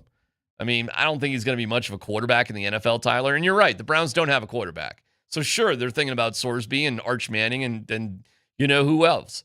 Because what are we tying our future to? Deshaun Watson and Shedeur Sanders? Whatever, man. Don't forget Dylan Gabriel. How could I possibly forget Dylan Gabriel? You got one more, Dan, or are we done? Yeah, I did just want to mention, we talked about this earlier. Hold on, let me get the music right here. Okay. DMac, you have a song, I have a song too. Russell Wilson, guys, has reached an agreement to join. He's not dead. The CBS, his NFL career is. Fair. He has reached an agreement to join the CBS NFL studio show to replace Matt Ryan, who was hired this offseason to run the Atlanta Falcons. Now, Wilson will not officially retire at this point, guys, after spending last season with the Giants, but also all signs point to Russ's NFL career being over. Sad day. Let me go through a couple questions. First of all, do you think he will be offered some sort of NFL job while he's a broadcaster and get back into the NFL? I do not. Dan? Well, he had an offer from the Jets. I understand, but now that he's doing TV, do you think something will happen during the year where he'll say, you know what, I got to go back? A Phillip Rivers sort of deal? No. And you don't think so either? I don't either. I don't think a team would want him. He would love that more than anything to just be wanted. And he would do it. I'll tell you this: if somebody calls, he'll do it. If there's a playoff contending team, say the Jaguars they're 12-4. Trevor Lawrence goes down. Right. And you need a quarterback for the last week in the playoffs. I mean, think about it. Daniel Jones goes down again. Sure. I mean, a lot of guys go down. I mean, all right, I guess the bigger question, how many backup quarterbacks is Russell Wilson better than? Probably the far majority. Right? It's not crazy. Majority. Sure. So name any good team. Like you probably couldn't find more than, could you even find 5 backup quarterbacks better than Russell Wilson? I hate to say this, but I would rather have Russell Wilson than Jarrett Stidham if Bo Nix went down. Now that would be crazy. You want to talk about back? You want to talk about bananas? Can you imagine that? Hey, Sean would love that too, DMac. That would be insane. Sean would love to have his whipping boy back. Somebody that he could yell at. Bo Nix gets hurt in week 12. Would you rather have Stidham or Russell Wilson? Steady. Well, you got a hat, so that probably explains that. No, I mean, I don't want what comes with Russ. Well, it could be a new Russ. You don't know. Could be a whole new Russ. No, but see, I've got a pretty strong opinion that it would be the same Russ. All right, another question. Is Russell Wilson a Hall of Famer? No. Did he ruin that? Russell Wilson is one of the rare few players that actually destroyed a Hall of Fame career with his final few years in the NFL. Dan, is Russell Wilson a Hall of Famer? Can you be a Hall of Fame player and then play your way out of it, like Tyler's saying? Can you? I literally think that Russ did that. Let me ask you this: is if he just took his career in Seattle, so he retires. He retires young. After he got traded. Let's say it was just Seattle. Is he a Hall of Famer? He's a Hall of Famer. Wow. Well, what did he have in Seattle? Like 12 years and 10 Pro Bowls? Yeah, 2 Super Bowl appearances, 1 title. But it's not like all those stats still exist. Everything he did still exists. But it's the legacy and it's the momentum that he would have left behind and what people would have remembered. I think if Russell Wilson just hung it up after Seattle, he's a Hall of Famer. I don't think it was a guarantee, but I think he had a really, really strong case for it. It's probably not first ballot. But he gets in. Because you'd have to compare his career during his time to other quarterbacks, and it would fare well. But he goes on and does what he does afterwards, and that becomes part of the legacy as well. I mean, it wasn't like it was just so horrifically bad, and it wasn't just bad; it was getting laughed at, and it became memes, and it became culture. You don't think that gets forgotten, and it's just the Seahawks legacy that lives with him? You don't think he can do that? You don't think the final 4 years just kind of goes away? Maybe in enough time. Maybe he'll be a late life guy. Maybe like decades go by, and at some point you just look back at the stat line. So he was with the Broncos 22? Was that his first year? Was it 22? Tell me, you're way better at that. Yeah, it was 22 and 23 because Bo was drafted in 24. Okay, so 22, 23. Then he played 24 and 25. So 4 years. I don't know, man. You might just forget about those 4 years. You might just say, he left Seattle and, it just didn't go as well. But look what he did in Seattle. Texter makes a good point, too. I mean, he's 3rd-round pick. With that kind of career. Pick. Yeah. Yeah. Yeah, I mean, if you go way back, I forget the dude's name from Green Bay who went in there. Matt Flynn. Matt Flynn. Yeah, Flynn had like a good year there in Green Bay, got a pretty sweet contract offer from Seattle, and Russ goes in there as a 3rd-round pick and beats him out. Pretty quickly, too. Wins a Super Bowl in his 2nd year against the Denver Broncos. Well, he beat him out before the season began. Yeah. And then, and he should have, if they just handed the ball to Marshawn Lynch, he would have had his 2nd Super Bowl. Mm-hmm. God, that is messed up. Had he just handed the ball. Which probably would have locked him in as a Hall of Famer. If you handed the ball to Marshawn Lynch 4 times. Ironically, if you take the ball out of his hands. Right. Just, what are we doing? You hand the ball to Marshawn. He gets in, he gets in. If he doesn't, he doesn't. Right? Really, we're overthinking things there. That's a tough one to live with. All right, well, there's Russ. See, we'll only remember Russ for all the goofy shizzle, right? Here with the Broncos. We will never remember him for all the stuff he did in Seattle. Mm-mm. We'll just remember him for all the garbage here. Mm-mm. You know what's sad about it, too? Is that if you're really being fair, there was so much garbage, there was so much goofy stuff, there was so much weird things, there were so many products being sold that you forget Russ wasn't a disaster as a quarterback. Like he was okay. It wasn't what you wanted. It wasn't Russell Wilson of the Seattle Seahawks, but it's that Russ's performance was not disastrous for the Broncos. It wasn't, except if you compare his performance to the value. I mean, it's the contract. Yeah. It's what it does to the team. It's 2 first-round picks. It's Shelby Harris. It's Drew Lock. I'm rolling my eyes. It's our tight end there. Another first-round pick, by the way. Who am I thinking of? Tight end. Noah Fant. Noah Fant. Yeah. So, I mean, it's 2 first-round picks and a guy who's drafted in the first round. Throw in Shelby and Drew Lock, and then we're going to do the contract. It was the biggest trade in the history of the NFL. Oh, it was 2 second-round picks, too. So, yes, you're right. As a player in general, he was all right. But compared to the value, it was a ridiculous value. Like anything less than a Super Bowl, you weren't getting the value for it. Well, didn't he tell us he was going to get like 5 of them things? When he got here, wasn't he like, I got 5 more in me? Trivia question for you guys, real quick. Yes. Those 2 first-round picks the Broncos gave Seattle in the Russ trade, who did those 2 players turn into? One was a linebacker for sure, who's actually pretty good for. No, yeah. Oh, for the Broncos or for the Seahawks? One was a linebacker. Oh boy. I'm forgetting his name. One was an O lineman. One was a defensive back. Why don't you just help us? Charles Cross, offensive lineman. Yeah. Devin Witherspoon. Oh, so you buff. What was Witherspoon? Was a first-round pick? He was the 5th overall pick. No, not Witherspoon. Killo. No, Devin Witherspoon. No, I'm thinking of a Killo. Oh, gotcha. I thought it was a linebacker in there. You sure about that one, Dan? Yep. Okay. All right. I'm positive. All right, I'll take your word for it. Whatever. It worked out for Seattle. They just won a Super Bowl. I guess it did work out for Seattle. Think about that, Tyler, for a second. Actually, it did. It did work out for Seattle. Look at that. They won. Yep. 3 years after the Russ deal. I mean, it didn't work out the way they thought it was going to work out. Whatever, though, right? They had to fire a coach, a legend. Sure. But, like, it had a domino effect that, at the end of the day, resulted in them winning a Super Bowl. Remember when Russ tried to get Pete fired in Seattle to bring Sean Payton there? Yeah. Remember when Russ just the irony.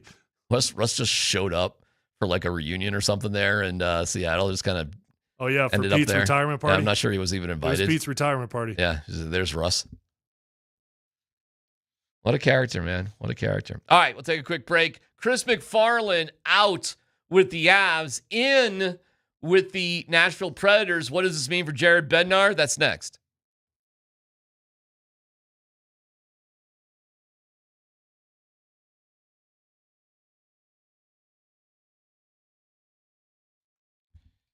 Hey, it's DMac for Fanatics Sportsbook. All right, talk to me, Fanatics. America's fastest online growing sportsbook. Others, well, the rewards are just the same old, but Fan Cash is the ultimate sports currency, and betting with Fanatics lets you stack Fan Cash. With Fanatics Sportsbook, you can get up to 10% Fan Cash back on your wagers, win or loss.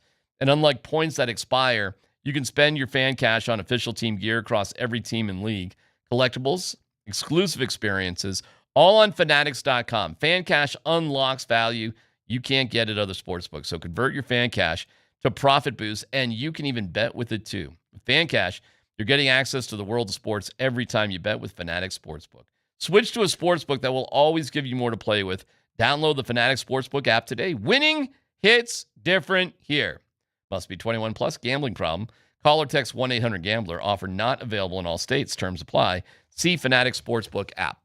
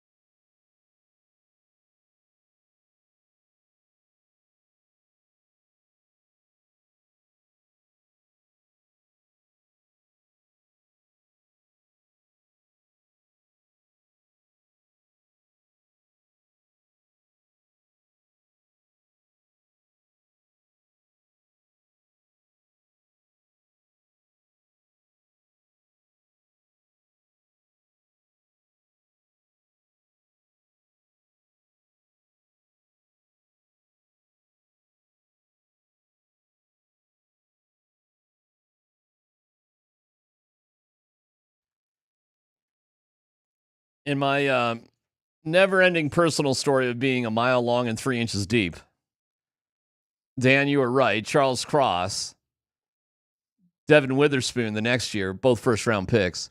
Boye Mafe, if that's how you say it, in 2022 is their second-round pick. He's the linebacker I was thinking about. And then you go with Derek Hall in the second round.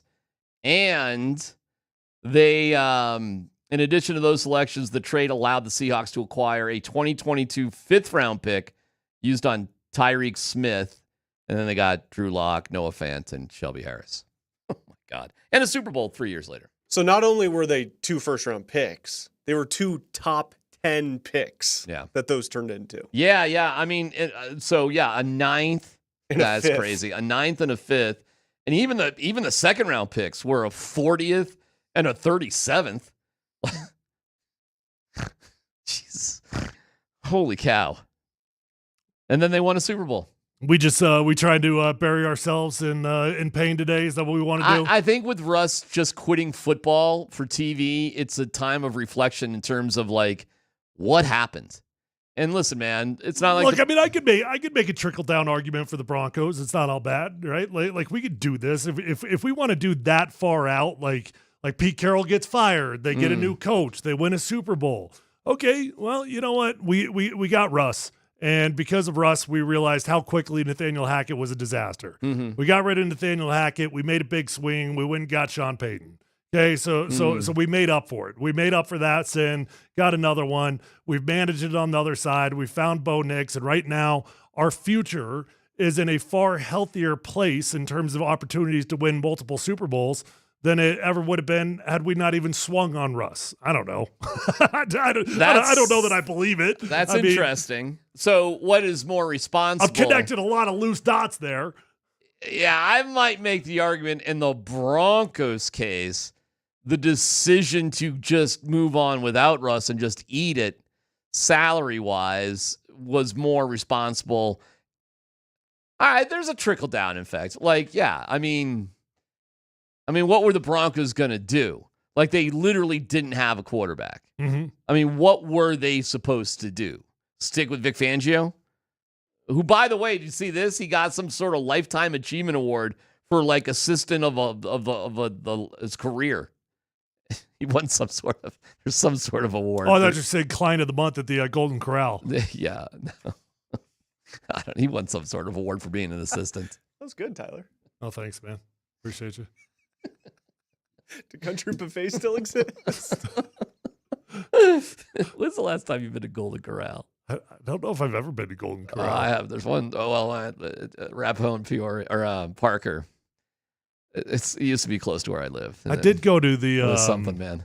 I did go to a Cracker Barrel in Florida a couple months ago. I got nothing wrong with a good Cracker Barrel. Dan, you ever been to a Golden It's a Corral? solid experience. I've been to Golden Corral once. Yes, it's interesting. Very similar to Country Buffet. If you ever went to Country Buffet back in the day. That unlimited chocolate fountain. Good fondue. Oh, well, it's interesting. Hey, for the price. It's pretty good. How's the clam chowder? I don't know. I don't think that's what people were doing there at the Golden Corral. Anyways, I'm not trying to be too judgmental. You got to go to the Golden Corral. You got to go to the Golden Corral. Have fun. It's KKSE FM HD1, Broomfield, Denver, Boulder. The big story, there's a bunch of them. Pat Surtain gets an extra $5 million and an easy way, relatively, to make another $5 million the next year. Get into that. The Chris MacFarland story, he is gone. He is now the GM and president of the Nashville Predators.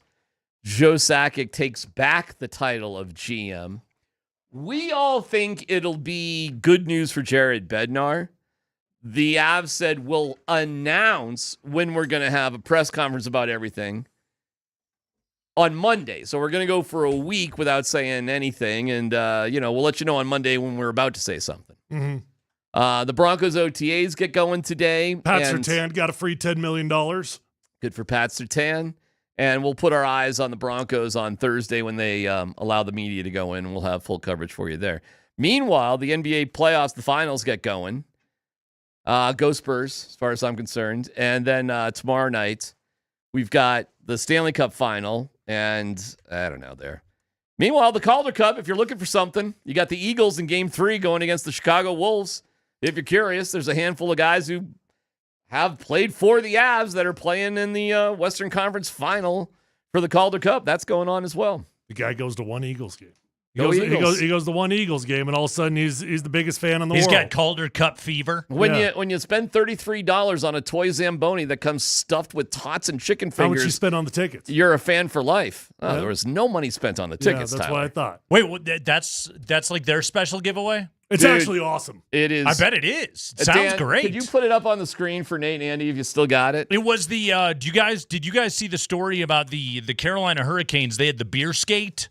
They had that thing going on, but like they sold out of it immediately. It was way too popular, and then they were like, we can't get any more of the greatest thing Is this with like this a German boot chug? Like, does it like come, similar? Yeah. Well, you got to make sure you turn the boot at the. But the great thing with this Zamboni, the boot needs to point the right direction. the Yes. Zamboni filled with tots and chicken fingers. They give you a strap, so you're supposed to, So or you wear you can wear your food bag with you at the Eagles game. Did you wear it's feed bag like. Yeah. Did you wear it? We did not wear it. It was my wife and I. We just shared it. We did not wear it. But it's Feels like a missed wearable. opportunity. You could Coors Light. Yeah, you can take it to the movie theater later. Put some popcorn in it. Exactly. Oh, we cleaned it out to be worn and eaten out of in the future. A regular tray to take wherever you need There to. it is. There on the screen behind you. You can see a picture of it. Oh, it's a fine item. I know. It was great. $33 for that bad boy. Do the wheels work? Does it roll? It rolls. Oh, that's even better. It's functional. The top goes up and down. You can do whatever It's you want. functional. Functional for what? I don't know. Roll the tots to your wife. Here you go, honey. It is. Send them across the table. Yeah. I think it'd be fun just with a load Put of some condiments in it. Why you little put bit like a later. load of spaghetti in it and just kind of eat endless My amounts kids of would pasta? love that. It would result in food all over the floor. And look at the strap, so you could easily wear it around your neck and wearable strap. I-25's getting in on it. I see Sure. there. They're responding. You got the Eagles logo. I mean, it works. $33. What a bargain. There you go. You're shared making it. money on this deal. We shared it. Have you watched that thing? Yeah, my wife she watched it. Is it dishwasher safe? That's an awkward dishwasher item. I mean, I guess so. I got questions about this product. Anyways, that a lot of stuff for you guys to get into. What's front and center? Frankly, I gotta say, yeah, the Zamboni's more appealing looking than the chicken fingers themselves. So the chicken fingers were plump and supple. Okay, they did the trick. Sure. You know, I could have gone for one more chicken finger though. Yeah, there was three. Not. Only things I could go for plump and supple. I wouldn't have described a chicken finger that way. Plenty of tots. Like we couldn't. The tots were hard to finish the off. Tots were fine. Yeah, we could have gone for one more chicken finger. Maybe a little stingy on the chicken finger. I'm just saying. You like a supple finger, do you? I'll tell you this. If there is a game 6 in this series, and if there's a final, if there's a Calder Cup final, it's an awesome. Have you guys ever been to an Eagles game? I never have been, dude. I've never even been in that building. I've driven past it before. It's a great environment. They're into cowbells. Okay. They got a tradition where they just yell like lunatics for the first minute of the third period for no reason. And they give out like a folder, like a placard, but you can fold it, and they just smack it. So if you forgot your cowbell, you can smack your placard. Smack your placard. You can smack your placard and ring your cowbell. With your supple finger. What can I tell you? Your plump, supple finger. Now, who knows if the next GM of the Avalanche will come from the Eagles? That's been discussed and bandied about. What's your, you feeling like Bedsy's fine now with all these moves? It's being reported that he's sticking. That's Friedman had it. Dater had it. Well, it looked like Freeman was like reporting from Dater. Friedman said he reported on reports. He said there is a report. There is a report? Yeah, there are reports. I'm reading reports. Okay. Which I'm going to guess is just our guy Dater. I've literally never cared who reported something first. Yeah, but it's different than Friedman saying, I'm hearing, whatever. He's admitting he's just reading it from somebody else. I would feel better about it if Friedman was saying, I got this. I can confirm. Well, then I suppose, to be fair, I read a lot of things on the internet, too. Some of which I share on the radio. Others, I think, no, I shouldn't do that. Yeah, Betsy, I wouldn't, but it seems like they're going to. You wouldn't keep him? No. Oh, you're ready to move on from Betsy. Yeah, I've been saying it ever since they got ousted. He's never listened. you gotta. You're not missing much. You gotta change. This team needs a change. They need a change in voice. They got to go in another direction. Doesn't sound like they're gonna do it. Guys, what's the worst thing that happened? They got, this is a Western Conference Finals team. This is one of the 4 best teams in the NHL. If everybody's healthy again next year, you're a contender once again. So it's like ultimately it could all be for nothing. It's also just a weird friggin' sport. It is. It's one of just the team that wins the President's Trophy doesn't win the Stanley Cup, ever. So maybe next year the Avalanche have the 3rd best record in the West, and then maybe they go win the Stanley Cup. Well, do you want to have a team for the regular season or a team for the playoffs? And if you take a few losses in the regular season, well, you need a team for both. Is what you need. Sure. I don't know who this goes to. By the way, are you dump Bedsy too, or are you keep Bedsy? Whatever. Whatever.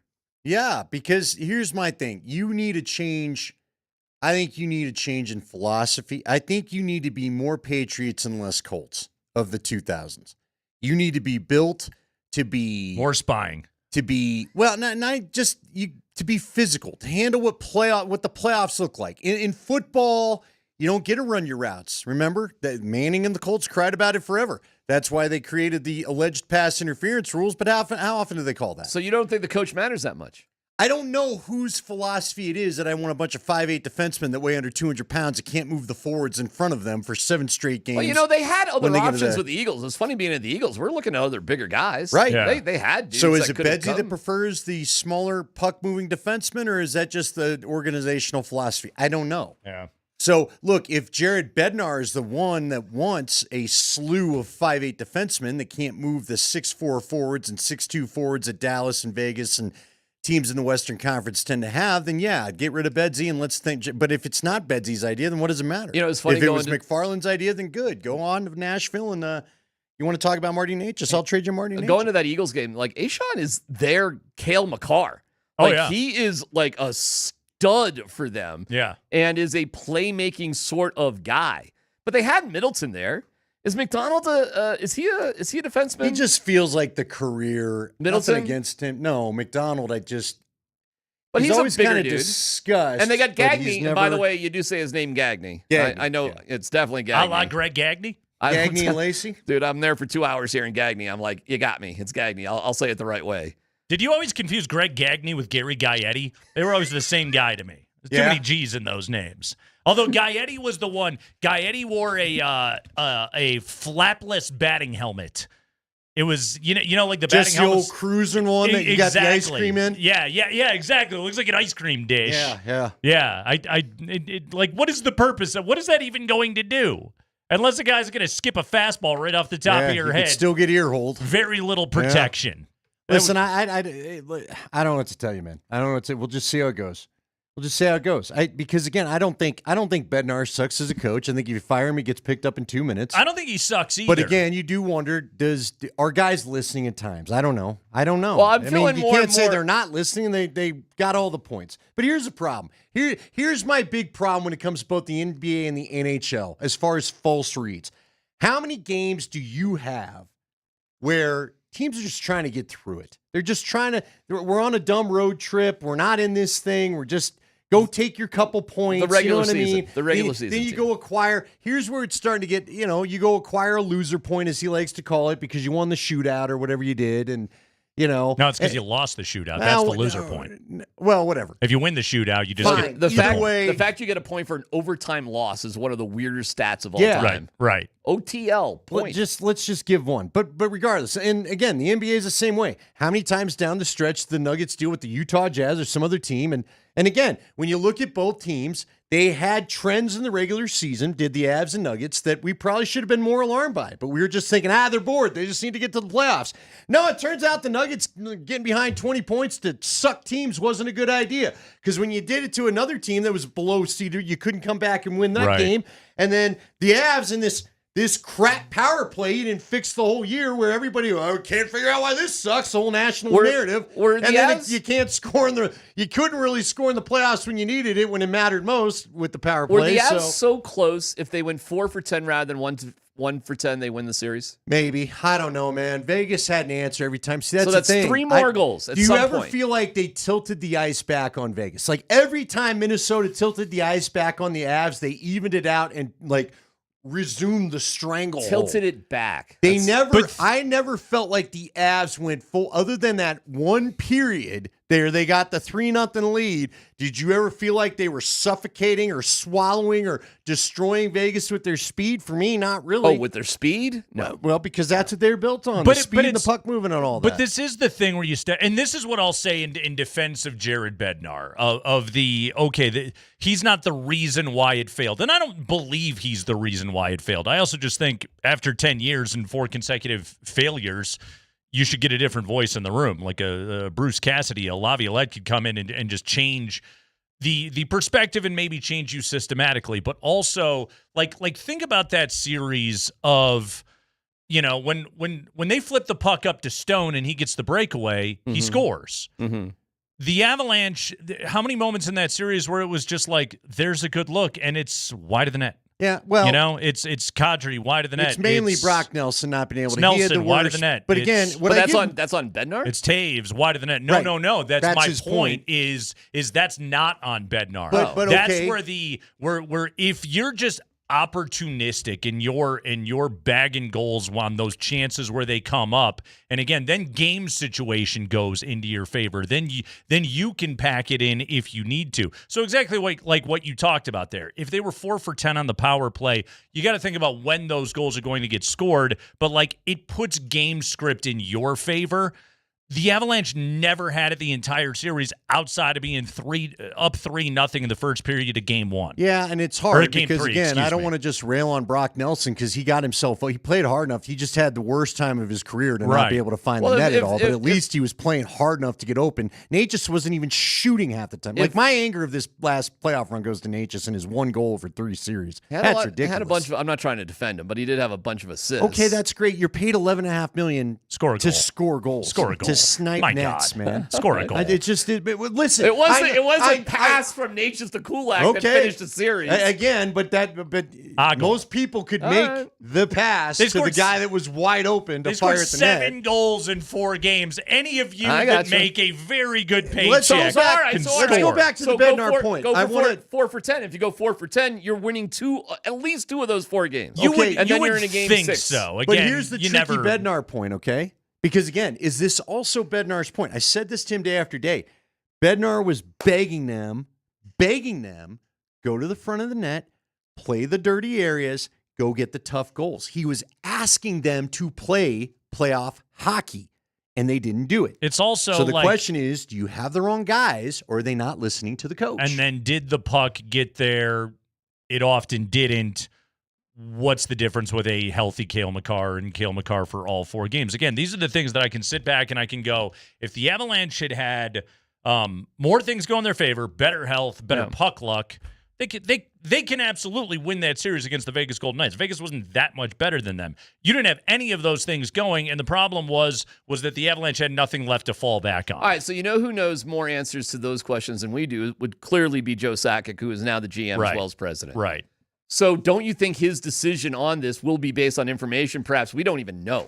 Oh, of course. Right? Of course. So do we trust Joe Sakic to make the right decision? I trust Joe Sakic. What I'd like to see them do again, though, if I can make one request, is whether it's Joe Sakic's team, when you had Adam Foote, guys like Adam Foote and Aaron Miller, and in one run, Alexei Gusarov, they had one for the early cup run. Uwe Krupp was the one that scored. All big defensemen. Mm-hmm. And then you had Rob Blake on that second team. But again, big defensemen. And because Gerard got hurt in their last cup run that Joe Sakic was the captain of, Jack Johnson, Eric Johnson, Manson, you had big dude. if you want to go with smaller forwards, fine. But you need bigger defensemen in the playoffs. Well, because you're going Kulak, 7 games against the same thing. DMac, does it make you sensitive what a heightist Andy is when it comes to these guys? No, well, I actually, here's what's going to be weird. I actually can't stand small guys in terms of pro athletes. I know, I'm with you. I'm an anti-small guy. By the way. Listen, I don't need more guys like me. I know how limited I am. I don't need more I just don't want to out see there. a guy like you trying to move a guy like Tyler. You know what I'm saying? No, Or but even like, a guy like me trying to move a guy you're really like only Tyler. talking about two. You're only talking about two dudes. You're talking about Achon and Blankenberg. Who else are you talking about? But you had Gerard before. I mean, this just is something that goes on and on and on. All right, but Kulak's a bigger guy.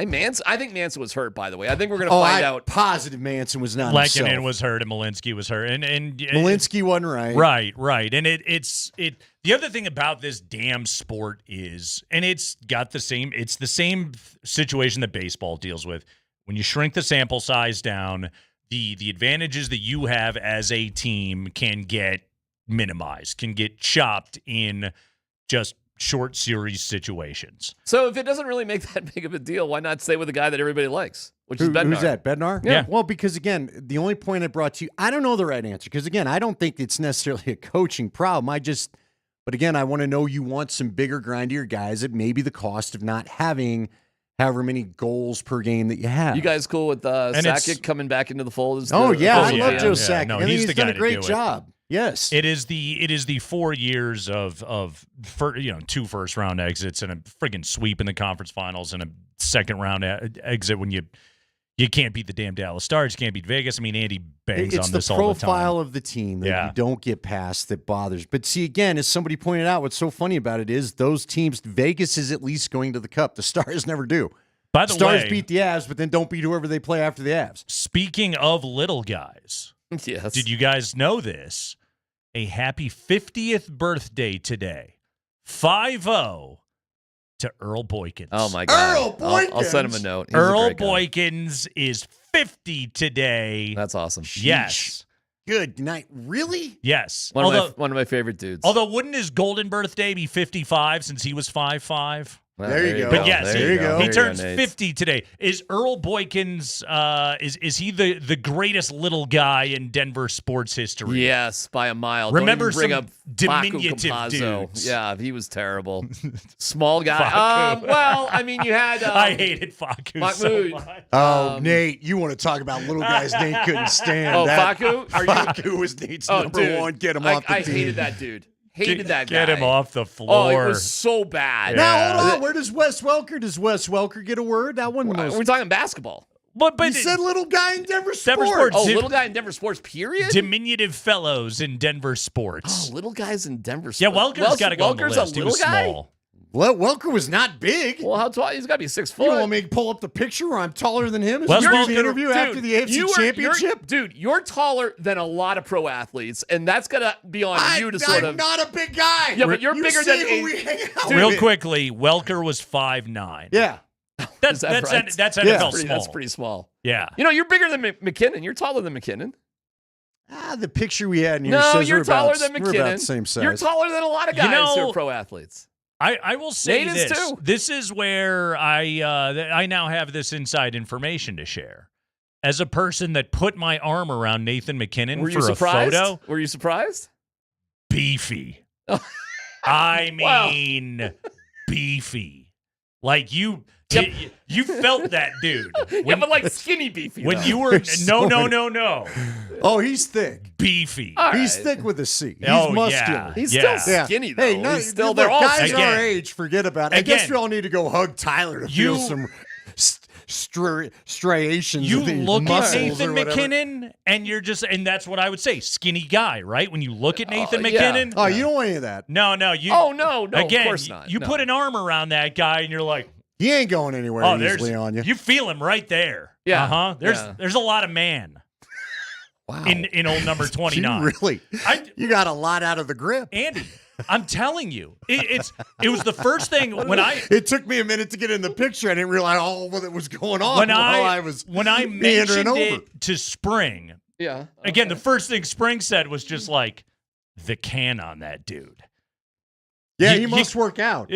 Seriously. Landeskog too. Yeah. I've stood right. Landy's way Oh, thicker than Landy's Nate. got a hockey. But Landy's way now, thicker nobody than beats Nate. Rob But Blake. when Rob Blake's McKinnon is in the building and, like, again, you see him just wearing a pair of casual shorts as he is, you're just like, wow, okay. Nate, Gabe's in kind of sick. Like, you see, like, Gabe's back. Like, just like, dude is ripped. You know what's funny? Gabe was buddies with Jake Schroeder, and for some reason, like when I was on my first stint with the Mammoth, they were at Mammoth games all the time. Like Gabe dug the Mammoth. Cool. So when you want to talk prime out of uniform Gabe, oh. By the way, most of the guys are ripped like that because they're hockey players. That's why Ryan Johansson, when he was here, looked like a plumber. It's like, wow. Well, There's one all guy right. who doesn't Hey, have a killer body. Since for we these. could come up with all-time small Denver sports guys, how about just everyday bodies for athletes? But Peyton Ryan- Manning is like the leader of the club. Well, almost he had every his kind of quarterback. punch going on. Dude, the quarterbacks are not the fittest crew. Remember? That's why when you guys got like Tebow and like Brady Quinn. Jake Plummer was skinny. He looked like your skater friend. Yeah. You know who's beefiest was Bradley Van Pelt. Van Pelt was a thick old horse. My all-time favorite bad athlete body in Denver was, remember when Ray King was coming out of the pen for the Rocks? Well, And no. And I'll tell Were you why. Hey, were Hold you on. here Dude, with the, I'll were you tell here you for why. Brian Bohannon? Oh, Bohannon had a huge cane. And he always had a huge dip hanging out his lip. My favorite thing about Ray King was when he would jog in from the pen, he would get out of breath, like before he even hit the infield dirt, have to stop and walk the rest of the way. Give it like the bad, You know, can tell like bad he man kept pajama charging walk. out, and Yeah. it was like, oh, Can we wait get the guy a minute. cart? Whatever happened to the bullpen cart? Why don't Why we don't have they those? have a anymore? helmet cart like they do the, you know what I mean? They Get got a batting helmet Get cart. a one of segue those. for these Give guys the or pitcher something. a ride. All right, we got a lot to do. DMac, everybody. Listen to PhD every day, noon to 3, right here on Altitude Sports Radio 92.5. Oh, man, jam-packed sports weekend, long sports weekend that it was. We got an NBA Finals. We got a Stanley Cup Finals. We have massive NFL trades. We've got a GM leaving. We have a coach staying. We've got unfortunately, a coach mourning, which we got to get into today here on the shows. The great Rick Adelman passed away, and the Rockies played a fun baseball game last night, which we'll get into, which apparently nobody saw. So we'll dive into it. Kreckman and Lindahl, Altitude Sports Radio.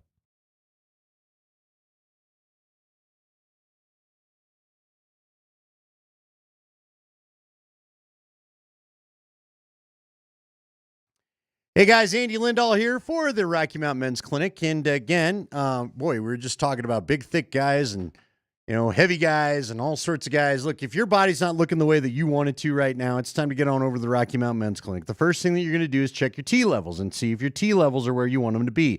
If they're not, then of course you can get some testosterone treatment. But it doesn't just stop there.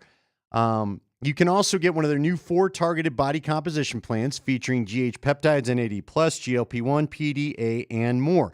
I was on the GLP-1. I'm still on the GLP-1. Going to probably be winding that down at some point over the summer because I hit the weight goal that I wanted to. But again, they're going to give you great guidance on all these programs. I've talked to them a little bit about the peptides.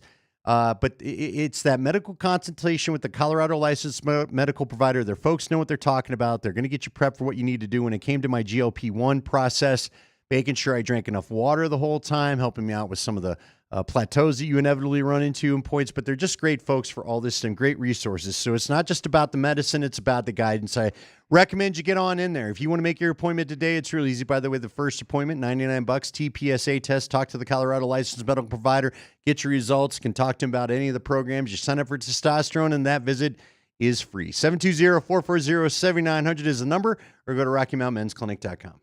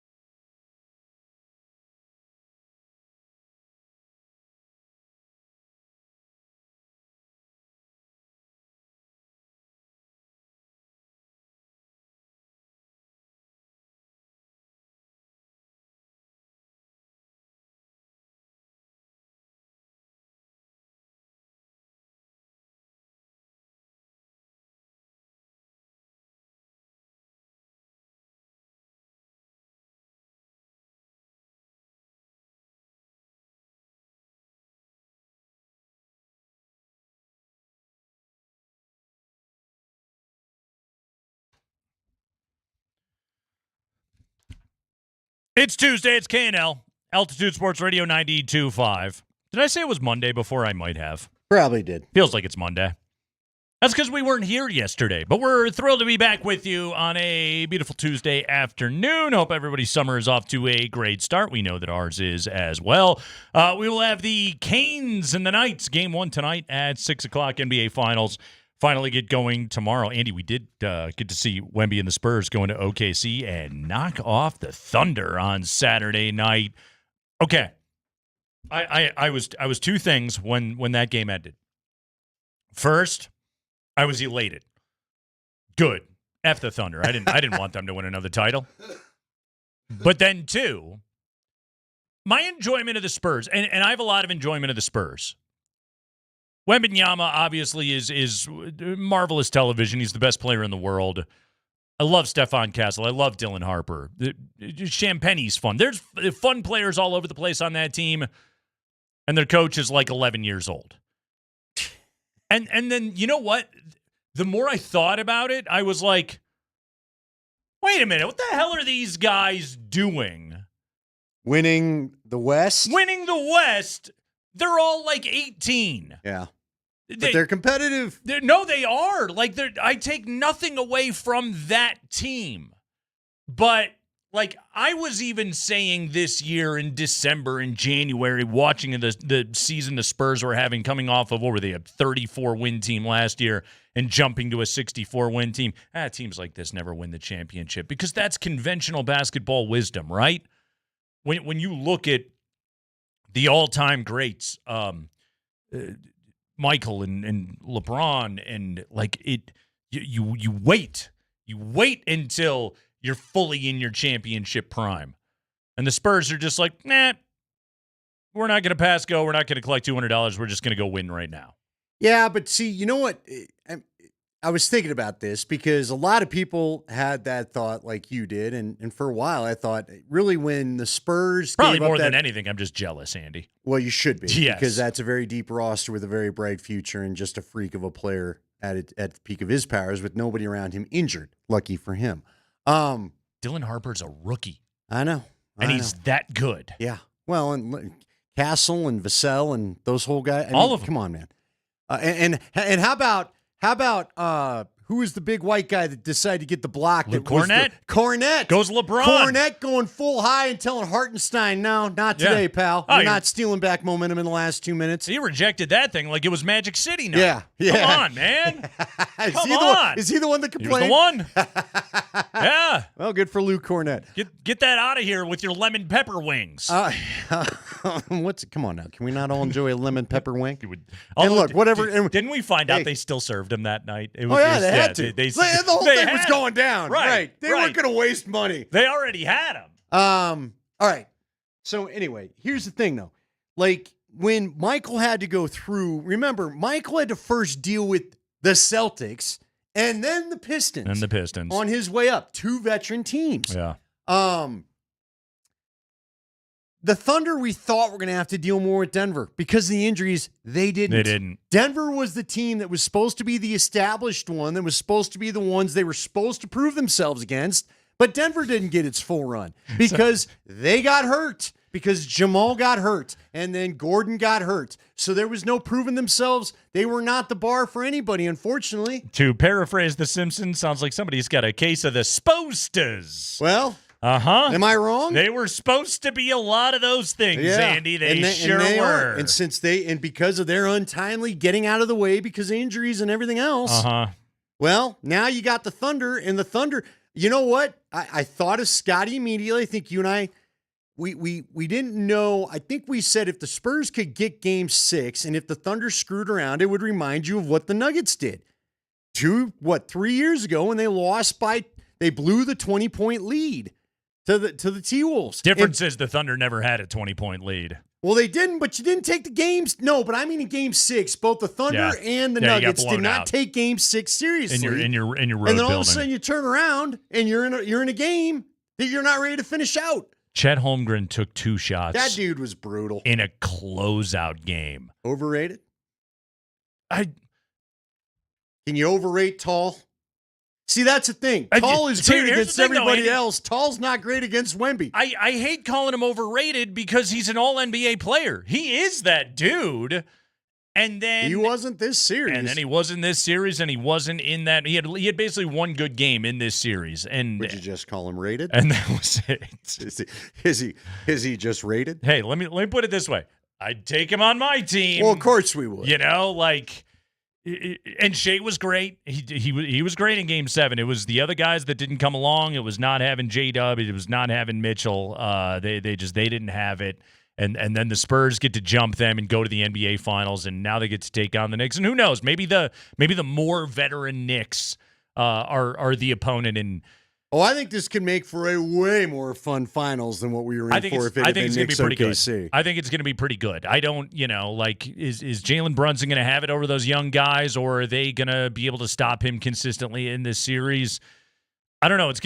I think it's going to be a good NBA Finals, though. And I really, what's funny about it is I don't really have a dog in the hunt in this Finals anymore. Like, now that we're at this part of it, I'm just here to be entertained. And I like a lot of the guys on the Knicks, and I like a lot of the guys on the Spurs. So I'm excited to watch it. I don't have to watch this series and be annoyed by Shea or anything else like that. I think just as a basketball fan, I can just sit back and enjoy this thing now. And so I'm looking forward to these NBA Finals that start tomorrow. Stanley Cup Finals start tonight. And the Avalanche are not in them. Yes, I'm aware. And I actively You're going to have parties and yes, stuff. I actively want the Carolina Hurricanes to win the Stanley Cup. Only because they're not the Vegas Golden Knights. So I'm eager to see that, but I think this should be a very good series. The Avalanche are trying to get there next year. They will do so without the services of their general manager, Chris MacFarland, who is now the president of hockey ops and GM of the Nashville Predators. Congratulations to him. Way to go, C-Mac. He gets to move to the bigger office now. He gets Joe's office in Nashville, replacing Barry Trotz. We would like to thank Chris for all he did for the Avalanche organization. This is the statement from Josh Kroenke. Chris was instrumental in our success over the last decade and a key part of our 2022 Stanley Cup championship. This was an opportunity for him to take on a bigger role with the Preds while being closer to his family. We wish him and his family all the best in Nashville. Joe Sakic will resume the general manager duties for the foreseeable future, including this month's draft and the start of the league year. In Joe's previous stint as GM, he helped build the current roster and led us to the 22 Cup. We are confident in Joe's leadership and that we will continue to build upon our recent success as we seek to bring another cup back to Colorado. Andy, you're closer to all of this stuff than I am. How big a blow is this for the organization? It's always tough. I don't know. I want to credit, I credit Chris MacFarland. I'm sure he was the grinder of the everyday work, but I still think the guy that had to pass through every move that was made, every contract that was signed, I'm sure made it to the desk of Joe Sakic for approval. So I still feel like the overwatch was in place, and therefore I'm not panicking about this. Yeah. So I wish Chris MacFarland luck. I think he did good work. He did great I think work. he did a lot of grinding to get that trade pulled off for those that love the trade for the Miko Rantanen deal. Sandpaper. There you go. Good for him. He grinded his way. He gritted his way through those trades. Got gritty, got grindy. He was a body in front of the net when it came to trades. Sure. He sure was. Well, and look, I imagine here's what I think Chris MacFarland did. And again, we don't know all the inner workings of things, but it sounds to me like there was an agreed vision for the team, and he went out and did all the nuts and bolts stuff to get it pulled off. Yeah. I did the contract negotiating, did the calls to get the trades figured out, all that stuff. Now, again, I still think Joe Sakic had his eye and ear to every conversation, so I'm not panicked that you've lost a key member of putting the blueprint together. Mm-hmm. But look, the guy deserves his flowers, and now he gets a chance to get all the credit. The problem is when you got Joe Sakic there, and I think also to some extent when you have, Nathan McKinnon and Cale Makar, you're kind of like a Peyton Manning or John Elway's offensive coordinator. Right. Is that a fair comp? Absolutely. You know what I'm saying? Absolutely. Yeah, and maybe for MacFarland that was cool, and maybe this just is a better opportunity and a bigger paycheck and a more desirable place to live for him and his family. I have no idea. Maybe that's all that this was all about. But this, it does leave a little bit of a vacuum for the Avalanche. Now, again, this comes back to the remember the Nuggets press conference and the phrase "run it back" got used frequently. Yes. Okay, let's look at the Avalanche for a second, and the day after, the week after they're eliminated, and we're over here trying to trade everybody, right? Right. We're to the point where even like the idea of a Cale Makar trade can even make it into the discourse in any way goes to show you the frustration and the desire of the fan base to see something different. And yet, the further we get away from it all, and going back to the conversation we were having with DMac during Cross, is like, I still believe a change in bench boss would be wise. After a decade, after 4 consecutive ousters, I would like a different voice in the room for the Avalanche right now. I would like things shaken up. I would like to see a different voice to it all, a different urgency, whatever that may be, whatever a new coach would bring. I wouldn't even mind somebody coming into that building and being a little bit abrasive and seeing what that could do. You would like to see maybe the kind of shock that Gary Kubiak brought to the 2015 Broncos. That's like the ideal scenario, right? And for those that don't remember, Peyton Manning had a very stylish shotgun-based style offense, and Kubiak came in and said, "Nah, we're running more, and you're getting under center." There's other coaching changes where you change the voice, and it's awful. You think of George Karl to Brian Shaw. Sure. Well, maybe that wasn't the right move. Yep. Okay. Like that can happen a lot of the time, and that's the risk in all of it. But my point being is the further we get away from it all, and the more I've thought back on that series, I believe Vegas took advantage of their opportunities and the Avalanche didn't. And in many ways, the Avalanche picked the worst possible time to have some key guys banged up and to play their worst hockey of the season.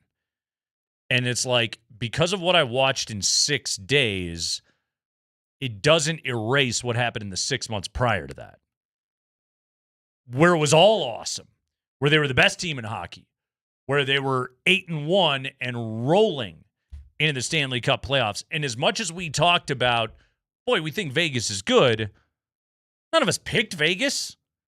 We both had the Avs in 6. Yep. That was both of our predictions. Now, again, hockey's weird and things can go either way. And it's, you could have overtime games where the bounce just goes bad. Those things can happen. The Avalanche, they just played like crap at the worst possible time. Yeah, but and then it's like, okay, while I can see where it may be symptomatic of bigger issues, this team is also freaking awesome. Okay, but here's the problem. Here's the problem that I have with what you're saying. I welcome the pushback because I feel like I'm being a chump right now. I don't know you're being a chump. I'm not. Look, Nate, here's a stark reality. Uh-huh.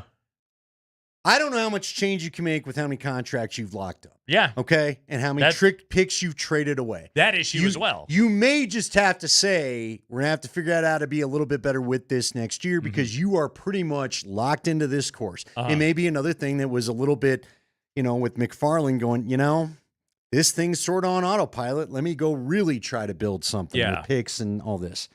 But here's my thing. It's the playoffs that keep repeating the pattern because, frankly, if you're an Avalanche fan and we're being honest about length of it, and you and I talk about this a lot on the show, and you're very good about letting people remember just because the playoffs always don't go your way and championships are hard to win, don't hate the fun you had for the balance of what have been good seasons. So, yes, really, if you think about Avalanche hockey, the last 6 or 7 years have been awesome. But only one time have the playoffs been awesome. And again, I go back to too many times the playoff pattern repeats itself to where you've got to change something somehow. And you've got to, I think, change some of the players that you were looking to kind of use, but I don't know how you do that. I don't know if, what are you going to do? Are you going to call up MacFarland and go, hey, this $11.5 million contract you signed Marty Natchez to, you want to take that into Nashville so we can free up some room and get grindier on our deeper, our second and third lines? What about, this guy or that guy or whatever? I don't know anybody's doing that. So to your point, even though I think something's got to be different because the playoffs aren't different. But again, this is the debate. You know what the Avs are doing right now in a way? Only they have a championship, and this example I have doesn't. The Avs are the George Karl Nuggets, where you are whooping everyone's rear end in the regular season, and it just goes away and changes in the playoffs. Okay, and Spring, you can weigh in on this. Remember when Tampa got swept? Yes. Columbus that swept him? Yes. The BJs First got him? round. First round. I believe they were the President's Trophy. President's Trophy. They get swept in 4. They won the next 2 Stanley Cups. But here's the thing. I mean, were they as deep in cap committed to what this team is? Because right now you don't have enough money to bring this whole team back. John Cooper was still there. They didn't change coaches. He just they let him come back and he got him over the hump. They paid Vasilevsky, I think, but he was still there. He was there the whole time. I think it's a good point. I think running it back can work. It can. It can. Sure. Unless it doesn't. But here's the problem with hockey. Again, everyone keeps saying, boy, the Avs had a bad luck with the injuries. Well, there's no promise this team's going to be healthy by the time we get to this point next year. It's hockey. It's stupid. Everyone's got something. Remember, they had guys, Nazem Kadri was fighting crap during that first cup run. Matter of fact, we find out Gabe was fighting stuff during that cup run. Nichushkin was fighting stuff. Nichushkin was lucky to put his skate on in the cup final. I guess the difference is that you fight. They found a way to get it done. But are you playing? I don't know. But here's the problem. Some of the key players that we keep pointing to, they're older. I almost called Nazem Kadri Valerie Kaminsky. What is wrong with me? I'm really tired. Nazem Kadri is 4 years older. Josh Manson is 4 years older. Eric Johnson's not on the team anymore. Yeah. Gabe Landeskog is 4 years older. These are all dudes that are longer in the tooth than they were when you won the Cup in 22. I hate when my teeth get long. Well, it's the Kreckman and Lindahl show. Yeah, where'd that come from? What the hell? Are your teeth growing? Are you a vampire the older you get? Getting longer. Do you in the shrink tooth? and your teeth get long? All right, I'm going to look this up in the break. We're going to find the etymology. We have a dentist out there? Of this saying. A hockey dentist? Grind them down if you need to, okay? It's Kreckman and Lindahl. We'll take a quick break. When we come back, so much NFL news. And yet one little bit of football news over the weekend made me grow in my appreciation for the Broncos organization right now. I'll tell you exactly what that is when we come back.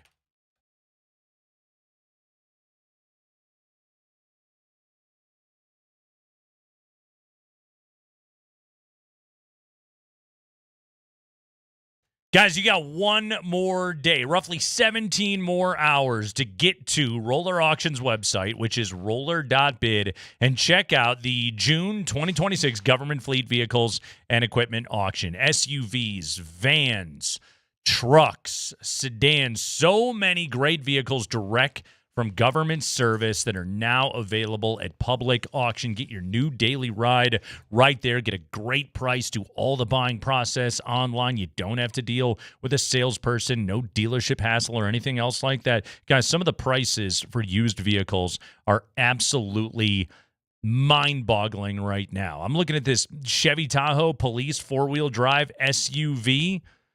Less than 100,000 miles on this thing right now. Current bid, $4,300.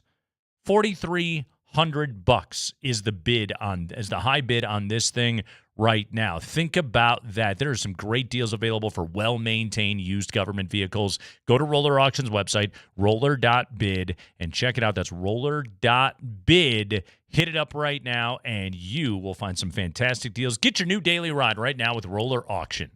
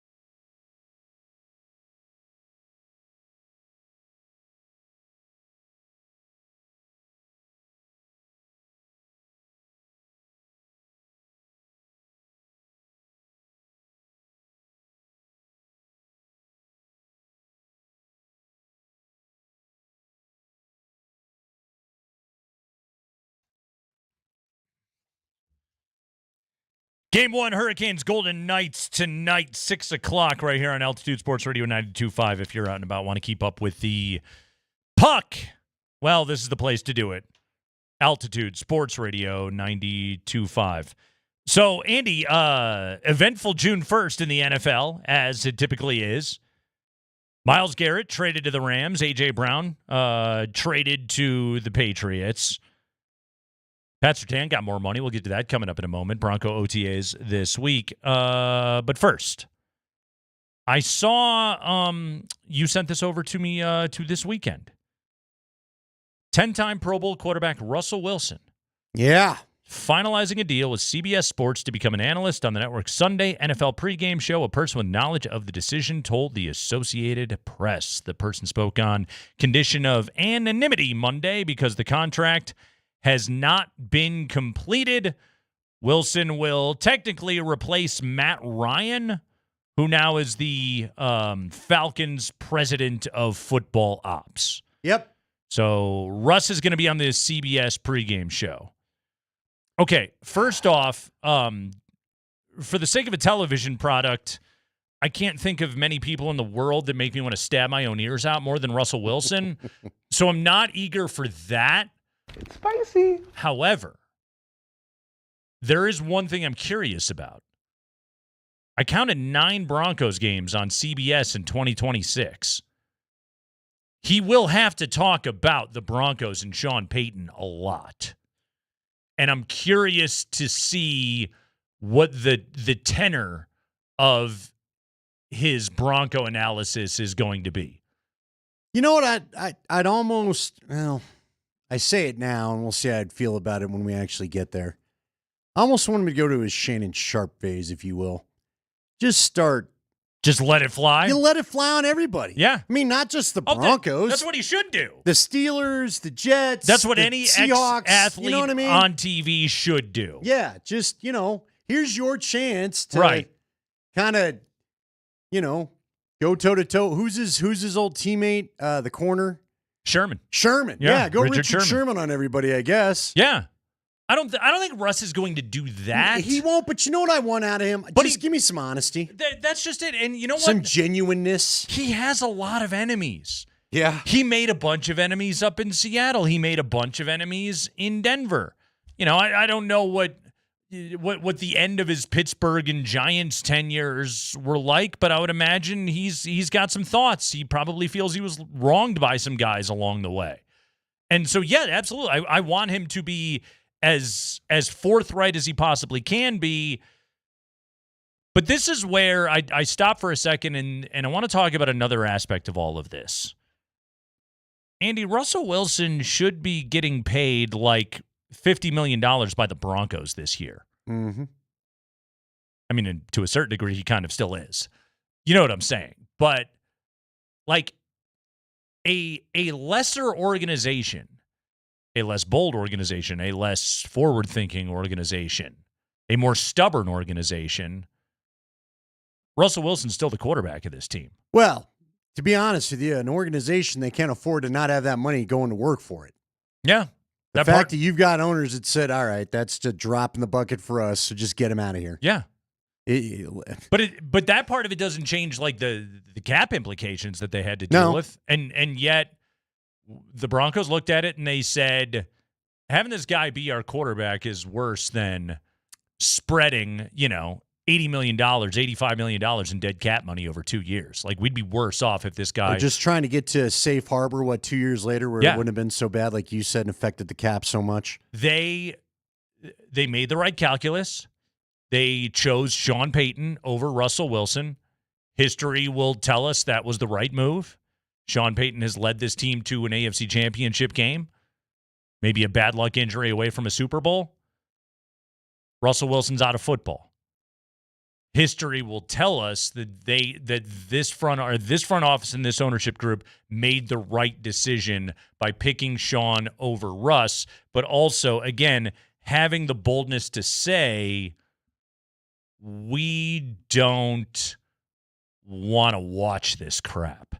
We don't want to watch bad football. We're watching a declining football player. Yeah, we gave him the contract. we're not going down with this. And Andy, like, and here's a good example of it. Look at what the Browns had to do. Like, trading Myles Garrett, and I will say this for the Browns, it was the right thing for the Browns to do right now. They should trade Myles Garrett. He's wasting away on their roster, and they need all the haul of draft picks they can possibly get. But they have to make that trade because they screwed up the Deshaun Watson thing so badly. This is just further collateral damage of how badly they butchered that whole thing. Man, the Broncos, they screwed it up, and it was a speed bump. That's all it was. A minor hiccup. Really, it didn't impact winning and losing at all. Which is incredible when you think of their ability to be able to maneuver through this thing. It did impact winning because they started doing it. Yes. I mean, yeah, you know what I mean? Saying? Yes. They were not winning before. They got it out of the building. There was no weird. Now, I would be curious what would have happened if they stared him down to try to get it. Although, you know what? He probably would have just taken his money. I guess he proved to us in the other stops because he could have done some with the Giants last year, too, to get out of that situation. Yeah. But no, you're right. They got it done. Well, you know what? And this is one of the things the Penners, I think, can hang their hat on early. They kind of changed how the NFL looks at this stuff. Because since they were the first ones to say, yeah, we'll swallow it. What has it been 2 years in a row where two other teams have taken the old big swallow of the biggest cap hit ever? Mm-hmm. Isn't Atlanta doing that with Cousins, or who's maybe not? Who took the big hit? I swear we had someone take it. The Dolphins with Tua. There you go. Mm-hmm. Just saying, yeah, this isn't a thing for us. So, and look, Stephen Ross. I mean, I don't think Stephen Ross is throwing the Walmart money around. I'll just say that. But I think the Broncos, and you got to even credit Sean Payton. Because Sean Payton came in here, and I think the Penners were looking to him in that first year, and Sean said, "Nah, not with this guy. Get this out of here. I'm trying to rebuild culture. That's what you've designated me to do. Yeah, I ain't doing it with him in the building. So get him out. Russ is out of the game now. I want my culture, and my culture will not fit with him. Yeah. Now maybe this is one of those situations where, like, week 12, somebody has a catastrophic injury, and somebody calls Russell Wilson, and Russ looks at CBS and goes, "Well, I got a chance to go back and play, so I'm going to." Do you really think anybody's calling? I mean, look, man. Phillip Rivers got a gig last year, dude. Yeah, he's 1,000. But see, again, Phillip was friends with that OC. Sure, he had an ally. Does Russ have any How friends? about I ask you? No, I'm being dead serious. Does he have an ally left? I mean, Tyler Polumbus has laid out on his show a number of times how many OCs were at odds with Russell Wilson. Yeah, no, it's a good point. They were pulling their hair out trying to, because when he was the Magic Man, he didn't really run the plays the way he was supposed to. He was just so athletic and gifted, you couldn't get him down before he could make something happen. They all like to say that that they liked Russell Wilson, but then, yeah. No, I know what you mean. They like the stats getting put up. Yeah, exactly. Him chucking it around. Yeah, this guy's in TV, and the Broncos are a contender. It's truly incredible that they could mess that up. But you know what? They had both the innovation, the inventiveness, the intelligence, but also more than anything, Andy, just like the chutzpah, the balls to admit we screwed that up. It's gonna sting, but get him out of here. Well, the NFL has become it's next year. Yeah. The NFL's not worried about 5 years from now anymore. No. Just figure out the next year or two with me. The Rams are a perfect example. Because they went away from bleep them picks, and now they're kind of back. Yeah, back to bleep them But why picks. not? I mean, they got the corner. They got what, Snead? Who'd they get from KC? McDuffie? Yep. And now got they've McDuffie got in the Garrett. secondary. Snead got Myles Garrett. Andy, why did they lose the NFC Championship game last year? They couldn't get a stop. They couldn't get a stop. And now couldn't get off the field. I don't know if you saw this. Aaron Donald was telling Pat McAfee, "Yeah, I think I might want to come play again." You got that guy I on the think outside? I found a sudden interest to come get beat up for another year. How good is Myles Garrett? He had 23 sacks on a team that sucked. Yeah. Nobody really opposite to protect him. Think about next year when his team has leads. Yeah. That guy's going to wreck Well, it's dudes. some actual corners that won't let you get rid of the ball quick. Man, best front office in North American sports does it again. It's the Kreckman and Lindahl Show.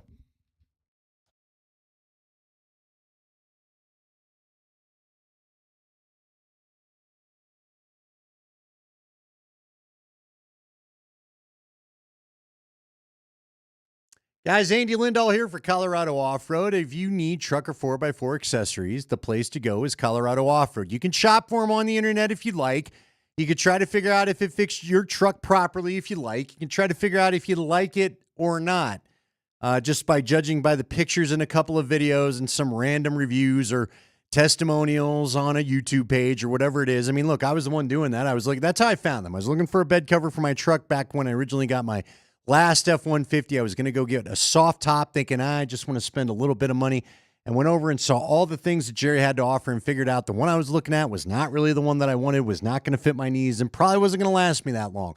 So if you need bed covers, if you need anything as far as the suspension, the tires, the KC lights, the tow inches, whatever it is for off-road, get on into Colorado Off-Road, get a look at what you're buying, and then have a shop that's going to back up what they sell you. That is Colorado Off-Road. 3 blocks south of downtown Littleton on Prince Street. Find them on the web at cooffroad.com, the number 303-761-1264.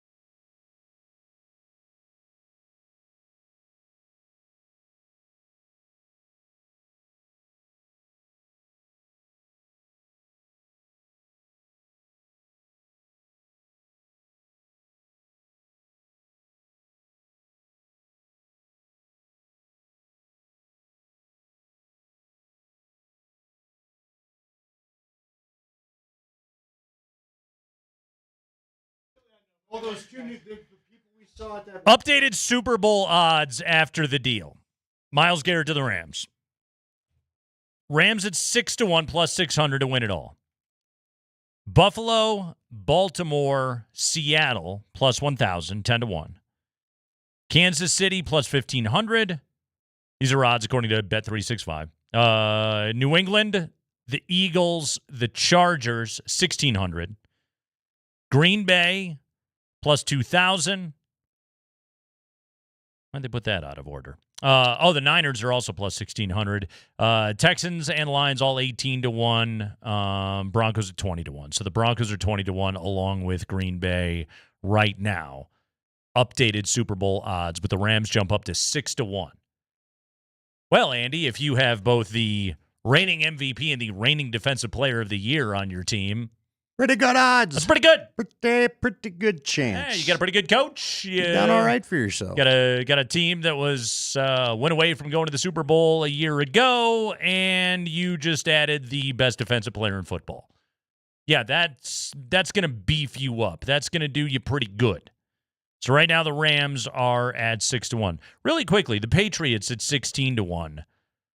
What is the A.J. Brown acquisition, along with adding Romeo Doubs this offseason? Yes, they lose Stephon Diggs, but giving Drake May, who was outstanding in his second year in the NFL, certainly hobbled at the end with the shoulder injury, but he finished second in the MVP a season ago, giving Drake May two legit targets. I mean, Brown being the number one, but Doubs being the number two now. All right, Andy, what is your level of fear of the Patriots right now in the AFC? What'd they do to their O-line? Did they add anybody? Didn't they sign somebody? Didn't they get Elijah Vera Tucker?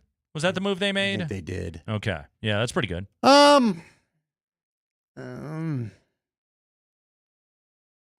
Well, they were better than the Broncos in the AFC Championship. A lot of us would have liked to have seen a couple of things. What happens if that, there isn't a snowstorm in the second half? They weren't demonstrably better. No, they weren't. And let me put it this way. They won the game. And what happens if Bo Nix plays? Right, exactly. So they won the game. Somebody had to win that thing. Look, the Broncos pick up Jalen Waddle, right? Yep. I've heard. It's pretty good. Again, if you could magically bless J.K. Dobbins with some magical season of health, what do you look like? Sure. What does Coleman add? And your defense is still outstanding. How's R.J. Harvey doing? And your coaching is still very good. Yeah, I mean, I think you have a run game if Dobbins is healthy. Dude, what's so interesting, see, it's always hard for me to guess. Sometimes, a lot of times, there's been plenty of recent examples where the receiver, like an A.J. Brown, the first year with the Eagles, goes to a new team. Yeah. Stephon Diggs is the king of it. Goes to a new team. Yeah. What a year. Yeah, you get the bump. Oh, what an infusion of talent. Right. But then the grumbling starts, the diva kicks in. Sure. Blah, blah, blah, blah, blah. Yeah, these are the kind of situations where, this is the year New England's probably most dangerous, right? You would think. Now, again, but I've seen it. You know what's crazy? And then this is what scars me from way back in Bronco history. The Broncos were supposed to be, and God, I hate saying this because one of them is really my dude, one of my guys, your guy too. The Broncos were supposed to have one of their best receiving cores in an offseason where they acquired Anthony Miller from the Chargers, one of the league's true deep threats as a free agent. They took a big swing at Tim Brown, and on the last day of what was a restricted contract where they were allowed to match it, the Raiders matched it. They shifted and went and got Anthony Miller to give John Elway a true deep threat. Yep. Or at least we thought for the first time in his career they thought would be long-term. Ricky Nattiel was it for his rookie year, disappeared after that. They also went and acquired Mike Pritchard, you may remember. And Pritch, God, we all love Pritchard. I immediately bought a Mike Pritchard jersey. Still have it. Cool. With one of those 75 diamond patches or whatever on it from the year, like an authentic one. Went all out to spend the money and all that. So, and you know what happened? Not what we expected. Well, Anthony Miller couldn't always catch the deep ball. He had some Ashley Lee hands at times, and Pritch had some problems staying healthy here and there to the point where I think he lacerated his kidney and he was had that peeing problem, blood. man. Yep. God, he had and it just doesn't always go the way you expect when you add some receivers in. You know what I mean? You know how he did it? He got hit. It was in practice. No, he was all fired up. It was like one of the first practices. Did he go diving for a ball? He dove for a ball, and he caught it and hauled it in and landed on the football, and it lacerated his kidney. Yeah, not good, man.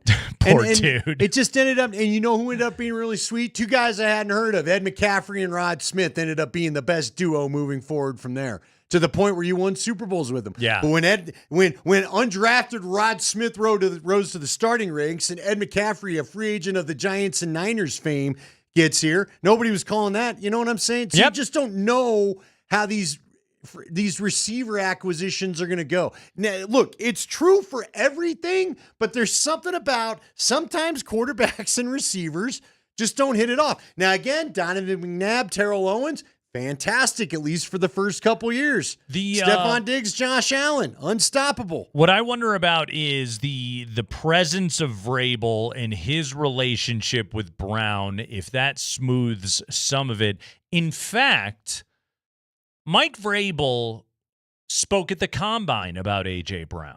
Okay, yes, he did. This was a few months ago, and this was about how close the two of them were back when they were together in Tennessee when Vrabel was coaching A.J. Brown with the Titans. And I want you to listen to this clip right here of Mike Vrabel talking about A.J. Brown. This is back at the Combine. And I want you to listen to this clip knowing when Mike Vrabel was saying all of this, we didn't know what we know today about Mike Vrabel on June 2nd.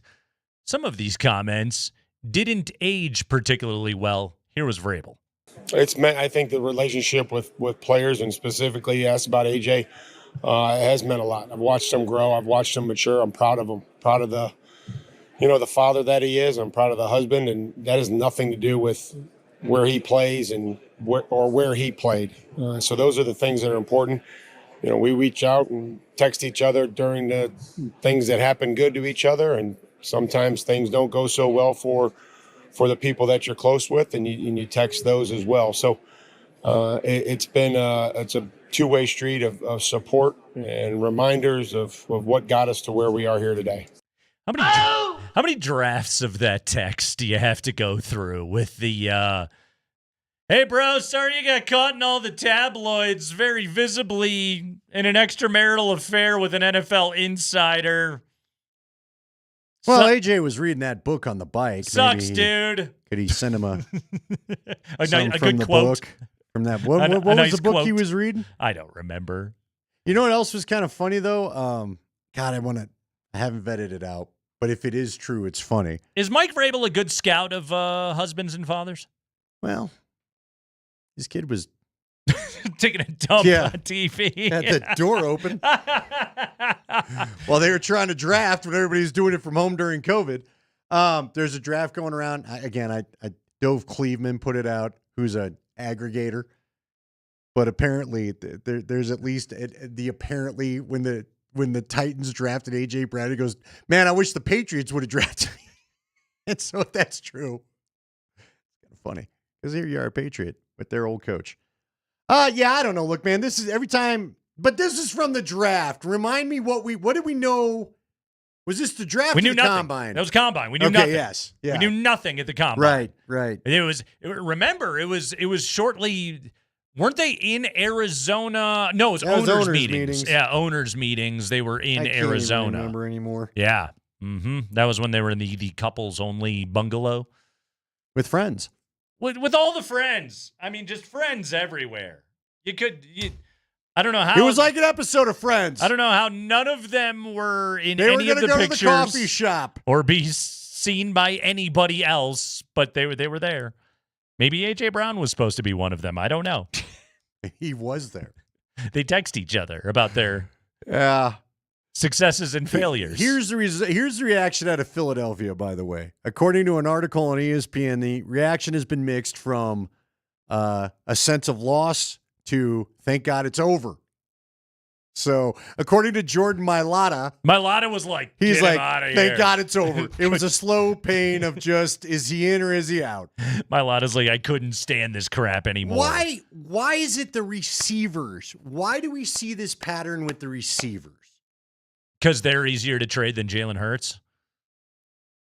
Yeah. That's ultimately what it was. It was the relationship between the two of them soured so badly. It's you can't trade Jalen Hurts, so you trade A.J. Brown. Terrell Owens. Yeah. A.J. Brown, Stephon Diggs. Yep. Keep adding. We could go around. Who's another great receiver that seems to bounce around the first couple of years? I mean, He's Randy Moss amazing. before he went to New Randy England. Moss had a little bit of that going on. Yeah, he was one of them. Absolutely. And then he went to New England and he put that thing over the top. Maybe A.J. Brown does the same. Never really did that, though, right? Um, Like, he would make noise, but he stayed in Dallas. He never really went anywhere else, right? I thought he was generally happy there. I think as long as he didn't have to play for Jeff Ireland, he was happy. Remember that? Oh, yeah. That was not a good look for the NFL. Not a good look at all. But yeah, A.J. Brown to New England, again, playing for a coach that loves him, getting him into this situation, maybe it goes great. All right, do you worry about it? Here's the thing about New England, though. I think the Patriots are really good. For the first time, the AFC East, when was the last time the AFC East actually had two teams? I guess technically last year. Last year. Buffalo and New England. It's been a minute since they actually, because again, it was Buffalo's forever, then it was New England's forever, then Buffalo took it back.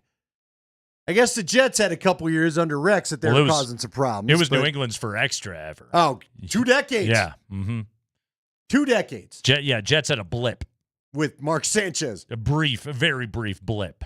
And then that's actually going to be like a 2-team division now. Maybe even 3. Not Miami, but I guess not the Jets either. Yeah, I was going to say, who's the third? There isn't one. I was waiting. Really isn't one. Yeah. Yeah, that's the other thing about being in that division, though, is like they put 4 wins on a platter. Oh, yeah.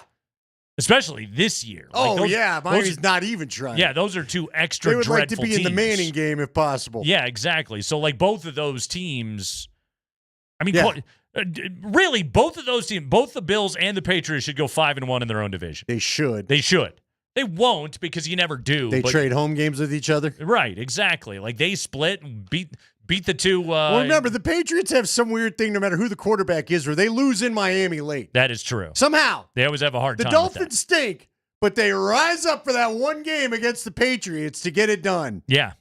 So right now in the AFC, I mean, balance of power, to me, it's Baltimore, Denver, Buffalo, and then probably New England and what about the Chargers? The Chargers are, if they're healthy, man. If they're healthy, that's a Super Bowl good team, and who knows what McDaniel can do to that group if healthy. You know, is Houston gonna get their crap together, or C.J. Stroud gonna rediscover his form? I don't know, but it's a deep AFC again this year. Is Burrow gonna win games this year? Are they gonna have some D? Is their defense not gonna kill them this season? I don't know. Who do they have? They lost Trey Hendrickson. Who'd they go get as their big acquisition? Then they get somebody. Did they draft a pass rusher? What did the Bengals? Did they traded their first round pick? Remember that? It was Dexter Lawrence. They got Dexter Lawrence on that team. Who's now. on the edge? They got the dude from A&M that's not gonna the draft pick from A&M that had 4 sacks but all the talent in the world. Oh, yeah. What was it? Shamar Stewart. Yeah. Who the owner probably needed to not say anything about, but decided to anyway. Right. For no good reason. Mm-hmm. Yeah. As far as we knew, no domestic violence stuff in his background, but the owner's dropping hints today. I got to worry about this. No, you don't. I don't think you do. But okay. Yeah, I still don't think they have defense. We're going to talk to Jeff Legwell coming up at 5:30. But after the break, Andy, going into OTAs, I got a bunch of factors with this Broncos team. I'm going to ask you what you're trusting right now. All right. When it comes to this group, all right? And I've got hard Bronco questions to ask you when we come back on Altitude Sports Radio 92.5.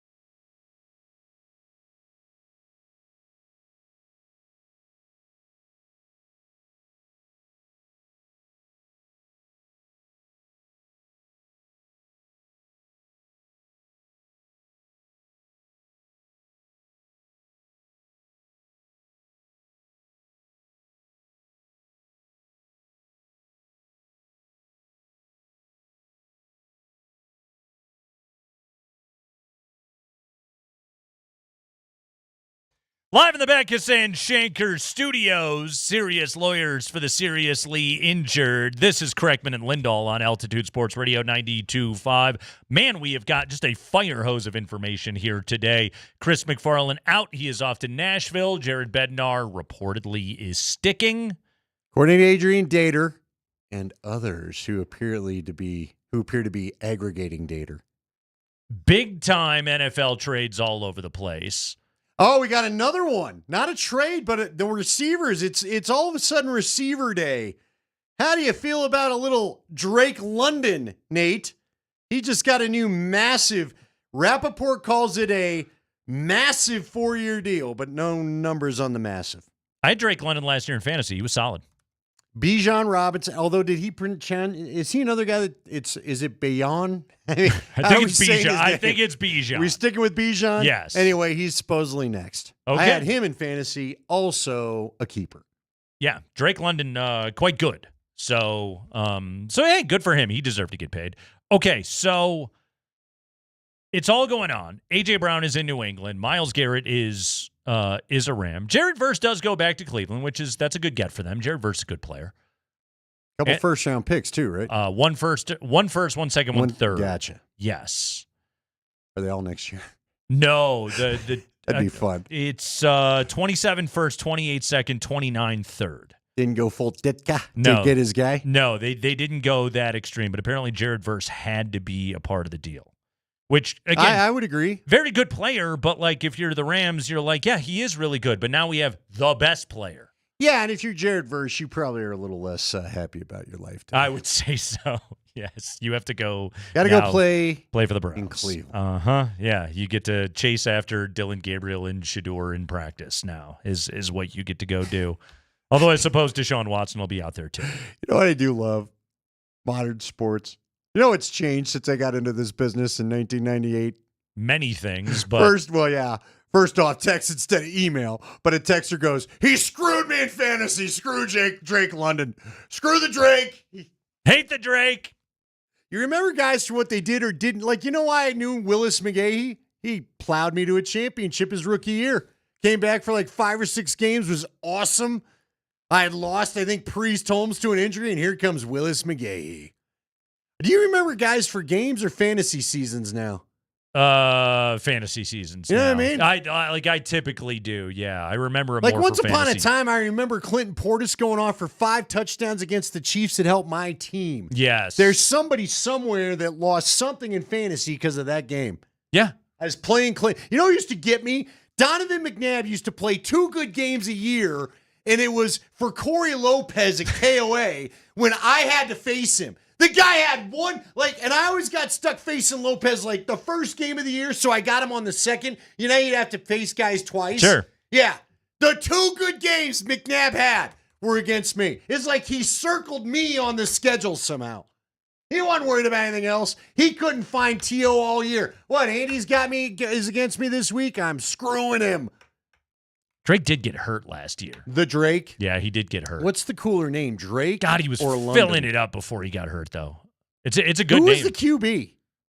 Last year in Atlanta? Was it Penix? Yes. Well, it was Cousins. It was Penix. Was Cousins getting all these? Because I just know Bijan Robinson was awesome.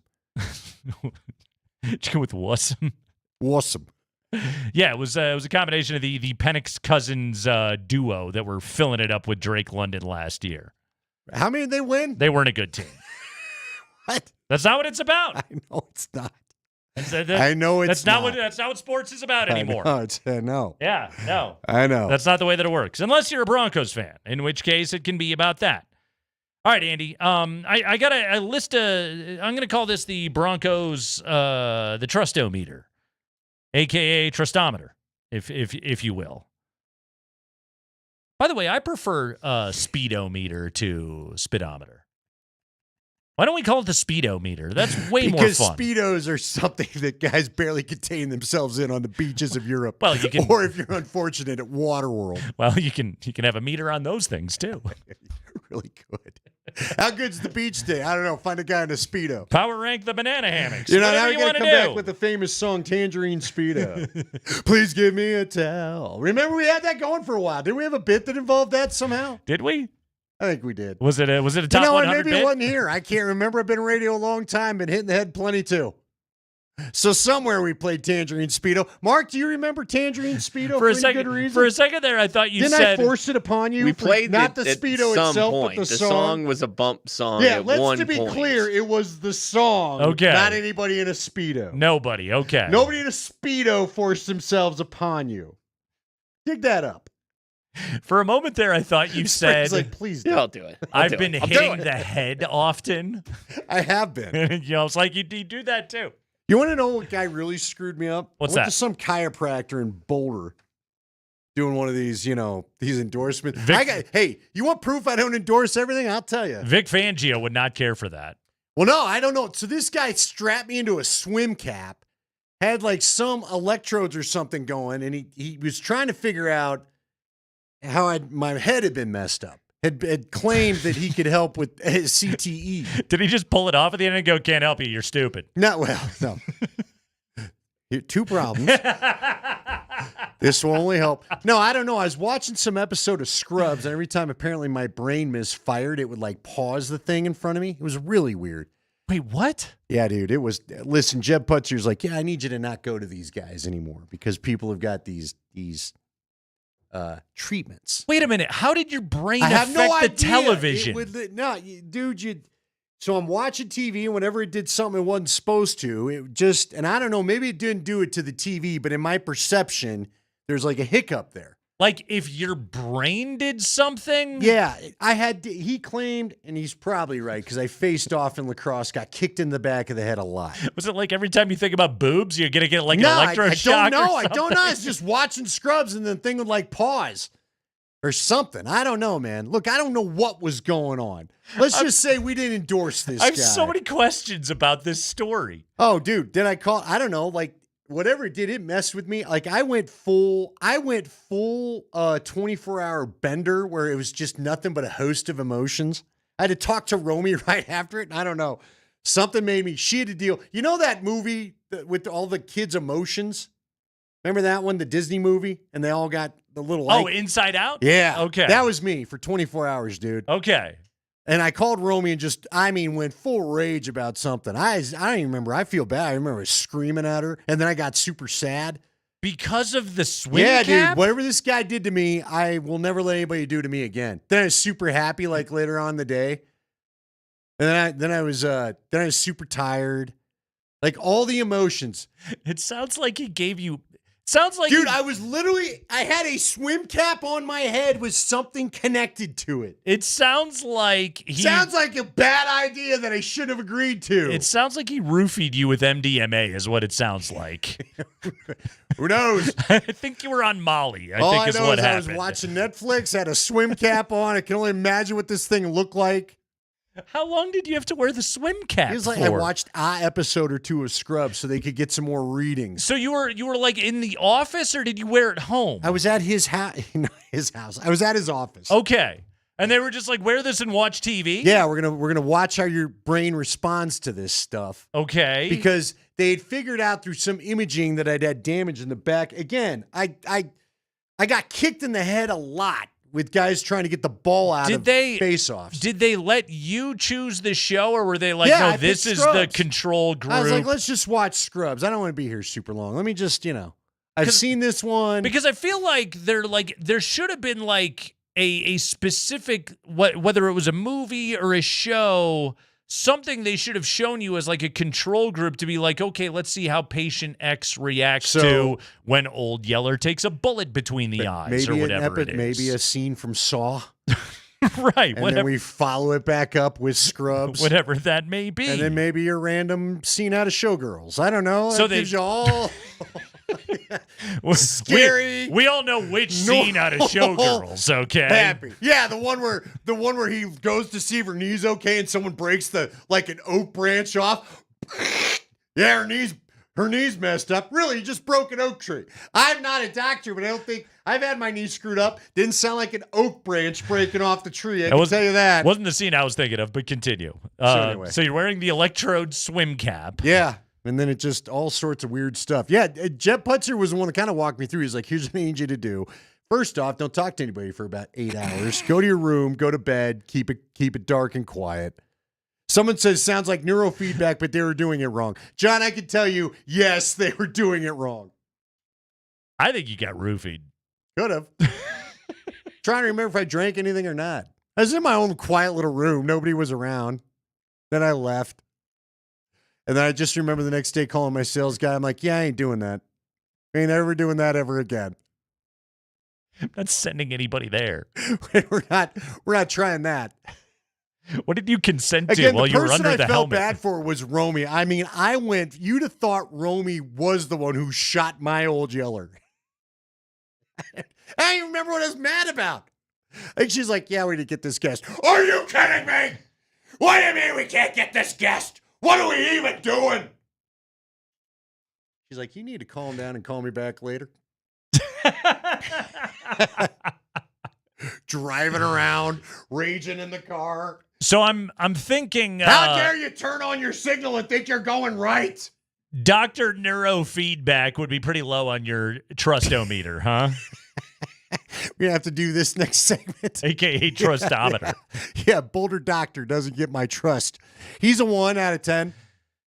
Every now and then you launch into a story and I have to spend like 3 minutes going. Now you're sorting through the facts. Wait, what? I can't even explain it to you, Nettie. I don't know what happened. All I know is wearing a dumb swim cap. Just moonwalk your way over here you know and the stupid slow down. Let's start you know at the the stupid beginning. thing was? Here's my I was like, you ain't doing anything to me. What are we doing? This is stupid. I'm glad you're okay. Well, you're not okay now, but yeah, who knows? I don't know exactly. This is the other thing is right now, like, honestly, after having heard this story, I'm like I'm sitting over here and I'm piecing together like, was this where it all started? Was this the beginning of whatever it is I sit across from every single day? Is this your superhero origin story? It started with my guy showing me the jam move in lacrosse so that the opposite face-off guy couldn't see what I was doing in order to kick the ball out. Okay. Here's where it really started. A certain helmet company decided we'd lessen the padding in the back of the helmet. Yes. And then, again, I grew up in the time of, you're dizzy, tough. So I get up kind of dizzy. Get your bell rung. Yeah. Yeah. Multiple times. Remember that little euphemism? I do remember one time just being at the end of the bench and one of my buddies going, why aren't you moving? I'm like, what are we doing? He's like, you're literally playing lax. Why don't you go sit over there a minute? Why don't you go sit over there? We'll handle all this. Yeah. And have some Gatorade. We'll go to the bar after, guy. Are we getting back to that in sports, by the way? Nobody cares about concussions anymore, do come they? on. The NFL's like, here you go. They you know what? what Here, the just difference is sign they this. know what they are now. Well, dude, yeah. What? How many guys in hockey where they go to they just leave? At least hockey's got it figured out. Yeah, we took him to the room. Yeah. For all we know, he jumped rope for a half hour. We don't know. And they come back out and they play. I got in high school baseball, I was hitting the head with a fastball. Okay. Purposely? Did you say something to the kid? Could have. Did you have one of those Nate Kreckman tweets, but only verbalized it at him? The thing about high school pitchers is they're not accurate. They're wild enough that it could have been either one. If the guy did intend to hit me in the head, you can't tell. That was Greg Maddux. Okay, well, at least you need to chuck it in the dugout like Chicago or Oklahoma guy. Oh my God, I saw that. Thanks to spring. But the point is, so far. Yeah, I was hit in the head with a pitch. Yeah, I was dizzy. Sure. It sounded like a shotgun went off in my ear. Not good. Did you have the ringing too? Oh, yeah. Yeah. All of it. You know what my coach told me to do? Take a lap, and if you feel okay, go back out there. Really? And then I just finished the game after the lap. Because I was he waiting for me to stop and like vomit uncontrollably, like mid-lap? Probably, yeah. I'm like on the other side of the outfield fence over by the marsh behind the fence, barfing my brains out. They're like, I don't think Kreckman can go back in. The marsh. I love the marsh. How come we all have a marsh nearby? I don't know. There were plenty of cattails marsh out there Hey, and when everything. you suck bad enough, there's a marsh available everywhere. There You don't is. get the good field. Send them to the field by the marsh. Well, the good news about that, at least like our high school field, the marsh was beyond the outfield wall. Right. One of our little league fields had the creek behind the backstop, so every foul ball went into the thing. So then you'd have to like there would be one kid that would be assigned to, like, go get the foul ball. So you'd pick up, like, drenched, waterlogged baseballs out of, like, a muddy creek. Like you're digging. God knows what dysentery and diseases we were all contracting from having done that. That's how, isn't that how a cabin sickness starts or whatever, cabin fever, that horror movie? Some dead dog in a lake and they get a hold of the water. Instead, you're digging a baseball out so we can keep playing. Exactly. Sports are a lot different, kids. The Now league- we don't have enough baseballs. You got to go get that one. They gave you a sack of waterlogged Yeah. baseballs at the start of the year, and they're like, those are your baseballs Hey, for the year. Now this has become old man stories. We'll do your trust-o-meter next segment. Back in the day, I think you were part of this group. You didn't. Vic can talk about it. A Holy Family, where his father's services were being held. We had to share the same nasty uniforms every year. There was no new travel team. There was no $100 backpack or $300 backpack. Hey, you know that kid that actually hit puberty? Well, you get his shorts this year. We've sent it to the dry cleaners once. Here you go. Didn't you love that? They'd hand you the new pants. They'd have a blood stain on Yeah. them. You just like, cool. These are mine for the year now. Can I change these out now? Great. Give you the stirrups. You'd Thank have to you. use Yeah, the masking tape stupid to keep stirrups them on were your ripped. leg. Yeah. Oh, my God. You'd go out and you'd play one inning, and then the little flaps would be hanging down around your shoes. Because they were too stretched out from the fat kid that wore them before you. I got You pants kids one. today, you don't know. I had baseball pants one time. They they were not tight on anything. They didn't have It didn't elastic. help I didn't have any calves. Yeah. But on top of it, you know what I'm saying? Yeah, enjoy your hammer pants for the year. Hey, the 300-pound kid wore these before you, but good luck. Here's a belt. Anyway, Trustometer. Next segment. Come back and see if it's any good. Hey, Andy had neurological experiments done to him. And We're this is where getting you answers. get, and it led to all sorts of things in this segment. We're going to go from month to segment on the Kreckman and Lindahl Show on Altitude Sports Radio.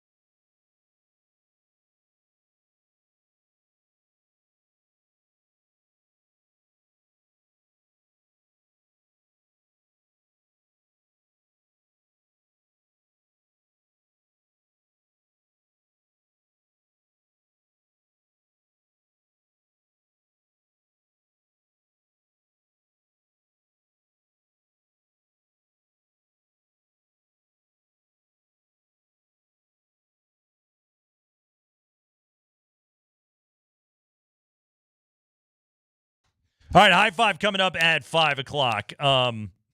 Trustometer time, Andy. Trustometer. No stories. Go ahead. Going into OTAs. Well, we'll see. Who do I trust on the Broncos? I got a number of trust questions for you. Right now, I tell you what, let's do the old scale of 1 to 5. Yep. 5 being I trust implicitly with my life. Number 1 being no, this guy's going to put a swim cap full of electrodes on my head. We have a new low point. A new low point of trust. Bo Nix's ankle, 1 through 5. How much you trust in that ankle? Okay. All right. Look, goes without saying, this is the story of the offseason. It is. And I am trying. So, going back into my old Rolodex of people that I like to talk to about this, not all, some former players, some not. I've got some that have told me that I trust. He may have a surgery every year, but they think this thing's going to be fine. Okay. But again, it just may be part of what he does. Yeah. You know, like again, I'm sure Tom Nalen or any of our offensive lineman friends would tell us every year there's going to be something cleaned up. They're going in to clean up something, right? Some guys, Joker's wrist. Yep. Some guys just have the nagging thing that's going to bug them their whole career. They're going to have to do something about it. Yeah. It's going to be uncomfortable. He's going to have to live with pain, but if he gets through and again, Bo Nix for the most part, till he got the awkward tackle, he had made it through the season. Sure had. So give him credit for that. He may have had surgeries the last years, but he only missed 1 game, and that was because of the awkward tackle a week before. I got other people that have told me they're extremely worried about it. Yeah. So I can't seem. Nobody seems to want to agree. So you know what? I'm going to have to put it. Can I do a 2.5? Sure. We'll go 2.5. 2.5. Because again, I've had 2 people tell me they're worried, and 2 people tell me, has he played and made it through most? He's only missed 1 game in 2 years because of that ankle, right? Yeah. So there you go. I'm probably reacting more to the reaction from all the parties involved over there with the Broncos than I am just an ankle injury. Okay. That's a good point. If you feel like they're trying to sell you a little too much on how great the old recovery is. They were caught in a lie. Somebody lied. Somebody. Because 2 different people told us 2 different stories in 2 days. So somebody lied. Then they overcompensated. Then it was simple recheck. He'll be good to go. And I can't help but examine this entire thing, Andy, and not hear the voice of Jeff Legwold of, I haven't seen him do anything. Yeah. I haven't seen him run. We'll feel confident when he looks like Bo Nix on the football field. Yeah. So right now, I'll tell you what, I'll put the trust at a 3. Okay. At a 3, because I trust modern medicine. Okay. I don't trust them. Sure. Because I think it's a lot of parties with different motivations in what they're saying.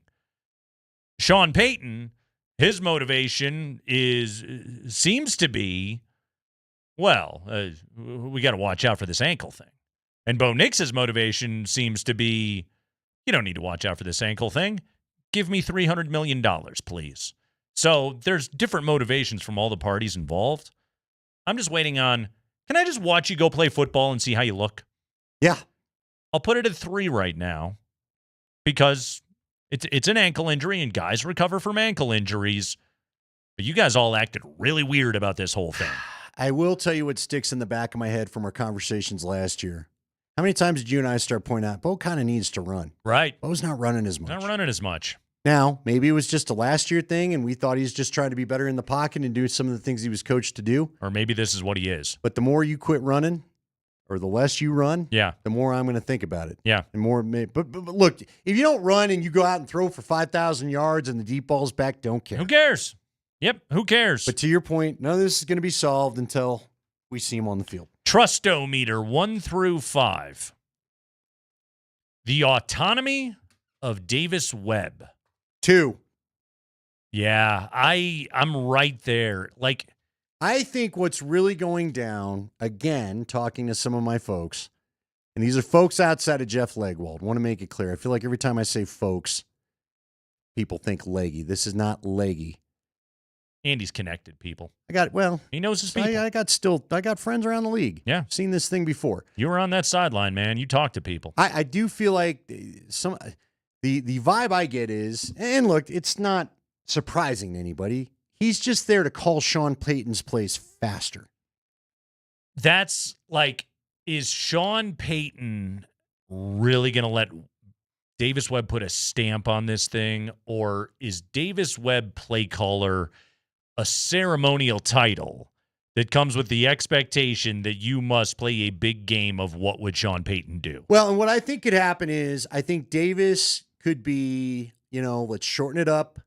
Let me get a little so you know what? Let's go to the 2-minute calls. There's 2-minute vernacular to move that thing along anyway. Let's just do that more often. Yeah. And call those things quicker and get people out. Mike Sanford, I think it was last week or 10 days ago, had a great, where instead of saying the old ZY trip and NFL, we're just going to call it spread or speed or peanut butter or pick your words. College offense. But everybody figures out from that call what we're all supposed to do. Yeah. Instead of the West Coast based vernacular where every sentence, there's 3 sentences and each sentence speaks to the O-line, receivers, and backs. Which is what you want Davis Webb, a guy who played college football a hell of a lot more recently than Sean Payton did, to be able to walk in that door and do, is say, okay, this is the football life these guys have led.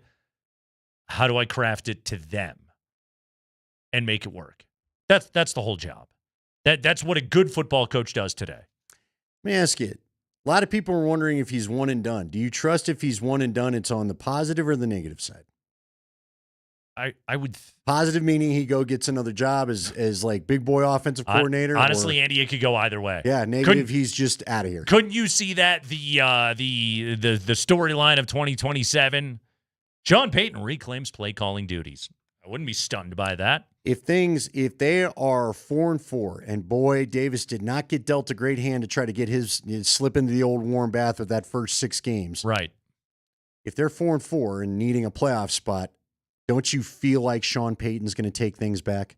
Is this going to be a team that goes to a hard run game commitment? Is this going to be a team that doesn't throw the ball behind the line of scrimmage constantly? I don't think so. It's still the same offense. Right. Now, and hopefully Jalen Waddle makes the more middle of the field, mid-range plays more explosive. So? And hopefully he helps unlock the tight end. So the very next question on the trust-o-meter, 1 through 5. Davis Webb autonomy, I'm with you. I give it a 2. We're in lockstep on that one. The quick fit of Jalen Waddle. I'm going to go 4 because I want to be optimistic about some stuff. I like it. Because I think he does fit the routes that they like to not only call, but Bo likes to throw. Yep. I think it's the perfect receiver to put in the offense, so I'm going to go 4. Yep. And I can't go 5 because I just got done telling you guys a couple segments ago that sometimes receivers on new teams are a weird fit. I know, and what I cited in that was Evan Engram last year. 50 catches, 461 yards, 1 touchdown. That was a splashy signing when you got Evan Engram. He was supposed to have a big-time role right here, and it just never clicked. And so is this one of those things where, like, being new to a Sean Payton offense takes a minute? Is that what we're learning right here? Is being new to playing with Bo Nix, does it take a minute that we're not giving enough credit to? Because that should give you pause about Jalen Waddle just walking through the door and like reclaiming like his Pro Bowl form that he had 4 years ago. I mean, here's the other part of it, Andy. Last 3 years, 3-year average, Jalen Waddle in Miami. Okay, and I know Tyreek was on that team. He wasn't necessarily the number 1, but he's going to be on a team with Cortland Sutton here. 65 catches, 889 yards, 4 touchdowns. That's a good receiver. That's not a great receiver. Here's what I'm going to. I was told by somebody that watches the tape that it wasn't so much a fit in the offense. It was Bo not hitting the passes accurately. Yeah. Or just not looking. Yeah. So there were a lot of metrics that suggested that too. I do believe that Jalen Waddle will be in the areas again. I'll go back to what I said. I think Waddle does the things Bo likes maybe more than Evan Engram. Yeah. Therefore, there will be more success with that marriage. I don't want to totally agree. I'll give it a 3.5. Okay. and I need to see Jalen Waddle stay healthy for a full 17. Fair enough. That, you know what? If I were to drop mine down, it's more about the health because, like you said, what the last 2 years he's had injuries. Yeah. It's funny we didn't bring up the defense at all in this We got conversation. time. Hey, we got an hour from now. Check in. Hey, you know what? You want my trust on the defense? I'll give it a 7. Yeah. Okay, pretty good. And for those that are wondering, 5 was the top rank. Yeah, those guys, they're gonna rule. It's Kreckman and Lindahl. We get the high five. We have got Avalanche news. We've got NBA news, and we've got a lot of football news, including a key member of that Broncos defense getting a pay raise. I knew this was coming. I'm interested in the form in which it arrived. We'll talk about that coming up next.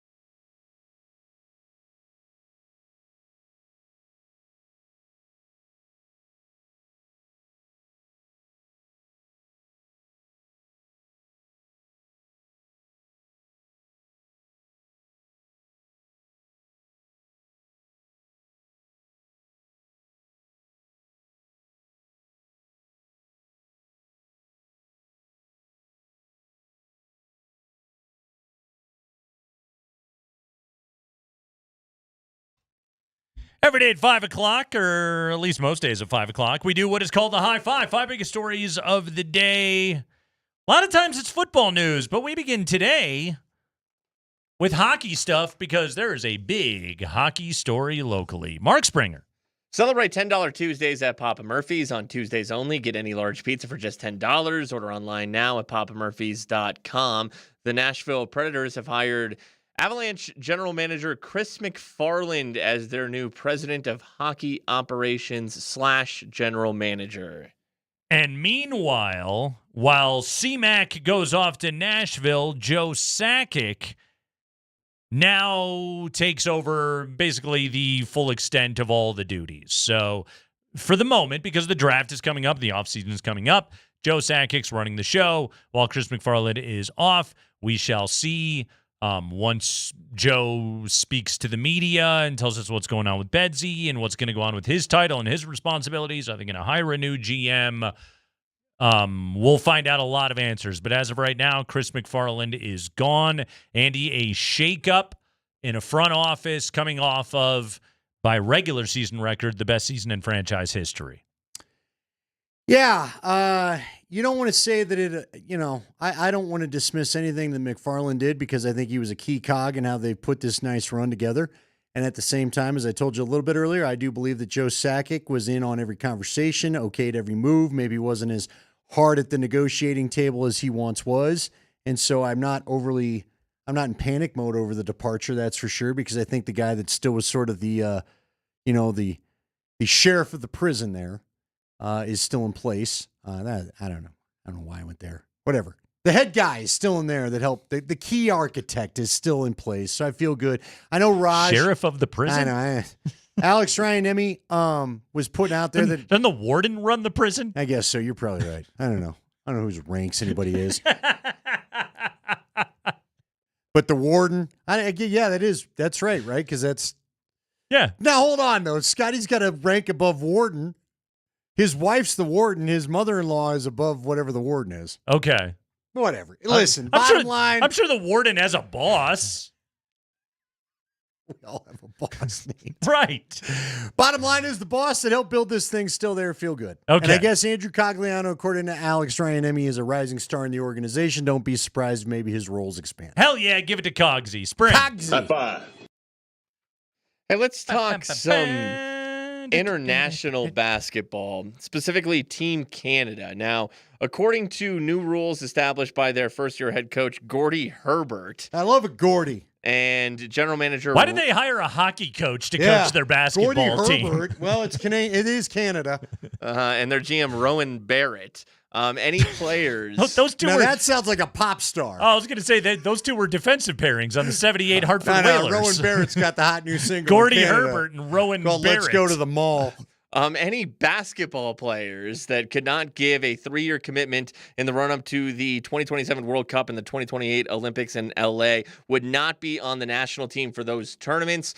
2 of those players are Andrew Wiggins. He's not going to play in qualifiers this summer. Therefore, Andrew Wiggins will not play in the World Cup and the Olympics the following 2 years. Same with Jamal Murray. Okay, so here's my question on Jamal. Is it that Jamal is looking at this and going, well, I have a long and lengthy injury history, and so I don't want to give a 3-year commitment to international basketball? Or is Jamal looking at this and going, hey, the last time I played for Team Canada, I sucked. So that was a bad experience, and I don't want to do that again? Probably more the latter, but maybe a little A, a little B. Yeah, because players don't think like that, right? Players don't think, well, I always deal with injuries, so I don't want to mess with that. He's not going to be thinking like that. No. But maybe Jamal knows after this last season, I need to be more what I was. You know what? I didn't play any off-season ball. Yeah. And I went and made my first all-star team and third-team All-NBA. Yeah.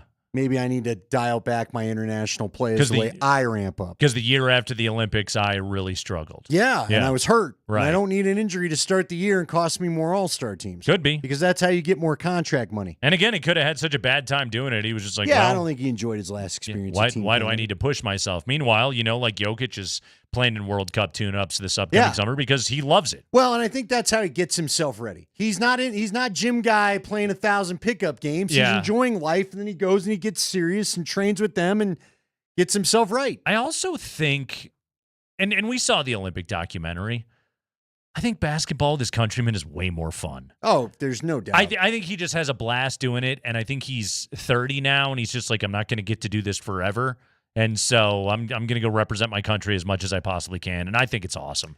All right, here's a bigger question. Is it Herbert or Hebert? Great question. Huh? Hebert. Yeah. Go ahead, Spring. High five. Oh, All right, now we now get to the football. the NFL. Football news. Boy, we got local stories and everything. Pat Surtain's agent, Tory Dandy, told multiple reporters Tory Dandy opened for Rowan Barrett. That Pat Surtain has agreed to an adjusted contract with the Broncos. Pat Surtain will get They adjusted it in the right direction for him. He'll get a $5 million raise for the upcoming season, and he'll earn $5 million more the following season in 2027 if he's named an All-Pro or Pro Bowler come the end of the season. Yeah, I love how it's called an adjustment. It's a $5 million raise. All right, so, Andy, this pushes Surtain up to on average annual value $29 million, which puts him $1 million fewer than Sauce Gardner and Derek Stingley, but puts him back top 3. Andy, I told you as soon as he signed that deal, this could be a problem in a couple of years. Good on the Broncos. They didn't let it become a problem. They just went to their best player and said, hey, we see what the market looks like, and now you're going to be paid commensurate with the market. Like, honestly, as a football player, I'm sure Patrick Surtain would like to get paid more money than Sauce Gardner. I'm sure he would like to be the highest paid corner in the game. But if your organization comes to you and says, hey, we're going to give you another $5 million. No, by the way, we're going to put incentives on it the next year that are very attainable for you. You're going to be like, this is awesome. I'm happy. I love working here. Yeah, I mean, again, the Broncos continue to show if you're good, you will make money. Yeah. And for a while, unfortunately for the Broncos, that was not the case. John Elway, towards the end of his run, felt like he was trying to win every negotiation. This team makes it easy. All right, you know what? You were sweet. Here's more money. You're right. Right. This continue to be sweet. We'll continue to let you make money. This isn't John Elway nickel and diming Von Miller and then having to relent and make him the highest paid defensive player in the game when he could have gotten Von for about $8 million less if he had just given him the offer right up front. Broncos don't really play those games anymore. By the way, Tory Dandy opened for a country star. Ah, okay. Did he open for Dallin Bentley? Yes. Go ahead, Spring. High five. All right, so yesterday the Diana Rossini prophecy was fulfilled. A.J. Brown was traded from the Eagles to the Patriots. The Diana Rossini prophecy. In exchange for a 2028 first-round pick and a 2027 fifth-round pick. Today, A.J. Brown talked to the media, and this, I think, was the best day of A.J. Brown's life. Here's A.J. Talking to my mom, and I was like, man, I'm still in awe. You know, I'm trying to adjust and, you know, walking up the hill with the uniform on. I was like, man, this is real, you know. And caught myself one point in practice, wasn't paying attention because I was like, dang, I'm a Patriot, you know. You know, and just trying to take it all in as much as I can. You know, obviously, you know, I got back to work quickly, but it's levels to it, and like I said, I'm enjoying it. It's obviously I know this ain't heaven, but you know, it's close to it. Bro, you just got there. Felt like a little more. It's not Field of Dreams. Yeah. I'm sure Foxborough's delightful this time of Ain't year. good for you. Yes. What I really think this is, Andy, is this is a player that was miserable that is now back with the coach that he likes and he trusts. That's the situation that has happened for him. Like he's and that's why he's having all these feelings right now. Does it last forever? I have no idea. I don't know. Maybe the guy gets 160 targets this year and he's the happiest football player on the face of the earth and he's going to be an all-time great Patriot and all of those things. Or maybe it goes south like it did in another place, but in the very least, you put a player back with the coach that he likes and that he trusts. I can see why he's that happy. Again, I would say it's New England. Calm down. Yeah, he got his way. Of course he's psyched. Yeah, well put. Yeah, he forced his way out of a team he didn't want to be on anymore. Yeah, and look, I would imagine, here's the thing. I would think with Drake May's arm, he'll be very happy. You would think so. Because he was getting open. We saw it against the Broncos. Sure he was. was getting open. Hurts was not hitting him. Right. I don't think May will have that problem, so I imagine he'll probably be happy for at least 3 years. And finally, Spring. High five.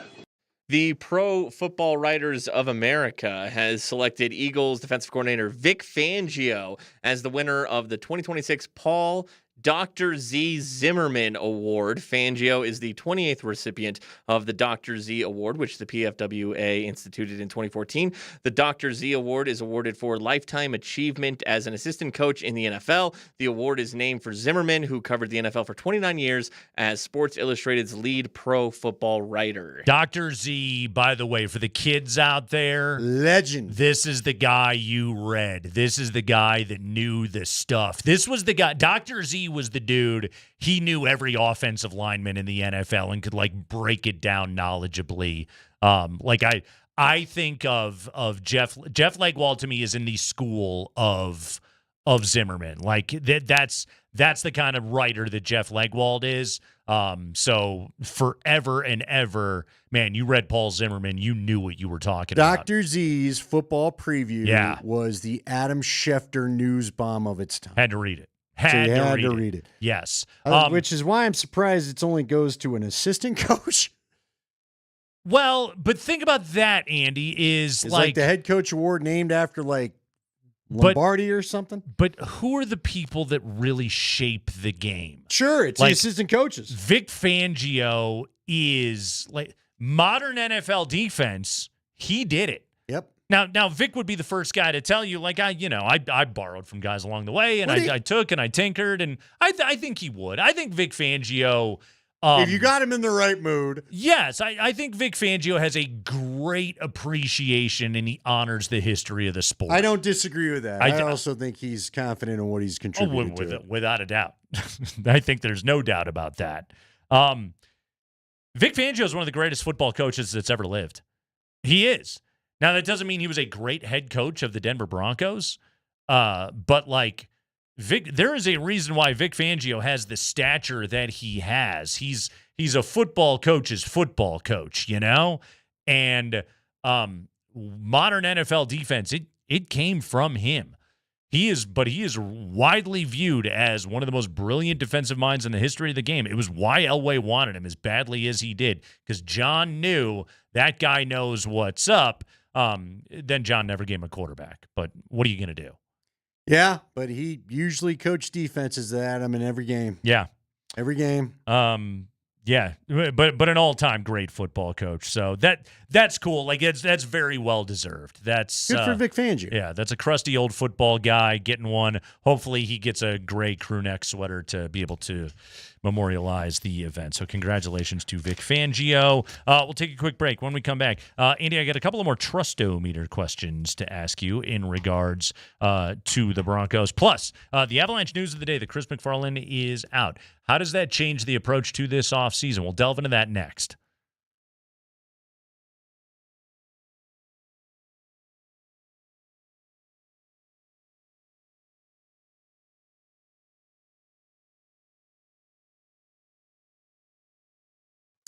Guys, Andy Lindahl for my friends over at Southern Steer. Got to tell you about this great place to stop by and get some great protein, great meat for whatever you may be doing this weekend. Fresh made brats, hand trimmed meats. I had some of their pork loin, their hot honey pork loin. Fantastic. My son was raving about it. A little hot, a little sweet. It was great. And they've got that while the supplies last. If you want to get in there and try a little bit of everything they have to offer, go in there and get one of their butcher packs. They come at 3 different price levels, but it gives you a little bit of everything, a little ground beef, a little chicken, some of the chicken wings. I love the steak tips. I always telling you about the steak tips. Get in there and try those, and it's never too early to start thinking about Father's Day, especially if maybe you want to get a brisket or some Wagyu steak. They have that there as well. It's Southern Steer Butcher in Greenwood Village. They're located on Arapahoe Road, 2 streets east of I-25. They're on Dayton. It's Arapahoe and Dayton. It's Southern Steer Butcher.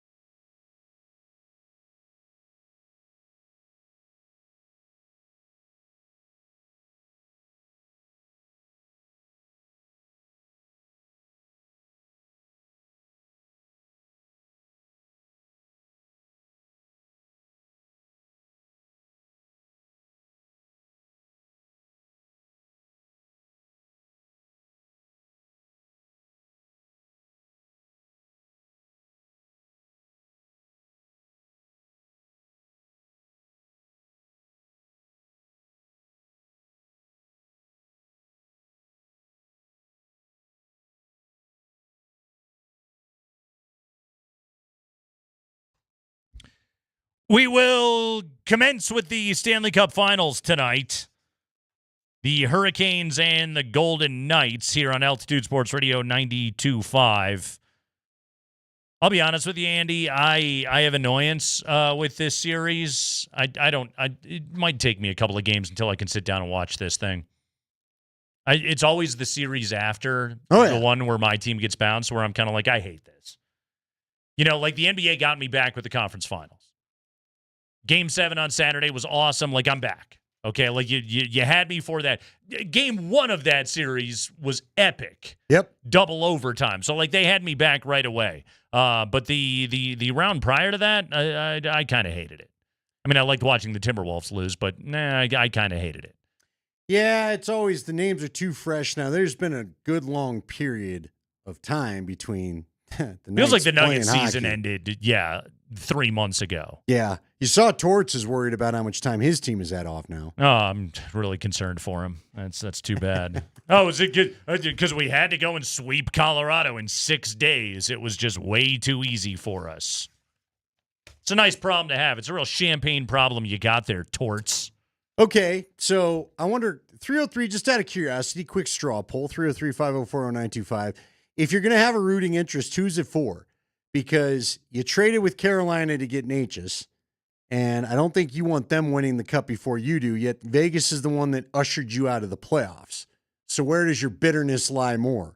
So I never root for the team that beat me. My allegiance goes to the Carolina Hurricanes, but only because they used to be the Hartford Whalers. And you like the song. I like the and song. hat. I like Brass Bonanza. I like the logo. I liked when they would wear the Whalers jerseys.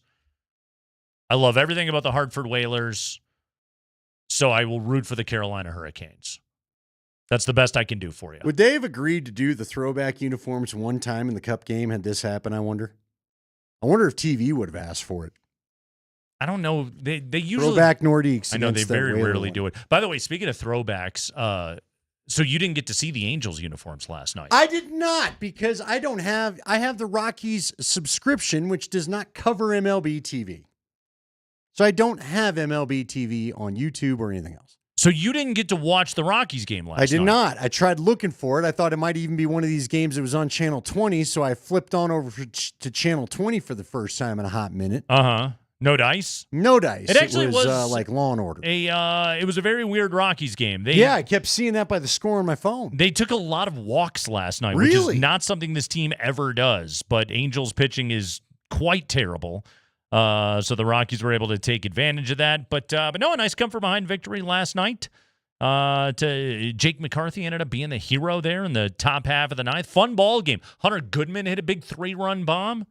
There was a couple of fun Rockies games last week, and then you got to just be mildly fun every now and then. You're not good, but just be mildly fun. That's all we can ask for. All right. Tomo Sagano toes the slab tonight out there in Anaheim. I need to find some highlights of this sucker. But really quickly, the Angels City Connect uniforms, which are kind of an homage to what Angels uniforms looked like when we were kids. They're pretty sweet.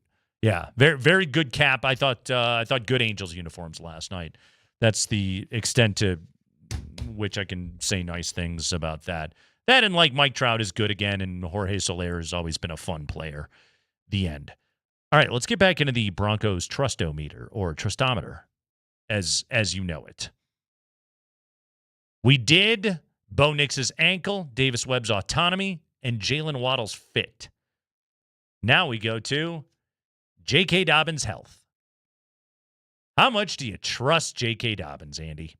He has played in fewer than half of his team's games since he has come into the NFL. He played 10 games last year and was very productive with 772 yards on the ground. And the Broncos trusted it enough to say that the foot injury was a result of a hip drop tackle and not anything else. Right now, the health of J.K. Dobbins, how much are you trusting it? All right, our scale for those that don't remember is 1 to 5. 1 to 5. And I'm going to put that as a 3. 3. Okay. Because let's not kid ourselves. They wanted to go get Travis Etienne. Formerly known as Etienne, from the Jacksonville Jaguars. Matter of fact, heard from a few people that they thought they were going to get him. Yeah. That he was going to be the big signing. So even that shows you that the Broncos weren't they're trusting it, but they don't have ironclad trust. They still had their eye on something else until it didn't work out. So I'm going to give it a 3, and that's a hopeful 3 because I want to believe that if he can stay healthy, I certainly believe that he'd been able to play in the AFC Championship. Things could have been different if you could have got a decently healthy version of him. But as you and I both know, freak injuries or not, he seems to always suffer them. So I can't go any higher than 3, and even 3 feels a little optimistic. It does, because I'm going to give it a 1. Yeah. I don't trust it at all. This is games played by season in his career. 15, 0, 8, 1, 13, 10. Since he came into the league. I don't trust this guy to ever stay healthy. I think he's a good player. I liked him last year when he was on the field. But that's the problem. I like him when he's on the field. Yeah, I don't trust J.K. Dobbins. Could you see them reducing his role to try to get more help out of him? I mean, they absolutely with R.J. Harvey need to. With R.J. Harvey and Bidet and McLaughlin and Jonah Coleman and everybody else that's here, they need to figure out some combination of whatever gets that guy healthy in December and January. Yeah. They have to. The problem is, here's what I think the problem's going to be. People got to remember this guy was a first-round pick for a reason. Yeah. And he showed us his running instincts, his patience for the hole, his eye for the cutback areas. Good player. This guy's running style is awesome when he can do it. Yep. And he's only 27, which, like, even by running back standards, he's not still old pretty yet. young. Yeah. And not a lot of miles on the legs, a lot of injuries, but not a lot of miles on the legs. Right. But, man, when I think the problem is you want to monitor and you want to limit the time and load manage and all that crap, but then when you find out he's the best back on your team, you can't help but put him in the game when you really need him. R.J. Harvey's got to take a big step forward. He really does. Well, he does. As a runner. I think Yes. as a pass catcher, he was okay last year. As a runner, he needs to be a different player. And I'm hoping he's going to be. A year of experience, a full offseason, all that good stuff. But again, it goes back to the question that we always have. First off, the ultimate question from your last time, is our guy Davis Webb going to have enough control of the plays to be able to call what he wants and lean into the run game if he so chooses? Or is he just going to basically be giving what Sean's been dictating to him? And is Sean going to dedicate to the run if that's the case? This team has got to show us that they really do want to run the football. So you give it a 3. I give it a pessimistic 1. Yeah, I am again admitting that is a hell of an optimistic 3. The tight end position. Just in general, the tight end position. Will Evan Engram make a bigger impact? Is Caleb Lohner developing? Will Justin Jolie or Dallin Bentley be contributing players to this team? Or is Adam Troutman TE1 and we don't even realize it on this team? I would watch Jolie. I do think there's a plan for Jolie. I think, again, I'll use the Jeff Legwold line. If you don't make him become a blocker, if you're just willing to let him play his role, I think he can be pretty good because there's at least college production behind it. I want to believe that Caleb Lohner can be awesome because I was actually present for one of his actual college touchdowns because I was at the CU-Utah game where he caught said touchdown. I think you love the potential, right? But you and I have seen this go a couple of ways. Julius Thomas, that ended up awesome. Wesley Duke, huge waste of time. Yeah. So I hope Caleb Lohner can ultimately be Julius Thomas and not Wesley Duke.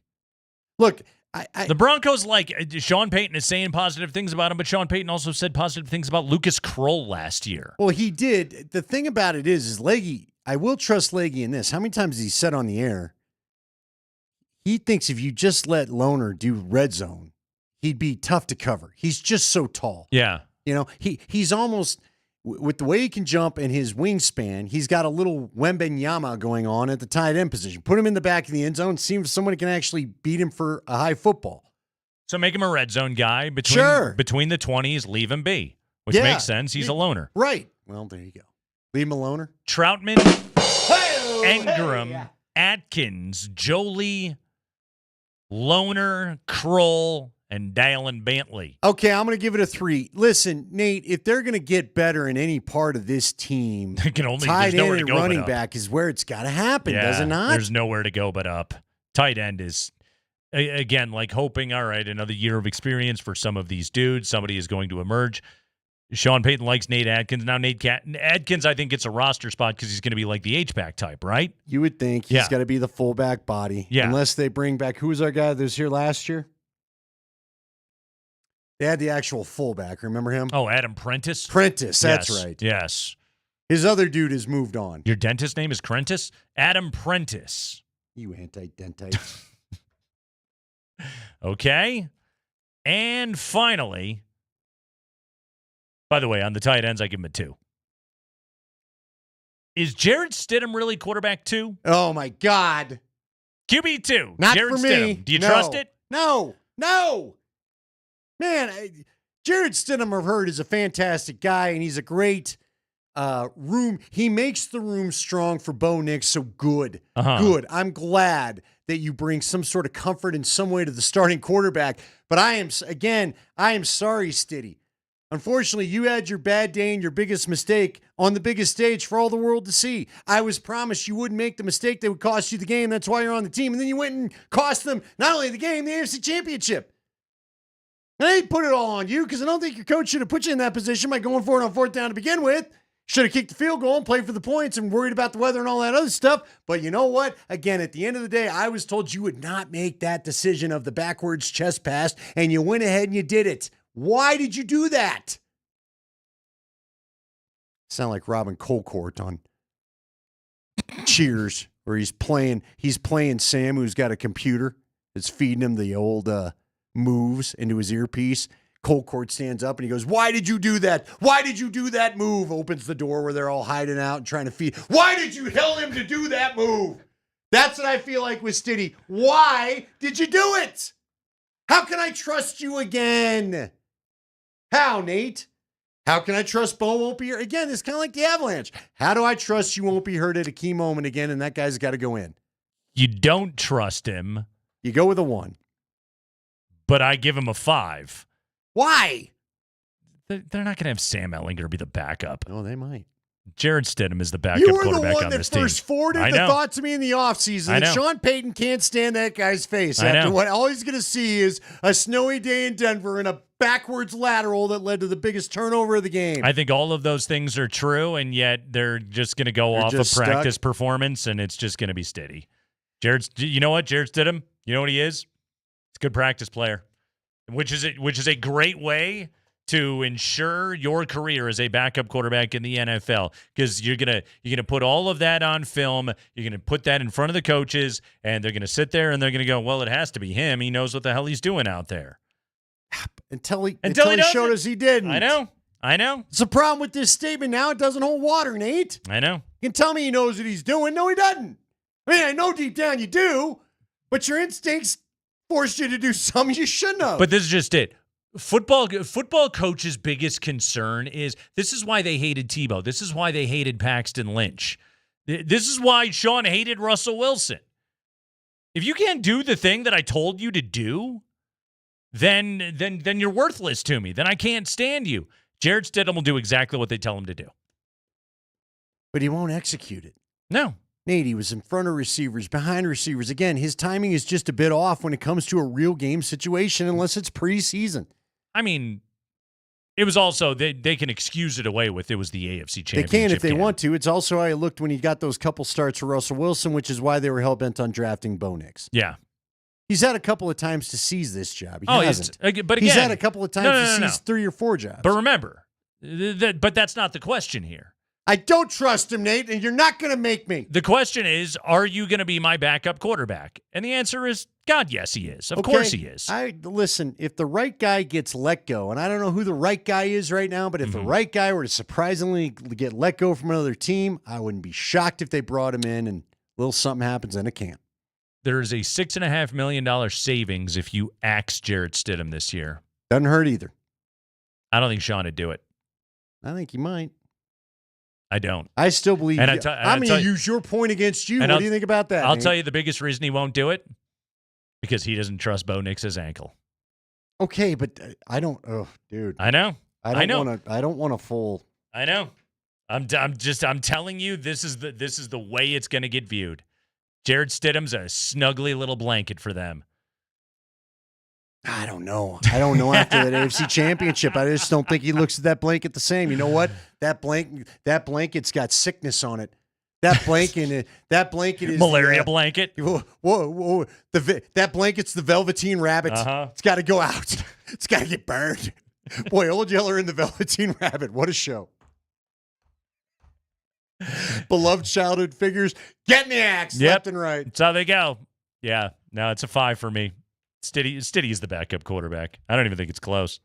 They're not taking Sam Ehlinger seriously. That guy's here to be Davis. He's here to be the new offensive coordinator after Davis Webb leaves. That's what he'll be. Telling you, Sean walks in. So mad at me. No, I'm not mad at you at all. I think Sean just. You're mad at Stiddy still, and so you're mad at me by proxy. He looks at Stiddy and all that the stadium comes back to him. The snow falling. I know. Brutal. I know. And then he's gonna call a play in practice, and Stiddy's gonna throw the ball where it's supposed to go. Here's what I need to know. First day at true training camp. Did you offer Stiddy the old Mexico house this year? Bet you didn't. That's a good question. That's a great question. Bet you didn't. Good question. Stiddy going to be running the first team offense on day number 1 of that training camp? We'll find out in 2 days. Right? Yeah, probably. Probably. If you're Stiddy, if you really want to know if you've got job security, yeah, you sniff around those things. You go, hey, can I go to your house in Mexico? It's a great point. Does Sean then go, duh? Does he just go, hey, I'm down there. Is the door code still the same? Yeah. Just see if he hits you back. What was that? Get the text right. Can't read the text? I didn't check my phone. Sorry. No, the code was changed. I must have missed it. I don't know. Hey, the new code is 10-7. What did they lose? What was the score? 10-7. Yeah. 10-7. That's the new code. Jerk face. Yeah, he hates him, and he's still going to have it. It's so weird, but that's how football goes. It's the Kreckman and Lindahl Show. We'll take a break when we come back. Chris MacFarland out. Where do the Avs go from here? And does this change how they approach this offseason? We'll dive into that next.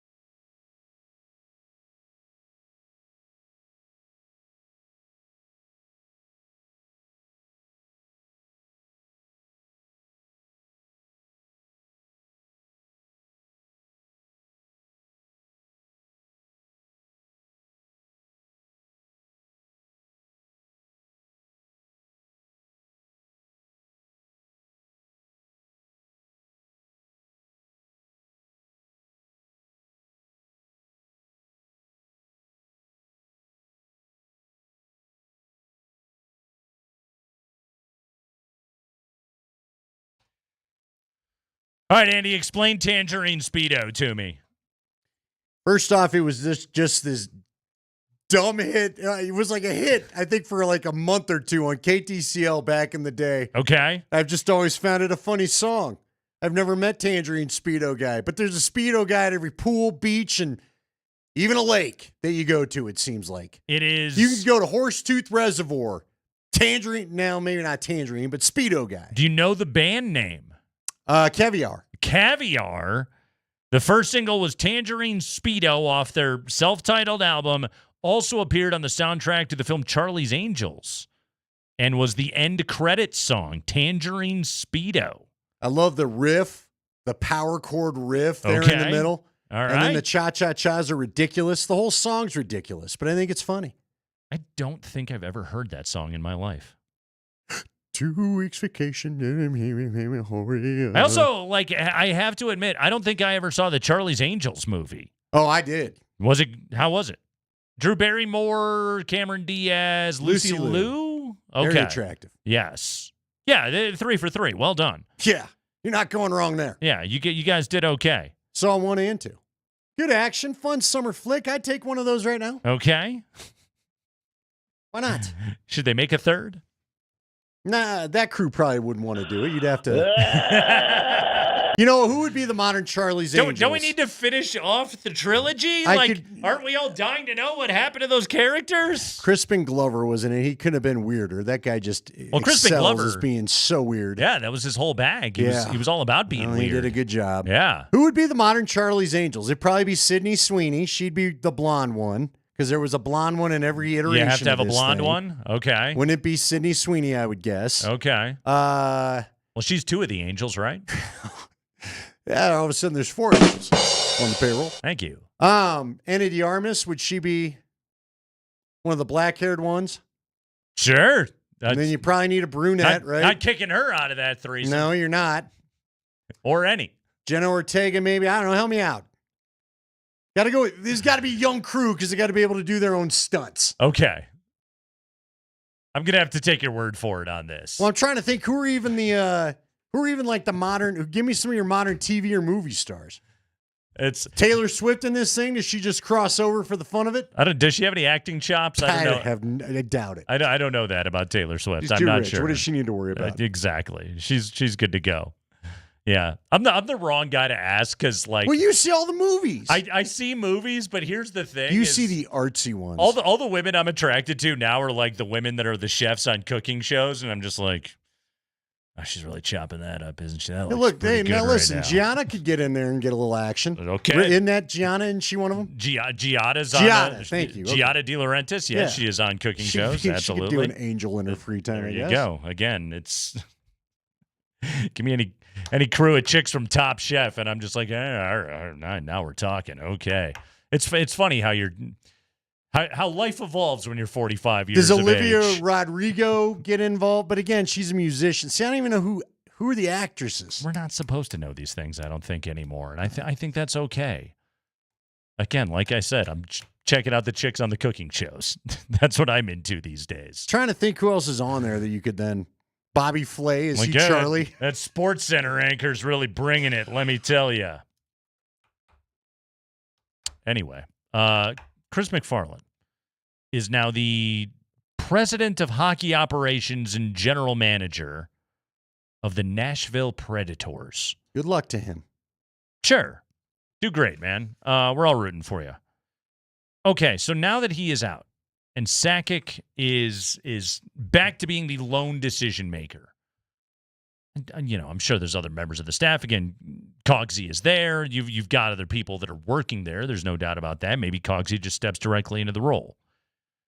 But now that we're in this place, does this change how the Avalanche approach this offseason? Does this make them more conservative? Does this make them more aggressive? I mean, it sounds as though Jared Bednar is going to be back, so that would suggest that conservative is the play of the day, that the Avalanche would step back and go, we constructed a team that got 121 points. Why mess with it? If we're just healthy, we can win the Stanley Cup. How do you think that this changes things, Andy? I honestly, I don't know. I don't think much. Okay. Because again, I still think, as I called Sakic before, he was the Overwatch. Okay. Called him the warden one time. Apparently he's the governor. The governor oversees the warden. I just think I think Sakic has been the one with the grand plan all along.